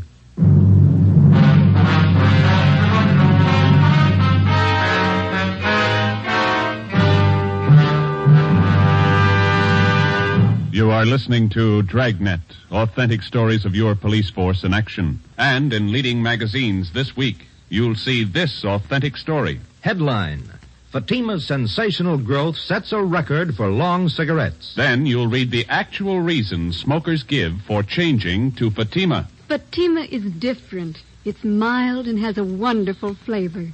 Fatima's best. These are the words of Miss Pamela Bookman of New York, where Fatima has increased its smokers 132%. Fatima tastes much better than any other long cigarette. It's the best. Says Mr. James S. Winterhalter of Detroit, where Fatima smokers have increased 348%. I like the flavor, and Fatima is mild.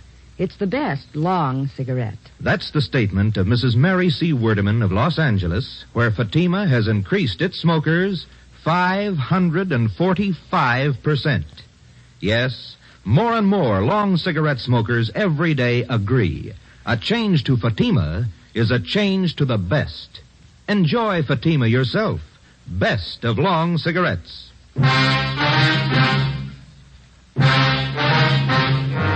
8 a.m., Monday, November 7th. Mrs. Renard was released from custody. We questioned her husband, Frank Renard, briefly. He could tell us nothing more than we already knew.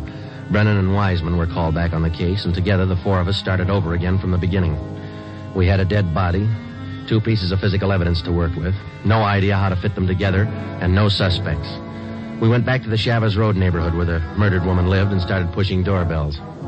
We canvassed the neighborhood for 3 days, and we uncovered one slim lead.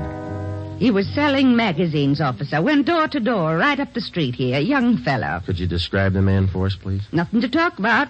Pasty face, pimply complexion, blonde hair. 5:30 p.m. Wednesday, November the 9th. Ben and I met with Brennan and Wiseman in Ed Backstrand's office to compare notes. Together, we had more than a dozen reports of the magazine salesman's presence in the neighborhood just prior to the murder of Mrs. Renard's mother-in-law. The various descriptions of the man which we obtained from the people in the neighborhood tallied closely. About 6 feet, 170 pounds, pimply complexion, blonde hair, fast talker. About 25 years old. As far as we know, Skipper, he was the only stranger in the neighborhood last Saturday morning. Only one that people remember, anyway. How close did you trace him to the Renard house? You got your list there, Brennan? Yeah. There you are. Thanks. Let's see. Well, he picked up his tracks down on Floresta Street, sold a couple of descriptions there, then he headed up Landers Avenue onto Chavez Road. Yeah. The Renards live at 2280 Chavez Road. That salesman talked to the woman at 2274 Chavez. That's 3 doors away from the Renards. When was he seen there? Let me see. Where is that, Brennan? Oh, on the 15-7 sheet, Joe. Didn't have enough room on the report. Oh, yeah. Here it is. Mrs. John Rico, 2274 Chavez. The guy was there about 11:45 Saturday morning. Well, that puts him in the running. First time he ever showed in that neighborhood? First time, Skipper. Fresh kid, not a very good salesman. Here's the name of the company he's working for, the Harrison News Distributors. You check with them? No, they're closed for the night. We'll call them the first thing tomorrow. Good. Here's something else for you. I had a call from Frank Renard this afternoon. What'd he have to say? Seems in the excitement just after the murder, Mrs. Renard overlooked a couple of things. What's that? Well, they're missing a yellow table model radio. It was in the bedroom where the old lady was killed. Yeah, well, that ties in with a robbery motive, huh? Yeah, they're missing a ring, too. Belonged to Mrs. Renard. Topaz ring. Supposed to be worth a little money. But she didn't notice it was gone until today. That's right. You got the serial number on the radio? Yeah, right here. Okay, let's see. Yeah, Brennan, here we are. It's an Emerson model 511, 180,000, 277-609. A lot of small radios in town. There's only one with that serial number on it. Track it down. A complete description of the Topaz ring and the serial numbers and description of the yellow table model radio were sent to the pawn shop detail. The information was then placed on the stolen property list and relayed to every pawn shop operator in the city. The next morning, Ben and I interviewed the manager of the Harrison News Distributing Company. There, the suspect had given his name as Sam Bricker. We checked out his home address. Turned out to be a gas station in North Hollywood. We took the suspect's job application blank with a specimen of his handwriting, and then we drove back to the office. Sam Bricker. We were unable to get a make on the name from the Record Bureau. We checked the cards on every known criminal who was cataloged in the oddity file as having a pimply complexion. None of them matched. That night, we got out an APB and a radiogram. The suspect's trail led from one salesman's job to the next. On his last job, he gave his name as Albert Berry. His address is 1430 Palo Alto Drive. That was in the Echo Lake district. Ben and I drove out to check it. 1428, 1430. There it is, Joe. Yeah. At least it's not a gas station, huh? Come on.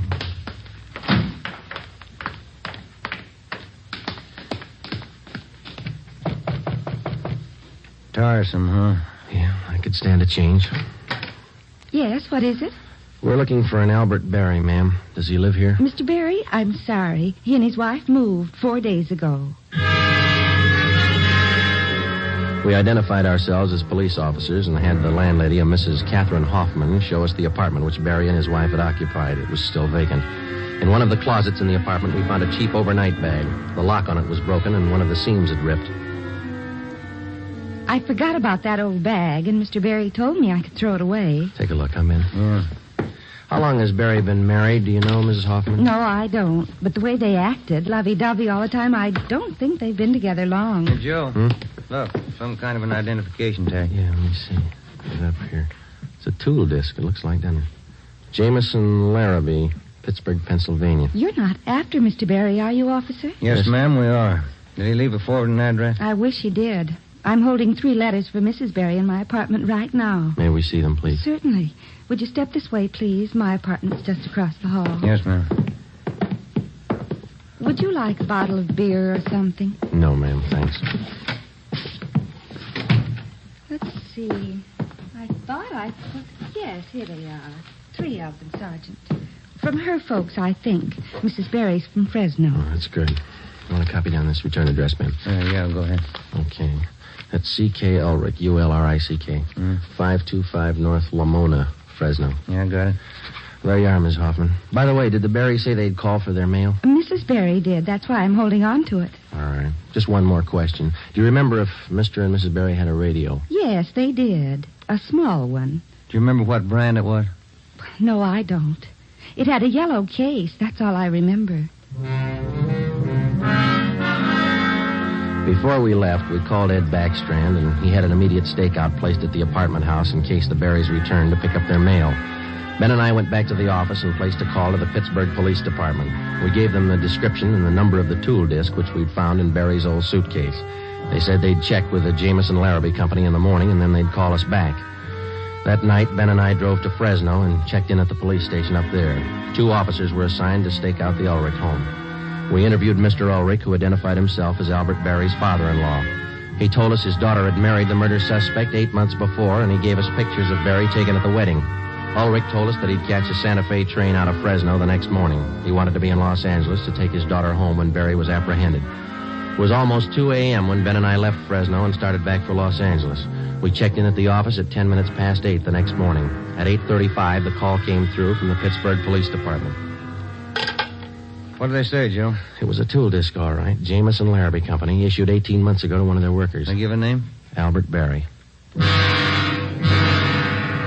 11 a.m. Monday, December the 5th. 1 month to the day since the 62-year-old woman had been beaten to death. The pictures of Berry and his wife, which had been taken at their wedding, were printed up in wholesale lots and distributed to all points. Mr. Ulrich, Berry's father-in-law, arrived in town and got himself a hotel room. We waited. There was no report from the stakeout at the apartment house. We checked back in at the office at 5 minutes to 1. I'll get it. Homicide, Friday. This is Mr. Ulrich, Sergeant. I just got a call from my wife in Fresno. I thought you'd want to know. What's that? The wife got a letter from Norma. They're living in South Pasadena, an apartment. You got the address there? Yes, sir. That's what the wife called about. It's 134 Norway Terrace. When was the letter mailed, do you know? Wife said it was postmarked December 3rd, day before yesterday. Get your coat on, Ulrich. We'll be right over. Ben and I picked up Mr. Ulrich at his hotel and drove to the South Pasadena address. Berry and his wife had the apartment on the top floor. Neither of them were at home. The landlord let us in with a pass key. In the bedroom, we found a small yellow radio. We checked the serial numbers. They matched. It was the same radio stolen from the Renard house. In the bedroom closet, we found 2 suitcases. We checked through them. Nothing in this one, Joe. Here we are. Look at these. What are they, Sergeant? A pair of plastic gun butts. Let's see, Joe. One of them's been chipped, see? Sergeant, somebody coming up the stairs. All right, let's get in the living room. Be quiet.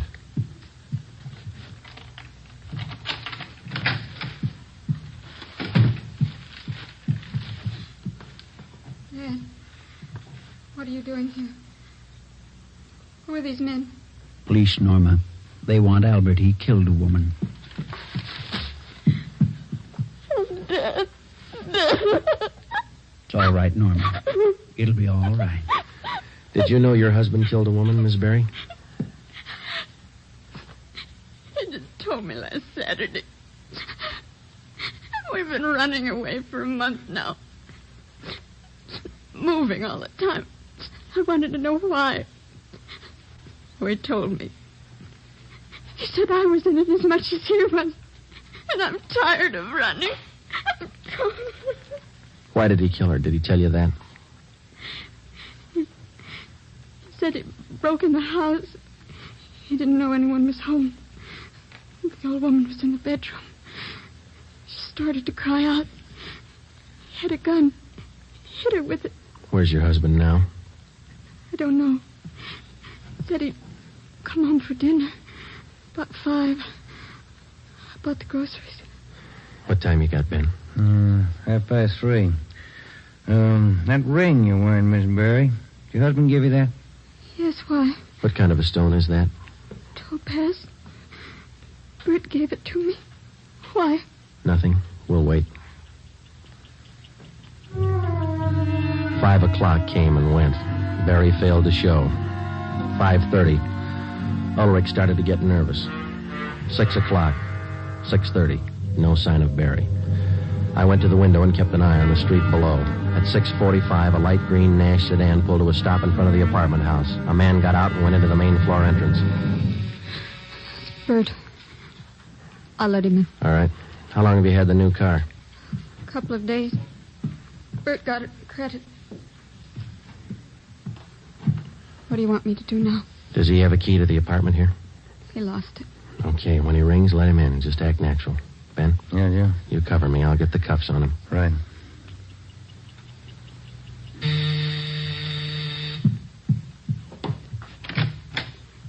Hi, Bert.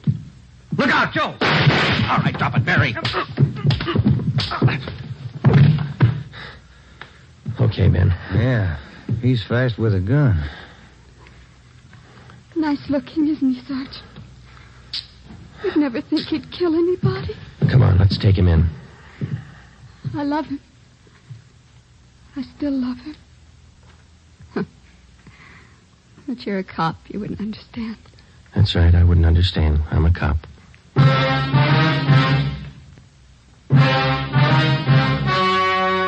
The story you have just heard was true. Only the names were changed to protect the innocent. On February 16th, 1947, trial was held in Superior Court, Department 82, City and County of Los Angeles, State of California. In a moment, the results of that trial. Earlier tonight, you heard the reports of amazing increases in Fatima smokers from New York to Los Angeles. Yes, all over the country, Fatima is doubling and redoubling its sales. And here's reason one. Fatima is the long cigarette that contains an essential ingredient of all the very popular cigarettes, Turkish tobacco. Reason two. Fatima has a much different, much better flavor and aroma than any other long cigarette. Reason three. To millions of smokers, the name Fatima has always stood for the best in cigarette quality. Smoke Fatima, the best of all long cigarettes.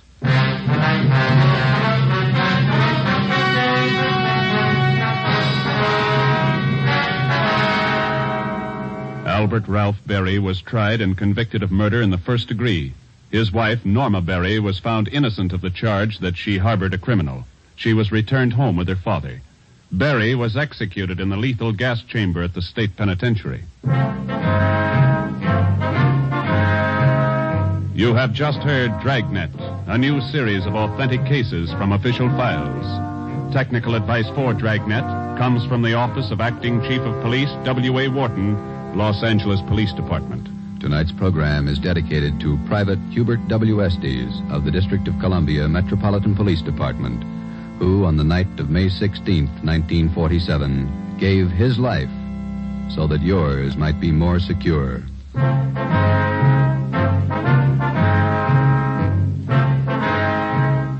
Fatima Cigarettes, best of long cigarettes, has brought you Dragnet, portion transcribed from Los Angeles.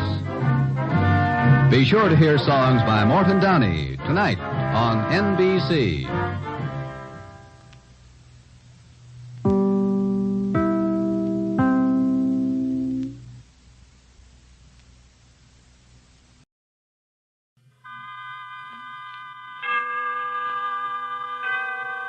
Autolite and its 96,000 dealers bring you Mr. James Mason in tonight's presentation of Suspense.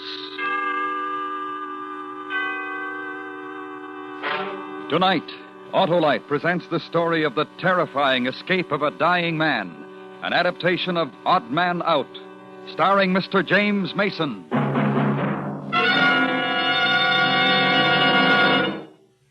Hap, I tell you, they're an unbeatable team. Who, Harlow? Why, the generator, starting motor, coil, distributor, and all the other important parts that make up the complete Autolite-equipped electrical system on your Autolite-equipped car. You mean all those parts work as a team, Harlow? They sure do, Hap, because Autolite electrical systems are designed and built by Autolite to give you the smoothest performance money can buy. That's mighty important, too, because your electrical system works for you every second your car's running, and every time you turn the ignition switch or turn on your lights, radio, or heater. It sounds like a family team to me, Harlow. Right you are, Hap. So, friends, Be sure to specify Autolite, original factory parts for the electrical system of your Autolite-equipped car if replacements are needed. You'll find it pays. And remember, from bumper to tail light, you're always right with Autolite. And now, with Odd Man Out and the performance of Mr. James Mason, Autolite hopes once again to keep you in suspense.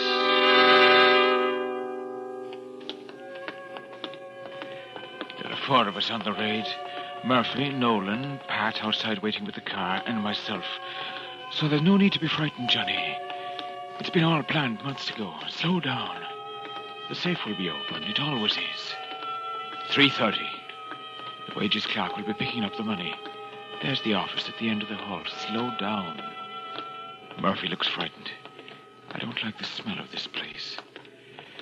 Here we go, boys. This is the one. This is the office. Take out the gun.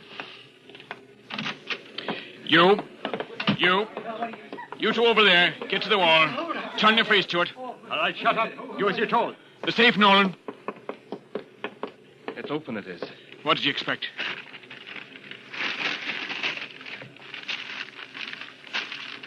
Hurry, man. Hurry.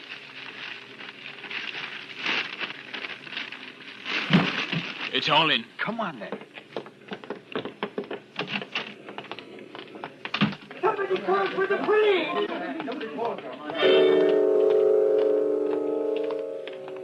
Slow. We don't want any attention. Slow. There's the entrance. What a long way off it is. The sack's heavy. We've done it. Don't get nervous now. 20 steps, maybe 25. I can see the car. Good man, Pat. We'll be away in a minute.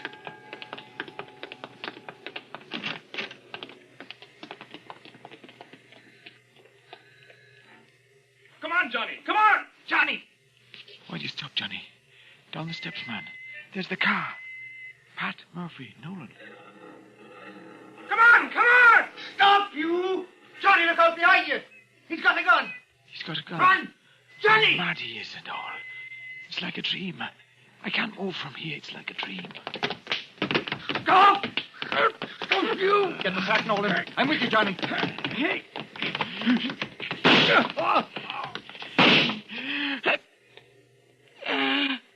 Oh, I'm hurt. Hurry, get to the car. There's an alarm. Hurry. I'm hurt. He's hurt. Drag him in. Come on, Johnny. Get in. Come on, Johnny. Get in. Now I must get into the car. They're waiting for me. I can't. Hold him on the running board. Go on, Pat. Go on.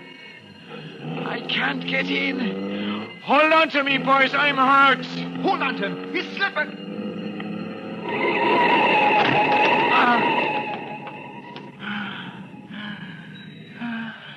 This is a hard bed. And I'm waking up for a dream I have had. No, something has happened to me. There was the car, and Pat, and Murphy, and Nolan, and... I've got to get away, catch up with them. Wait for me, boys! It hurts. Oh, it does. Johnny, are you all right? Look, he's dead. No, he is not. No, we'll have to carry him. Oh, listen to that, man. There's no time. We can't leave him. Johnny! Oh, look at his poor arm. Oh, we'll never make it. Pat, back it up. Pat, bring the car. Go on. Leave me be. Go on. No, Johnny. Oh, there's no time.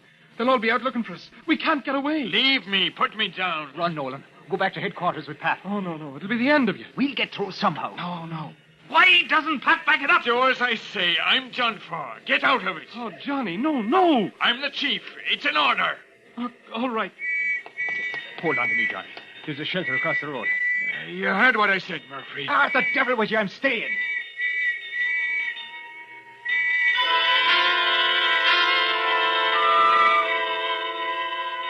And the whistles and bells all around.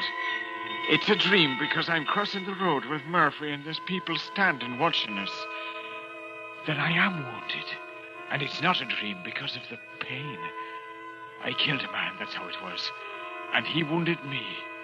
So it's all up with me now. The police are coming. And it's all up with me. and Murphy.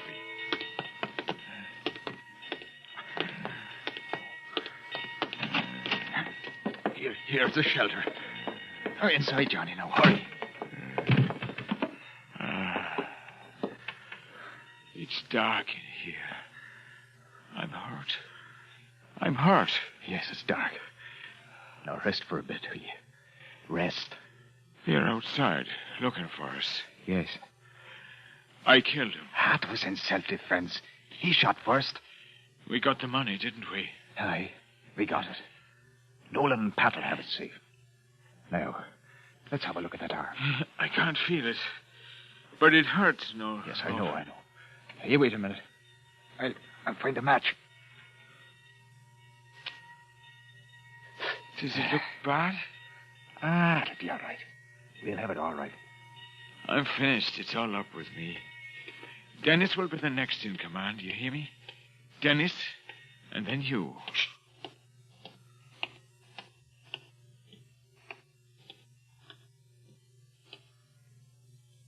He's gone, Johnny. Johnny, wake up, man. Johnny, boy. I can hear you, Murphy, but you'll have to come closer. Oh, I'd like to lay me down for a long sleep. Johnny. I'm tired. Tired. Wake up, Johnny. No, there's work to be done. Work for an island. Fight. Johnny, can you hear me? Oh. Johnny, I was so worried, so I was. You'll have to go without me. You know I won't. The pain is killing me, Murphy. I couldn't make it. They'll have the whole police out. It was a killing. It's me or the organization. You need help, maybe, but we'll get you out. It's a waste. We haven't enough men, enough guns. Can you hold on, Johnny? Can you hold on if I go to Dennis and get some of the boys? Don't do it. I'll find a doctor. I'll bring him here. No.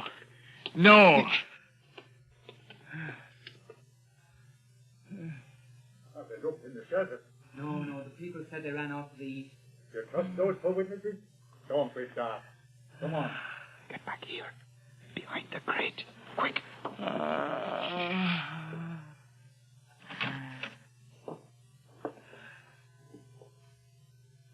Switch on the torch.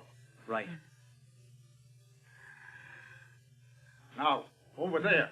They wouldn't have come in here. It's the cordon will be finding them when it starts to close in. Johnny Murder's the one who was wounded. He's the one we want. You keep your eyes peeled, man. It'll mean a promotion this night. If we get him. Shut up! Oh, really, I'm sorry, Johnny. I'm sorry. Now, will you listen to me? Are you listening, Johnny? Now, you keep yourself here. You'll be safe now. They've searched. Now, don't move. Something went wrong, Murphy. We had it planned. I know, but it doesn't matter now. Will you listen, man? The organization will have to lay low for a bit now. You know that. We'll pass the word. Things will quiet down. And then... All right. But first we've got to think of you. Now, I'm going to go out and bring help. I'll do it now. We'll get you away, but you mustn't move from here. What's happened to Pat? Nolan? Are they away? For the love... I told you, Johnny. I told you. What's that? Over there. Maybe someone got in the back. I dropped my gun at the mill. Shh. It's a rat! Murphy! Get it off me, Murphy! Shut up! I can't stay. I hate rats. There's more of them. They'll come after you've gone. No, they won't, Johnny. Now, easy, man. Here. There. Now you can beat them off with the stick. Now, do you hear me, John? I'm going now. Stay where you are. Sure, you'll be all right in no time at all. I wonder what will happen to Agnes. Agnes, with your hair so black and heavy, and the white of your skin. Agnes, and the secret lovely things of your nature. Have I ever told you? I should. But I'm married, you know. I'm married to the organization. So you'll never know. What am I doing here? What's happening to me? I've never had such a nightmare before. I've got to get out of this.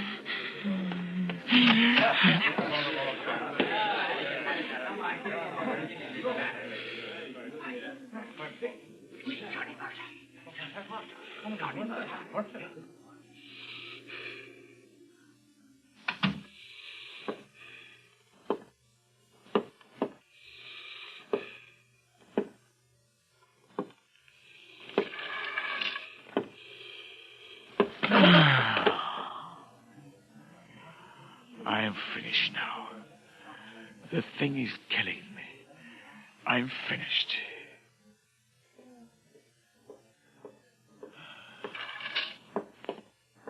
Johnny boy. Johnny Murder. It's me. It's Shell. Are you hurt bad? Why don't you answer me?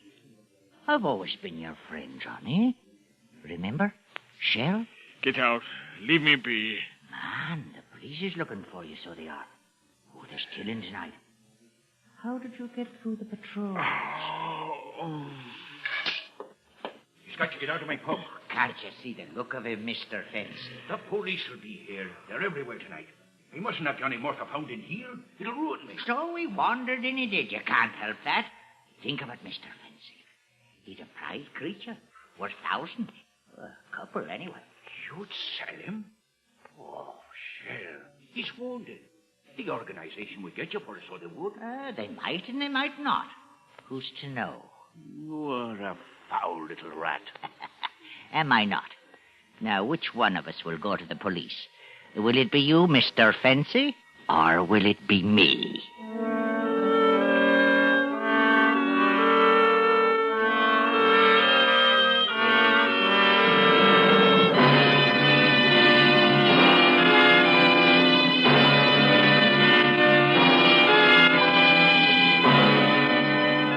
Autolite is bringing you Mr. James Mason and Miss Pamela Colino in Odd Man Out.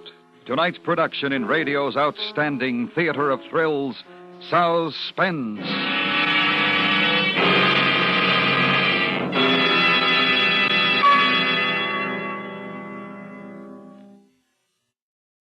Say, Harlow, my car is equipped with Autolite electrical system. Ah, good, Hap.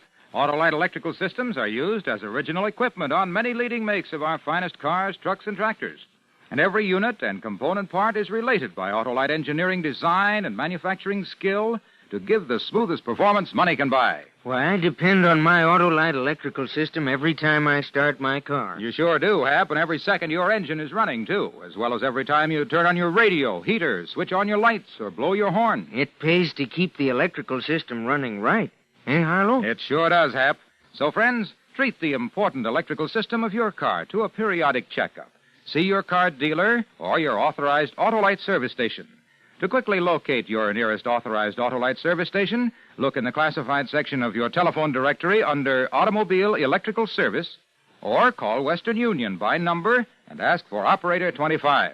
And remember, from bumper to tail light, you're always right with Autolite. And now, Autolite brings back to our Hollywood soundstage Mr. James Mason in Elliot Lewis's production of Odd Man Out, a tale well calculated to keep you in suspense.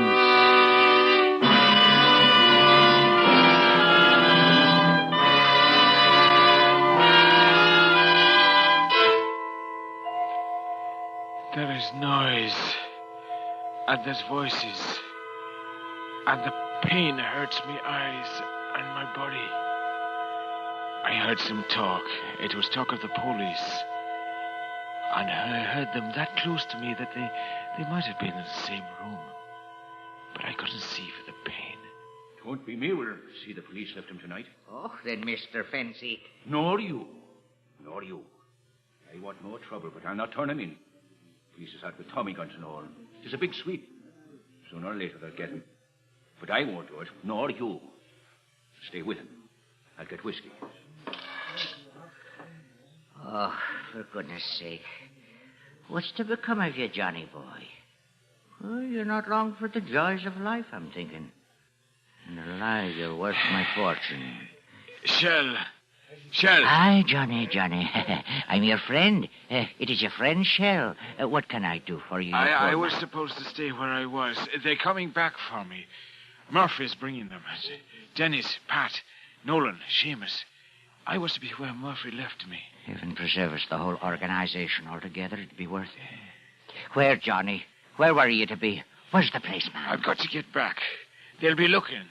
They'll be trapped. Oh, dear help us. You're in a desperate state. You can't walk the streets. You can't.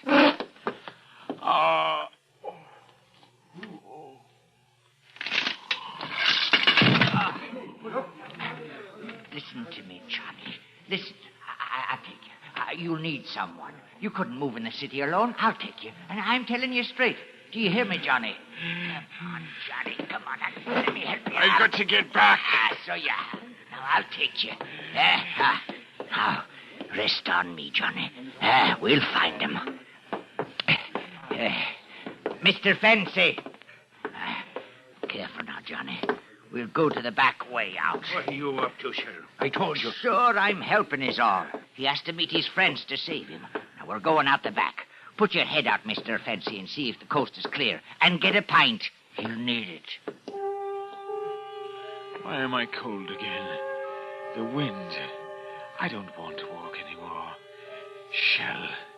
It's Shell it is, and no one trusts Shell.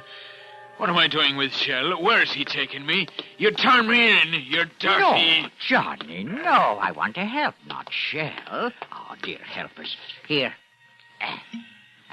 Now get a hold of this. Take a good pull. It'll give you strength.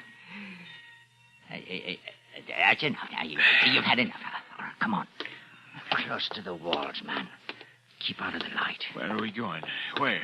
Oh, sure, and you were going to tell me as soon as you could remember. Murphy's coming back. That's right. Dennis. The rest. Oh, where will they be? The shelter. The air raid shelter. Back there? Oh, we're going the wrong way. Come on, Johnny, boy. We'll go back. Shell'll take care of you. If I could run. If I could get away from the thing. The pain. I could leave it behind. But I don't. It's wet it is on my face. I can feel it like snow. They said it would snow tonight. It is snow. I must rest. Johnny, come on. You can't rest here in the middle of the street. There's the police all about it. They'll see you sure. Johnny. I had a gun. What happened to my gun? Oh, merciful, he's raving. Johnny. Oh, there's people coming. Now we're done for. You hear me, Johnny? I didn't give you up. You hear that? I tried... It's him. There he is. Oh, Murphy. It's me. It's Shell. I was trying to save the poor man, taking him to the shelter. He'd wandered in his delirium, he had. Johnny, it's Agnes. You'll be all right now. Dennis is bringing the car around. Oh, you found him. Listen, they're all around. We haven't a chance. Agnes, down the alley. Take him along. We'll hold him off. Yes. Put your arm over my shoulder, Johnny. Oh, dear help us. The police. Oh, they're turning into the street. Look. Hurry. Take him down the alley. Quickly, Johnny, quickly. Come on, Johnny. Come on. Hurry. We'll all be killed. We'll take him to my place. Where is it? It's not too far. No, Agnes. I've got a gun. They won't lift us. Oh, there's killing. No, I'm going back. Give me the gun, Agnes. It wouldn't do any good. There's too many of them. Dennis! Murphy! Nolan! You're the chief. We'll start again, Johnny. Hurry. There has been killing. I killed a man. A man killed me. I'm alone now. It's a bitter wilderness. But why am I running? It's cold, so it is. But why am I running? I will not run. I will not. Shh, Johnny. Can't you keep him quiet? If he wakes him up in the tenement, we're done for. That's for sure. We're almost there, Johnny. Then we get a doctor. You must be quiet when we go upstairs to Shell's place. I am quiet. I haven't said a word. What happened to the boys? It's all right. Shh. Don't make any noise. The old woman downstairs will give us away in a second if she knows. Where's Nolan? Murphy? Johnny, darling, no, you must be quiet. I can't walk anymore. I want to rest. Why, he'll have the whole place on us. A few more steps. You can do it. Sure you can, Johnny. All right. I'll open the door. Agnes. Yes, in a minute. In a minute. We pulled it off, I did. Got away with it. I know. Side with him, for the dear sake. Quickly. There's a bed, Johnny. Now you can rest. Oh, his arm. Oh, his arm. That's the blood that's gone out of him. That's what it is. He shouldn't be alive. Maybe this will stop the blood, Johnny. Turn over. Help me, Shell. There. Can you get a doctor, Shell? I don't know. I don't know what I've done this night. I should have turned him in. I'd be rich. Now I'll probably lose my life. I'll see what I can do, but keep him quiet. Quiet. Don't let him make a sound. I'm a fool, that's what I am. I know that face. Dear face. Agnes. And it is her own arms around me, warm, holding me. Why is she here? I remember now we raided the mill, Murphy, Nolan, Pat, and me. I killed a man, that was it. I must have been hurt. We were hiding. Who was it, Murphy? What was I doing with Shell? He's an informer. The organization will have to take care of him one of these days. The city is too dangerous. We'll go to the country. Then, when it's quiet, we'll start again. Yes, Johnny, yes. But you must try not to talk now. You mustn't talk. Why did you come to look for me? You should have stayed at headquarters. I wanted to. Who let you do it? Dennis? He wouldn't. I had to. I feel better. Good. Now lie quietly. It's night, isn't it? Yes, we're safe here. Where is it? Shell's place. No, you must be mad. He'll inform. No, he's gone to find a doctor. To find the police.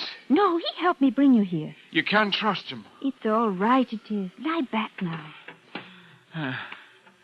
I'm sorry. Shh, don't talk. I'm sorry because I was afraid.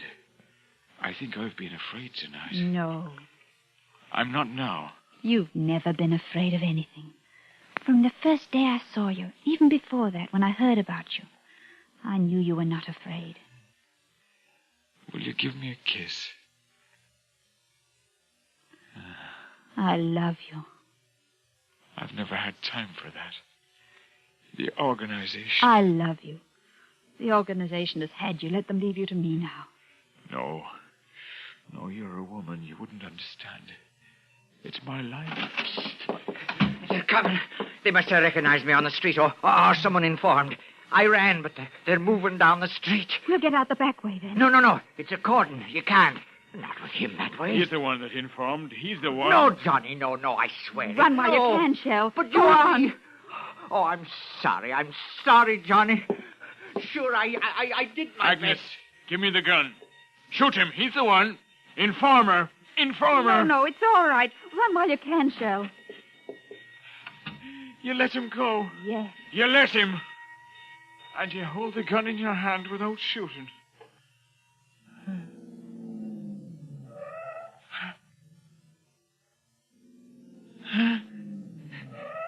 It's the police. They're here. Lie quiet. It'll be all right. They won't take us, they won't. I love you, Johnny. I love you. Then this is how it might have been, Agnes. The scent of her. Her mouth. Soft. But the fight. And what about the fight? They can't beat us. They won't. They won't. Open the door. Police! Give me the gun. Give me the gun. No. I'm the chief. Give me the gun. Johnny, no. Give me the gun. Give it to me. Agnes! We've got him. Better get an ambulance. Agnes. I love you.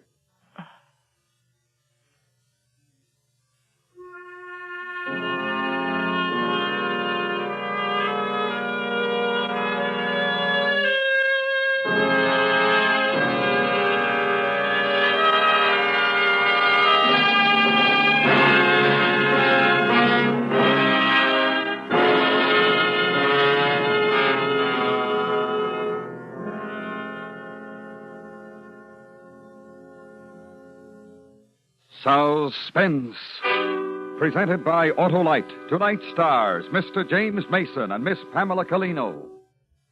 This is Harlow Wilcox speaking for Autolite, world's largest independent manufacturer of automotive electrical equipment. Autolite is proud to serve the greatest names in the industry. That's why, during the early months of '52, the Autolite family joins together in saluting the leading car manufacturers who install Autolite products as original equipment. Our Autolite family is made up of the nearly 30,000 men and women in 28 great Autolite plants from coast to coast, and in still other Autolite plants in many foreign countries. Our family also includes more than 18,000 people who have invested a portion of their savings in Autolite, as well as 96,000 Autolite distributors and dealers in the United States, and thousands more in Canada and throughout the world. Our Autolite family will salute the Kaiser Fraser Corporation on the next Autolite Suspense television program. If you live in a television area, check the day and time of Suspense on television so that you'll be sure to see this program. And remember, be with us next week for another thrilling Autolite Suspense program on radio. Next week on Suspense, our star will be Mr. Richard Widmark in a radio adaptation of Walter Van Tilburg Clark's Study in Panic, The Track of the Cat.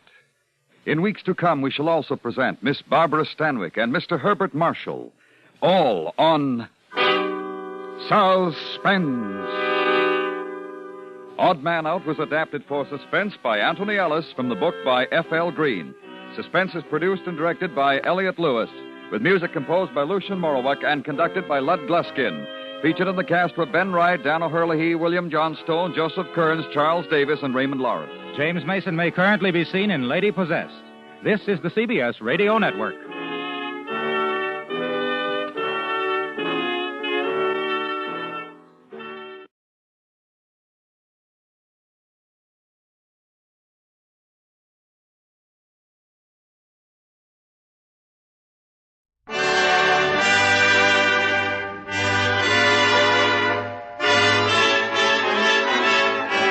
The makers of Camel Cigarettes present Dick Powell as Richard Diamond, private detective.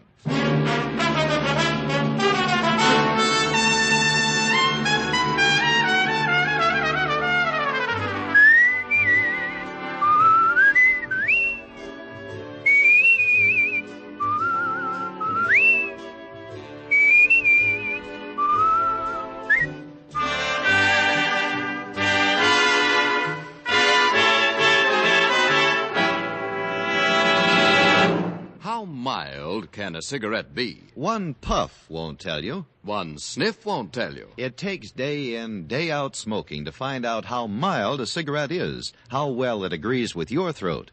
Make the sensible cigarette test. Smoke only Camels for 30 days, and you'll see just how mild a cigarette can be.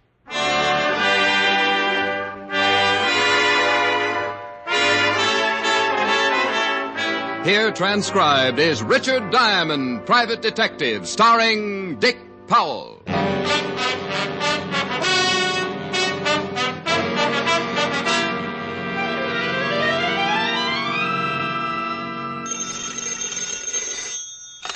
Diamond Detective Agency.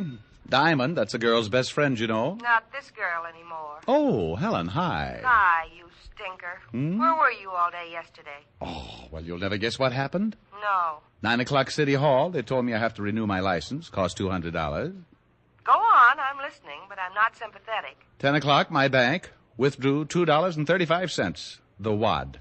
Well, big oaks from little acorns grow. Exactly, that was the idea. So 11 o'clock, my brokers. Pawn, that is. Deposited typewriter, watch, ring. 1:30, Louis' barbershop. A lie? You had a haircut 2 days ago? And I was trimmed again. Louis' tip on the 7th should have been read backwards. Rick, do you mean you still haven't renewed your license and you lost all the money you raised on your things? Honey, not only that, I lost a lot of faith in Louis. What I need is a good client with $200, and I... Oh. This might be the one. She's wearing mink. And she's got nice black eyes. Rick, I'll loan you $200. Tell her to take her eyes somewhere else. Sorry, honey. The eyes have it. Bye. Well, may I help you? Is your name Richard Diamond? I'm thinking of changing it to Richard Zircon, but what can I do for you? Will you work for me, please? Here, $300. Lady, I'll die for you. He was always so nice. Then this morning I met him at the house for coffee and told him what I found out. Suppose you start from the beginning, and we'll see what we can do about him. Sit down. I don't know how I could be so stupid. They were just using me. I've made a terrible mistake. We all make mistakes. I'm in desperate trouble, Mr. Diamond. What's wrong with you? You're shivering. The cab. All the way from Brooklyn, I found... It hurts. What is it? What? Help me, Mr. Diamond. Please. Please. Help me. She fell into my arms, tearing at her stomach, as if she'd just swallowed hot lead. She was still trying to talk when I let her down to the floor and ran out for some water. When I came back 5 seconds later, she was unconscious. And in another 5 seconds, she was dead.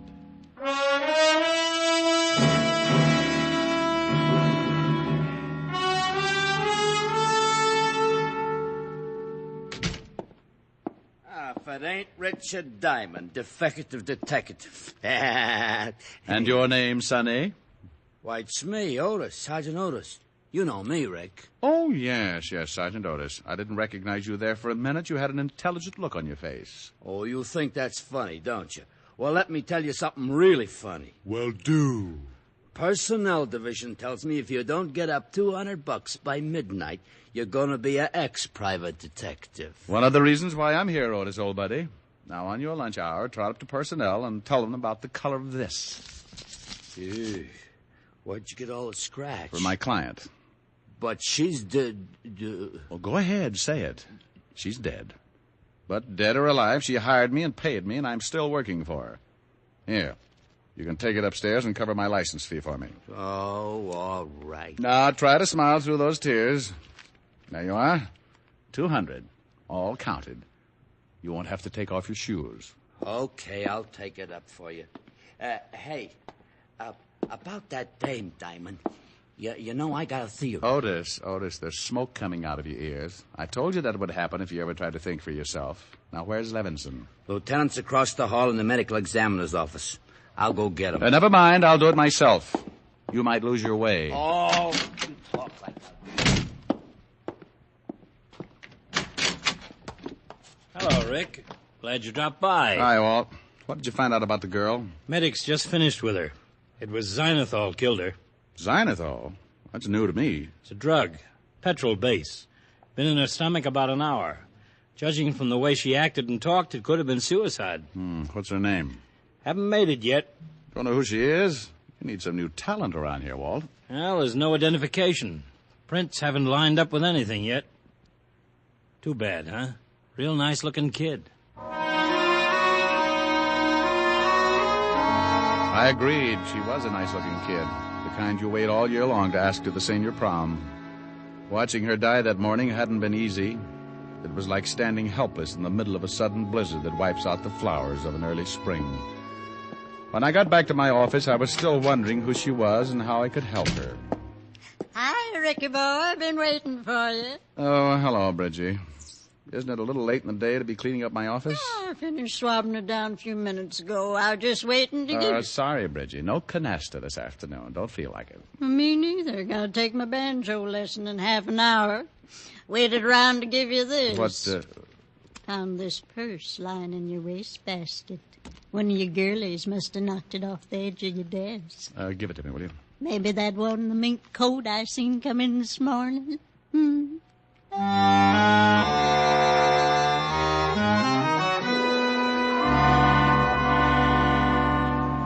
It was hers, all right. The faint, sweet odor of her perfume still clung to it. But it wasn't the lipstick, comb, small change, and key that made it so heavy. It was the .32 revolver, and inside, 3 bullets recently fired. A driver's license told me her name was Doris Romano, and it gave an address. Nobody was home. The lady next door dropped her mop long enough to wheeze out where Mr. Romano worked. I twisted my way down an iron stairway into a furnace room. Doris Romano's father was taking huge bites out of a coal pile with an outsized shovel. I told him his daughter was dead. He slammed the furnace door and threw down the shovel. I knew someday I would hear this. You look like a nice young man. Like my 2 daughters once nice young ladies. They went away from me a long time ago when I'm left here. There's nothing I could do. There is nothing I can do. It's as if they never were.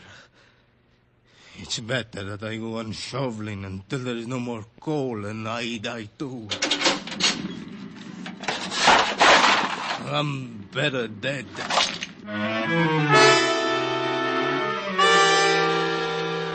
I took Mr. Romano down to the coroner's office, and he identified her body. Later, I told Walt about the purse and turned it over to him. Everything but the .32 and the key. Maybe it was the wrong way to play it, but somehow I felt I could still give Doris Romano the help she'd wanted. She said that she had taken a taxi from Brooklyn. So Diamond went to Brooklyn. I don't know how many cab stands there are in Brooklyn, but I can tell you where you can find 104 of them. Sorry, bud, I got a fare. Where, under the floorboards? In there, eating. I'm looking for information. Here. Gumboots, huh? Who's getting cheated? Did you carry a brunette in a mink coat all the way to Manhattan sometime this morning? Maybe. Where'd you pick her up? Brooklyn, house on M Street. What house? How's a little all expense account? Well, here's a fin. Oh, no. That's all there is. Only one to a customer. Okay, I'll tell you about the house, but I won't tell you about the guy. What guy? You sure only one to a customer? Well, let's say we had a change in management. Okay, now tell me about the guy.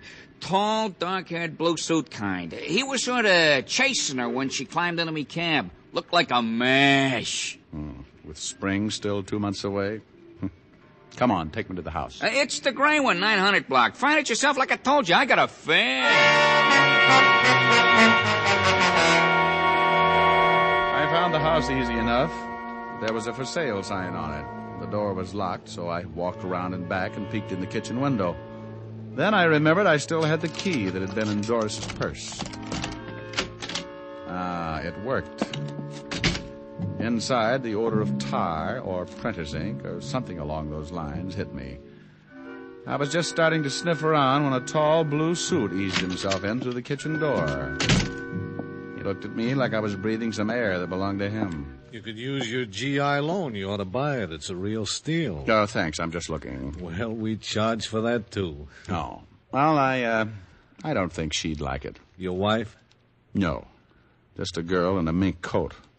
Name of Doris Romano.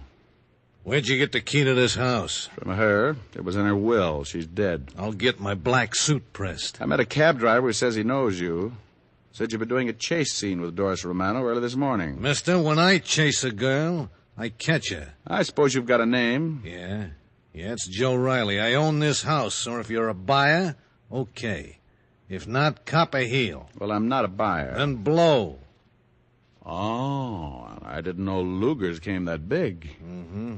And they make holes to match. Yeah, I imagine so. All All right, Pilgrim, you got a name? For me or you? School isn't out yet. Just answer. Well, there's Richard Diamond, private detective. She came to my office this morning. What'd she have to say? Nothing. She died of poisoning before she could say anything. And the police? They have her body and identification. Well, goody for them. That all? There's still you. Any cop who wants me can find me listed in the book. I got a permit for this gun, and I haven't got a record. You see, Diamond, I could blow your head off for trespassing. But I'm a real nice guy, so just get out and forget you saw me. Well, that won't be hard. Half an hour later, I picked up the evening paper, and the lead story stuck out like a white derby on an undertaker. It was about an unidentified man pulled out of the river that afternoon. The coroner had picked 3 .32 slugs out of him.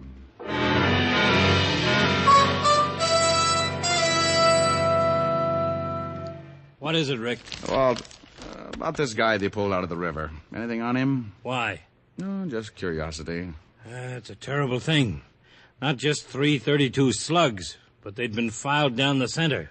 Dum-dums? Dum-dums. Tore the poor guy all apart. Everybody in the department's plenty sore. You want to see the body? Some of the time. I know what it would look like.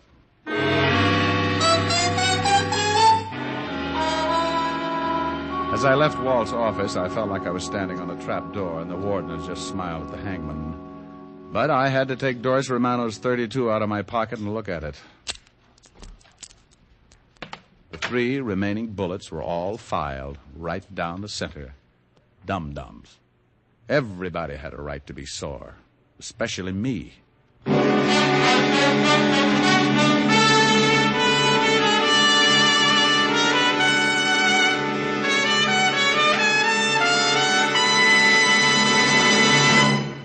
Before we continue with Richard Diamond, here are a few words about smoking enjoyment.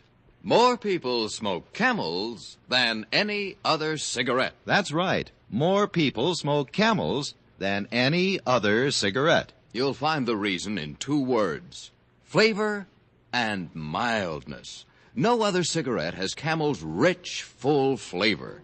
The flavor of costly tobaccos, properly aged and expertly blended. And no other cigarette gives you this proof of mildness. In a coast-to-coast test of hundreds of people who smoked only Camels for 30 days, noted throat specialists reported not one single case of throat irritation due to smoking Camels. Singing stars know the importance of mildness in a cigarette, and that's why so many of them smoke Camels. Ezio Pinza, Nadine Connor, Patrice Munsell, Mario Lanza are a few of the operatic stars who choose Camels every time. Friends, make the sensible cigarette test. Make your own Camel 30-day test and see how mild, how flavorful, how enjoyable a cigarette can be. How mild, how mild, how mild, how mild, how mild can a cigarette be? Make the Camel 30-day test and you'll see. Smoke Camels and see. And now, back to Richard Diamond, Private Detective, starring Dick Powell.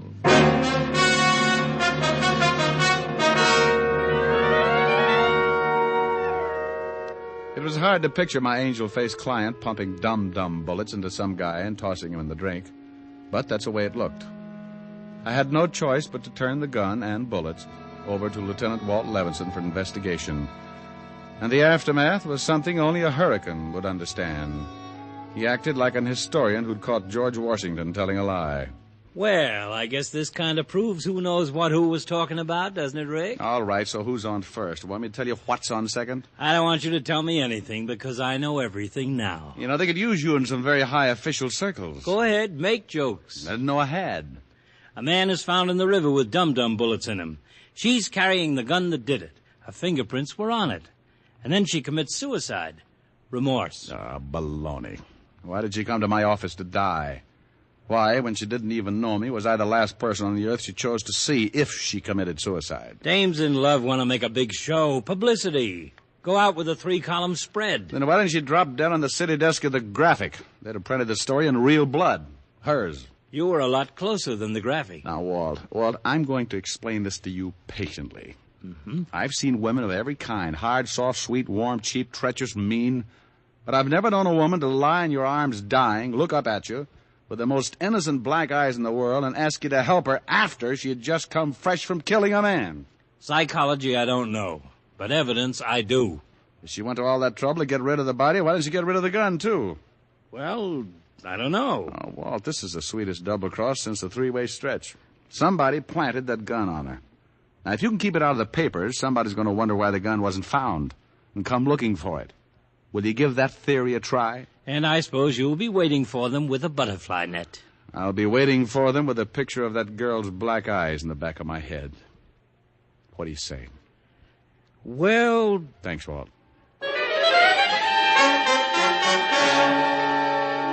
Personnel told me that the gun had been purchased by American Trust and Loan Company in 1941 and permitted to a bank messenger named Dale F. Bronson. The address was an apartment on 63rd Street. When I saw all the expensive cars out in front, I was thinking I should have been a bank messenger. When she answered the door, I knew it. Pure gold. Well, hello. Tall, aren't you? Well, I do my best. Somehow I knew you'd belong to one of those cars out in front. Which one? Longest low convertible. What can I do for you? Oh, well, I'll rephrase the answer. I'd like to talk inside. It's terribly early for me to receive strangers. Oh, well, I sent my hourglass to the Sahara for a checkup. Besides, my watch is broken. Come on in. I'll see if I can fix it. I'm great with the Swiss movement. It shows. Are you Mrs. Bronson? Yes, and my name's Kitty. Kitty? Oh, nice. It's too bad I have to say this, but I'd like to see your husband. Preferably before he sees me and draws the right conclusion. He's not here. Expect him? You're going to love this. No. Where is he? He's in a place where nothing matters anymore. Cemetery. Sorry. Don't be.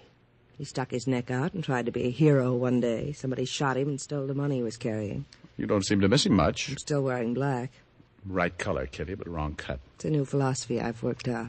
I understand he worked for the American Trust and Loan. They bought him a gun. Don't tell me you're here to talk about guns. Who sent you? Field and Stream? Well, this is sort of a collector's item. Recognize him? No, should I? It belonged to your husband. You say it was my husband's? I suppose it was. I don't know for sure. We only stayed together a year. He had a lot of things. After he was killed, what happened to those things? I don't know. He moved in with his mother. She probably disposed of them. I'd like to talk to his mother. Where could I find her? This just isn't your night. She's in the cemetery. Next to him, heart failure. Well, I'll wash up, get my pay, and go home. Just who are you? Richard Diamond. You can call me Richard Diamond. Detective? Fridays. Arrest me. Not until you commit a felony. This is only a misdemeanor. You're a sergeant? 5-star general. Run my own outfit. Come here. My application for the auxiliary. Pass. Fail. If we ever open a recreation center, I'll let you know.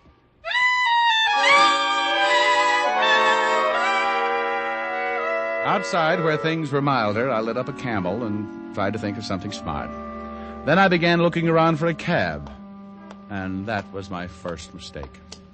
2 bulky forms slid in behind me, and we walked Indian file for a few steps. When we reached the alley, I turned around to see who it might be. Ooh! That was my second mistake. I didn't have time to make any more. All right, Rennie. Drag him down this alley. Now, prop him up against the wall. I hope we don't chip none of these bricks with his head. Hey, Diamond, I know it's hard for you to see right now, but can you hear me? You got a lot of punch in that delivery. Do you get it? If I didn't get it before, I just got it then. Yeah, I just got one thing to say. Mind your own business. Mind your own business. Mind your own business. Mind your own business.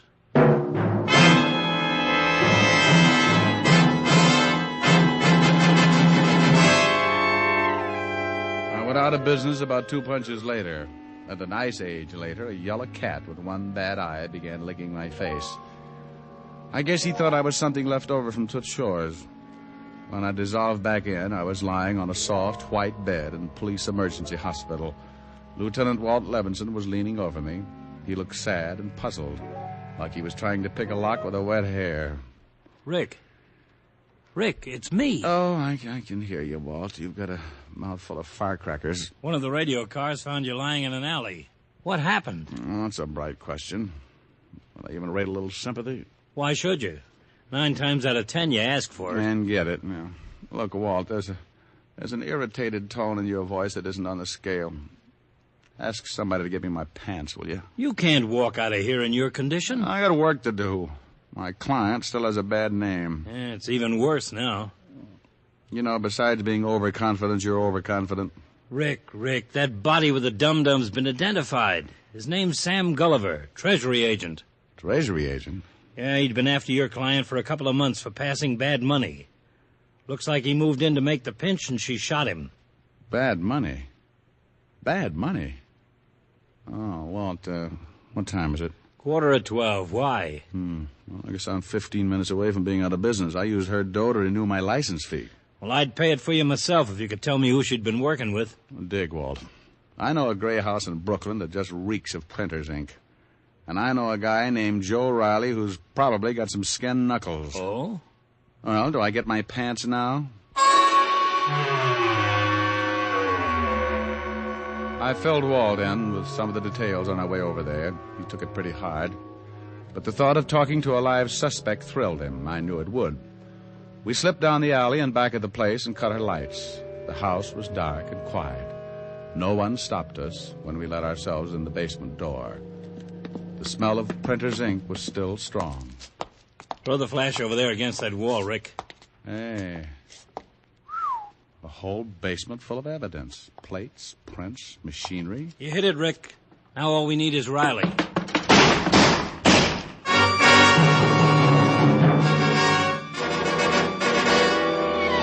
Just above us, the whole world began to explode. I took the stairs 3 at a time, Walt right behind me.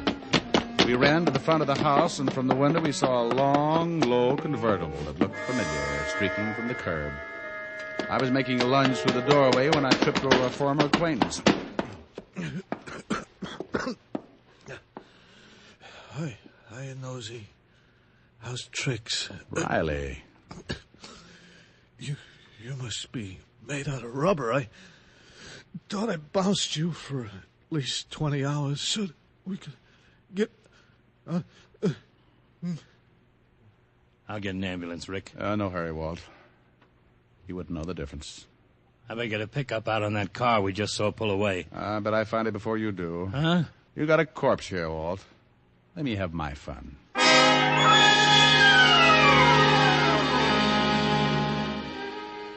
I used a cab to get back over to 63rd Street. The same kind of expensive cars were still parked out in front. Only one of them, a long, low convertible, had a very hot radiator. Oh, it's you. Tell me how tall I am, Kitty. Well, I'd love to, but not right now. I was kind of hoping we could have a drink. Got any hemlock? I said later. I'm really tired. I said now. Well, you are eager. What do you want? A poor dumb kid who knew she'd been used asked me to help her this morning, just before she dropped dead, and I'm helping her. I just happen to be fresh out of medals. You shot Joe Riley less than half an hour ago. Now, don't reach for it, lady. I'd like a good excuse. Let me go. Doris Romano didn't know she was passing bad money for you and your boyfriend, Riley. When the agent tried to make the arrest, either you or Riley shot him. And then Doris knew the whole setup. And you knew she was scared. Joe Riley poisoned her. I didn't do it. I didn't want him to do it, and he was dumb enough to think it was clever to plant the gun in her purse. But you didn't kill Riley for being so dumb. You had a better reason, Kitty. I talked to a coal shoveler in a basement this morning. He was bitter about both his daughters going wrong. One of them was Doris. The other was you. Those black eyes give you away right now. All right. Look, I have a lot of money. Real money. Good money. Enough for 2 of us. We could do anything, go anywhere. Be a chance to stop gumshoeing around and be somebody. And, Ricky, you know how I am. I can be nice. Awful nice. That's what scares me, Kitty. Now listen to me. They'll send me to prison. I'll grow old and ugly there. If you're lucky. Oh, Rick, please. Please let me go. I'll give you all the money. I'll do anything. Please. Please help me. You know, lady, for a minute you sounded just like your sister.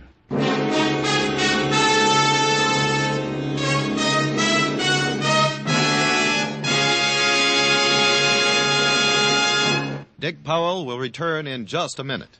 In a repeated nationwide survey, doctors in every branch of medicine have been asked this question. What cigarette do you smoke, Doctor? Again, the brand named most was Camel.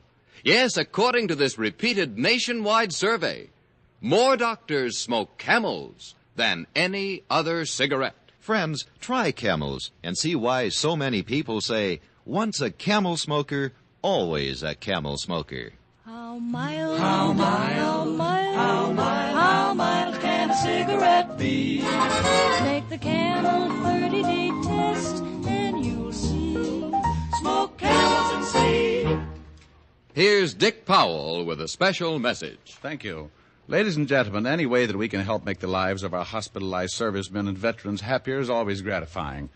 The way the Camel cigarette people have been doing it is with gift cigarettes sent to service hospitals around the country and overseas. This week, the Camels go to Veterans Hospitals, Roanoke, Virginia, and Northport, New York. U.S. Air Force Hospital, Alaskan Air Command. U.S. Naval Hospital, St. Albans, New York. The Camel people have now sent more than 194 million cigarettes to servicemen, servicewomen, and veterans. Now, until next week, enjoy Camels. I always do.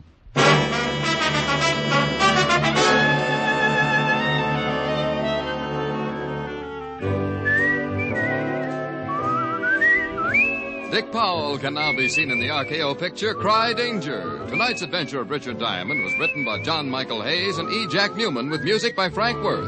Our director is Helen Mack. Featured in the cast were Virginia Gregg, Wilms Herbert, and Arthur Q. Bryan. Men, pack your pipes with Prince Albert, the National Joy Smoke. PA's choice tobacco is rich and flavorful with a fine natural aroma. It's crimp cut for smooth, even burning and specially treated to ensure against tongue bite. Get Prince Albert, America's largest selling smoking tobacco. Listen next week for another exciting transcribed adventure of Richard Diamond, starring Dick Powell. This is your FBI. The official broadcast from the files of the FBI follows immediately. Stay tuned. This program came to you from Hollywood. This is the American Broadcasting Company.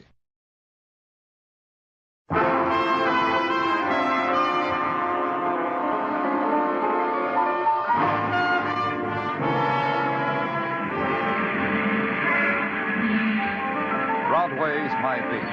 From Times Square to Columbus Circle. The gaudiest, the most violent, the lonesomest mile in the world.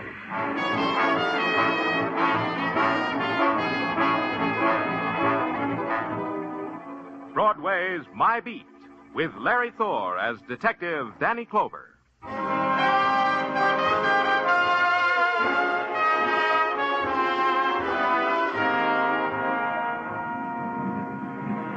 Broadway. It's a neon-lighted revival meeting that screams for the joy and the salvation. And it's a lonely path that sighs down into darkness.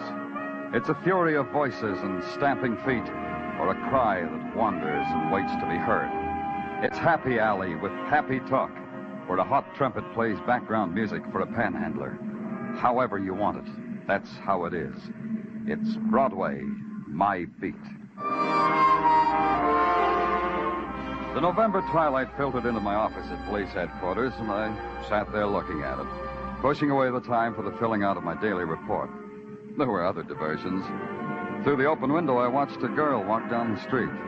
She wore a green silk dress that knew summer was over but didn't care. Then I heard two things, a sigh that came from me and a door opening that came from the door. I have no wish to trespass upon a reverie of delight, Daniel. There was only one man who could talk to me like that. A miniature of a man called Lee Kai. Lee Kai, professor of Oriental art at the university. He hadn't changed. The same black military-looking jacket that buttoned high on the throat.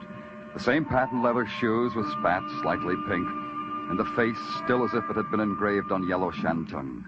Daniel, may I presume upon you? Anything you want, Lee, any time. Then permit me to read you this telegram. Is that all? You could have presumed bigger. I shall, when you have read the telegram. It is addressed to me, and it says in 3 words, "Terror follows me." It is signed Mei Ling. Only 3 words. Is not 10 words the usual? Yeah. He's a frugal one, this Mei Ling, huh? Mei Ling is a delicate interweaving of all that is lovely and exquisite in a girl. I do not think she meant to be frugal. I do not think I know what you're talking about. Of course. Therefore, I will explain. You see, Mei Ling, this lovely girl of whom I have told you so much already, she brings me a statuette of the goddess Kuan Yin, the Chinese goddess of mercy. And among friends, there is no need for circumlocution. Of course. For what? Circumlocution, of course. Oh. The Kuan Yin was smuggled out of my bleeding China, Daniel. It is worth approximately $100,000. Mei Ling was bringing it to me. And now, in 3 words, terror follows her. You understand what I need of you? Not yet. I want you to meet Mei Ling's train at 125th Street at 8 tonight. She is in private car 23. You will give her the protection from the terror that follows her, Daniel. Oh, we have other departments for that, Lee. I could... But you are the friend department. No, Daniel?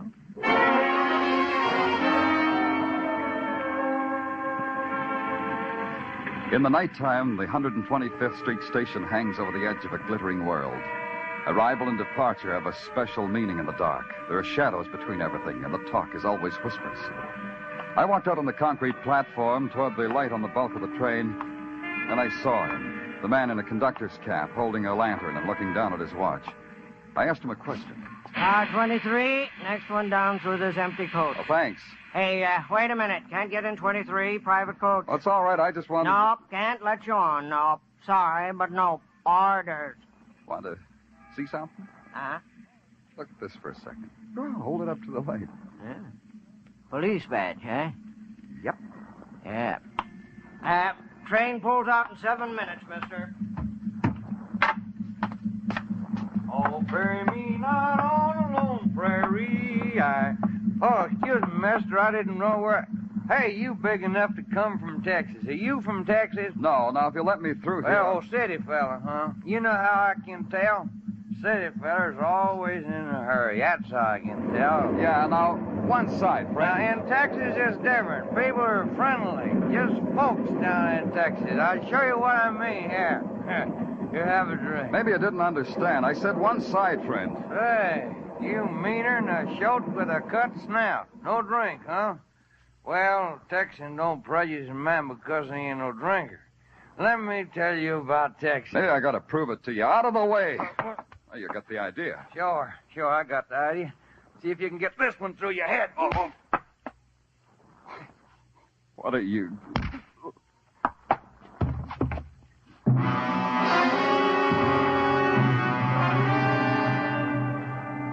End of the line, all out.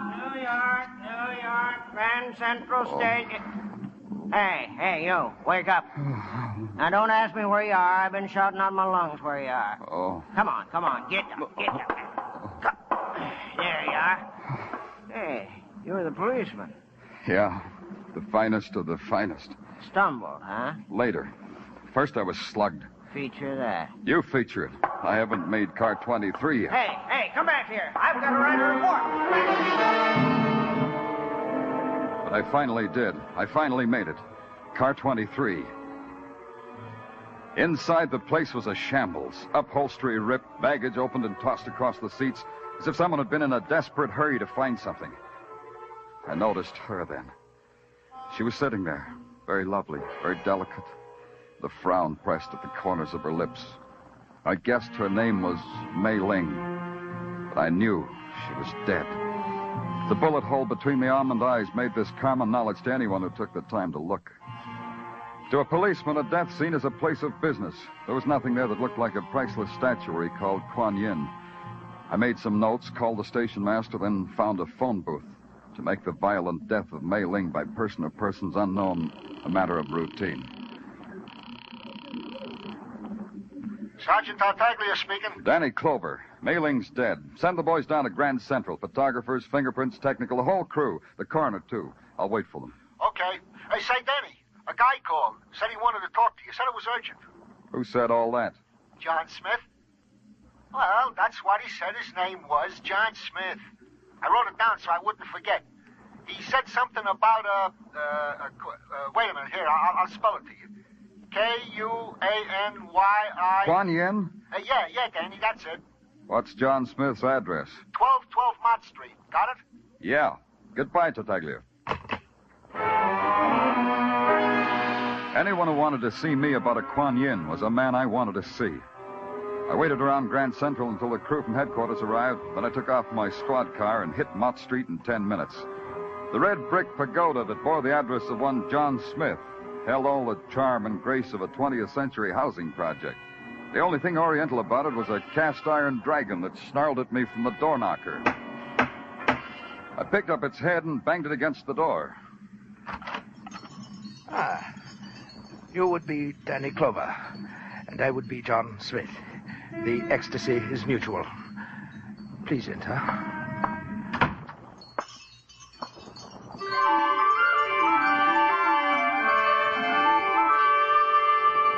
The thing that stood in front of me I didn't believe. It was a mound of flesh wrapped in a scented mandarin's robe. Perched on its shoulder was a small white monkey with enormous eyes that loathed me with an enormous lobe. John Smith looked like a fat crock of Ming pottery, but he talked as if he'd spent a lot of time tilling the good earth around Harvard. You admire my monkey, Danny Clover. Rest assured, he admires you. I hate him. Get him out of here. You are frank, Danny Clover. We shall get along splendidly. Now, run along to bed, Max. It's way beyond, you know. I'll tuck you in later, Max. Now go. Revolting beast, isn't he? I say that deliberately. It depends on your point of view. Me, I find all the answers to all the mysteries of eternity in Max's eyes. You gaze at my house. You like it? Yeah, looks like you've collected all the loot in China. Cozy, though. Spurious loot, Danny Clover. It's all fake. These statuettes, for instance, tourist stuff. And all this rubbish, nothing so delicate or so desirable as the Kuan Yin image, an evanescent image, a will-o'-the-wisp image. You don't say. Tell me more. I shall. A most intimate source in Hong Kong has revealed to me that the fabulous, the priceless Kuan Yin has vanished. Do you have a theory as to where she might be? Should I have a theory? I thought perhaps the eminent Oriental art expert known to both of us as Li Kai may have helped you formulate one. Your most intimate source operates in New York, too. I have other intimates. Besides Max? Try one from Texas. Texas? What is that, a person, place, or object? You know I wouldn't know. Exactly. And now, Danny Clover, a word of caution. The Kuan Yin is a legend among my people, a fairy tale. Fairy tales are sometimes bloody. A most discerning observation. On a sensitive and intelligent mind, they can leave a most fatal scar. Sometimes not only on the mind. It's sweet the way you try to scare me. The Kuan Yin is a goddess of mercy and compassion. If you know where she is, may she watch over you. If you don't, we have nothing further to discuss. And now I must tuck Max in. Au revoir, Danny Clover. I shook his hand, watched him wince, then bowed out of his fat presence. John Smith was a man who would keep. Now there was one place I just had to go. To the university, to break the news to Li Kai. It was at this time in my life that I exploded the myth that the thirst for knowledge never ceases. The door to the Arts and Science building was locked. It took me a half hour to find the night watchman, go through the policeman's badge routine, and get ushered to the self-service elevator. Wait a minute. Hey, wait a minute. Thank you. Thank you very much. I feel silly saying this, but... Floor, please? The third. Well, good, me too. I've never seen you about the building. What are you in, arts or sciences? I never knew which. I'm Danny Clover, policeman. Oh? Mm-hmm. And you're in... Seismology. I'm Professor Higgins. Professor? Oh, here we are. 3rd floor. Oh, yeah. You, were saying? I was saying Professor of Seismology with a question mark after it. What is seismology exactly? Exactly. It's that branch of geophysics which has to do with earthquakes and their attendant phenomena. Mm-hmm. Here's my lab. Good night. Oh, before you go, and in non-scientific terms, could you tell me where Professor Lee Kai's office is? Lee Kai? Yeah. How nice. In the Argo, any friend of his is a friend of mine. Now we'll shake hands. I'm glad to know you. I'll show you his office. You've known Lee Kai for a long time. Why, he slapped my... He was in attendance when I was born. There were no doctors nearby then. In China, Mr. Clover. In the interior. Oh, and from that moment on, you became interested in earthquakes and their attendant phenomena. Pretty nearly. Understand, Mr. Clover, I enjoy seismology. A girl can always make her way in the world with a good, sound knowledge of seismology, I always say. I'll say the same thing. It does make for dull conversation, doesn't it? Well, Here's Lee Kai's office. Professor Kai. Professor Kai. Professor Kai!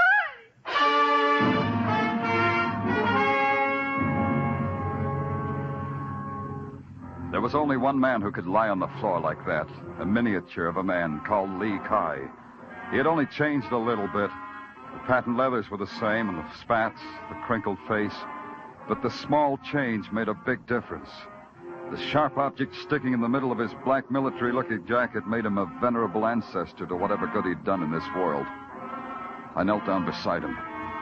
It was a letter opener plunged deep into his back. And on its handle it said, Acme Life Assurance Company. Put your life in our hands.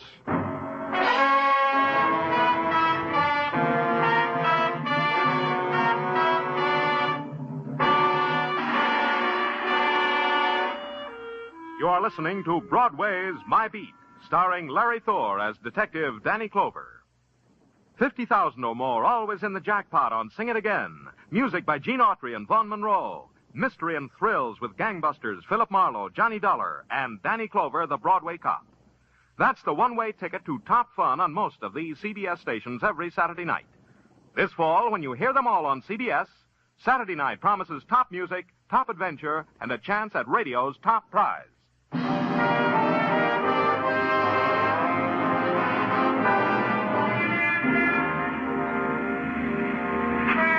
There's this about Broadway.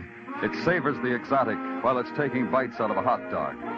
The deaths of Mei Ling and Lee Kai were duly reported for the next morning's newsstands, were scanned by the crowd while reaching for their respective mustard jars. Then Broadway went about its business. You can't blame Broadway. It's got too many other things to consider, like T formations and mass substitutions, the weather, and making a buck. But a policeman with a murder in his hands has to make a world outside all that. Mine revolved about a specific Chinese statuette called Kuan Yin, and incidentally worth $100,000. It also included paying final respects. I took a ride down to a twisted alley off of Mott Street. The festivities for Lee Kai's funeral had already begun. Venerable Chinese ladies and gentlemen stood on the curb and with great ceremony lighted firecrackers and tossed them serenely into the air. As the body of Lee Kai approached, others tossed money into his open coffin to ensure his price of admission into heaven. Walking directly behind was a lady by the name of Higgins, Professor Kate Higgins. She was dressed in a mandarin robe, and her tears were the tears some enchanted princess might weep. There were only two, one under each eye, and each one a jewel. And then across the street through the procession, a face that I had seen once before in a train station brought me back. Pardon me. I'm sorry. Pardon. Tell me what Texas, kid. I got more time now. Who are you? Why leave a great place like Texas just to strong-arm a city fella? Take off, friend. They warned me about talking to strangers. In here, friend, in this alleyway where we can be far from the city's rattle. In here where we can be pards. In here. Take your hands off of me. Talk to me, pard. Who told you to slug me on that train? I can do it now without nobody whispering in my ear. Do it. Yeah.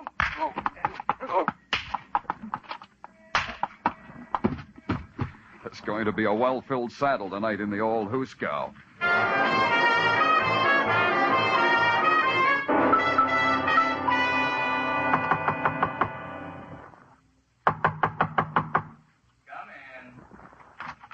I was looking for Professor Higgins. This is her laboratory, isn't it? Yes. The professor isn't in. I'm John Scarn, her assistant. Danny Clover, police. Social or business? I only ask because Kate has such various callers. Last week it was a gentleman peddling hot Persian prayer rugs. I got quite a seism out of him. Seism? You're not hep, are you? Seism. Earthquake. A big bang. Tell me, what do you do around here when you're not having seisms? Well, I'll explain it to you. See, these things here are seismographs. They're connected to another machine embedded in concrete below this building. Oh. If there's an earth tremor, it's picked up by the machine downstairs and recorded on these. I see. And this needle here, writing on this rotating drum, records the time of the shock. Precisely. Interesting. Mind if I take a closer look? Well, take it easy, Mr. Clover. We don't need a temblor to disturb the needle, you know. It's very delicately balanced. It'll even record footsteps that come too close to it. What do you do with these recordings after you've got them? File them. Each recording is for a 24-hour period. Unfile yesterday's reports and send them to my office. Well, but... And do you get reports from other stations that do this work? Yes, every day, but... Send yesterday's, all of them, down to police headquarters. Now, see here. Mr. Scarn, you had your seism today? I'll send everything down just as soon as I can get them together. Good. And quietly. No one's to know. Another thing, Mr. Scarn. Who has access to this lab? Why, just Kate and me. And, well, yes, the night watchman. Yes, we three. We have the only keys, I believe. Thanks. And Kate, Professor Higgins, where would I find her? Perhaps at her apartment. 125 Morningside Drive, I believe. Thanks again, Mr. Scott.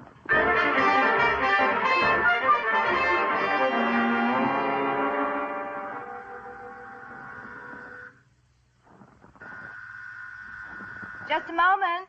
I have to put something on. I'll wait. Clover, why is it that everything happens to you while you're on duty? Maybe it's because you're on duty. Oh, it's you. How nice. You've caught me just as I stepped out of the shower, so you'll have to take me as I am, robe and all. Come in. I could wait outside until you, A shy policeman, how charming. You can trust me.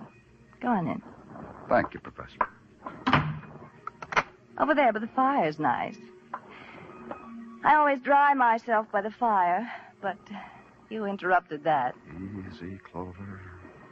I'm here. Tell me. I didn't say anything. Oh. Shall I get us something? A drink? Do you object to the phonograph? Some men do, you know. I saw you at Lee Kai's funeral.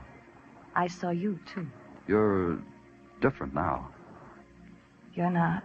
That's right. I'm still thirsting for knowledge. So talk to me about things Chinese, Professor. The, Kuan Yin, for instance? For instance? A miraculous goddess believed by the Chinese to have only to kiss a wound to make it vanish. $100,000 a kiss. It's expensive healing. There are some who would pay more. 2 murders, maybe? More, if they have to. Yeah. You told me Lee Kai slapped you into the first breath you ever took. What else did he do for you? Everything. He was my father, my brother, my companion, my teacher. And, Mei Ling? I didn't know everyone in China, policeman. Nice policeman. And a man named John Smith? John Doe, yes. John Smith, no. Give up? All right. Invite me to an earthquake sometime, will you? I'll take time out for it. You'll love it. There's nothing quite so exciting as when the earth moves. Danny? Yeah? The Kuan Yin. You could give her to me. I'm only a professor on a professor's salary, but I could think of some way to pay you for it. Oh? What makes you think I've got the Kuan Yin? Because Lee told me he'd gone to you. Because you found Mei Ling. Because it would have been simple for you to steal it from a dead girl? Yeah, it would have been. But you know, I didn't think of it. Also, she didn't have it. Now it's your turn again. Lee Kai would want me to have it. No one else. I'll make a note of it, Professor. Now, would you unlock the door, please? I promised Mother I'd be home early. Of course. There's frustration everywhere, isn't there, policeman? Nothing but frustration. I think I remembered to tip my hat. I know I remembered to get back to police headquarters. I hustled Sergeant Tartaglia off his fat comic book and sat down at my desk to go over the sheaf of seismographs I had Scarn send down. Not only were they dull reading, but for a long time they didn't make sense. I kept trying. You can talk, Tartaglia. Item 1, Danny. I've questioned the Texas cowboy in his cell. The graph won't talk, won't open his mouth. Hey, in a Texan, this must be some kind of terrible disease. Okay, physician. Item 2. Item 2 is alibis, good and indifferent. At the time of Lee Kai's murder, John Smith was giving a dinner party. Assistant Scarn was calling a square dance. Hey, you know, Danny, they're fun. You ever been to one? Ask me sometime, Tartaglia. Yeah. Item 2 continued. Professor Higgins was to a movie. The night watchman checked in at a station the other side of the campus. Item 3. San Francisco Customs reports this Mei Ling never had no Kuan Yin. Tell me that again. The Kuan Yin Mei Ling was supposed to have. She never had it. Danny, this means 2 people was killed for something they didn't have. Huh? You said something, Tartaglia? When San Francisco Customs reported they had no records in the Kuan Yin, something clicked into place. If the Kuan Yin existed at all, I figured there was only one place where it could exist. So I went there, back to the university in the office of Lee Kai, lecturer and collector of Chinese art, now deceased. Oh, it's you, Mr. Clover. We thought perhaps we would meet you here. The place was a mess. Standing in the midst of the debris was the monkey-owning poet John Smith. And in a corner with a soft light playing with the amber of her hair was Kate Higgins. Danny Clover, it's always a delight to be where you are. The policeman is a meddling, stupid fool, Kate. Yeah, you warned me, didn't you? First to the hired thug, then during a lecture on spurious loot. Mr. Clover, I'm afraid I must dispense with you. Let him talk. I like to watch his mouth. Thanks. So I'll talk. Lee Kai was a wise little man. He had the Kuan Yin all the time. All he wanted was to find out who was trying to get it away from him. He came to me because he knew his enemies would follow him to me. And it backfired, shall we say, in his face. His and Mei Ling, the girl with whom he planned the whole puppet show. You have talked enough, Mr. Clover. Quite enough. I've been watching Smith, but where that knife came from, I'll never know. He held it low, slanting upwards for ripping, and then he lunged at me. I sidestepped and reached back, grabbed one of Lee Kai's art figures, and threw it at his head. He ducked, and the statue shattered against the wall. Kuan Yin. The Kuan Yin. And there it was, an ebony image shining with some inner light. It held us in a kind of suspended trance. Lee Kai had been clever. He'd encrusted the Kuan Yin in a cheap plaster cast and set it alongside the rest of his art. One of the oldest tricks in the world. I came out of the trance faster than John Smith did. He lay there with the rest of the crockery, just as pale, just as broken, just as unconscious. He can no longer harm you, Danny. He was an evil man. Yeah, and tricky. Hiring that hatchet man McGrath to kill Mei Ling and slug me on the train. Kate. Yes, Danny? Maybe I shouldn't ask you this, Kate. But how come you were with Smith? I knew his greed would finally lead him to Kuan Yin, as your curiosity led you to her. And to me. To me, Danny. Kate, do you always repay kindness with murder? What are you talking about? You killed Lee Kai. Danny, you're insane. Why do you talk like that? Because the seismograph in your lab registered a disturbance at 9 o'clock last night, the time of Lee Kai's murder. How do you know it wasn't the recording of a minor shock someplace in the world? Because no other laboratory picked it up. That's when you stabbed him, Kate, at 9 o'clock. You said you were at the movies. Nobody could prove that. Danny. But you weren't, Kate. You weren't at the movies. You were in your lab. You stabbed Lee Kai and dragged his body down the hall to his office. He was a small man. You could have done that. Yes. It's no use. You would deprive me of the Kuan Yin anyhow. 2 killings for the goddess of mercy. Doesn't add up. I would kill anyone who would deprive me of the Kuan Yin. Yes, you too, if I could now. Danny? Uh-huh. Let me hold the Kuan Yin, Danny. Kuan Yin? Yeah. Here. Kuan Yin. Fabulous. Kuan Yin.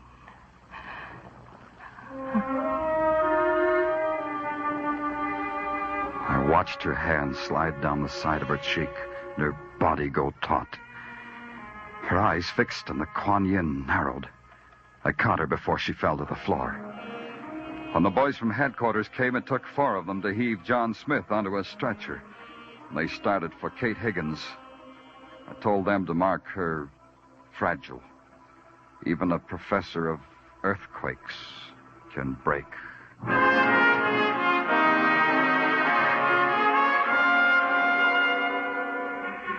In the November sun, Broadway shimmers like some frozen city rising out of a frozen lake. It's clear, crystal clear, and its air is fresh and clean. You close your eyes because you know it's alive. The easy laughter that snarls when your back is turned. The spectaculars that advertise the grave. The welcoming hand that turns to ice in yours. It's Broadway, the gaudiest, the most violent, the lonesomest mile in the world. Broadway, my beat.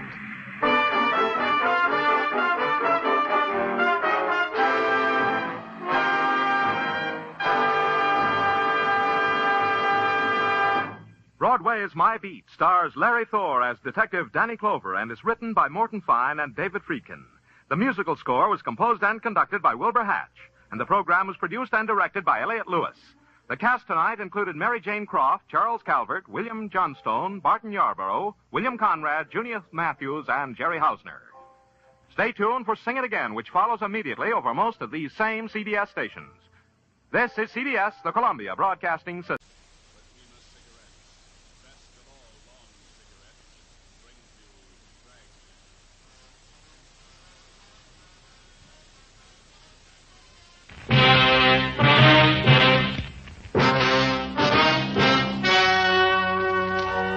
The story you are about to hear is true. Only the names have been changed to protect the innocent. Fatima Cigarettes, best of all long cigarettes, brings you Dragnet.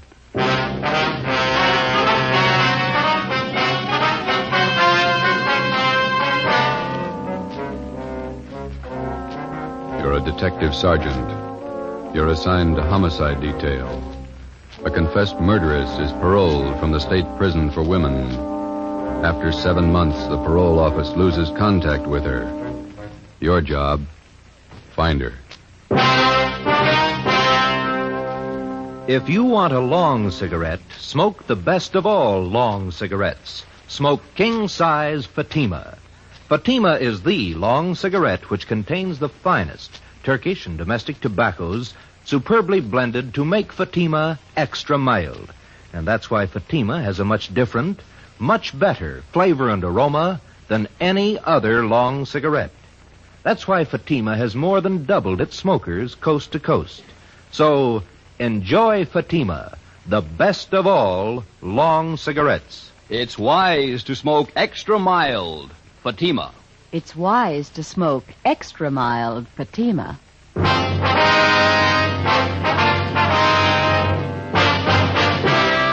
Dragnet, the documented drama of an actual crime. For the next 30 minutes, in cooperation with the Los Angeles Police Department, you will travel step by step on the side of the law through an actual case from official police files.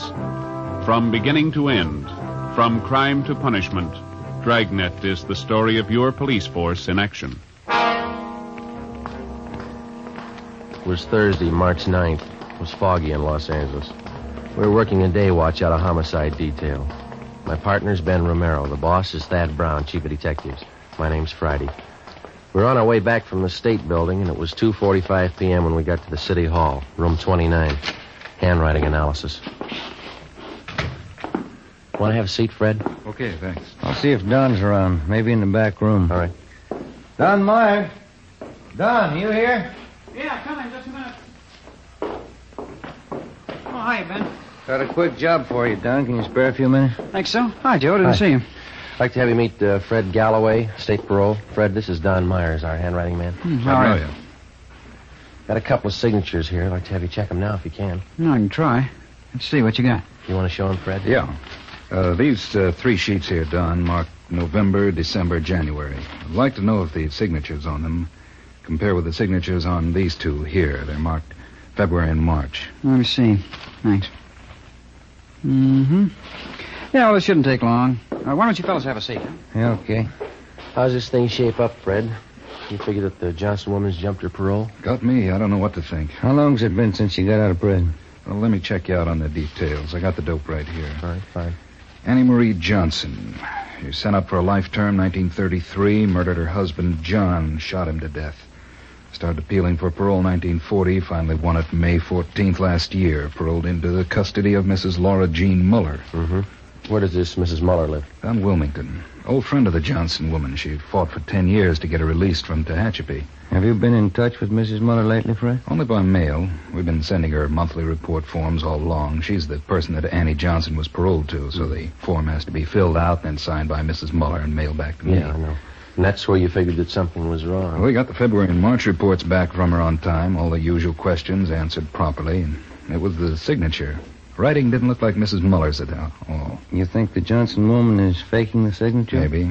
Tried to contact the Muller house half a dozen times the past couple of days. Nobody home. There you go, man. You got it? Yeah. Let me see. These 3 here, November, December, January, they were signed by the same person. Yeah. Signatures on the February and March reports. They're pretty bad imitations. One person signed these 2. Another person signed these.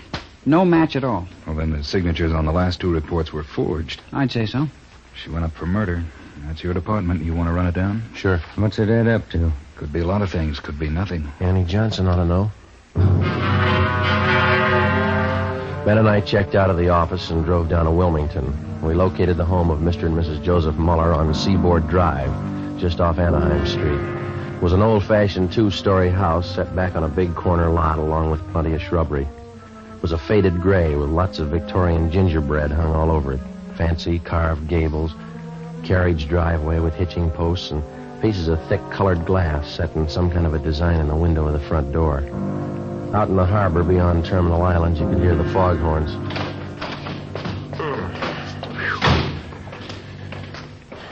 They sure get the fog out here, don't they? It's pretty thick today. My aunt used to live just above here, Grant Avenue. Oh, uh-huh. Couldn't take the fog, so she moved out the valley.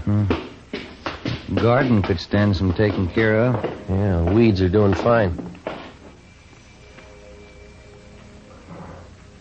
Want to try it again?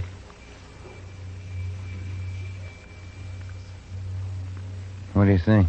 Let's try the neighbors, huh? Yeah, all right.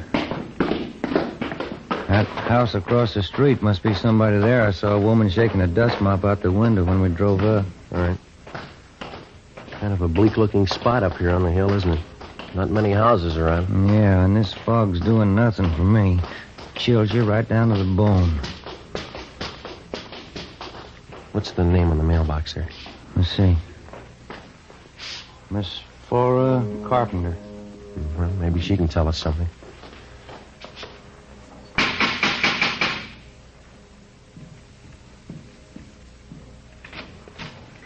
Are you the sewing machine man? No, ma'am. We're police officers. Like to ask you a few questions. Oh, I'm sorry. I thought you came about my singer. No, ma'am. I can't do any more work on my peasant skirt until the machine's fixed. And it has to be done by Saturday. Our folk dancing group's having a big jamboree Saturday night. Will you step inside? Thank you. This is Sergeant Romero. My name's Friday. Oh, how do you do? Oh, fog's so refreshing, isn't it? Very vitalizing. Yes, ma'am. Are you acquainted with Mr. and Mrs. Muller across the street, Miss Carpenter? The Muellers? Yes, I've known them for years. And they have an Annie Johnson living with them? Yes, one of my very good friends. She's employed as a housemaid for the Mullers, is that right? Well, I guess you could call it that. Actually, she's more of a companion to Mrs. Mueller since poor Mr. Mueller got sick. What's his trouble? His mind. Poor man just lost his senses. He's at the state hospital at Norwalk. Mm-hmm. When did they send him there? Let me see. This is March. It must have been last November. Yes, became violent. Do you know where Mrs. Muller is now? In the sanitarium out near Pasadena. Not well at all. And Annie Johnson, is she still living at the Muller's house across the street? Oh, yes. She went downtown to do some shopping today. Did she say when she'd be back? Well, no, she didn't, but we have a meeting of our book appreciation club at 8:30 tonight here at my house, and I certainly don't think she'd miss the meeting. I see. Miss Carpenter, do you happen to know the name of the sanitarium where Miss Muller's staying? Garraway's. That's what Annie told me. Garraway's Rest Home out by Pasadena. Mm-hmm. Have any of the neighbors been out to visit her? Well, no, we haven't. Annie said the doctors there thought it'd be better if Mrs. Mueller didn't have visitors. I see. Wonder if you'd tell us where we could find a public telephone in the neighborhood? Oh, you can use my phone, Sergeant. It's right back there in the hall. Fine, thank you. I'll call him, Joe. All right. I'll have the operator charge it to our office. You sure you can find your way back there, Sergeant?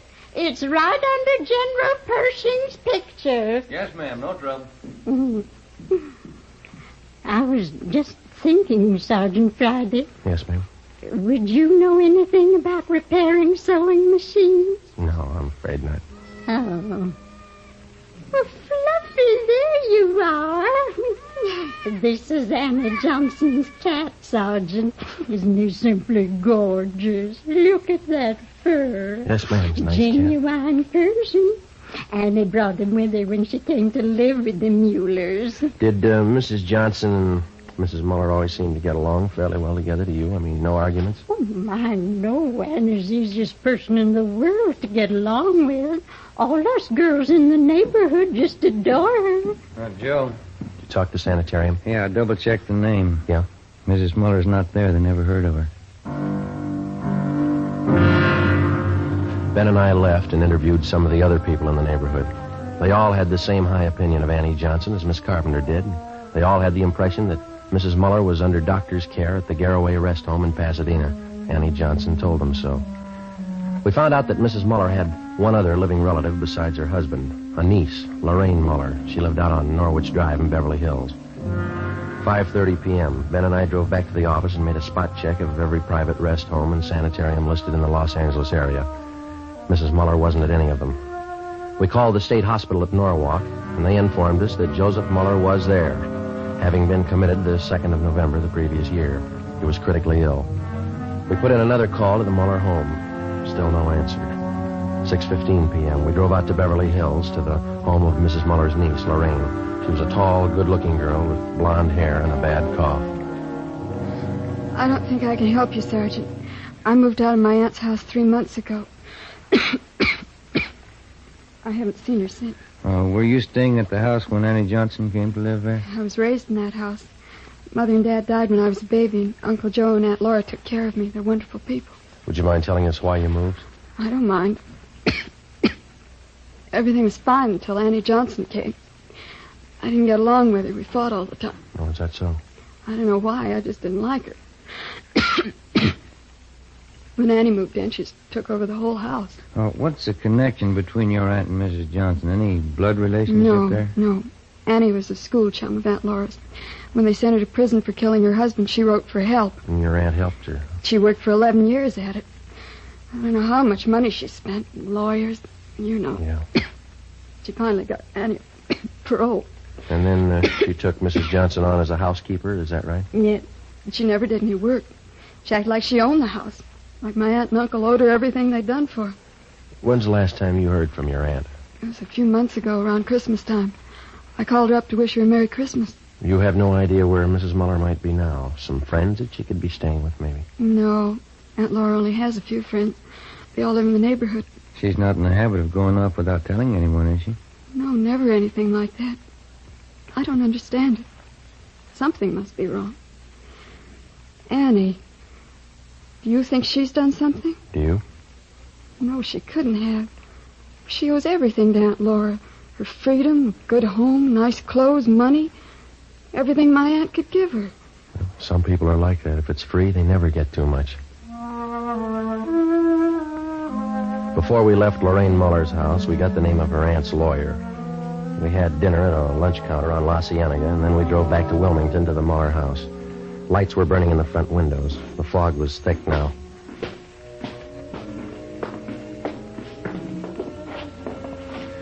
Guess that's her singing. Yeah. You want to ring the bell? Mm-hmm.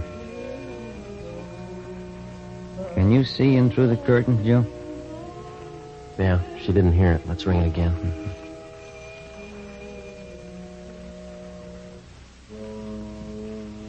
Yeah, here she comes.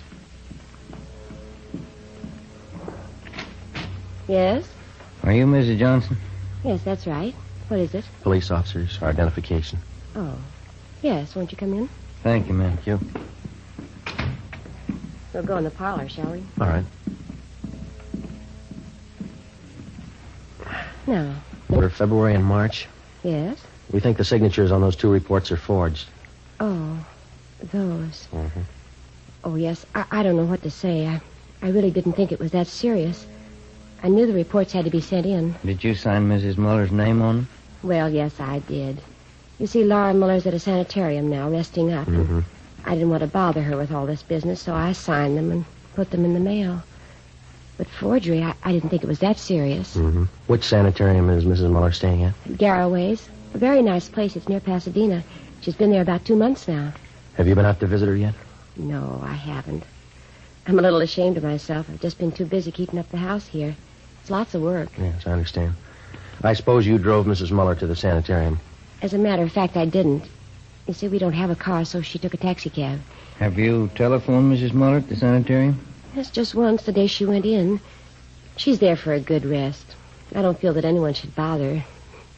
Not even myself. Does she have any other relatives? Besides her husband, that is. None at all.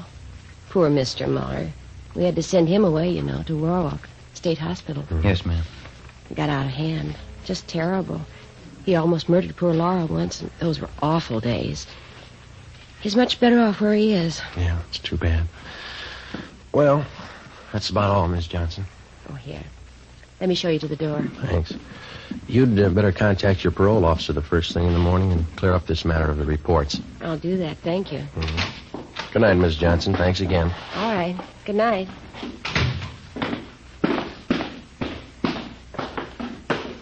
What time you got? 20 minutes after 8.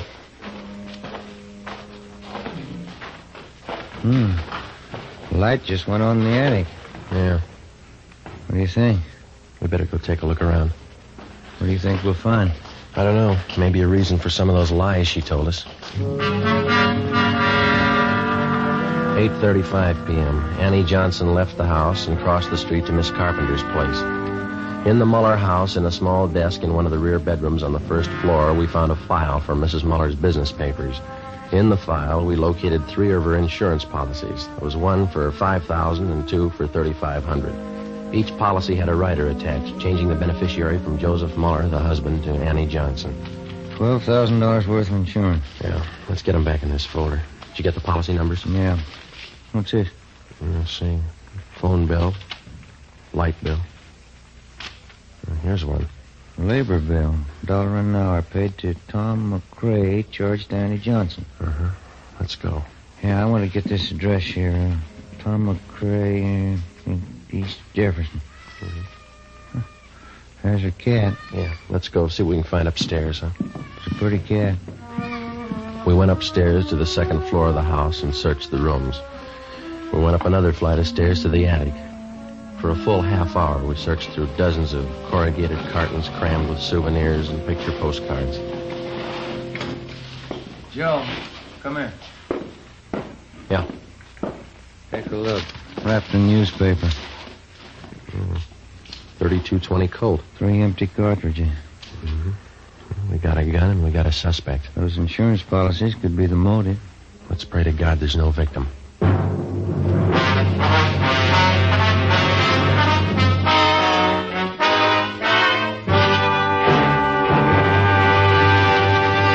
You are listening to Dragnet for the step-by-step solution to an actual police case. Here, step by step, are the reasons why Fatima has more than doubled its smokers from coast to coast. Step 1. The name Fatima has always stood for the best in cigarette quality. Step 2. Long cigarette smokers discover Fatima has a much different, much better flavor and aroma. Step 3. Long cigarette smokers find Fatima extra mild. Fatima is the long cigarette which contains the finest Turkish and domestic tobaccos superbly blended to make Fatima extra mild. And that's why more and more smokers every day agree it's wise to smoke extra mild Fatima. It's wise to smoke extra mild Fatima. Yes, the name Fatima on that golden yellow package is your insurance of an extra mild smoke. So enjoy king-size Fatima, the best of all long cigarettes.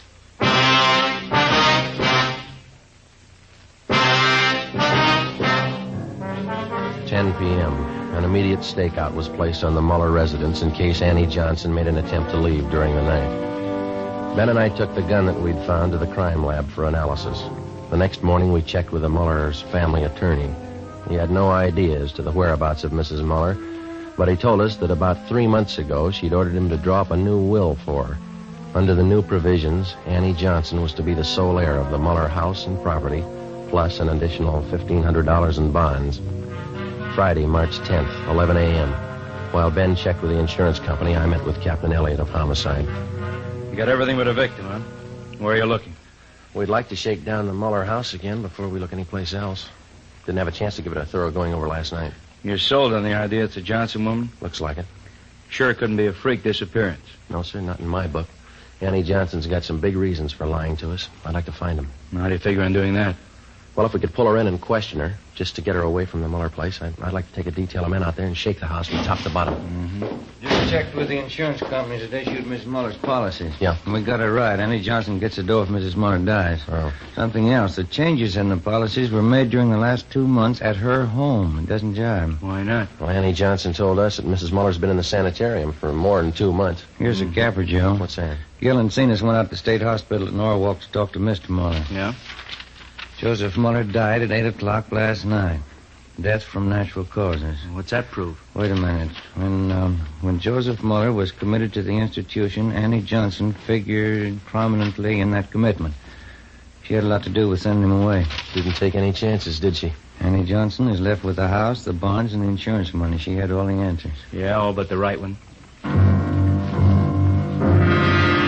While Captain Elliott called in Annie Johnson and questioned her, Ben and I, together with a detail of men from Homicide and Lieutenant Lee Jones from the crime lab, drove out to Wilmington and started a thorough search of the Muller house.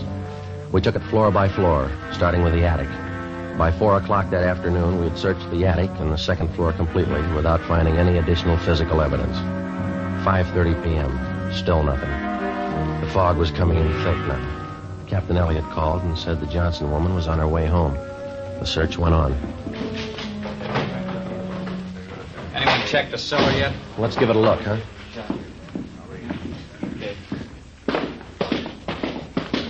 Joe, come on down. Lee's with me. We're checking some stains. What do you got, Lee? Picked up this line of stains here, Joe. They run down from the top of the stairs. Pretty faint. Let me see. Mm-hmm. So a few drops of benzodine, see what happens. Okay. Let's have a look around, Gil, see what we can find. There's no lights down here. You'll have to use your flash. I got one. Well, not much of anything, is it? I guess they use the attic for their storage place. Yeah. Wait a minute. Put the light over this way, will you, Gil? No, in the corner. That's it. See something? I don't know. Yeah, have a look here. New patch of cement. Looks pretty new alongside the rest. Yeah. There's a sledge and a couple of shovels back in the garage. Get them, will you? Yeah. Joe, Yeah. they just turned blue. Blood. Lee Jones took some sample scrapings and went back to the crime lab to give them a precipitant test to determine if the stains were made by human or animal blood. We broke away the patch of new cement work in the cellar and we began digging. 6:30 p.m. Annie Johnson came home. We met her in the living room. Sergeant, I wonder if you'd mind explaining this intrusion. No, not at all. Will you sit down? I believe I'm the one to offer hospitality here. It's my house. Is it, Miss Johnson? Well, it's in my charge. It's my responsibility. Yes, ma'am, it is. We'd just like to clear up a few things, that's all. I think the police department's taken up enough of my time. I spent half the day at the city hall answering silly questions. Now, if you'll excuse me, I have an appointment at the beauty shop at 7 o'clock. Maybe you better cancel it. I don't see any reason why I should. What is that noise? Coming from the cellar. Someone's down there. We're police officers, Miss Johnson. We're searching the house. Searching this house? With whose permission? Maybe they didn't make it clear to you downtown. We've got a good reason to believe that a crime's been committed. Why? Mrs. Muller. She's missing. I told your Captain Elliott this afternoon. Laura could have left the sanitarium. She might have gone east to visit some friends in Cincinnati, I think. She has some friends in Cincinnati. How could Mrs. Muller leave the sanitarium? She was never there. Maybe she didn't stay at Garraway's. Could have been another rest home. But she said you phoned her at Garraway's. You said you talked to her there. Those men downstairs, they're going to dig up the whole house? That's right. This bill, Mrs. Johnson, would you mind telling us what it was for? Well, there was a section of the cellar floor. It had never been cemented. I decided to have it done while Laura was away. The men are digging it up, Miss Johnson. Well, why are they digging it up? What right have they? Investigation. We'll see that the cement work is redone when we're finished. Well, this is impossible. I forbid it. This house is my responsibility. No need to worry. Everything will be left exactly the way it was. We'll leave the house just as soon as the men are finished. Oh. Well, then perhaps I can keep my appointment with the hairdresser. I won't be long. Should be back around 9. I'm sorry. I think you better stay. But I've told you everything I know. Did you kill Laura Muller? Did I kill... I can't take any more of this. Why would I want to kill Laura? She's done everything for me. She's given me a new life. Did you kill her? Why, no, of course I didn't kill her. Well, then there's no need to be upset. Oh, my nerves. I got to have something. Glass of sherry. Yes.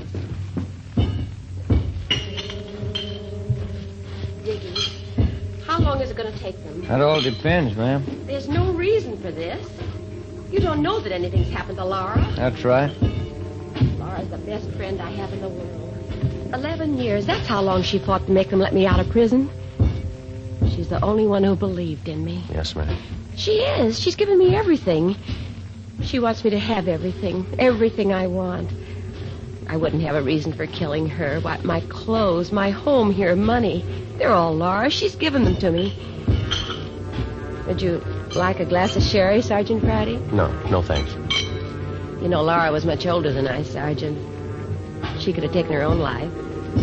She didn't have much to live for. Old and sick. But I got everything to live for. Laura used to tell me that. So she gave me everything. Laura was much older than I. Would you care for a glass of sherry, Sergeant Romero? No, thank you. This whole thing's so silly. Laura's away on a trip. She's much older than I am, you know. I'm 38. You wouldn't take me for a woman 38 years old, would you, Sergeant? No, ma'am. I know I'm not really young anymore, but I'm still attractive, don't you think? A lot of men prefer mature women. Women with experience, background. I'd know how to take care of a man.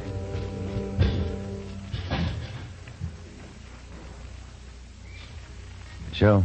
Yeah.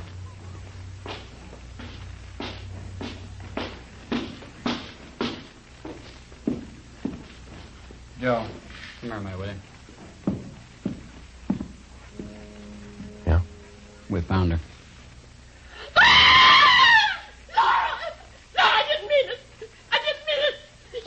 To live for. She wanted to die. Call the coroner, Gil. Oh. Let's go, Miss Johnson. Laura wouldn't want this. She knows I didn't mean it. She's the only one who knows what I went through. Years in prison. Laura understood me. She gave me everything. Yes, she did. Ask anybody. They all know how Laura felt about me. Ask anybody. We can't ask her.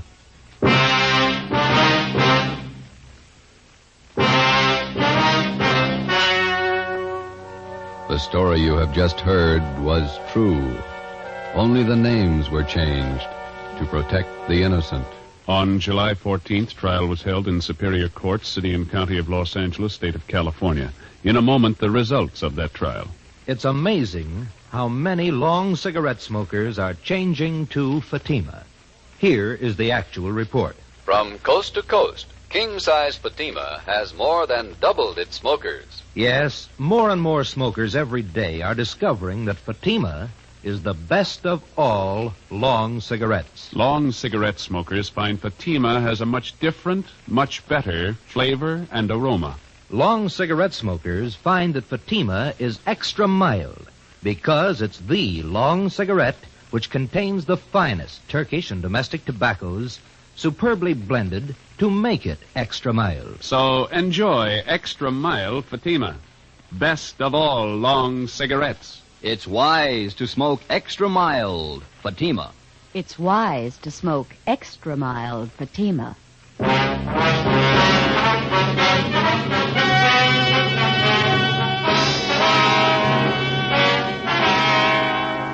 Annie Marie Johnson was tried and convicted of murder in the first degree. She was executed in the lethal gas chamber at the state penitentiary, San Quentin, California.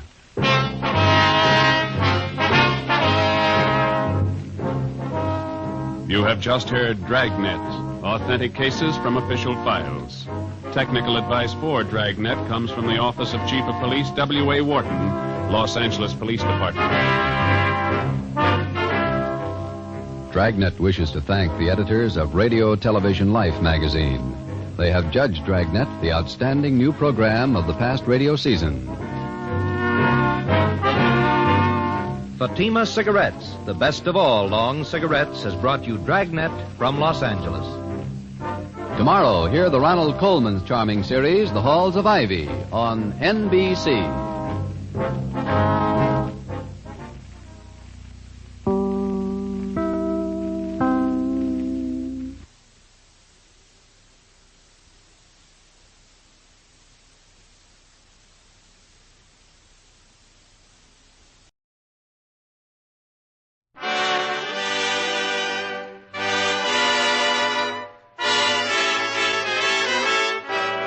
The makers of Camel cigarettes present Dick Powell as Richard Diamond, private detective.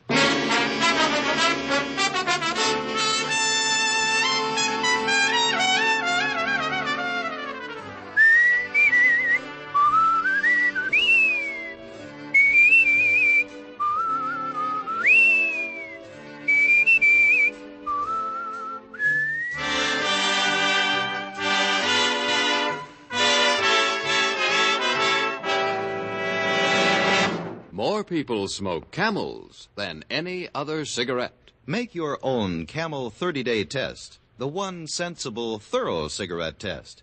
You'll enjoy the rich, full flavor of Camel's costly tobaccos. You'll see just how mild a cigarette can be day after day, pack after pack. And you'll know why more people smoke Camels than any other cigarette.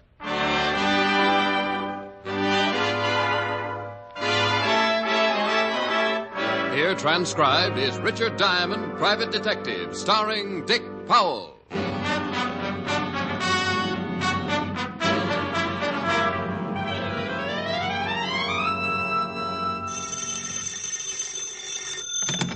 Diamond Detective Agency, the Ham and Mayhem. It's mayhem. Not if it ruins a gag. Hi, Helen. Hi. What are you doing? Oh, trying to spot a client. I've done everything to get somebody up here. Set traps. Hung out of the window by my toes. Nothing. Oh, is it that bad, Rick? Has been for a week. Can I come over tonight and cry on your shoulder? I'd love it. Better wear a bathing suit. Are you going to cry that much? No, but the bathing suit will sure make me feel a lot better. You idiot. Yeah, I can't help it. I try so hard. Are you really coming over? If I cry long enough, I'll work up a heck of an appetite. I'll have Francis fix you a good dinner. I'll pay you back with the first client I get. We'll eat out? No, I'll have Francis fix you dinner. What time will you be over? Mr. Diamond? Rick? Shh. I think I've spotted one. Client? I'm afraid to ask. It might scare him away. Are you Richard Diamond, the private detective? Are you interested in hiring him? I certainly am. Rick? We just made a score, baby. I'll see you tonight. Oh, wonderful. Bye. Well, come in, sir. Come in. No sense in standing in a draft. Might catch pneumonia before we get around to my fee. My name is John Alistair. Well, sit down, Mr. Alistair. Pull up a wallet. Chair. Thank you. Now, what can I do for you? Quite a lot, I hope. 2 days ago, I made arrangements for my own assassination. Huh? It's really very simple. Well, so am I sometimes. Maybe you better be a little bit more specific. Well, I was bankrupt, in danger of going to prison. I have a family, a wife and 2 children. And an insurance policy. That's right. If I was to be killed, my family would be well taken care of. You said you were in danger of going to prison. Why? Well, I'll be perfectly honest. I embezzled money from my firm. Oh, embezzlement. Well, you can get a lot of years for that. Yes. So I decided to do away with myself, leaving instructions for my wife to replace the stolen funds. She could live quite comfortably on the rest. I knew suicide would revoke the insurance policy, so I went to the only underworld character I knew, a man named Gimpy. A long time ago, he'd been my bootlegger. Oh, yeah, I know him. Nearly poisoned me once. I told Gimpy I wanted to hire a man to kill me, a professional assassin. Gimpy said it could be done, and I gave him $200. I told Gimpy to take care of the arrangements and not to tell me anything about the man who was going to kill me. I didn't want to know a thing, how it would be done or when. Well, what do you want me for? Well, something has happened. My wife's brother arrived last week from South America, a very wealthy man, and advanced me enough money to pay back the firm and make a fresh start. Well, then go tell Gimpy to call the gunman off. Have you read the morning papers, Mr. Diamond? No. Yeah, front page. Gimpy was shot to death last night. Oh. Well, it's kind of tough, then, to tell Gimpy to call it off, I want you to find whoever Gimpy hired and stop him from killing me. Find a man with the only clue to his identity lying dead in a morgue? He could be one of 50 professional killers wandering the streets. One of 50 who would make it tough to be found even if you just wanted the time of the day. Can you find him? I don't know. I can try. You must find him before he kills me. Well, I'll try my best. In the meantime, you stay here and lock yourself in. In this office? Yep, right here. Don't even let your wife know where you are. All right, if you think it's necessary. No, I think it is. And, by the way, I charge $100 a day in expenses. I guess his brother-in-law had given him enough money for a high-priced private detective because he handed me $100 and agreed to lock my door and not answer it for anyone but me. I left the office and headed for the Skid Row Bistro where Gimpy had died on the dirty floor. It was called the Black and Red, and the bartender was wearing an apron that looked like he'd been making hash on it. Yeah, Gimpy got killed here. Right over there, the clean spot near the bar. He bled a little. You know who gunned him? What am I answering your questions for? Because I'm asking him. That ain't enough. I got a fetish for living. I'm a private cop. Well, that's the worst thing you could have said. You better buy a beer or take a walk, huh? I'll buy. You don't even have to change the $10. You think I'd tell you something for a lousy 10 fish? Yeah? Well, you're wrong. I don't know nothing. You were in here, weren't you? Yeah, on my stomach behind the bar. You saw it start, didn't you? You want me to tell you as much as I know? Unless you want to play another tune. We could dance. $10 for what I know? You don't think it's worth it, huh? Nah. But I seen the 10 and it made me greedy. Okay, here. Live a little. Thanks. Well, Gimpy was standing over there drinking a beer. These 2 guys come in, and one of them walks up to him. What did they look like? 2 guys, big guys, hats, coats with the collars turned up, the whole bit. Looked like just what they was. This one guy started arguing with Gimpy about some money. You hear the conversation? Yeah, something about wanting all the 200. Well, Gimpy gets a little nasty. He was like that, you know, a nasty little guy. Well, the guy gets tired of arguing and pulls a gun. Gimpy tries to climb the bar, and he must have been halfway over when the guy cut him in 2. By then, I was flat on my face waiting for mine. But these 2 guys took off, and I called the cops. Wait the 10. You don't remember what either one of the guys looked like? Nah, I was minding my health. Okay, thanks. Hey. Yeah? I don't know whether it means nothing, but the guy who killed Gimpy was wearing a small red flower in his buttonhole. A red flower like a rosebud. I remember it. Funny a guy like that should be wearing a pretty flower.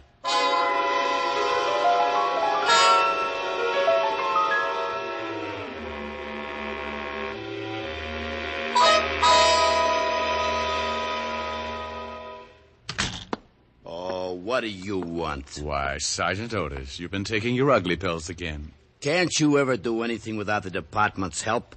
I thought you were supposed to be a big, smart private detective. Well, we all make mistakes. I thought you were supposed to be a gorilla. Oh, you did, huh? Yeah, but gorillas get bigger. Oh. Hello, Walt. Hello, Rick. What can I do for you? I got a little problem. Your department handle that killing over in the Black and Red Saloon? Skid Row? Yeah. Yeah, a small-time guy named Gimpy got himself blown up. Mm-hmm. Any line on the killer? No, we questioned the bartender who runs the place. He was lying on his face. Couldn't give much of a description. We're checking up on Gimpy's friends and associates. The killer wore a small red flower in his buttonhole. Maybe a rose. How do you know? Bartender told me. Thought maybe you knew about it. Well, he didn't tell me. What are you interested in Gimpy for? He contacted the killer. I've got to find the killer, and I don't know who he is. You think maybe this guy with the flower is your boy? Well, he might be. Bartender said he was arguing with Gimpy about $200. Well, no, he didn't tell me that either. Just said they were arguing. You should have slipped him $10. What do you have to find him for? Client. You got a client who wants you to find a killer? Yeah, and that's all I'm going to tell you. Now, give me what you got on Gimpy and his friends. I don't know why I should. Oh, stop pouting, fatty. I can't tell you anymore. Besides, if I find this killer, you solve the Gimpy killing, don't you? Well, yeah. Well, then let's have it. Okay. Gimpy didn't have many friends. The only sure one we've come up with is a woman named Belle DeCanto. Runs a small dancing school. Have you talked to her? Yeah, but she knows less than the bartender. Here's the address. Walt gave me Belle DeCanto's address, and I went over. It was an old two-story building on the east side with a rickety flight of stairs leading up to the dance studio. Belle DeCanto was sitting at the piano. I stood there smoking a Camel, watched one of her young pupils perform a pretty sloppy set of turns. All right, Jeannie, that was fine. Over to the bar. Okay. Hey. Huh? Oh, somebody. Oh, what can I do for you? I want to talk to you, Belle. $20 for 10 lessons. I just want to talk. Why don't you take the lessons, mister? Gives you grace and balance. I'd look a little silly in tights, dear. Go do your exercises, Jeannie. Okay, but I still think you'd look great in tights, mister.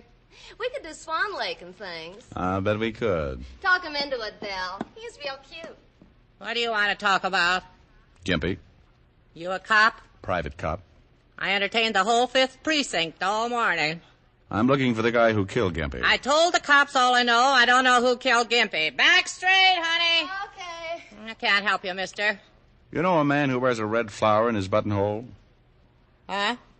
Do you know a man who wears a red... I'm busy, mister. I got a lesson. Look, Belle. I don't know nothing. Now beat it.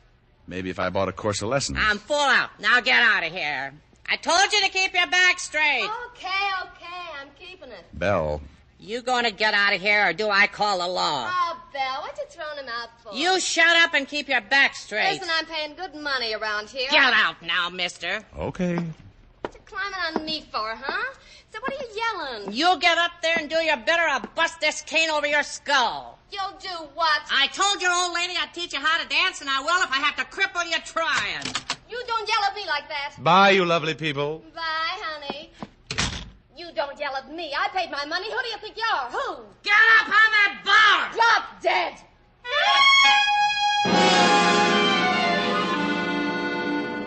It was pretty obvious my mention of the man with the red flower had set off Belle DeCanto's charming temper. And it was even more obvious that to Belle, the man with the red flower spelled some kind of trouble. The third and most obvious point was that I wouldn't get anything out of Belle even if I dropped her in a pit full of enraged mice. I started down the steps of the dance studio, heading for the street, and I stopped cold. Something on the third step set off little bells in the space in my head reserved for danger. There, on the third step, was a small red rose, and it hadn't been there when I went in. I stopped and thought about it. Maybe the man I wanted was in the building. I looked around. Only one other door besides the studio, and that led to Belle's apartment above. I went up there and looked around. Nothing. Then I got a pretty scary thought.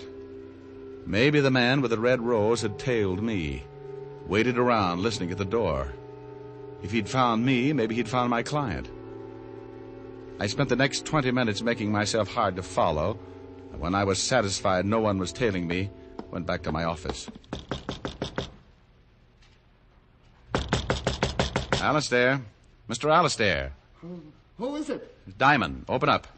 How do I know it's Diamond? Well, you are being cautious. You gave me a $100 retainer. I told you to lock yourself in my office and not to answer to anybody but me. Did you find out anything? Close it and lock it. Is something wrong? The man who killed Gimpy was wearing a red flower in his buttonhole. I met an old biddy who runs a dancing school, and when I mentioned the flower, she froze up like a clam in a barrel of glue. Who is this man with the flower? I don't know, but before he killed Gimpy, he argued with him about some money. $200. Well, that's the amount I paid Gimpy to hire the assassin. Yeah. I think the man with the flower is probably your killer. And when I left the dance studio, I found this. A red rose? Uh-huh. I think maybe he's tailing me. He knows I came to see you. I don't know. I think he's found out I'm looking for him. Maybe figures I'm trying to catch him for killing Gimpy. Anyway, you're not the only one on the spot now. But what'll we do? If he's looking for me, there's no sense in letting him find you, too. You got to get out of here. But where? Well, an out-of-the-way hotel I know. Manager's a friend of mine. But what if this killer finds you? That's a good question.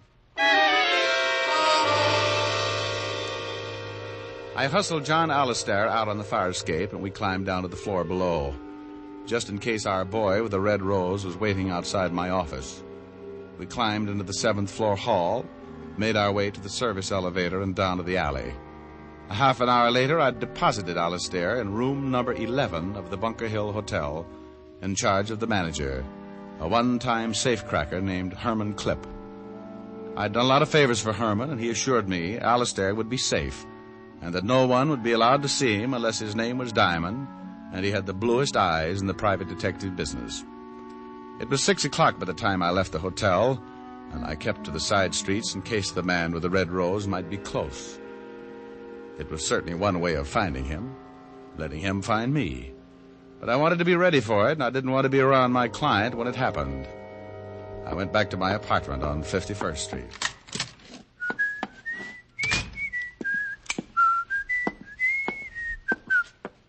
Hello, chum. I've been waiting for you. Oh, that's nice. Lonesome? For a while. You had that nice big gun to keep you company. Sure. You forgot to wear your rose.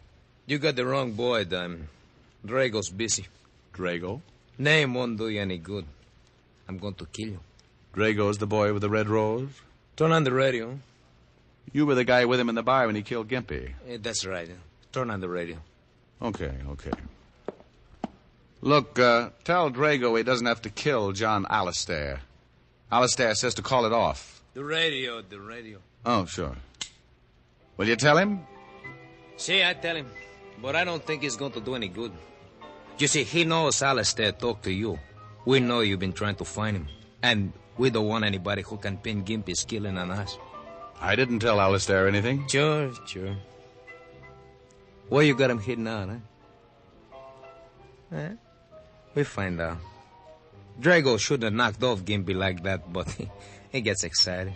Like running out of the bar before he knocked off the bartender.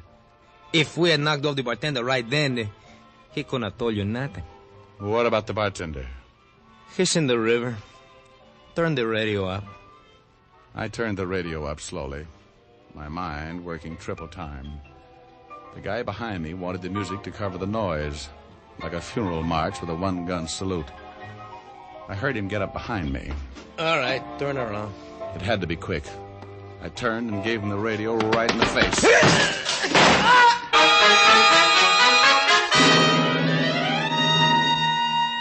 I had twisted his gun right into his stomach.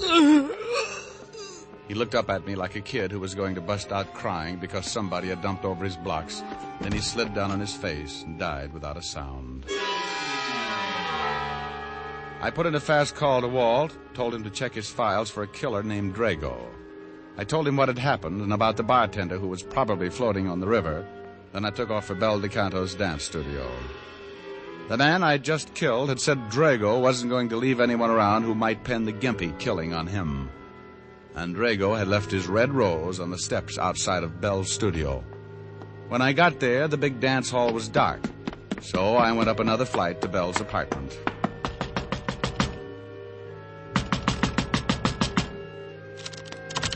Well, here goes.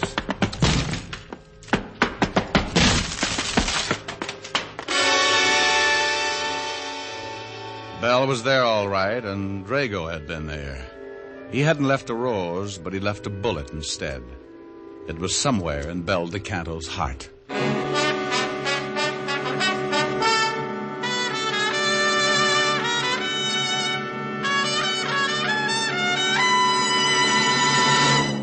Before we continue with Richard Diamond, here's an important question. How mild can a cigarette be? One puff won't tell you. One sniff won't tell you. It takes day in, day out smoking to find out how well a cigarette agrees with your throat. Only Camels offer you this day in, day out smoking proof. In a coast-to-coast test of hundreds of people who smoked only Camels for 30 days, noted throat specialists reported not one single case of throat irritation due to smoking Camels. Make your own Camel 30-day test, the one sensible, thorough cigarette test. Smoke only Camels for 30 days and let your taste tell you how rich and flavorful Camels are, puff after puff, pack after pack.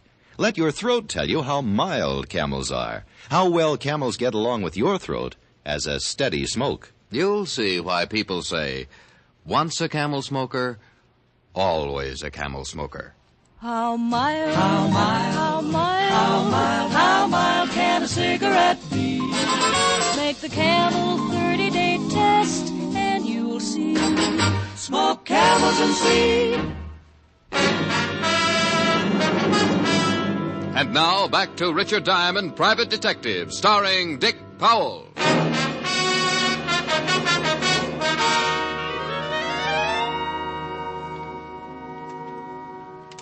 Well, here's all the information, Rick.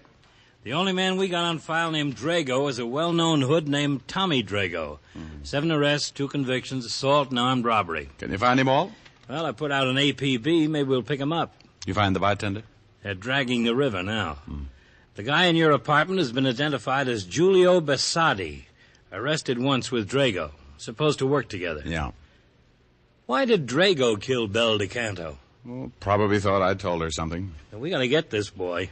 He's killed 3 people in 2 days. And he wants to add 2 more to his list. Me and my client. Where is your client? Oh, he's staked out in the Bunker Hill Hotel. He's safe. Well, we better pick him up and give him protection. He doesn't want the police brought in. But you can stake out a couple of men near the hotel in case Drago shows up. Right. Look, Walt, if this Drago likes red roses, he must buy them someplace. Yeah? Well, have some men check all the flower shops. Have them circulate the description.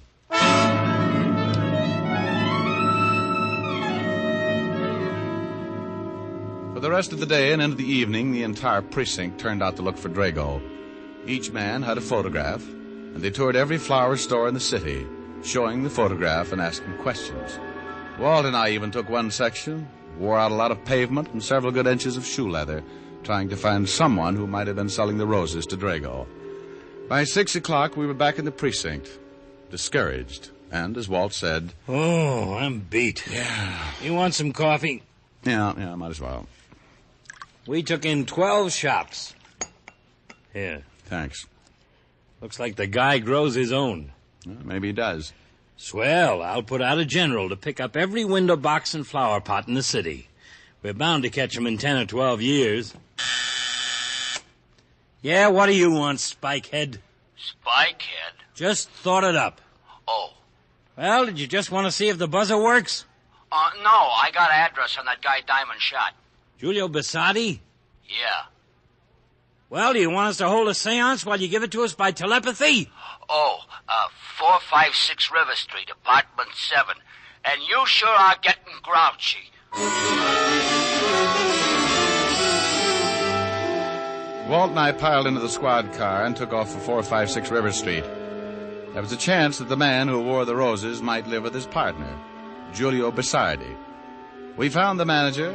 He led us into the apartment, and after 15 minutes of pretty extensive house wrecking, both Walt and I came to the same conclusion. Giulio Bassardi lived alone and liked it. We hit the street pretty discouraged. Well, come on. Hey, Walt. What is it? Look, that old lady down the street. Well, what about her? She's selling flowers. Oh, well, let's go. That's flowers. Do you have some red roses?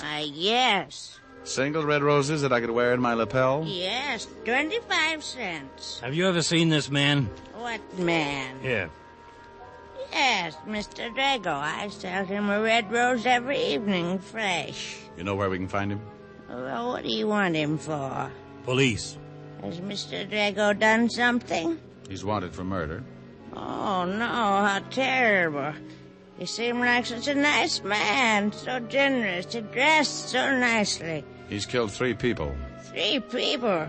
Do you know where he lives? 3 people. Yes, he lives in the next block. I don't know the number. I'll have to show you. Here, I'll take all the flowers you've got. The old flower woman showed us the building, and again we dragged another manager out to let us into Drago's apartment.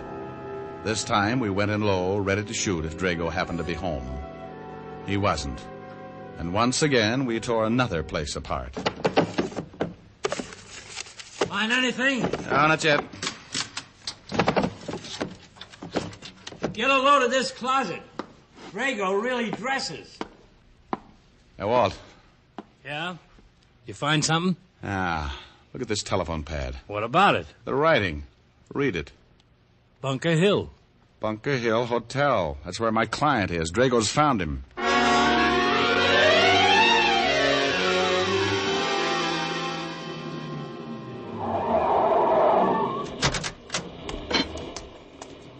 Walt, go check with the men you got staked out and see if they spotted Drago going in. I'll go in and see if my client's all right. Right.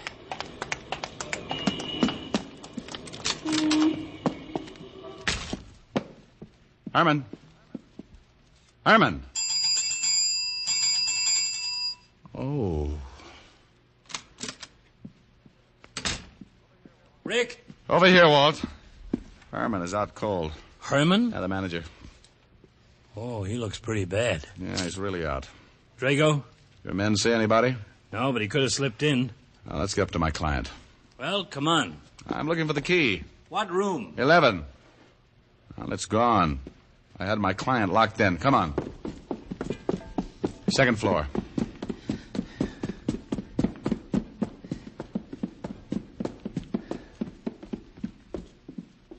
Here it is.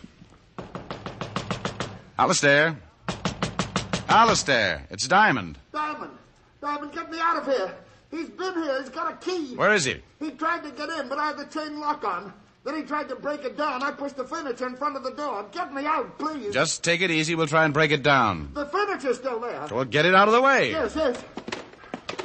I don't know where he went. Is there a fire escape? Fire escape? Yes. There's an escape right outside my window. Good heavens, Diamond. Just keep moving the furniture. But the fire escape... Just move the furniture. Walt. Yeah? You stay here. I'm going out on the fire escape. It figured. If Drago couldn't get past the furniture, he'd get in another way. I ran to the end of the hall and out on the escape. I turned the corner of the building and started for my client's room. He's on the escape. He's coming down. I can hear him. Get me out. Get me out. At first, I thought my client had heard just me. But then I saw him climbing down from the floor above, a gun in his hand, the polished barrel shining in the moonlight. As he reached the window, Alistair went crazy. He's outside the window. No, please. I leaned against the building and steadied my arm just as he broke the window. No.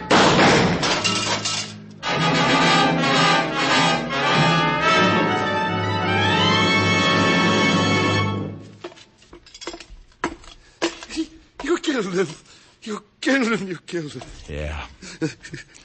Funny. What was done? Shot him right through his red rose.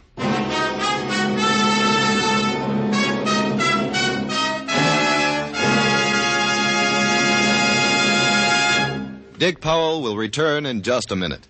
Across the nation, doctors in every branch of medicine have been asked this question. What cigarette do you smoke, Doctor? Again, the brand named most was Camel. Yes, according to this repeated nationwide survey, more doctors smoke Camels than any other cigarette. Yes, and Camels are the favorite cigarette of many stars whose throats are their fortune. Risa Stevens, Mario Lanza, Martha Tilton are a few of the singing stars who choose Camels for mildness. How mild, how mild, how mild, how mild, how mild can a cigarette be? Make the Camel 30-day test and you'll see.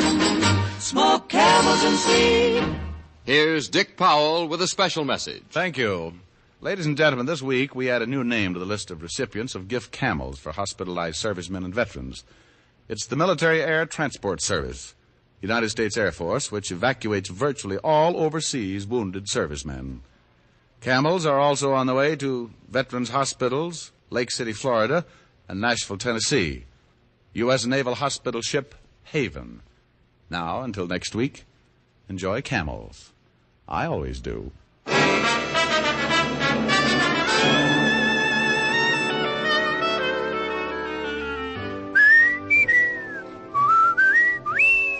Dick Powell can now be seen starring in the RKO film Cry Danger. Tonight's adventure of Richard Diamond was written by Blake Edwards with music by Frank Worth. Our director is Helen Mack. Featured in the cast were Virginia Gregg, Wilms Herbert, and Arthur Q. Bryan. PA stands for two things, Pipe Appeal and Prince Albert. They go hand in hand, for Prince Albert's Choice Tobacco has a rich flavor and a delightful natural aroma. PA is crimp cut for smooth, even burning, and it's specially treated to ensure against tongue bite. Get Prince Albert, the National Joy Smoke, America's largest selling smoking tobacco. Listen next week for another exciting transcribed adventure of Richard Diamond, starring Dick Powell.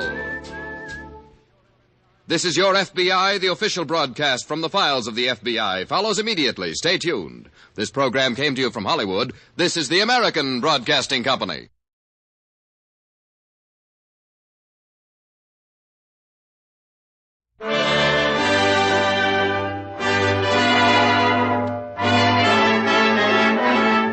The makers of Camel Cigarettes present Dick Powell as Richard Diamond, Private Detective.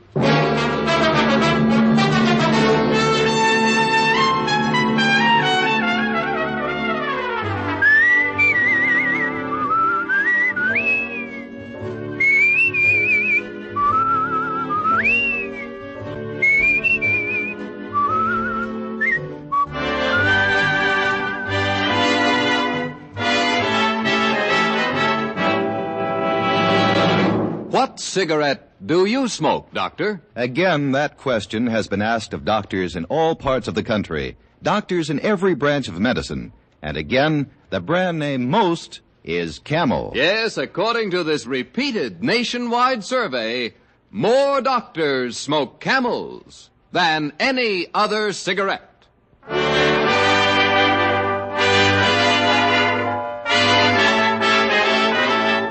Here transcribed is Richard Diamond, Private Detective, starring Dick Powell.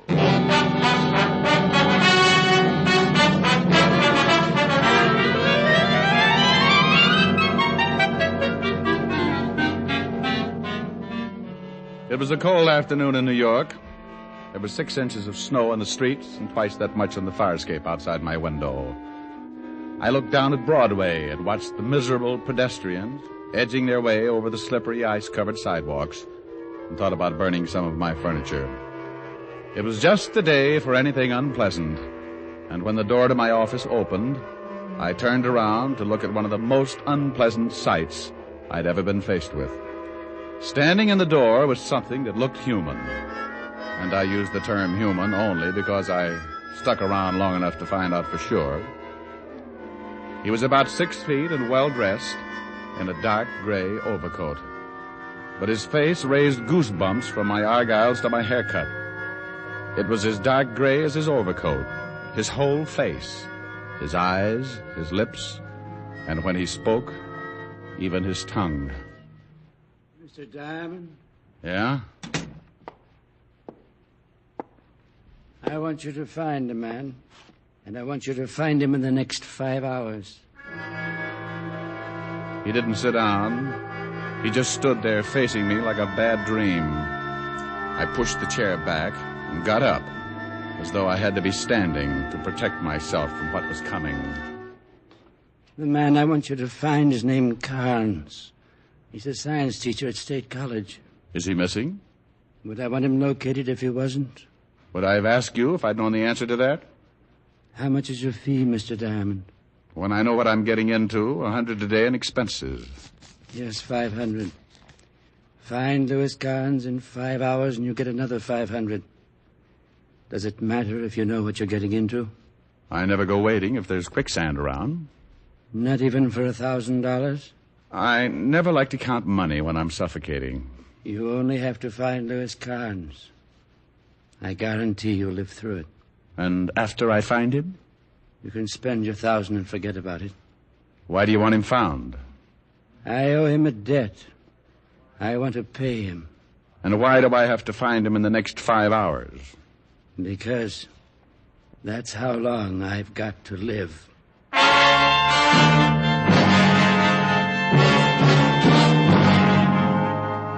Interesting situation? You bet. And that 1,000 made it about as interesting a situation as I'd ever gotten into. I couldn't take my eyes off of him, standing there as gray as an early morning ghost. I wanted to ask him about his color, but in a business like mine, if a client comes in riding a purple llama, you greet him like everybody rides purple llamas and keep your mouth shut. He handed me the $500 and a card with his business address on it. Roger Vegas, 64 West 110th, studio of modern photography. He backed up 2 steps, smiled a slow, dead smile, turned and walked out of the office like he was going to look at his own grave. I sat back down and thought about it for a while, and the little voice in the back of my head kept whispering, "Don't do it, Diamond. Don't do it, Diamond. Don't do it, Diamond. "Oh, shut up. You'll be sorry. What about the $1,000? It'll buy you a nice funeral." Peasant.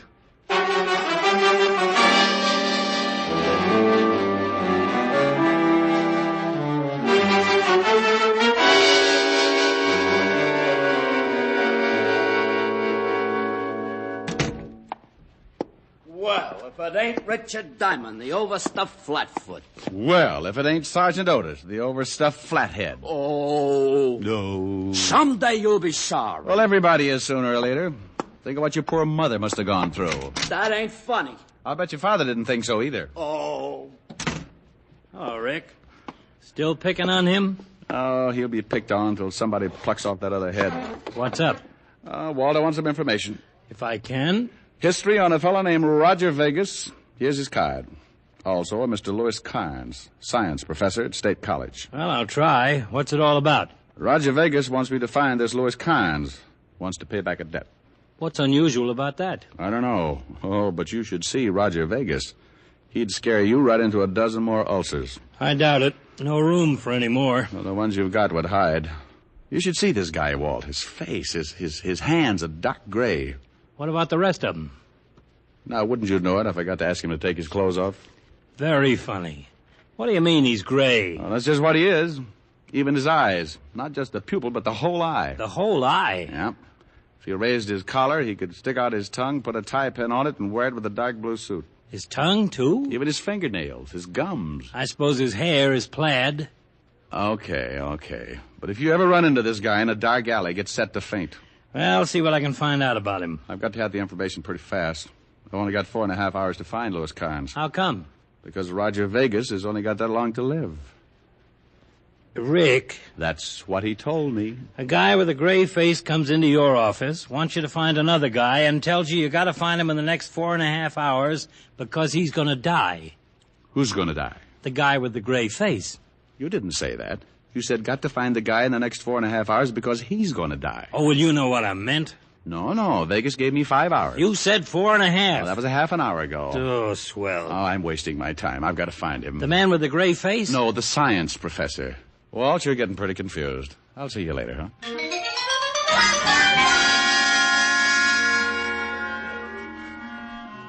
I left the 5th Precinct, grabbed a cab, and 20 minutes later I was walking across the campus of State College.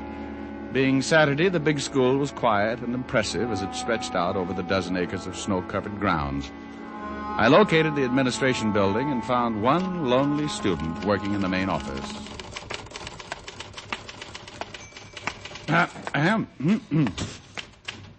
Yes? Oh, Good afternoon. looks like it might be. Can I do something for you? Well, yes, I'm looking for Professor Carnes. Professor Carnes? Mm-hmm. He's in the science department, isn't he? Professor hasn't been on campus since last Thursday. Faculty's been rather worried. You don't know where I could find him? No, but I'm through here in half an hour. I could help you look. I bet you could. You know where the professor lives? It's on file. Well, why don't you be a good little freshman? Junior. A junior, and get me his address from that file. Because it's more fun not being a good little junior. And the college has certain rules. Well, then be a bad little junior and break the rules. I'm off in half an hour. Might be able to then. I've got to find a science professor, dear. And until I do, I'm afraid I'll have to pass the extension course in biology. And if you find the professor? We'll talk about it. I'm in here every afternoon. College hasn't changed a bit since my days. Just jumped into second gear.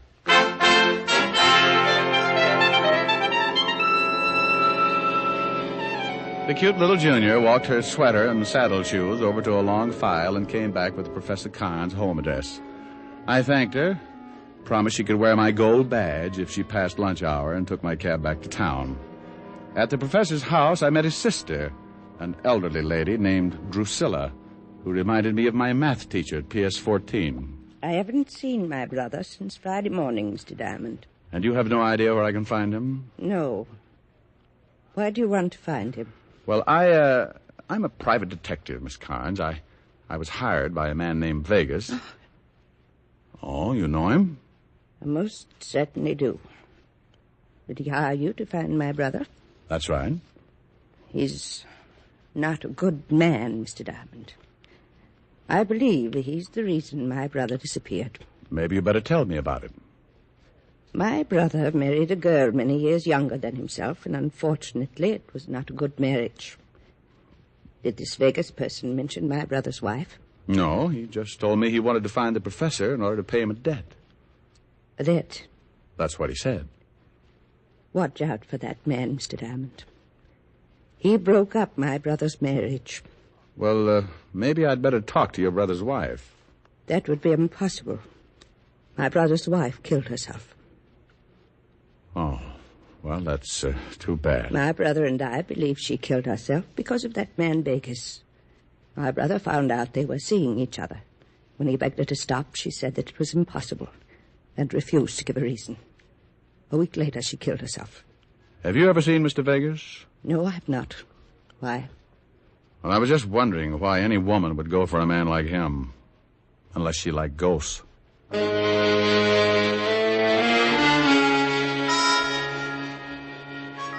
I left Drusilla Carnes and looked at my watch.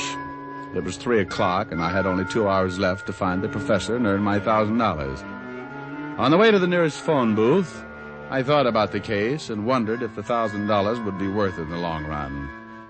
I watched part of my last $5 drop in the phone and decided it was. Lieutenant Levinson, homicide. Diamond, Walt. I want to know about a suicide. Otis won't do it. Professor Carnes' wife. I thought so. I checked for you in Vegas and the professor. The professor's wife jumped off a building 5 days ago. What did you find out about Vegas and the professor? Not much. At the inquest, the professor accused Vegas of breaking up his home and driving his wife to suicide. Neither man's got a record. Vegas is a professional photographer, and the professor has been teaching at State College for the past 11 years. I talked with some of the men at the inquest, and they remembered Vegas. They all say his skin looked pretty healthy at the time. Do me a favor, Walt. Check with the coroner and find out what would turn a man's skin that color. Sure. Got any leads on the professor yet? No, but I got a hunch. I just left his sister's, and she doesn't seem at all worried about her brother's disappearance. So? So if she isn't worried, there's a good chance she knows he's all right. And if she knows he's all right, she might know where he is. Oh, no wonder they made you a Lieutenant, Walt. You keep thinking like that, and someday you might even take over for Sergeant Otis. Bye.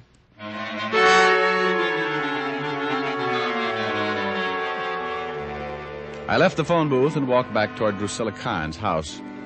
I staked myself out across the street in a corner gas station and warmed my blue little ears inside while I waited for the good Drusilla to contact her brother. I was just guessing, but it worked. 10 minutes later, Drusilla, dressed in a heavy fur coat that looked like it should be out on the river building a dam, walked out of her house and hailed a cab. I hailed one, too, and followed. 15 minutes later, I was back on the campus of State College. I watched her get out, walk around back of one of the buildings, knock on a door. She waited until someone opened it, and then she disappeared inside. I tried the door, but it was locked again. So I toured the building. The front door was locked, too. I set to work trying to pick the lock. I broke a Boy Scout knife, half a dozen fingernails, and several bobby pins that for some strange reason had found their way into my coat pocket. So I did the next best thing. I went back to the door that Drusilla had entered earlier and waited. 5 frozen minutes later, the door opened and I stood there facing Drusilla while her look melted every icicle within 10 feet. Standing directly behind her was a small man, his breath showing clearly against the cold air, coming in short gasps. Drusilla. It's all right, Louis. What do you want, Mr. Diamond? Nothing now, Miss Carnes. I've found it. Is that the man, Drusilla? Yes. He's a detective. Vegas hired him. It's all right, Drusilla. If Vegas wants to find me, I'm tired of hiding. Tell Vegas that I'll be waiting here, young man. Louis, you know what he'll do. It's all right. Vegas knows he's only got a few hours left. Has that strange color of his skin got something to do with it? Yes. Have you seen him since the inquest, Professor? No. Well, that's funny. How did you know about his skin and that he only has a few hours left to live?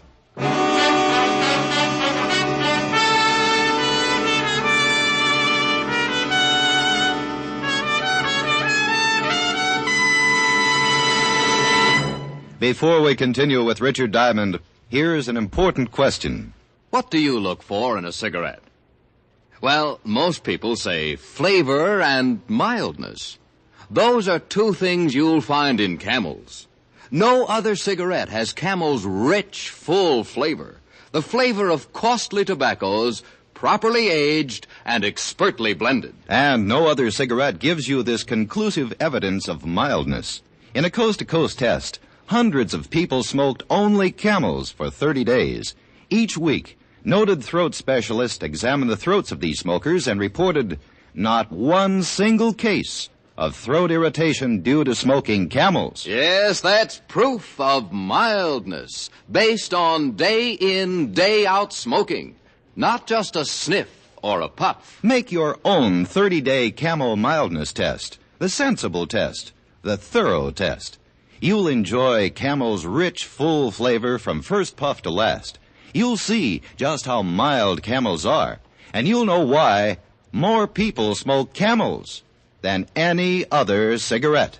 How mild, how mild, how mild, how mild can a cigarette be? Make the Camel 30-day test and you'll see. Smoke Camels and see. And now back to Richard Diamond, Private Detective, starring Dick Powell.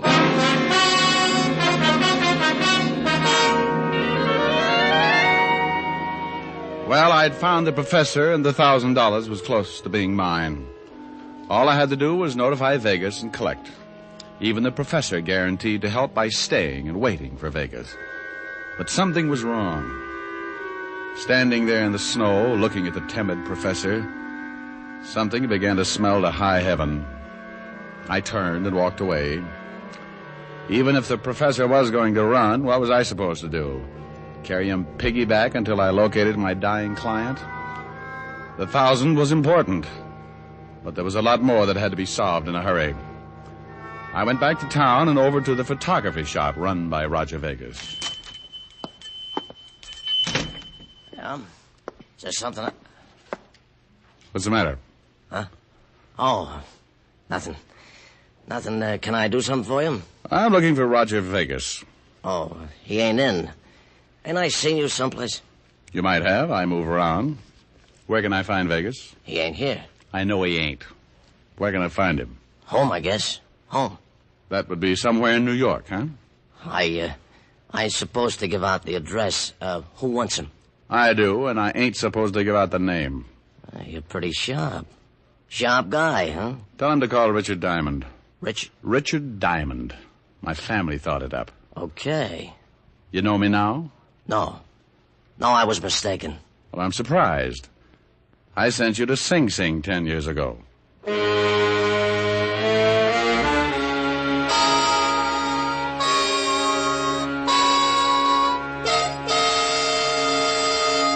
The professor's hiding in the school? That's right, Walt. In the basement of the science building. I just left Roger Vegas's photography shop, and guess who was working there? Who? George Youngwell. Youngwell. The guy you sent up on that blackmail rap. 10 years ago. Well, I knew he was out, but I haven't heard anything about him in a couple of years. Well, he's working for Vegas. Must be keeping his nose clean. Oh, I've seen cleaner noses on pigs. Somebody want me? No, what is it, you melon head? Well, gee, don't yell at me like that. I got something more than Roger Vegas. Well, do you want to hand it to me, or would you just like to stand there and throw it? Oh. Gee, I wish you'd stay away from Diamond. Every time you see him, you get meaner and meaner. Come on, what do you got? Here. Ain't nothing much. Robbery detail come up with it. Huh. That photography shop was broken into this morning, Rick. What was? Burglary got some prints on the windows. Belongs to some guy named Carnes. Carnes? Yeah. Says here, checked prints with State License Bureau. Prints belong to one Louis Carnes, professor of science at State College. I'll see you later. Rick. Yeah? I nearly forgot. I checked with the coroner. Told him about the color of Vegas's skin. He said that it could only be caused by a strong dose of silver salts. Silver salts? Poisoning known as pyrinia. Pyrinnia. Silver salts. Uh-huh. They use that in a photography shop. Coroner said a man would have to drink about 30 grains for a fatal dosage. That's quite a bit. He tell you how long he'd live? Yeah, anywhere from 6 to 8 hours, according to the dosage. First, the victim turns gray, then green. About what time was that photography shop broken into, Walt? Oh, sometime before 9 this morning, before they opened up. Thanks. Where you going? Going to talk to George Youngwell and then find out if my gray client has turned green yet.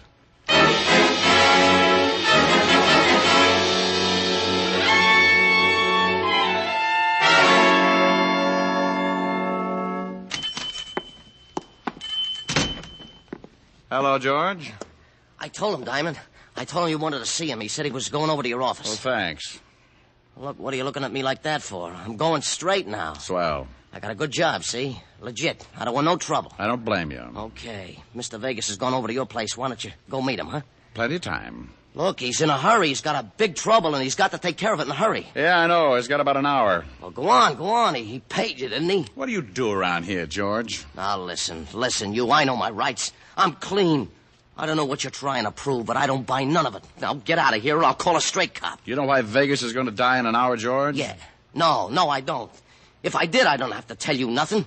Nothing, see? Maybe you know why he wants to find the professor. No. Maybe you knew the professor's wife. No. Maybe you know why she got killed. No. Get out of here, Diamond. Get out. I'm clean. I'm legit now. Yeah, like a tub of mud. What do you mean? I want you to tell me about Vegas. What about him? He owns the shop, that's all. He makes pictures. What else does he do? Nothing that I know of. What else he does, I don't know about. What are you doing? Get away from me. I want to know all about it, George. I think I know most of it. I want to know the rest. No, I don't know. No, get away. I'm not a cop anymore, remember? I don't have to play the rules. You can't scare me. You won't get rough. You ain't a cop. It's right to lock you up if you get rough. Get away. I want to know why the professor's wife got killed. I don't know. I swear I don't know. She jumped. She jumped off the building. I thought you said you didn't know. Get away. No, please. I could figure everything but the wife. If she jumped, she had to have a reason. When I saw you, George, I got the idea. Please. Blackmail, maybe, George. I'm legit. I told you. I'm working Blackmail here. with pictures, maybe? No. The dirtiest racket in the business. Diamond, no. You're going to tell me, George, you wish you were dead. I'm not telling you anything. Blackmail's the dirtiest racket I can think of. No, please. If Vegas finds the professor, he'll kill him. I've got an hour to stop a murder. Okay. We were blackmailing the wife. Phony pictures? Yeah. How many others? A lot of them. Lots. Okay, George. Let's get down to the station. I hate to get in a rut, but I'm going to see that you get another 10 years.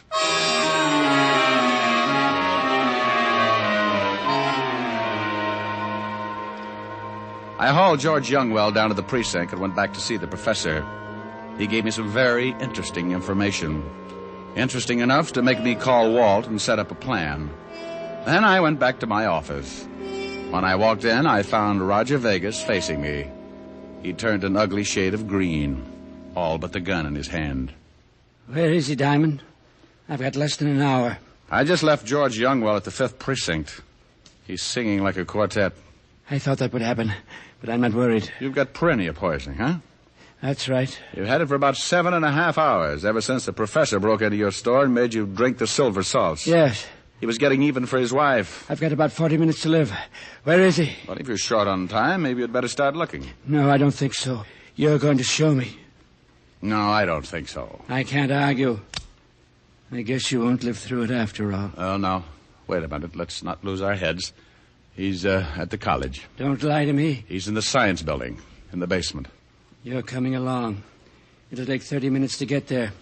If you're lying, I've got 5 minutes left to kill you. I think that's plenty of time.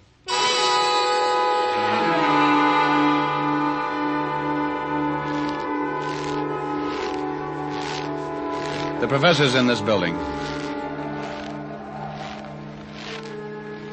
Is it open? It should be. Go ahead. Stop. I can't see anything. The lights are out. If you're lying to me, Diamond, if he's not here... He's here. Call him. Okay. Oh, Professor. Professor Carnes. Yes? Oh. He's in the back room. Tell him to come in. Will you come in here, Professor? Who is it? It's Diamond. The detective? Get him in here. Yes, Professor. All right. Yes, what is it, Mr. Diamond? Hello, Professor. Vegas. Yes. Surprise. No. No, I knew you'd hired this detective. I knew you'd come. Not too late, huh? All right, Professor. I've got but 5 minutes, so you're going to die. Before me. You're a pretty terrible man. Look who's talking. Break into my store, pull a gun on me, make me drink that stuff. You're a killer and you're going to pay for it. I'm not a killer yet. I haven't got the time to talk about it. You won't get away with it. You think you pulled it off just great, don't you? Well, I'm not only going to kill you, but I'm going to tell you something. I want to see how you take it. I got a little additional revenge, Professor. Your wife didn't jump. I pushed her. I don't believe it. She was going to stop paying me. Going to tell you about the pictures I was blackmailing her with. Well, I couldn't have that. So I pushed her off the roof. That's all I wanted to know, Vegas. What do you mean? Walt. Very nice, Lieutenant Levinson. Here's his gun. Thank you, Mr. Diamond. Get up, Vegas. You cheated me. But you've got to take him. He made me drink this stuff. Oh, relax. You're going to be all right. You're crazy. I'm going to die, but he'll be the murderer. It's a little satisfaction anyway. You'll hang, Professor. Tell him, Professor. You lose all the way around, Vegas. What do you mean? It takes 30 grains of silver salts to be fatal. I only gave you 15. No. In another few hours, you'll return to your natural color. No. Oh, no. Oh, no. Don't be so unhappy, Vegas. You tried so hard to die, I think the state will do everything they can to see that you make it.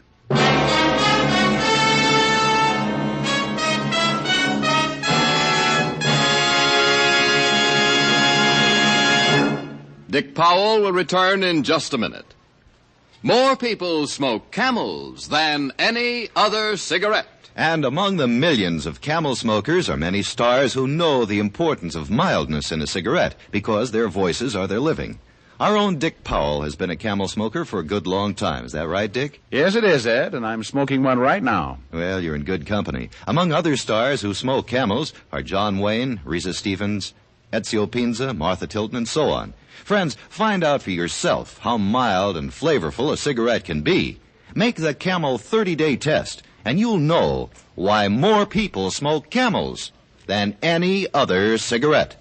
How mild, how mild, how mild, how mild can a cigarette be? Make the Camel 30-day test, and you'll see. Smoke Camels and see.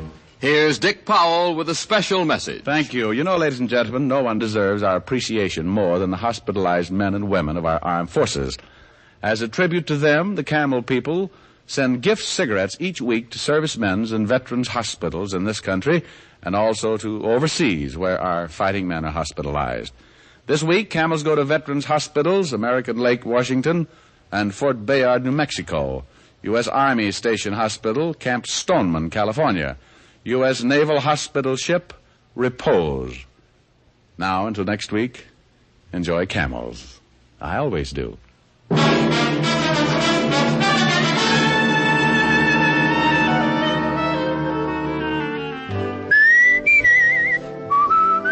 Dick Powell will soon be seen in the RKO picture Cry Danger. Tonight's adventure of Richard Diamond was written by Blake Edwards with music by Frank Worth. Our director is Helen Mack. Featured in tonight's cast were Virginia Gregg, Wilms Herbert, and Arthur Q. Bryan. Men, for pipe pleasure, get the National Joy Smoke, Prince Albert. PA has a rich flavor and wonderful natural fragrance. It's crimp cut for cool, smooth smoking and specially treated to ensure against tongue bite. You'll enjoy Prince Albert, America's largest selling smoking tobacco.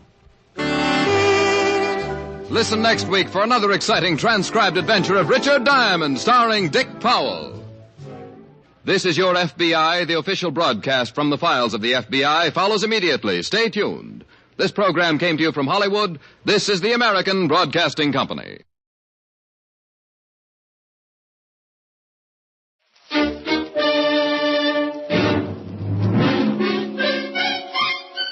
Box 13, with the star of Paramount Pictures, Alan Ladd, as Dan Holliday.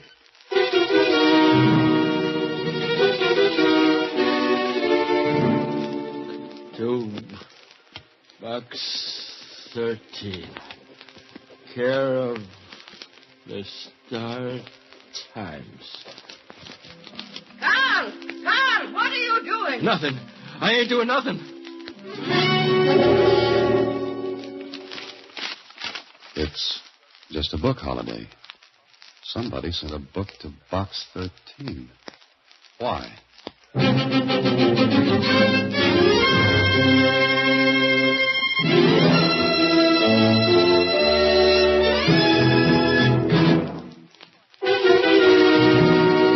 And now, Box 13, starring Alan Ladd as Dan Holliday.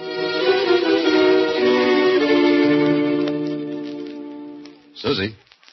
Susie, come here now, will you? You call me Mr. Holliday? How did you guess? I heard you. All right. Now that we've cleared that up, how about this book? That one? This one. It came in the mail for Box 13. You sure? Sure, I'm sure, Mr. Holliday. The wrapping paper's right in the wastebasket there. I'll get it and show you. Here. Address printed. Block letters. Shaky hand. Susie, did any letter come with this? Just a book. Ex Libris. Robert and Chase. All right, Susie, we've got a problem. Somebody sends me a book from the library of Robert and Chase. Why? Maybe it's a bestseller. Yeah, in its day it was. Still is. The poems of Sir Walter Scott. Do you like poetry, Mr. Holliday? Love it, Susie. Just love it. Listen. If thou wouldst view fair Melrose aright, go visit it by the pale moonlight. The gay beams of lightsome day gild, but to flout the ruins gray. Pretty, huh? What's it mean, Mr. Holliday? Susie, you're asking the jackpot question. The book's broken to fall open at this poem. Why? We're in a rut. But there's one way to get out of it. If anyone calls for me, I'll be in the morgue. Start time.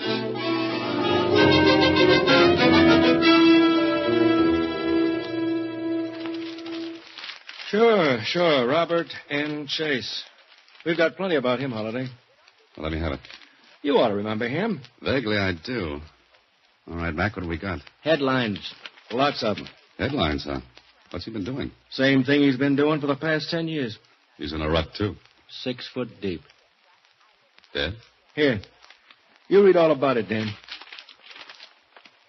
Socialites dead in tragic blaze. Oh, sure, I remember now.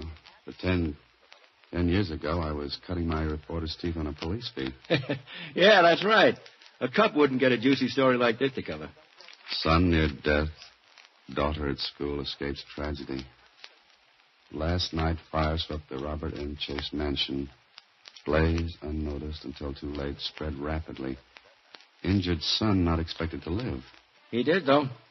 I see.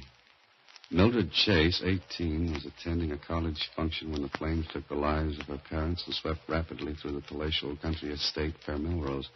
They were... Fair Melrose? Yeah, that was the name of the estate. Fair Melrose. Mac, the Chase girl, got anything on her? What paper didn't have? What do you mean?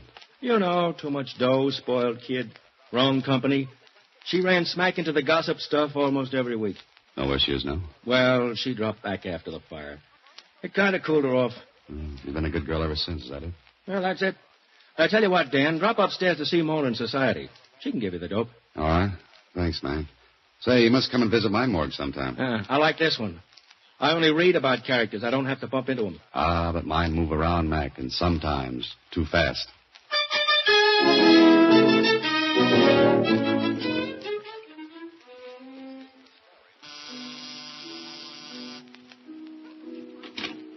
Oui, monsieur? Free French are engaged. You wish to see someone, monsieur? Yes, Miss Chase. Miss Mildred Chase. You have an appointment? Is that an offer or a business question? Monsieur, if you will tell me... Colette, what is it? There is someone here, mademoiselle. I don't wish to be disturbed. I'm sorry, monsieur. But Mademoiselle she is not home. Oh, I see. Then you've got a talking piano. Oh, please, monsieur. I cannot let you in. You are mademoiselle. Yes, I did. But if you will go in and tell Mademoiselle that Sir Walter Scott is waiting to see her, I'm sure she'll listen. What do you say? Where? Vive la France. All right. You wait here. But I cannot promise. Yes? What is it? What do you want? Oh, I'm sorry, Miss Chase. I have to see you. Well, I don't know you. I've never seen you before. Well, lots of people haven't. But my name's Dan Holliday. The name means nothing to me. It means everything to my mother. What do you want? I'm sorry, Miss Chase, bursting in like this. But I've come to see you about Fair Melrose. Who are you? Oh, I told you. Dan Holliday. Occupation, fiction writer.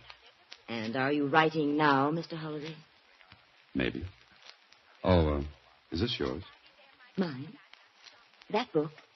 Here, take it. Where did you get this? You don't know. No. Where did you get it? But you do recognize it. Yes. It was part of my father's collection. I asked you, how did you get it? Through the mail. It was addressed to Box 13, care of the Star-Times. Or doesn't that mean anything? No. Nothing at all. You should read the classified ads, Miss Chase. Box 13. Adventure wanted, will go anywhere, do anything. Thank you for bringing the book back to me, Mr. Holliday. You don't have any idea why the book was sent to me? I don't know any more about it than you do. Maybe you don't. That's right. Colette will show you. Was there anything suspicious about the fire that destroyed Fair Melrose? Mr. Holliday, I don't know what you have in mind, but that was a cruel thing to say. A hateful thing. You're not proud of it, are you? I'm nothing one way or the other, Miss Chase. But that book was sent to me. It was broken to fall open at the poems about Fair Melrose. I'd just like to know why. I know nothing about it. All I know is that fire took my mother and father. It's very sad, Miss Chase. And my poor brother was left a hopeless invalid, completely paralyzed, unable to speak, to move. Where is your brother now? At Fair Melrose. The place he always loved. But I thought it was destroyed by fire 10 years ago. Yes. But one wing remains standing. Your brother is there alone? Yes. That's where he would want to be. And I arranged for someone to care for him. Oh, I see. Now, Mr. Holliday, I'd like to forget all this. Well, I'm sorry to have bothered you, Miss Chase. I was merely curious about that book. I know nothing about it. All I want to do is to forget. To forget.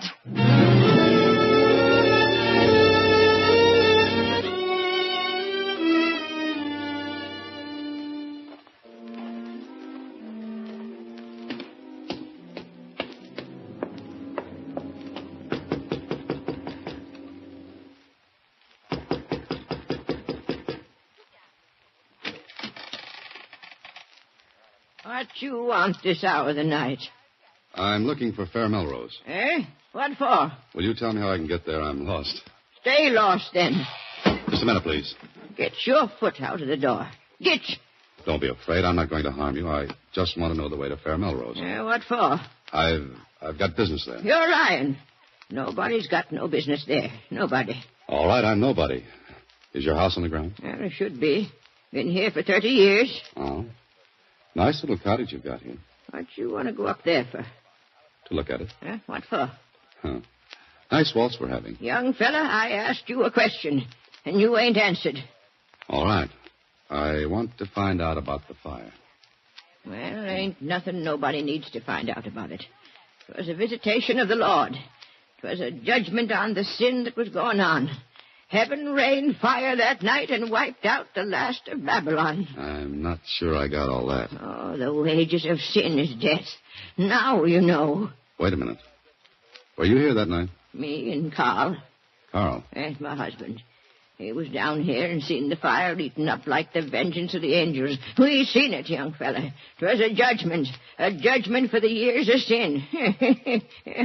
We didn't have to do no more caretaking after that night. Providence took care for us. You and Carl, caretakers, is that it? That's right. Only one wing to take care of now. Only one wing, and him. Oh, the brother. Yes, him that can't move or talk or hear. And that's where they brung him, and that's where he stayed. Now, you get. I talked enough. I wonder. How do I get up there? You're still going up, huh? More than ever now. Which way? Straight up the canyon, turn left at the top of the hill. Thanks. Well, maybe you should have picked a lighter night. Yes, one with a moon. Maybe she's right, Holiday. It's definitely no night for a picnic. But who said it's going to be a picnic?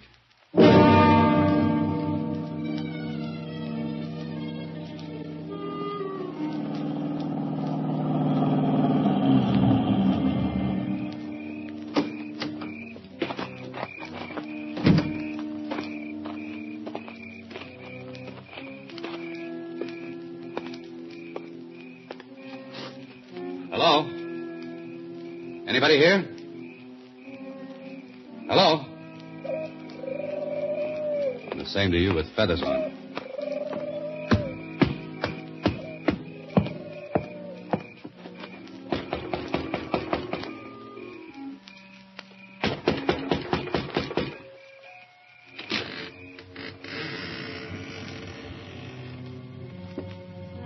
Hello? Oh. Light a match, Holiday. Don't be so stupid. Is anyone here?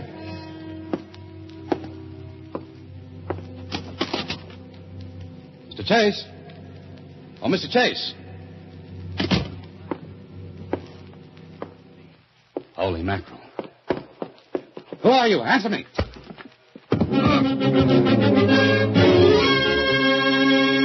You are listening to Box 13, starring Alan Ladd as Dan Holliday.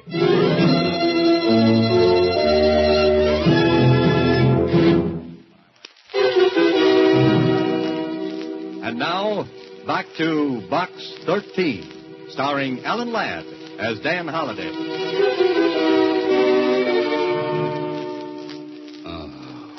Nice baritone voice you got there, Holliday.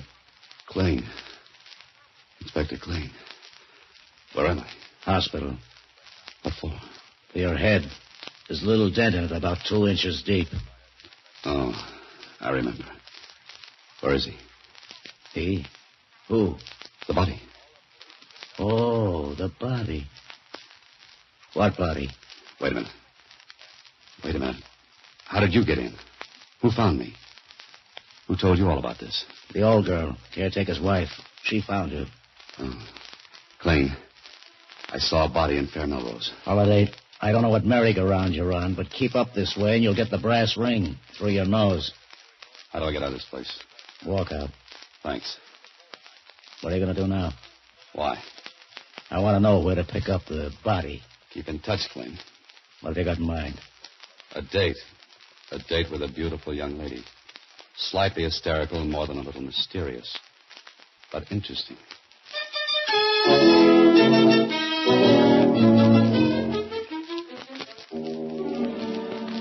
What do you want here again, Mr. Holliday? More to the point, what do you want? Will you please leave? Every time I come here, I get invited to leave. I don't know what you're doing, Mr. Holliday, but it's none of your business. You ought to... I went to Fair Melrose last night. What for? I wanted to see it. And your brother. You mustn't see him. Why not? What did he do, Miss Chase? Please leave him alone. All right. Did you go to Melrose last night? No. I haven't been there for 10 years. You weren't there the night of the fire either, were you? No, I wasn't. All right. I'll take your word for it. Now, mind if I ask you one more question? If you'll go, I'll answer it. It's a deal. What are you afraid of? Nothing. That's your answer? Yes. I'd almost forgotten that horrible night until you came here. For 10 years I've lived away from it, keeping it away from me. Now you've brought it all back. Don't you have any pity? Lots of it, Miss Chase. For a lot of people. Particularly you. What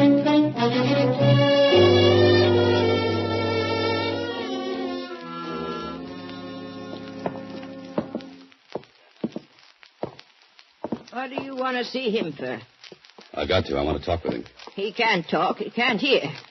He's in the only wing left by the fire? Well, that he is. You still want to go up to see him? Yes, I do. Oh, the chases. Devil's brood, all of them.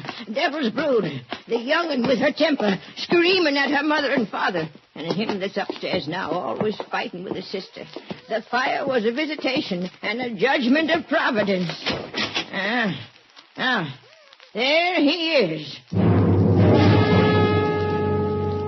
Oh, no. Well, that's him. You stay here.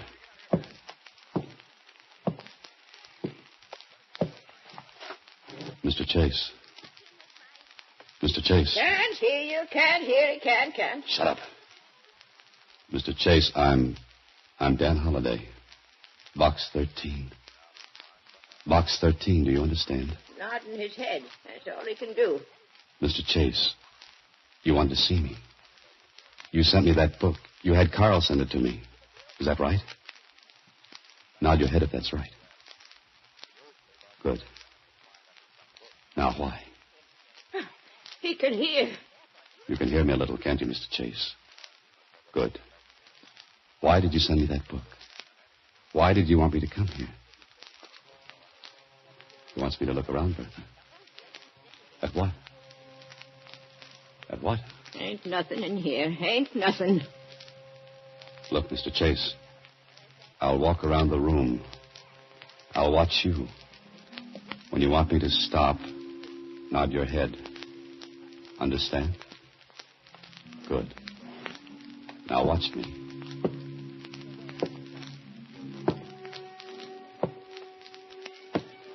Here? This trophy case. Is this it? What about it? What do you want me to see in this? Good. Bertha, come here. I ain't coming in. I said come here, come on. Take a good look at this trophy case, Bertha. A good look. I don't see nothing. There's a plaque missing from its place. There's heavy dust around behind all those cups and trophies, but there's a clean spot here where a plaque stood. No dust, Bertha. No dust. Someone took a plaque from here not more than a few days ago. Did you? I ain't touched nothing. Never touched nothing. Mr. Chase. That plaque. Whose was it? Yours? No. Your father's? Mother's? Mildred's. It was hers. But someone took it. Mr. Chase, try to understand. Try to answer. Please, you've got to. He can't. Mr. Chase, try hard. Try hard to hear me Let again. him alone. He can't do no more. Stay with him, Bertha. Don't leave him for a minute, do you hear?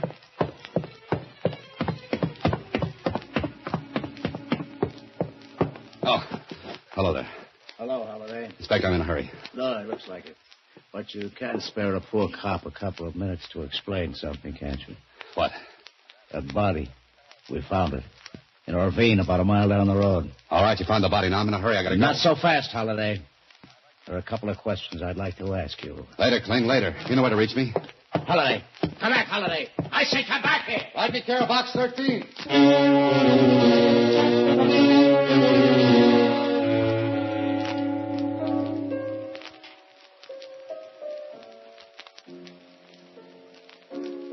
You saw my brother, Mr. Holliday? Yes, I saw him. Oh, please keep playing. I don't know why I let you in here. I do. Can't you leave me alone? Please. The piano. I like to hear it.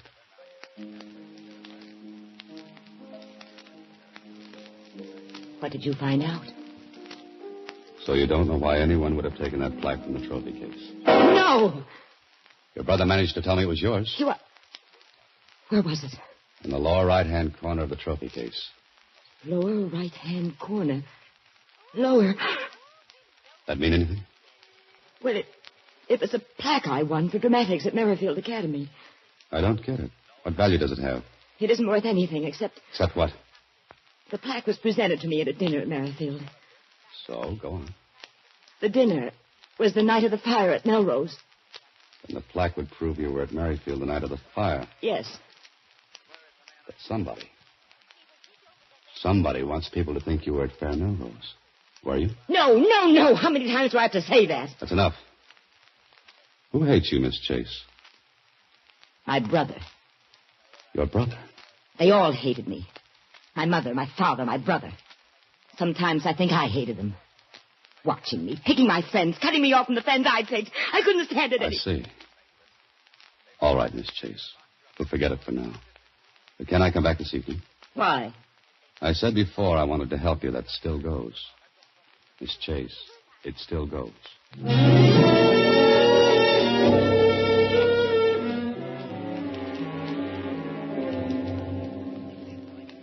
Please sit down, Mr. Holliday. Thanks, Miss Chase. Do you have anything to tell me? A few things, yes. But first, is there anything you want to tell me? Tell you? Why, no. You sure? Positive. What could I tell you? A story. I don't know what you mean. All right, I'll explain.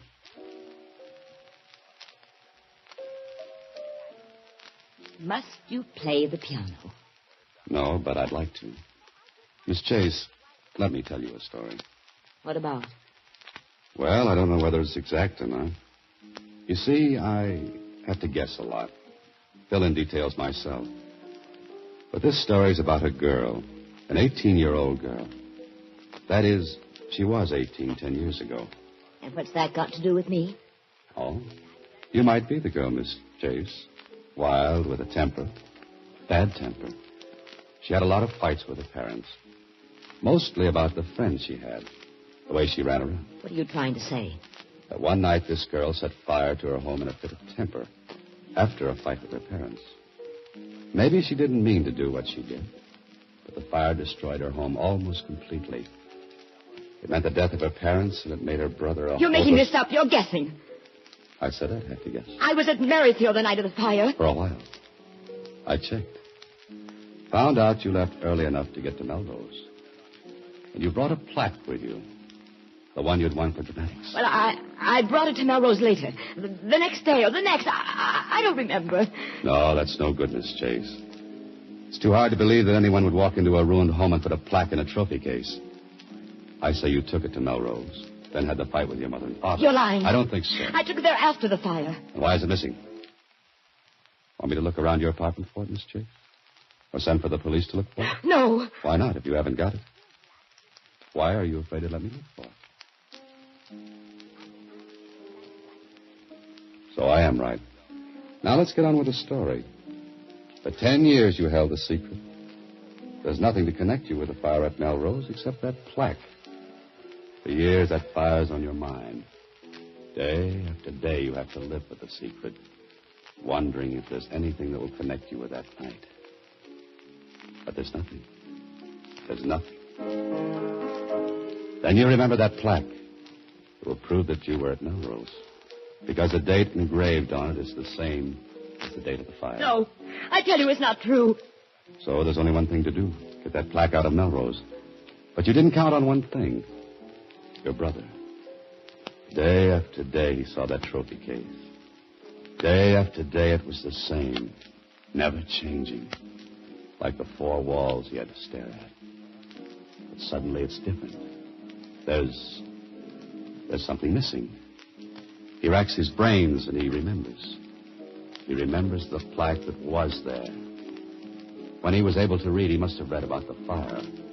How you escaped the tragedy by being at school that night. How lucky everyone said you were. He read how you were presented with a plaque for dramatics. And his tortured mind puts two and two together. And he arrives at the conclusion that you were at Melrose. Home. The night of the fire. Well, Miss Chase, did you like that story? There's nothing you can prove. Maybe not. But how about Carl's murder? You killed him. Because you thought Carl was me last night. No. What are you doing? Calling the police. If for them now, I think they'll prove you killed Carl. They're good at that sort of thing, Miss Chase. Very good. No, please. What do you want? Money? I'll give you money. Anything, only don't call them. Why not? Please. Hello, Inspector Flint. They hated me, all of them. Okay, I hated hold on. them, and you. I hate you. Look out. Get it down. Oh, no. Hello, Kling. Holiday. Come to the Sunview Apartments now. I just rang down the curtain on a 10-year dramatic act.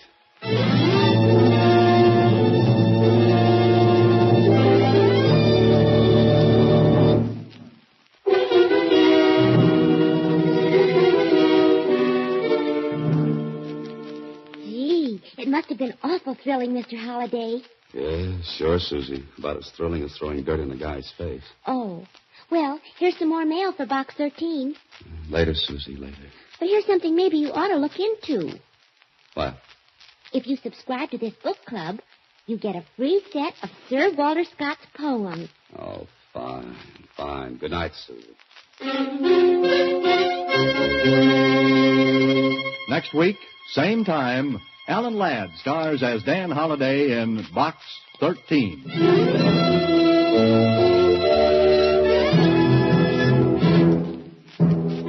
Alan Ladd appears through the courtesy of Paramount Pictures and may currently be seen in Wild Harvest.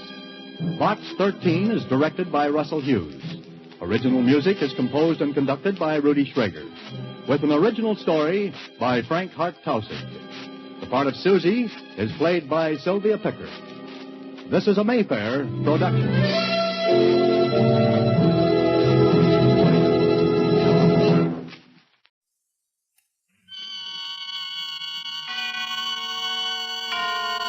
Autolite and its 96,000 dealers present Suspense. Tonight, Autolite brings you Alibi Me, a suspense play starring Mr. Mickey Rooney.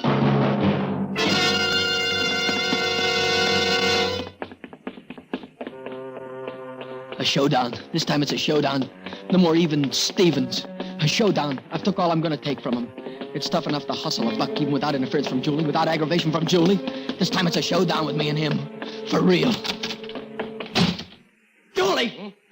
Listen to me. No manners. No knock on the door. No could I come in. No good afternoon. No manners. No class. Always on the muscle, huh? I want to talk to you, Julie. Not so loud. A little more relaxative with the voice. This ain't no candy store in Brownsville. What's the big idea? Didn't you Take hear it what all. I said? You ain't on no street corner. You're in a high-class office. Upstairs a dance school. Underneath a music professor. You hear him? Yeah, I hear him. So keep it quiet. Keep it class. I want to know what's a big idea, you hear me? I just came from Pitkin Avenue. There ain't a candy store. There ain't a pool room. There ain't a bar that'll handle my punch boards anymore. Not one.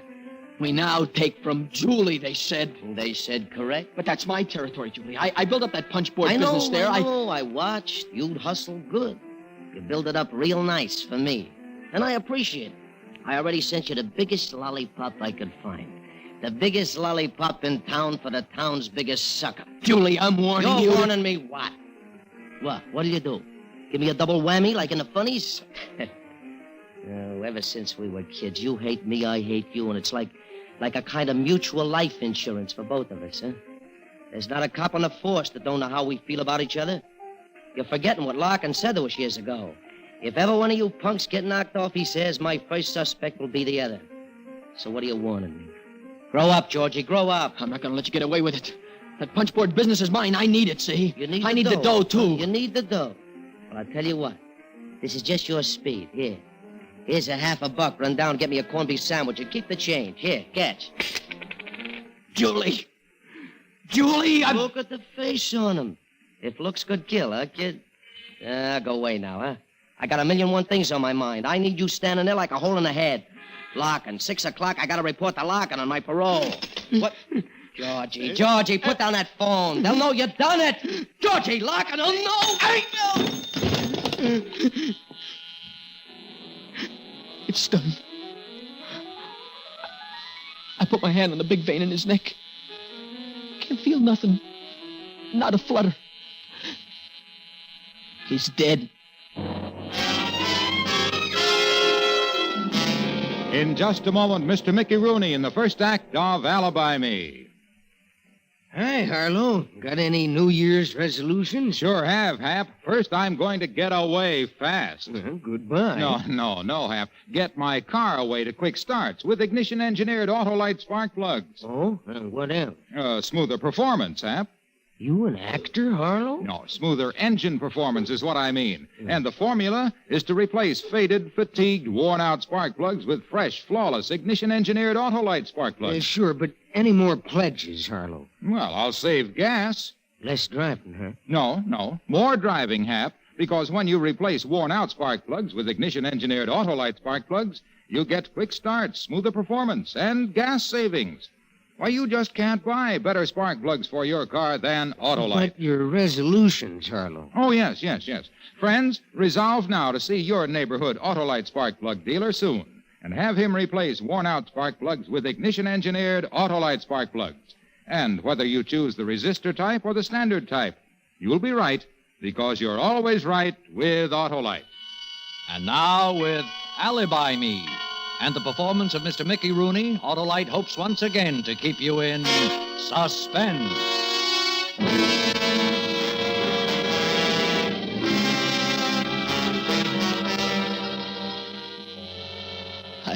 I look at dead Julie lying there. Then I pick up the phone I hit him with. I wipe it clean. No fingerprints. And I stand still and listen. No screams, no whistles, no pounding on the door, only the music professor underneath playing like nothing happened. Nothing much has, just one stinker less in the world. I look down at Julie and I remember standing next to him in Larkin's office in the precinct station house years ago, and Lieutenant Larkin saying, "If ever one of you punks is knocked off, my first suspect will be the other. Better have a good alibi, whichever one of you does it. Because I'm warning you now, once I get you down to headquarters, you're a hot seater." Good alibi. How much time do I have to set up a good alibi? 10 after 4. And at 6, Julie was supposed to report to Larkin till 6. An hour and 50 minutes to set up an alibi. That ain't much time. Come on, kid, get going. I leave Julie's office. Julie Moore, promotions. Wipe my prints off the knob and hurry downstairs. Hurry down for an alibi I need. Yeah, I need people, too, for it. But who? Who'll alibi for me? Leo. He's the one. He'll alibi me. Leo!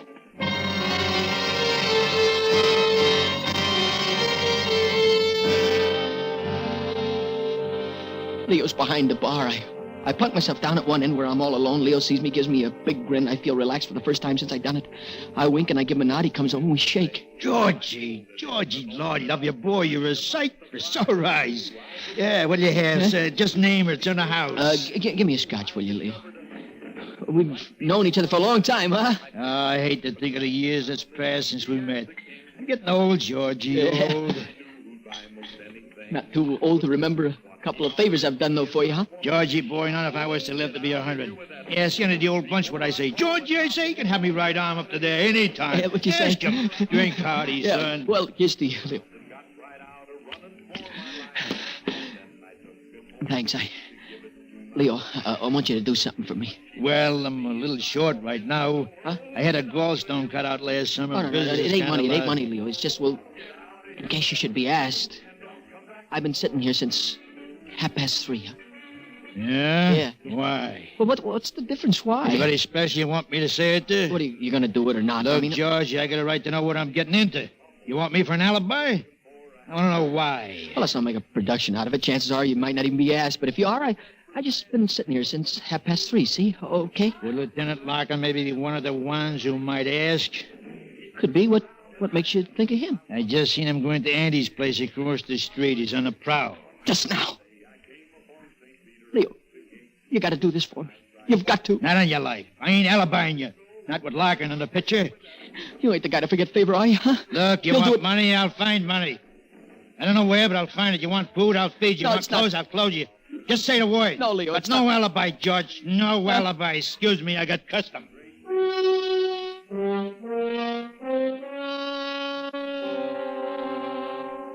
I feel like taking the bottle and smashing it over his head. Leo, just wait till he heats off of me this once. Now, come a day, Leo, when I remind you what you just said to me. Georgie, take a hold of yourself. It's 4:25. You got only 95 minutes left till 6 o'clock. When Julie don't show, Larkin goes looking first for Julie, then for you. I got to get ready for Larkin when he finds me. It's got to be a good alibi. He won't settle for less. Think, Georgie, think. Who do you know? Who are your friends? Try to remember. Well, you don't even have to have any friends. I mean, anybody you can pressure will do. Put down that bottle. Put it down before you drop it and everybody turns around and looks at you. Forget the drink and get out of here. Oh, no, not the front door, stupid. Larkin's across the street. One look at your pussy, he knows something's wrong. The back way. Out the back way. Air feels good. I'm hot all over. I can feel sweat running down my legs. It's like an electric current. It's juicing through my body. An electric... George, breathe deep. Take good deep breaths. Oh, that's good. That feels better. Now it's gone. Feeling's gone like it was never there. That's your light, Georgie. That's your moxie. You're not... You got brains. You're not like... You get an alibi. You'll have it all set before 6, then let Larkin come. You can laugh in his face, sure. What time is it? 5 minutes more gone. Georgie, think. Stop right where you are. Think. Oh.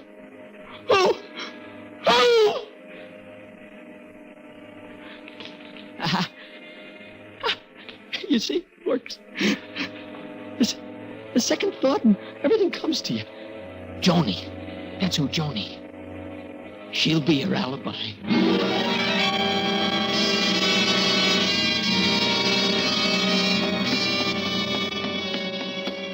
Oh, Georgie, you're such a dope. Wasting all that time worrying, aggravating yourself when all you had to do was come over to the apartment. 1, 2, 3. Your peace of mind. She's crazy about you.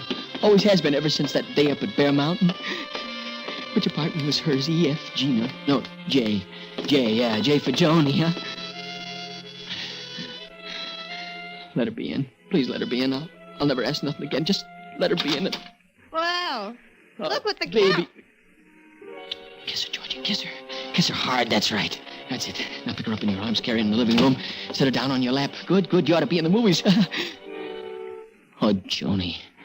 I don't know how I managed to stay away so long, baby. I shouldn't talk to you. I really shouldn't.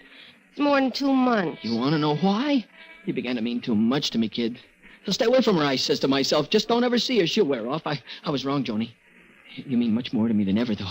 I couldn't hold out no longer. That's why I'm here. Oh, Georgie, yeah. Baby, don't ever stay away again, no matter what the reason. Don't ever stay away from me. Shh. I'm back for good. Honest? Oh, sure. You mean that? Look at me and the answer. You get it, huh? Take a good look. Oh, Georgie. See? Satisfied, huh? Oh, it's been terrible without you. All the time singing the blues, not feeling like going out or seeing anybody. Just slopping around the apartment and listening to the radio. I thought I'd go crazy. Yeah, that's over and done with, honey. Happy times are back now. You know what? We're going to celebrate. Tonight, yeah. Put on a fancy smoke, stepping, dinner, a show, dancing after. How does that sound? I got a new number I've been dying to wear. Yeah, good. Anybody here today? No, not a soul. I was all alone, feeling just awful until you came. Yeah, Joni, look, in case anybody asks you that anybody's, not that anybody's going to, but in case they should, do me a favor, huh? Will you tell them I was here with you all day? I'll tell the world you were here with me from the rooftops. I don't care who knows. Will you do that, honey? I love you, Georgie. Oh, baby, I love you, too. I just love you and love you. You... Swell. But look, Joni, in case anybody wants you to be definite, will you say I was here since 3:30 and stick to it no matter what? 3:30? I'll say I... What? Huh? Wait a sec. What are you trying to get me to do? Relax, honey. What are you sitting up for? No, Georgie. What's the matter? What's the matter? Plenty. Huh? Plenty's the matter. You dirty, no good, miserable piece of humanity. Joni, listen. I'm to me. beginning to get it. I know I'm not the smartest girl ever lived, but how smart do you have to be to get this picture? You ought to be. You stayed away because I was getting to be a habit, Look, will huh? you stop, honey, You can't please? live without me. Isn't that the way it went? You want Lay me. off of me. You want to spend the afternoon here. Look. Well, isn't that just too touching for words? Trying to sucker me to give yourself an alibi. Now, Joni, stop yelling. Listen to me. What I said was true. I need you, honestly. Sure you do, to give you an alibi. That's why you came here. Just so I'll say you were here with me since 3:30. You want to use me. What have you been up to, Georgie? Huh? What have you done since 3:30 that makes you need me like that? No, don't tell me, because it's no good. I don't care what you've done. I don't care what's done to you either. Huh? An arrest, jail, the electric chair, I don't care. Yeah. You get no alibi from me, Mr. Wise Guy. Now pick yourself up out of that chair and get out of here.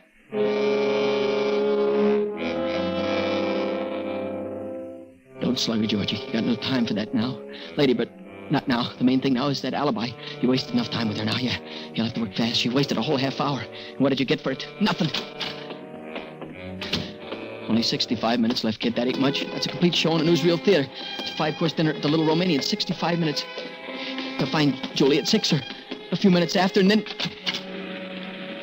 Close it, Georgie, close it. Larkin, on the prowl. He mustn't see you. He doesn't let him see you. Larkin sees you. He'll put two and two together. He'll talk to Joni. He'll learn you're trying to set an alibi down to the cellar, kid. Try the backyard. Wait a minute. No panic. Think. Fool alibi, but good airtight, ironclad, cement foundation alibis. Where do you get one? Think hard. Who's around town? Who's left? Timmy. Yeah, Timmy. Dope. You should have thought of him first. Timmy, lying there in the hospital. Timmy, hurry, Georgie. Run, hurry!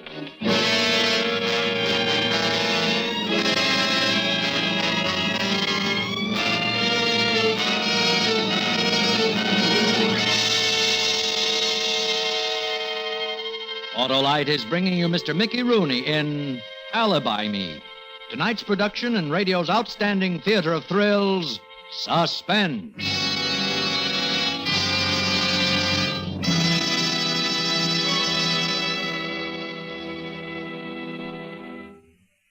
Hey, Hap, help me spark a plug. You mean I can help tell about... I do, about Autolite spark plugs. The spark plugs that are ignition engineered to work as a perfect team with your car's ignition system. You know what they'll do for your car, don't you, Harley? I sure do, Hap, because when you replace worn-out spark plugs with ignition-engineered Autolite spark plugs, you'll get smoother performance, quick starts, gas savings. You rang the bell that time, Harlow. Well, that's because ignition-engineered Autolite spark plugs are designed by the same Autolite engineers who designed the coil, distributor, and all the other important parts of the complete ignition system, used as original factory equipment on many leading makes of our finest cars. Why, Autolite spark plugs are world famous for quality and performance. Go on, Harlow. Well, friends, see your neighborhood Autolite spark plug dealer and have him replace worn-out spark plugs with ignition-engineered Autolite spark plugs, either the resistor type or the standard type, because you're always right with Autolite. And now, Autolite brings back to our Hollywood soundstage Mr. Mickey Rooney in Elliott Lewis's production of Alibi Me, a tale well calculated to keep you in suspense.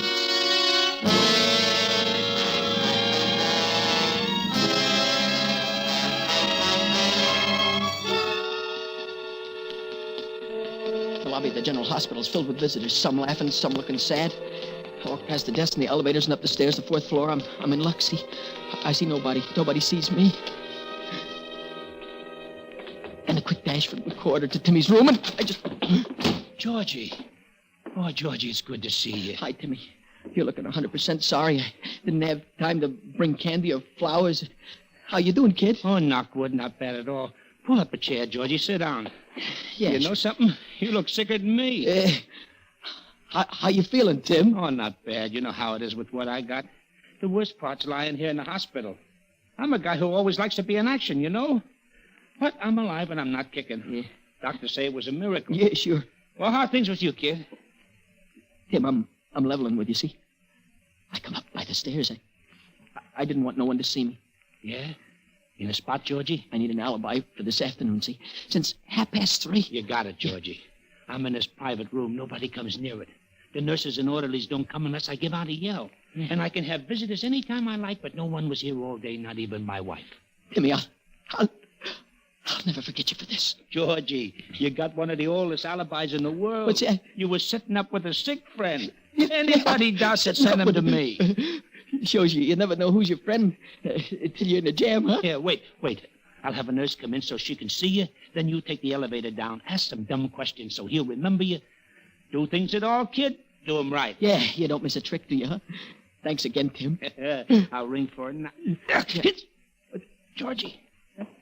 What is Georgie? What is it? My ticker. What is it? Georgie. What is it? You want some, you drink a drink of water? I don't. You want to? I don't feel so good. What?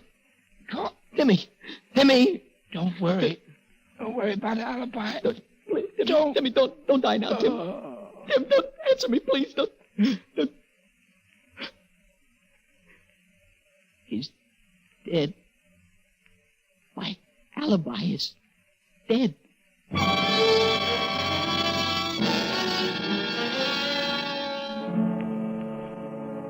Start moving, Georgie. No point hanging around. You can't do nothing for him. And he can't do nothing for you. And if you don't find that alibi fast, you'll be seeing him maybe sooner than you think. I leave the hospital the way I came in, go into the lobby. I look at the clock. 45 minutes left. It's 5:15. 45 minutes left. 45 minus 10 seconds. 20, 30, 40, 50. 44 minutes left. Hurry, Georgie. Hurry! I'm sunk. It's 5 or 6 and I'm sunk. And in 10 minutes, maybe Larkin will be here, and I got nothing in the way of an alibi. I tried now. I'm tired of trying. What's the use? Wash out. I got no alibi. So I come home. I'm walking upstairs, see? And I hear a sound. My landlady, Mrs. Edinger, is nailing down linoleum in the hallway. Mrs. Edinger, yeah. How does that song go? Castles in Spain. Your window pane back in your own backyard, sure. Here, Mrs. Edinger. Here, honey, let me do that for you. Give me that hammer. Oh, it's you, Georgie. Thanks, but never mind. You just come in? Yeah, but if anyone asks you, especially Larkin, you tell them I was in all afternoon. Understand? Larkin? Lieutenant Larkin? Yeah, that's him. Oh, I couldn't do that, Georgie. I won't lie to that cop. Don't count on it. I do count on it. I do. And you'll do it, too. Don't shake your head. No, I say you'll do it. You'll tell Larkin I'm in my room all day. No, Georgie. Mrs. Edinger, you don't tell Larkin I'm in all day, and I'll tell him about Charlotte. I don't have any idea what you mean. Is that a fact? Not even one? Please, Georgie, I don't want no trouble. I'm honest. I work hard to keep my kids honest. You keep your kids honest, huh? So honest that Charlotte lifts a fur jacket right out of the department store. I made her give it back. I marched her into the store myself. We gave it back to the manager. Sure, I know, but a crime's a crime, whether a store prosecutes or not. Georgie, You take something. She's only 15. You wouldn't tell. Her life would be ruined, Georgie. No, Mrs. Edinger. What's to cry? Am I going to tell on Charlotte? Of course not. I'll keep my mouth shut just like you want. And you'll open your mouth just like I want, and everything will be fine. If Larkin asks you, I wasn't out of my room all afternoon. Agreed? You won't tell him about Charlotte? Not a word. I take an oath. Look, I swear it. All right, Georgie. All right. But not a word about Charlotte. My memory is terrible. As long as yours is good.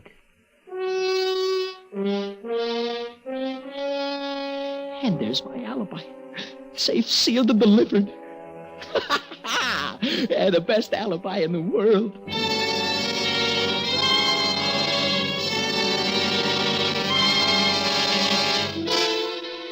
6:15. Won't be long now, but watch yourself when Larkin is here, kiddo. Just the right attitude, remember. Not too anxious, not too casual. Just right, you know. Yeah?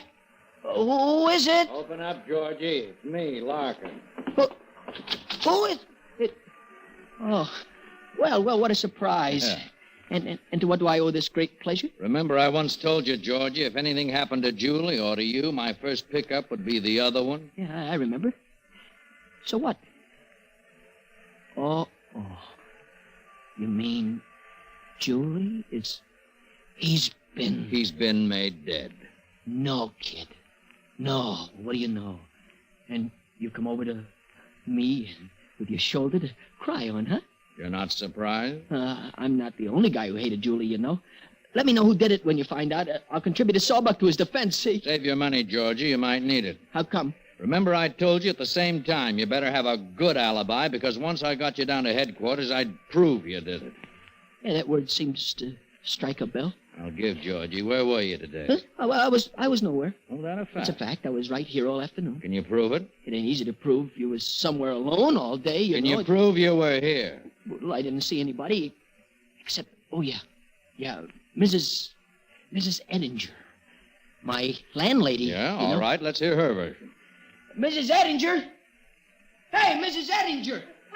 Come on up here a minute, will you? Now? Yeah, right now. All right, I'm coming. Now what? Always something. I'm up here, they want me down there. Yeah. Down there, they want me up here, George. All right, please. all right. If it's a complaint, I don't want to hear. Tell me tomorrow. Today I can't take another This is one. Lieutenant Larkin. He wants to ask Sit down, you... Mrs. Edinger. You must be tired. I won't keep you long. Were you in all day? The whole day. Was Georgie in all day? Georgie? This Georgie? Well, how many you got in the place? Yes, sure, he was in. You're positive? I'm positive. What makes you so positive? What makes me so positive? I cleaned his room. That's what makes me so positive. Yeah, that's what she cleaned it. Yeah. And I pressed a suit for him later. That's what makes me so positive. Yeah. And when I was sweeping the hall, his door was open and I saw him. And when I was downstairs, he yelled down to me a couple of times. You're prepared to swear to that in a court of law? Go ahead, Miss Edinger. Swear by your daughter's head.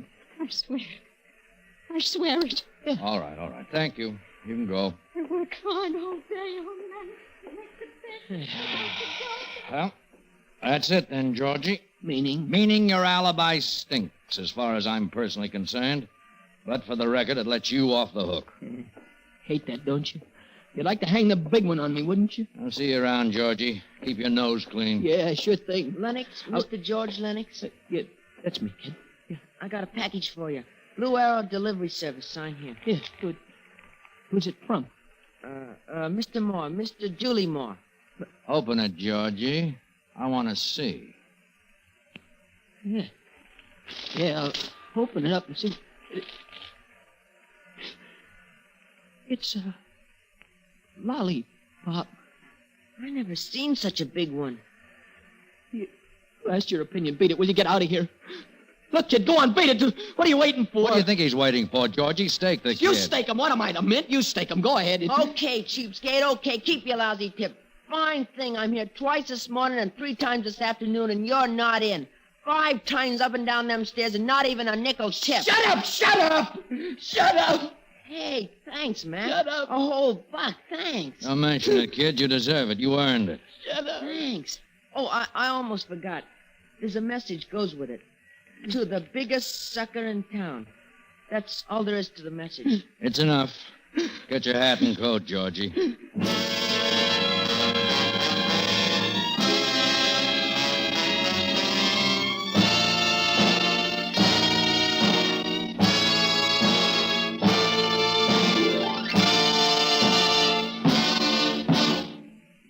Suspense, presented by Autolite. Tonight's star, Mickey Rooney. Hey, Hap, do you know something?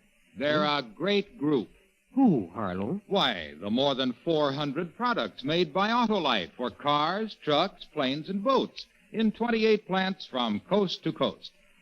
These include complete electrical systems used as original factory equipment on many leading makes of America's finest cars. Electric windshield wipers, starting motors, voltage regulators, coils, distributors, wire and cable, generators, all engineered to fit together perfectly, work together perfectly, because they're a perfect team.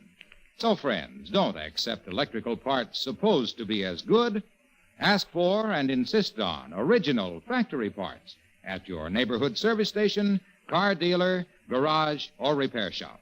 And because all Autolite parts are original factory parts, you can be sure that you're right, because you're always right with Autolite.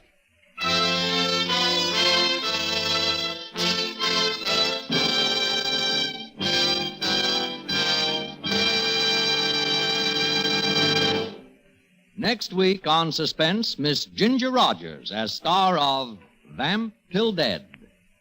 And in weeks to come, you will hear such famous stars as Eve Arden, Ezio Pinza, and Paul Douglas, all appearing in tales well calculated to keep you in suspense.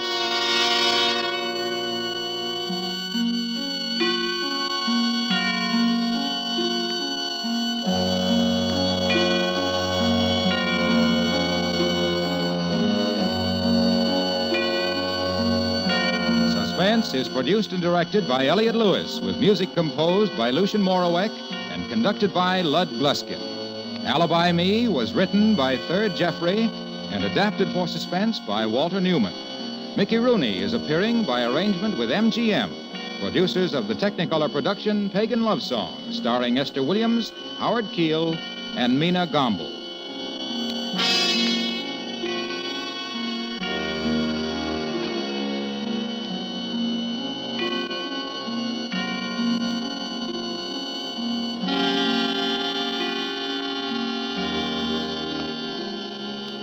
And remember, next week on Suspense, Miss Ginger Rogers in Vamp Till Dead.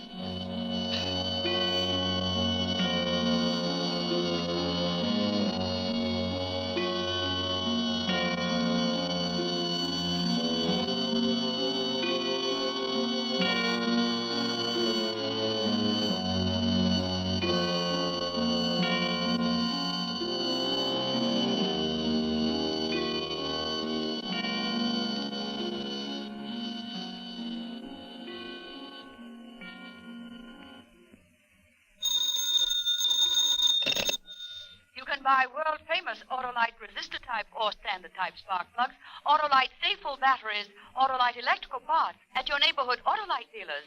Switch to Autolite. Good night. This is CBS, the Columbia Broadcasting System.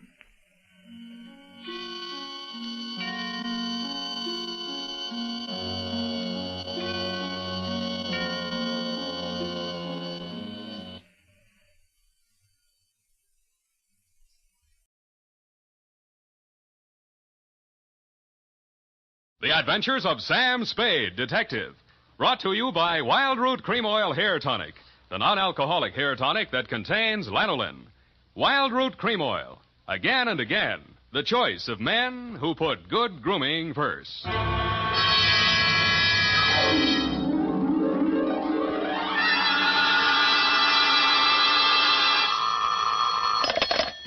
Detective Agency. This is Sam, Blackleg Spade, the third most dangerous gambler on the Barbary Coast. Oh, Sam, not horses again. Horses, women, and the gaming tables, Effie, the versions of the elite. Well, divert yourself with this, Sam. The phone company has sent the pink notice. Aha, pay it no mind, sweetheart. We are healed. We have hit the cashier's cage, annexed the pot, broken the bank, and we're standing on velvet. Sam, are you sober? Definitely velvet. Warm, too. Sam, from where are you calling from? You're wrong, Effie. It's a drugstore. Stay where you are. I'll be right down to deal out my report on the hot 100 grand caper.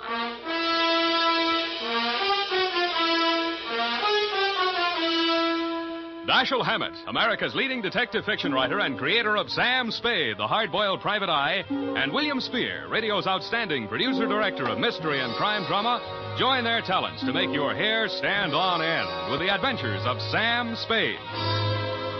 Presented by the makers of Wild Root Cream Oil for the hair.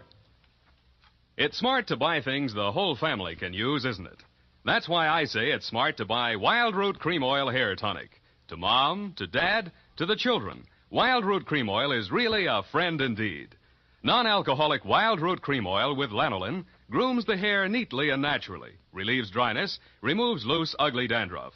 I hope you have a big family-sized bottle of Wild Root Cream Oil in your home. Get Wild Root Cream Oil Hair Tonic, Again and again, the choice of men who put good grooming first. And now, with Howard Duff starring as Spade, Wildroot brings to the air the greatest private detective of them all in the adventures of Sam Spade.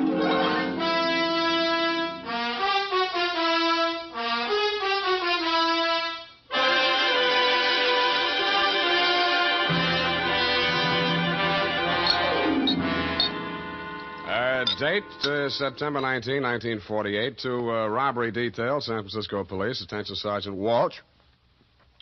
From Samuel Spade, license number 1375596. Dear Joe, here's the rundown on that hot $100,000.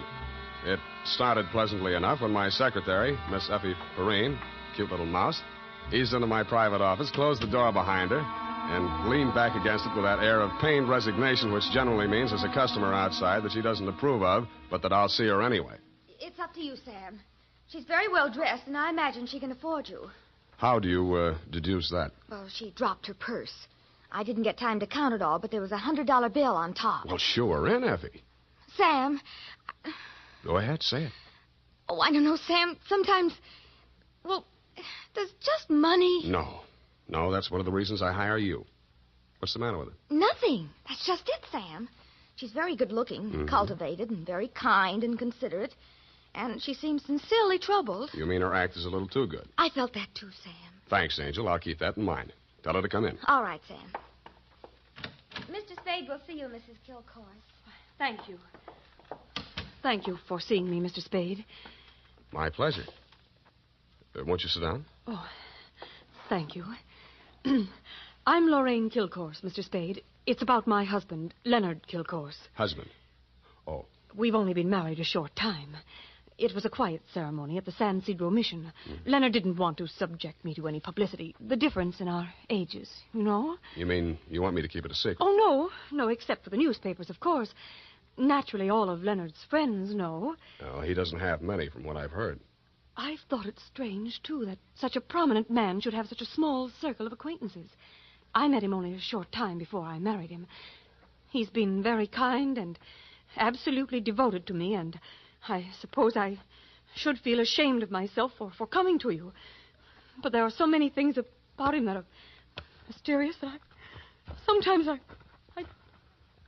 can't seem to find my handkerchief. Here. Kleenex. Oh, I'm sorry.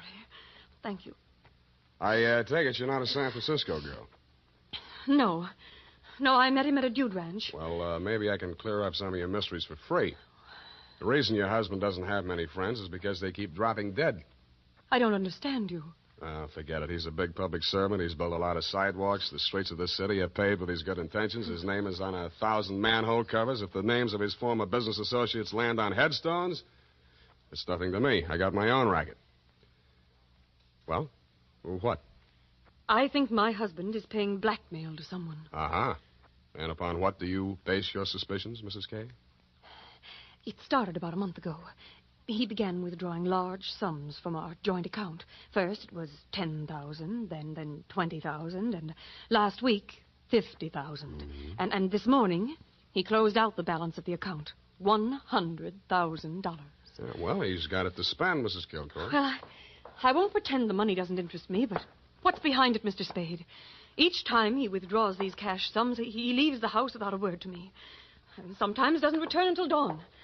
My husband is not fond of nightlife, Mr. Spade. Only a desperate situation could induce him to leave the house after dark. Yeah, so I've heard. They say that's how he kept his health as long as he has. All right, you want me to trail him, find out what he does with the money. Just one question. Why'd you pick me for the job? Why, your reputation... That's local. You say you're new in San Francisco. Well, I do read the local papers. Your picture was in only 2 weeks ago. Yeah, well, that caper didn't help my reputation. I like your looks. A nice, honest face. A man I could trust. Well, I don't buy that. And I'm sentimental, too. Your picture reminded me of someone who was very dear to me. My brother. Of course, you're nothing like him, really, but you do look alike. I suppose that sounds like a silly woman's reason for... Yeah. What's your address? Well, I have a little place of my own out on Divisadero. The Belvo Apartments near Normandy Terrace. Mm-hmm. You'd better keep in touch with me there. I don't want Leonard to know. The Kilcourse mansion is at 1316 Clarendon. 1316. He returns from his office around 6 in the evening. Do you have a car? No. I need one? Well, I don't know where he may go. Now, here are the keys to my car. It's parked in front of the main entrance, a gray Plymouth. He won't recognize the car. It's my brother's. Now, about your fee. $100 now. If I need more, I'll leave you know.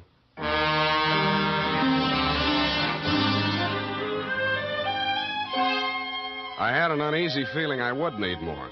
The last detective that tried to follow Leonard Kilcourse had hospital insurance. I don't. But I'm a gambler at heart, so I parked Lorraine's Plymouth across the street from the Kilcourse mansion and waited. At 9 p.m., Mr. Kilcourse, much too old for her, came out the front door and flagged down a taxi. I made an illegal U-turn and followed.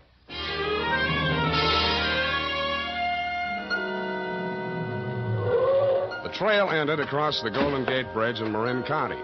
It was a country club-type building on top of a hill overlooking the bay. It did business under the name of Ernie Nogales' Racket Club.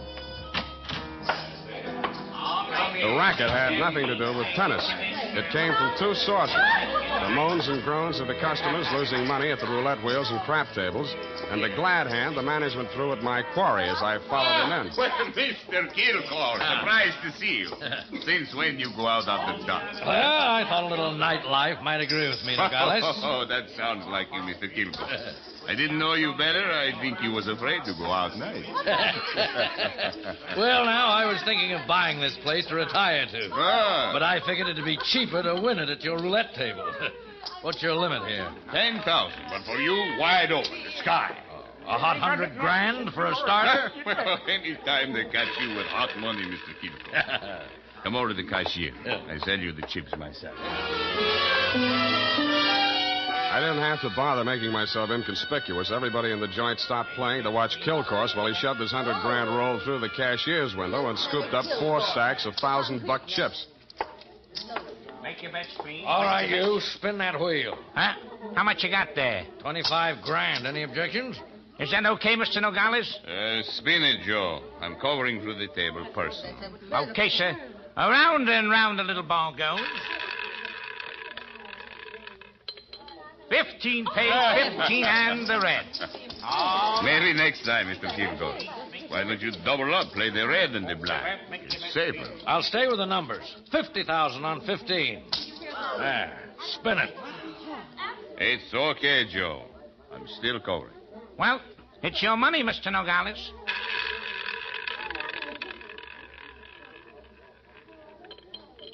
Number 4 pays. Number 4 and the red again. Well, $25,000 more on 15.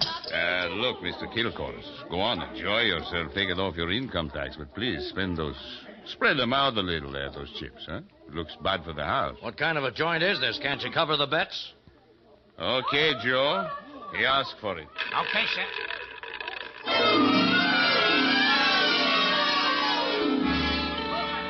I didn't wait to see where the little ball went on the last spin of the wheel. I would have made a side bet with any taker that Kilcourse wanted to lose that $100,000. I would also have made book he knew I was following him. As I left the table and walked out of the club, I braced myself for what usually comes next. There would either be a dead body in the car or somebody would crease my noggin with a sap. But nothing happened.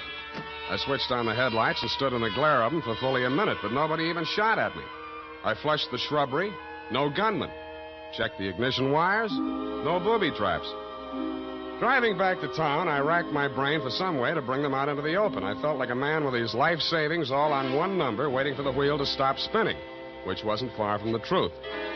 Not much of a cliffhanger, but the best we could do this week.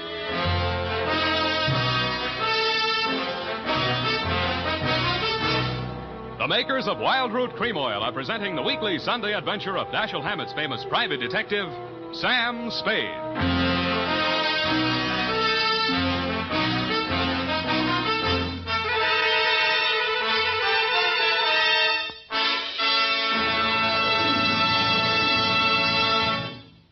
Now, here's important news on good grooming.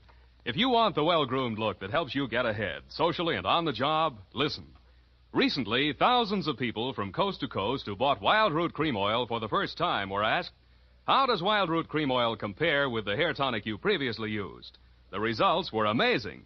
Better than 4 out of 5 who replied said they preferred Wild Root Cream Oil. Remember, non-alcoholic Wild Root Cream Oil contains lanolin. It grooms the hair naturally, relieves dryness, and removes loose, ugly dandruff. So if you want your hair to be more attractive than ever before, get the generous new 25-cent size of Wild Root Cream Oil, America's leading hair tonic, on sale at all drug and toilet goods counters. It's also available in larger economy bottles and the handy new tube. Get Wild Root Cream Oil, again and again, the choice of men who put good grooming first. By the way, smart girls use Wild Root Cream Oil, too, and mothers say it's grand for training children's hair.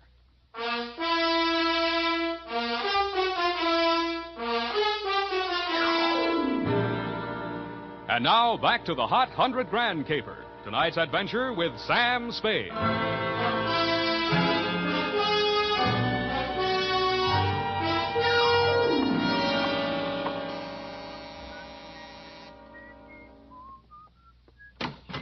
Yeah? This Mrs. Kilcourse's apartment? Yeah? She here? Yeah? Well, can I come in? Yeah? Tommy? Yeah? Who is that, Mr. Spade? Yeah. Oh, this is the detective I was telling you about, Tommy. Remember? Yeah? The one who looked so much like you? Yeah? No. Oh, excuse me. This is my brother, Tommy Lane. Yeah. Tommy, won't you run down to the corner and buy me some cigarettes for about 20 minutes? I have something to talk over with Mr. Spade. Yeah.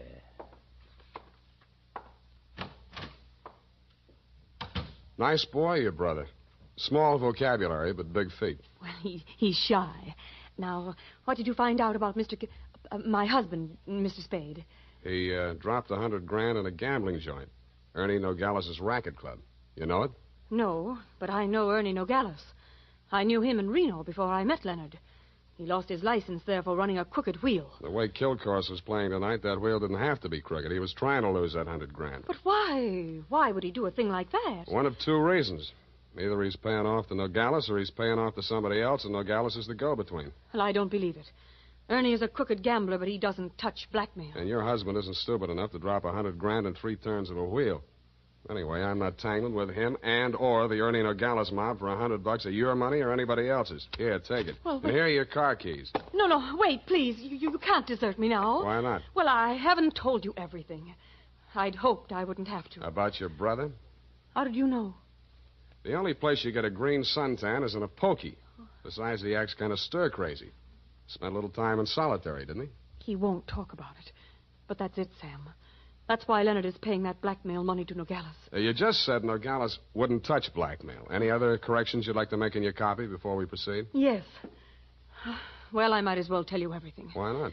I knew when I came to you this morning that my husband was paying this money to Nogales. I knew because I asked him to. You and Ernie Nogales are working together? I'm not that rotten. I didn't say you were, but you're a rotten liar. There's that much in your favor. But I'm telling the truth now, Sam. You must believe me. Everything that has happened is my fault.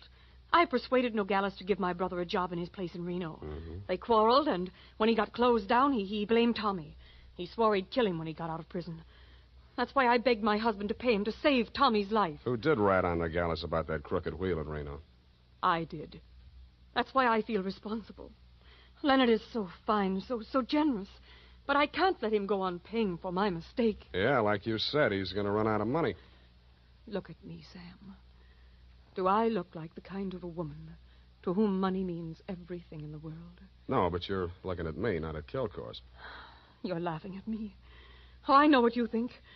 Perhaps I did make a mistake in marrying Leonard, but he was so kind, so considerate, like my father. Everybody reminds you of your relatives. You don't believe my story? Well, since you asked. Well, all right, then, here's the truth. I'm really Jack the Ripper's granddaughter. My parents were terribly wealthy. I harpooned my mother in her Beverly Hills swimming pool, set fire to my father with a $50,000 negotiable bond, and eloped with John Wilkes Booth. That brings us up to 1865. Shall I go on? Don't stop. It's great. Oh, get out of here. Get out of here and leave me alone. After you've told me all your secrets, I'm not that rotten. You won't help me. You never intended to. Why go on torturing. Oh, now, stop that. Please, please. I believe you. I believe all your stories. Now, what is my next smart move? Sam, the only way to stop Ernie Nogales is to prove that he's running a crooked wheel. And then he'd pay back all that blackmail money, and he wouldn't dare lay a hand on Tommy. Well, it's going to be hard to prove and expensive. I'll have to lose a little on that wheel before I can figure the way it's rigged. How much can you invest? Well, I have about $1,000 of my own. With you? Yes. Here. You take it. Smells nice. Sam. Yeah? Sam, after all this is over, and after I've put things to right with Leonard, I should have told him before this, but I owed him so much. Oh, Sam, I'm so glad it's you. Yeah. Me too, Angel. Go now, darling, before I beg you not to. What time does that joint close? Well, it runs all night, I think. Good. Let's stay up late and raid the icebox.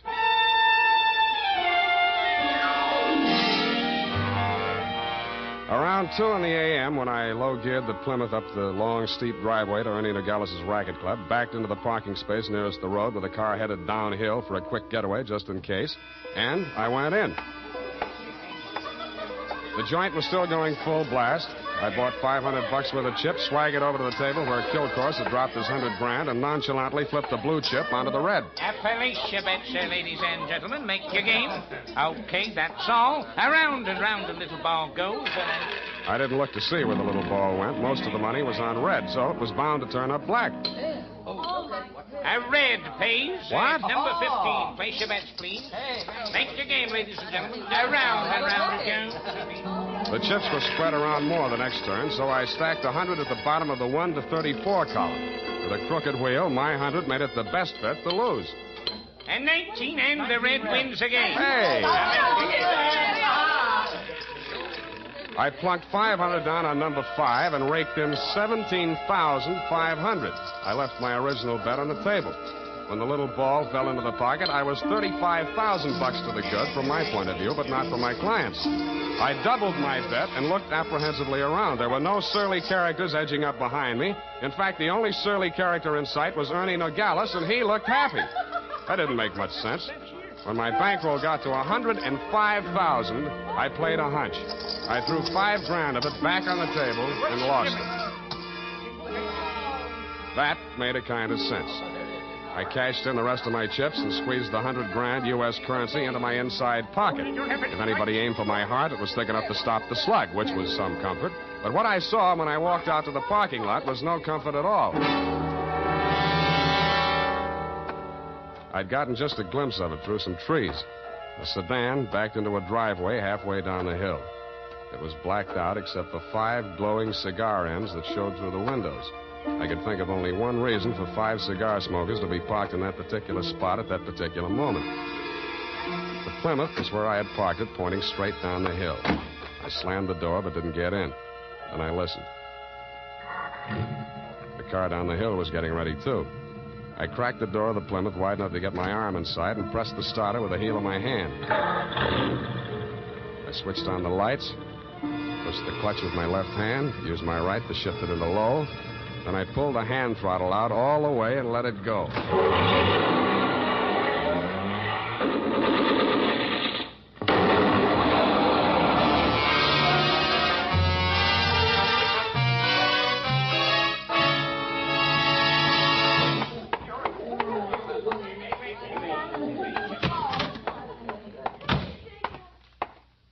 What's the big idea busting into my office? We're going to have a talk, Nogales.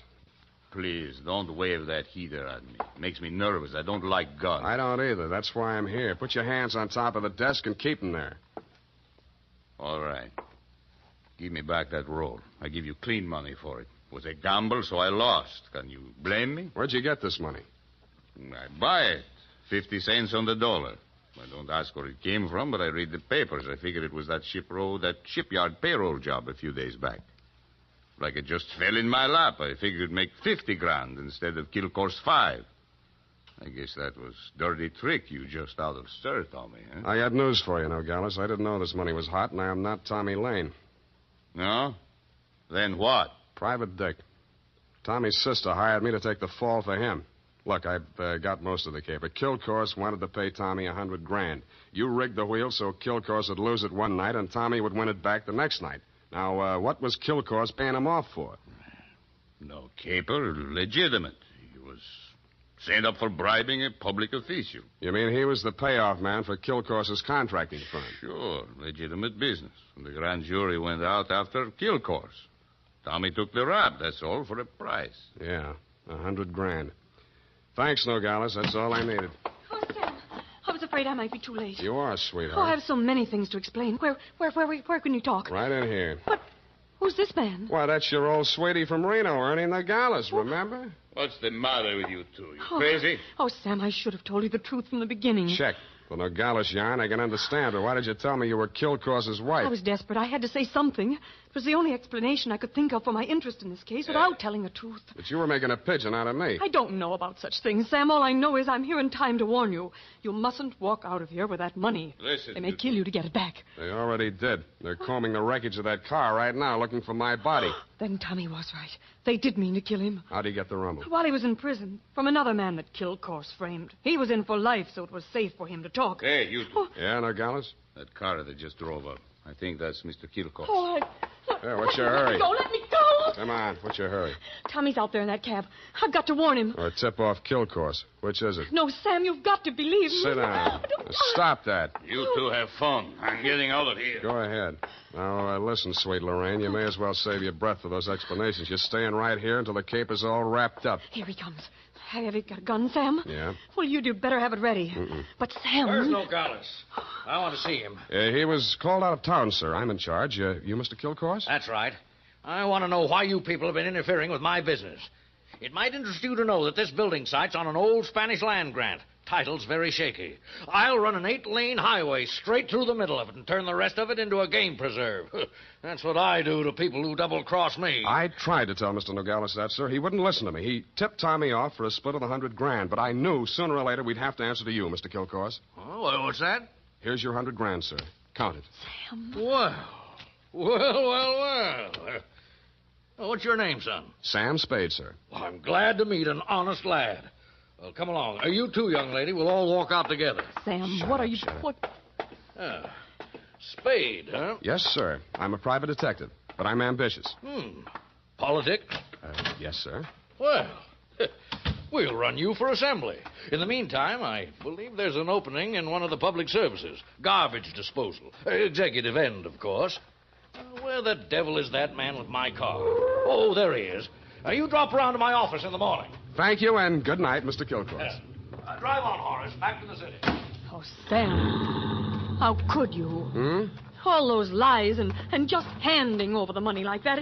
It wasn't yours. It wasn't Tommy's either, sweetheart. Get in. Well, Tommy, are you all right? Yeah. Drive us across the bridge, Tommy, will you? Yeah.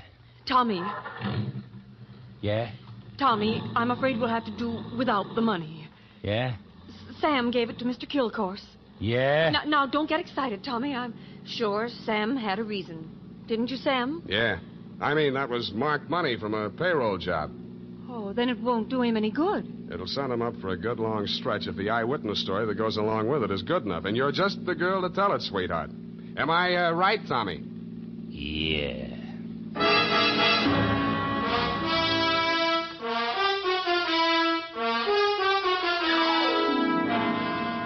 Period. End of report. Already? But Sam. Yeah? What happened?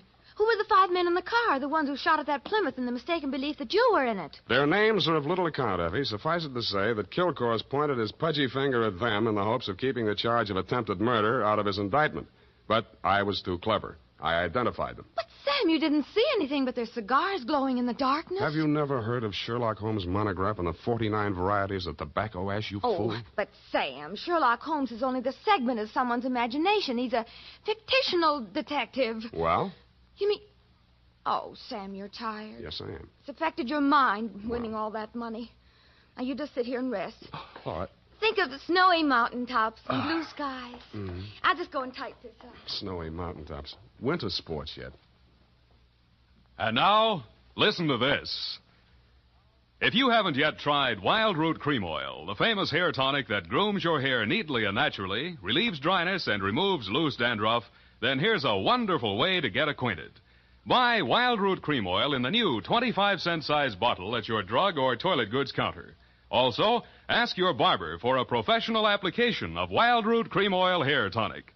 Again and again, the choice of men who put good grooming first.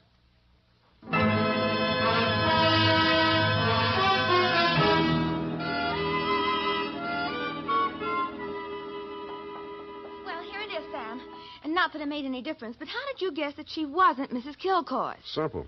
Kilcourse didn't recognize her. But, Sam, that was after you denounced her. I did no such thing. From the report, Sam, in black and white. Quote, why did you tell me you were Kilcourse's wife? Unquote. At that point, you assumed that she was not Mrs. Leonard Kilcourse. I did not. I merely wondered why she had told me. Well, with all the lies she told, you might have assumed anything she said was totally devoid of truth. And I did, sweetheart. I did. Oh, well, that's a relief. I was afraid for a while she'd taken you in. What's that got to do with the truth? Oh. Good night, Sam. Good night, sweetheart.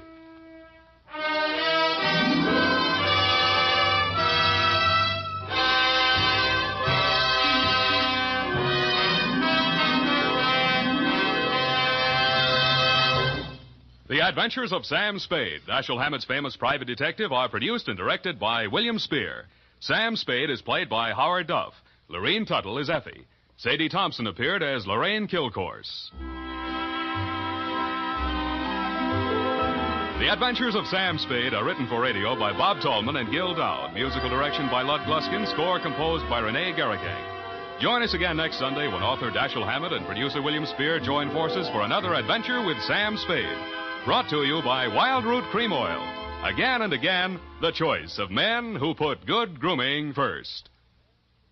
This is Dick Joy reminding you to get Wild Root Cream Oil, Charlie. It keeps your hair in trim.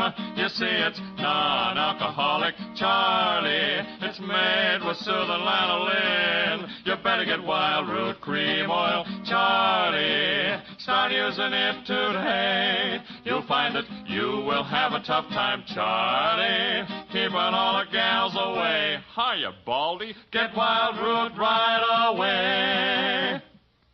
This is CBS, the Columbia Broadcasting System.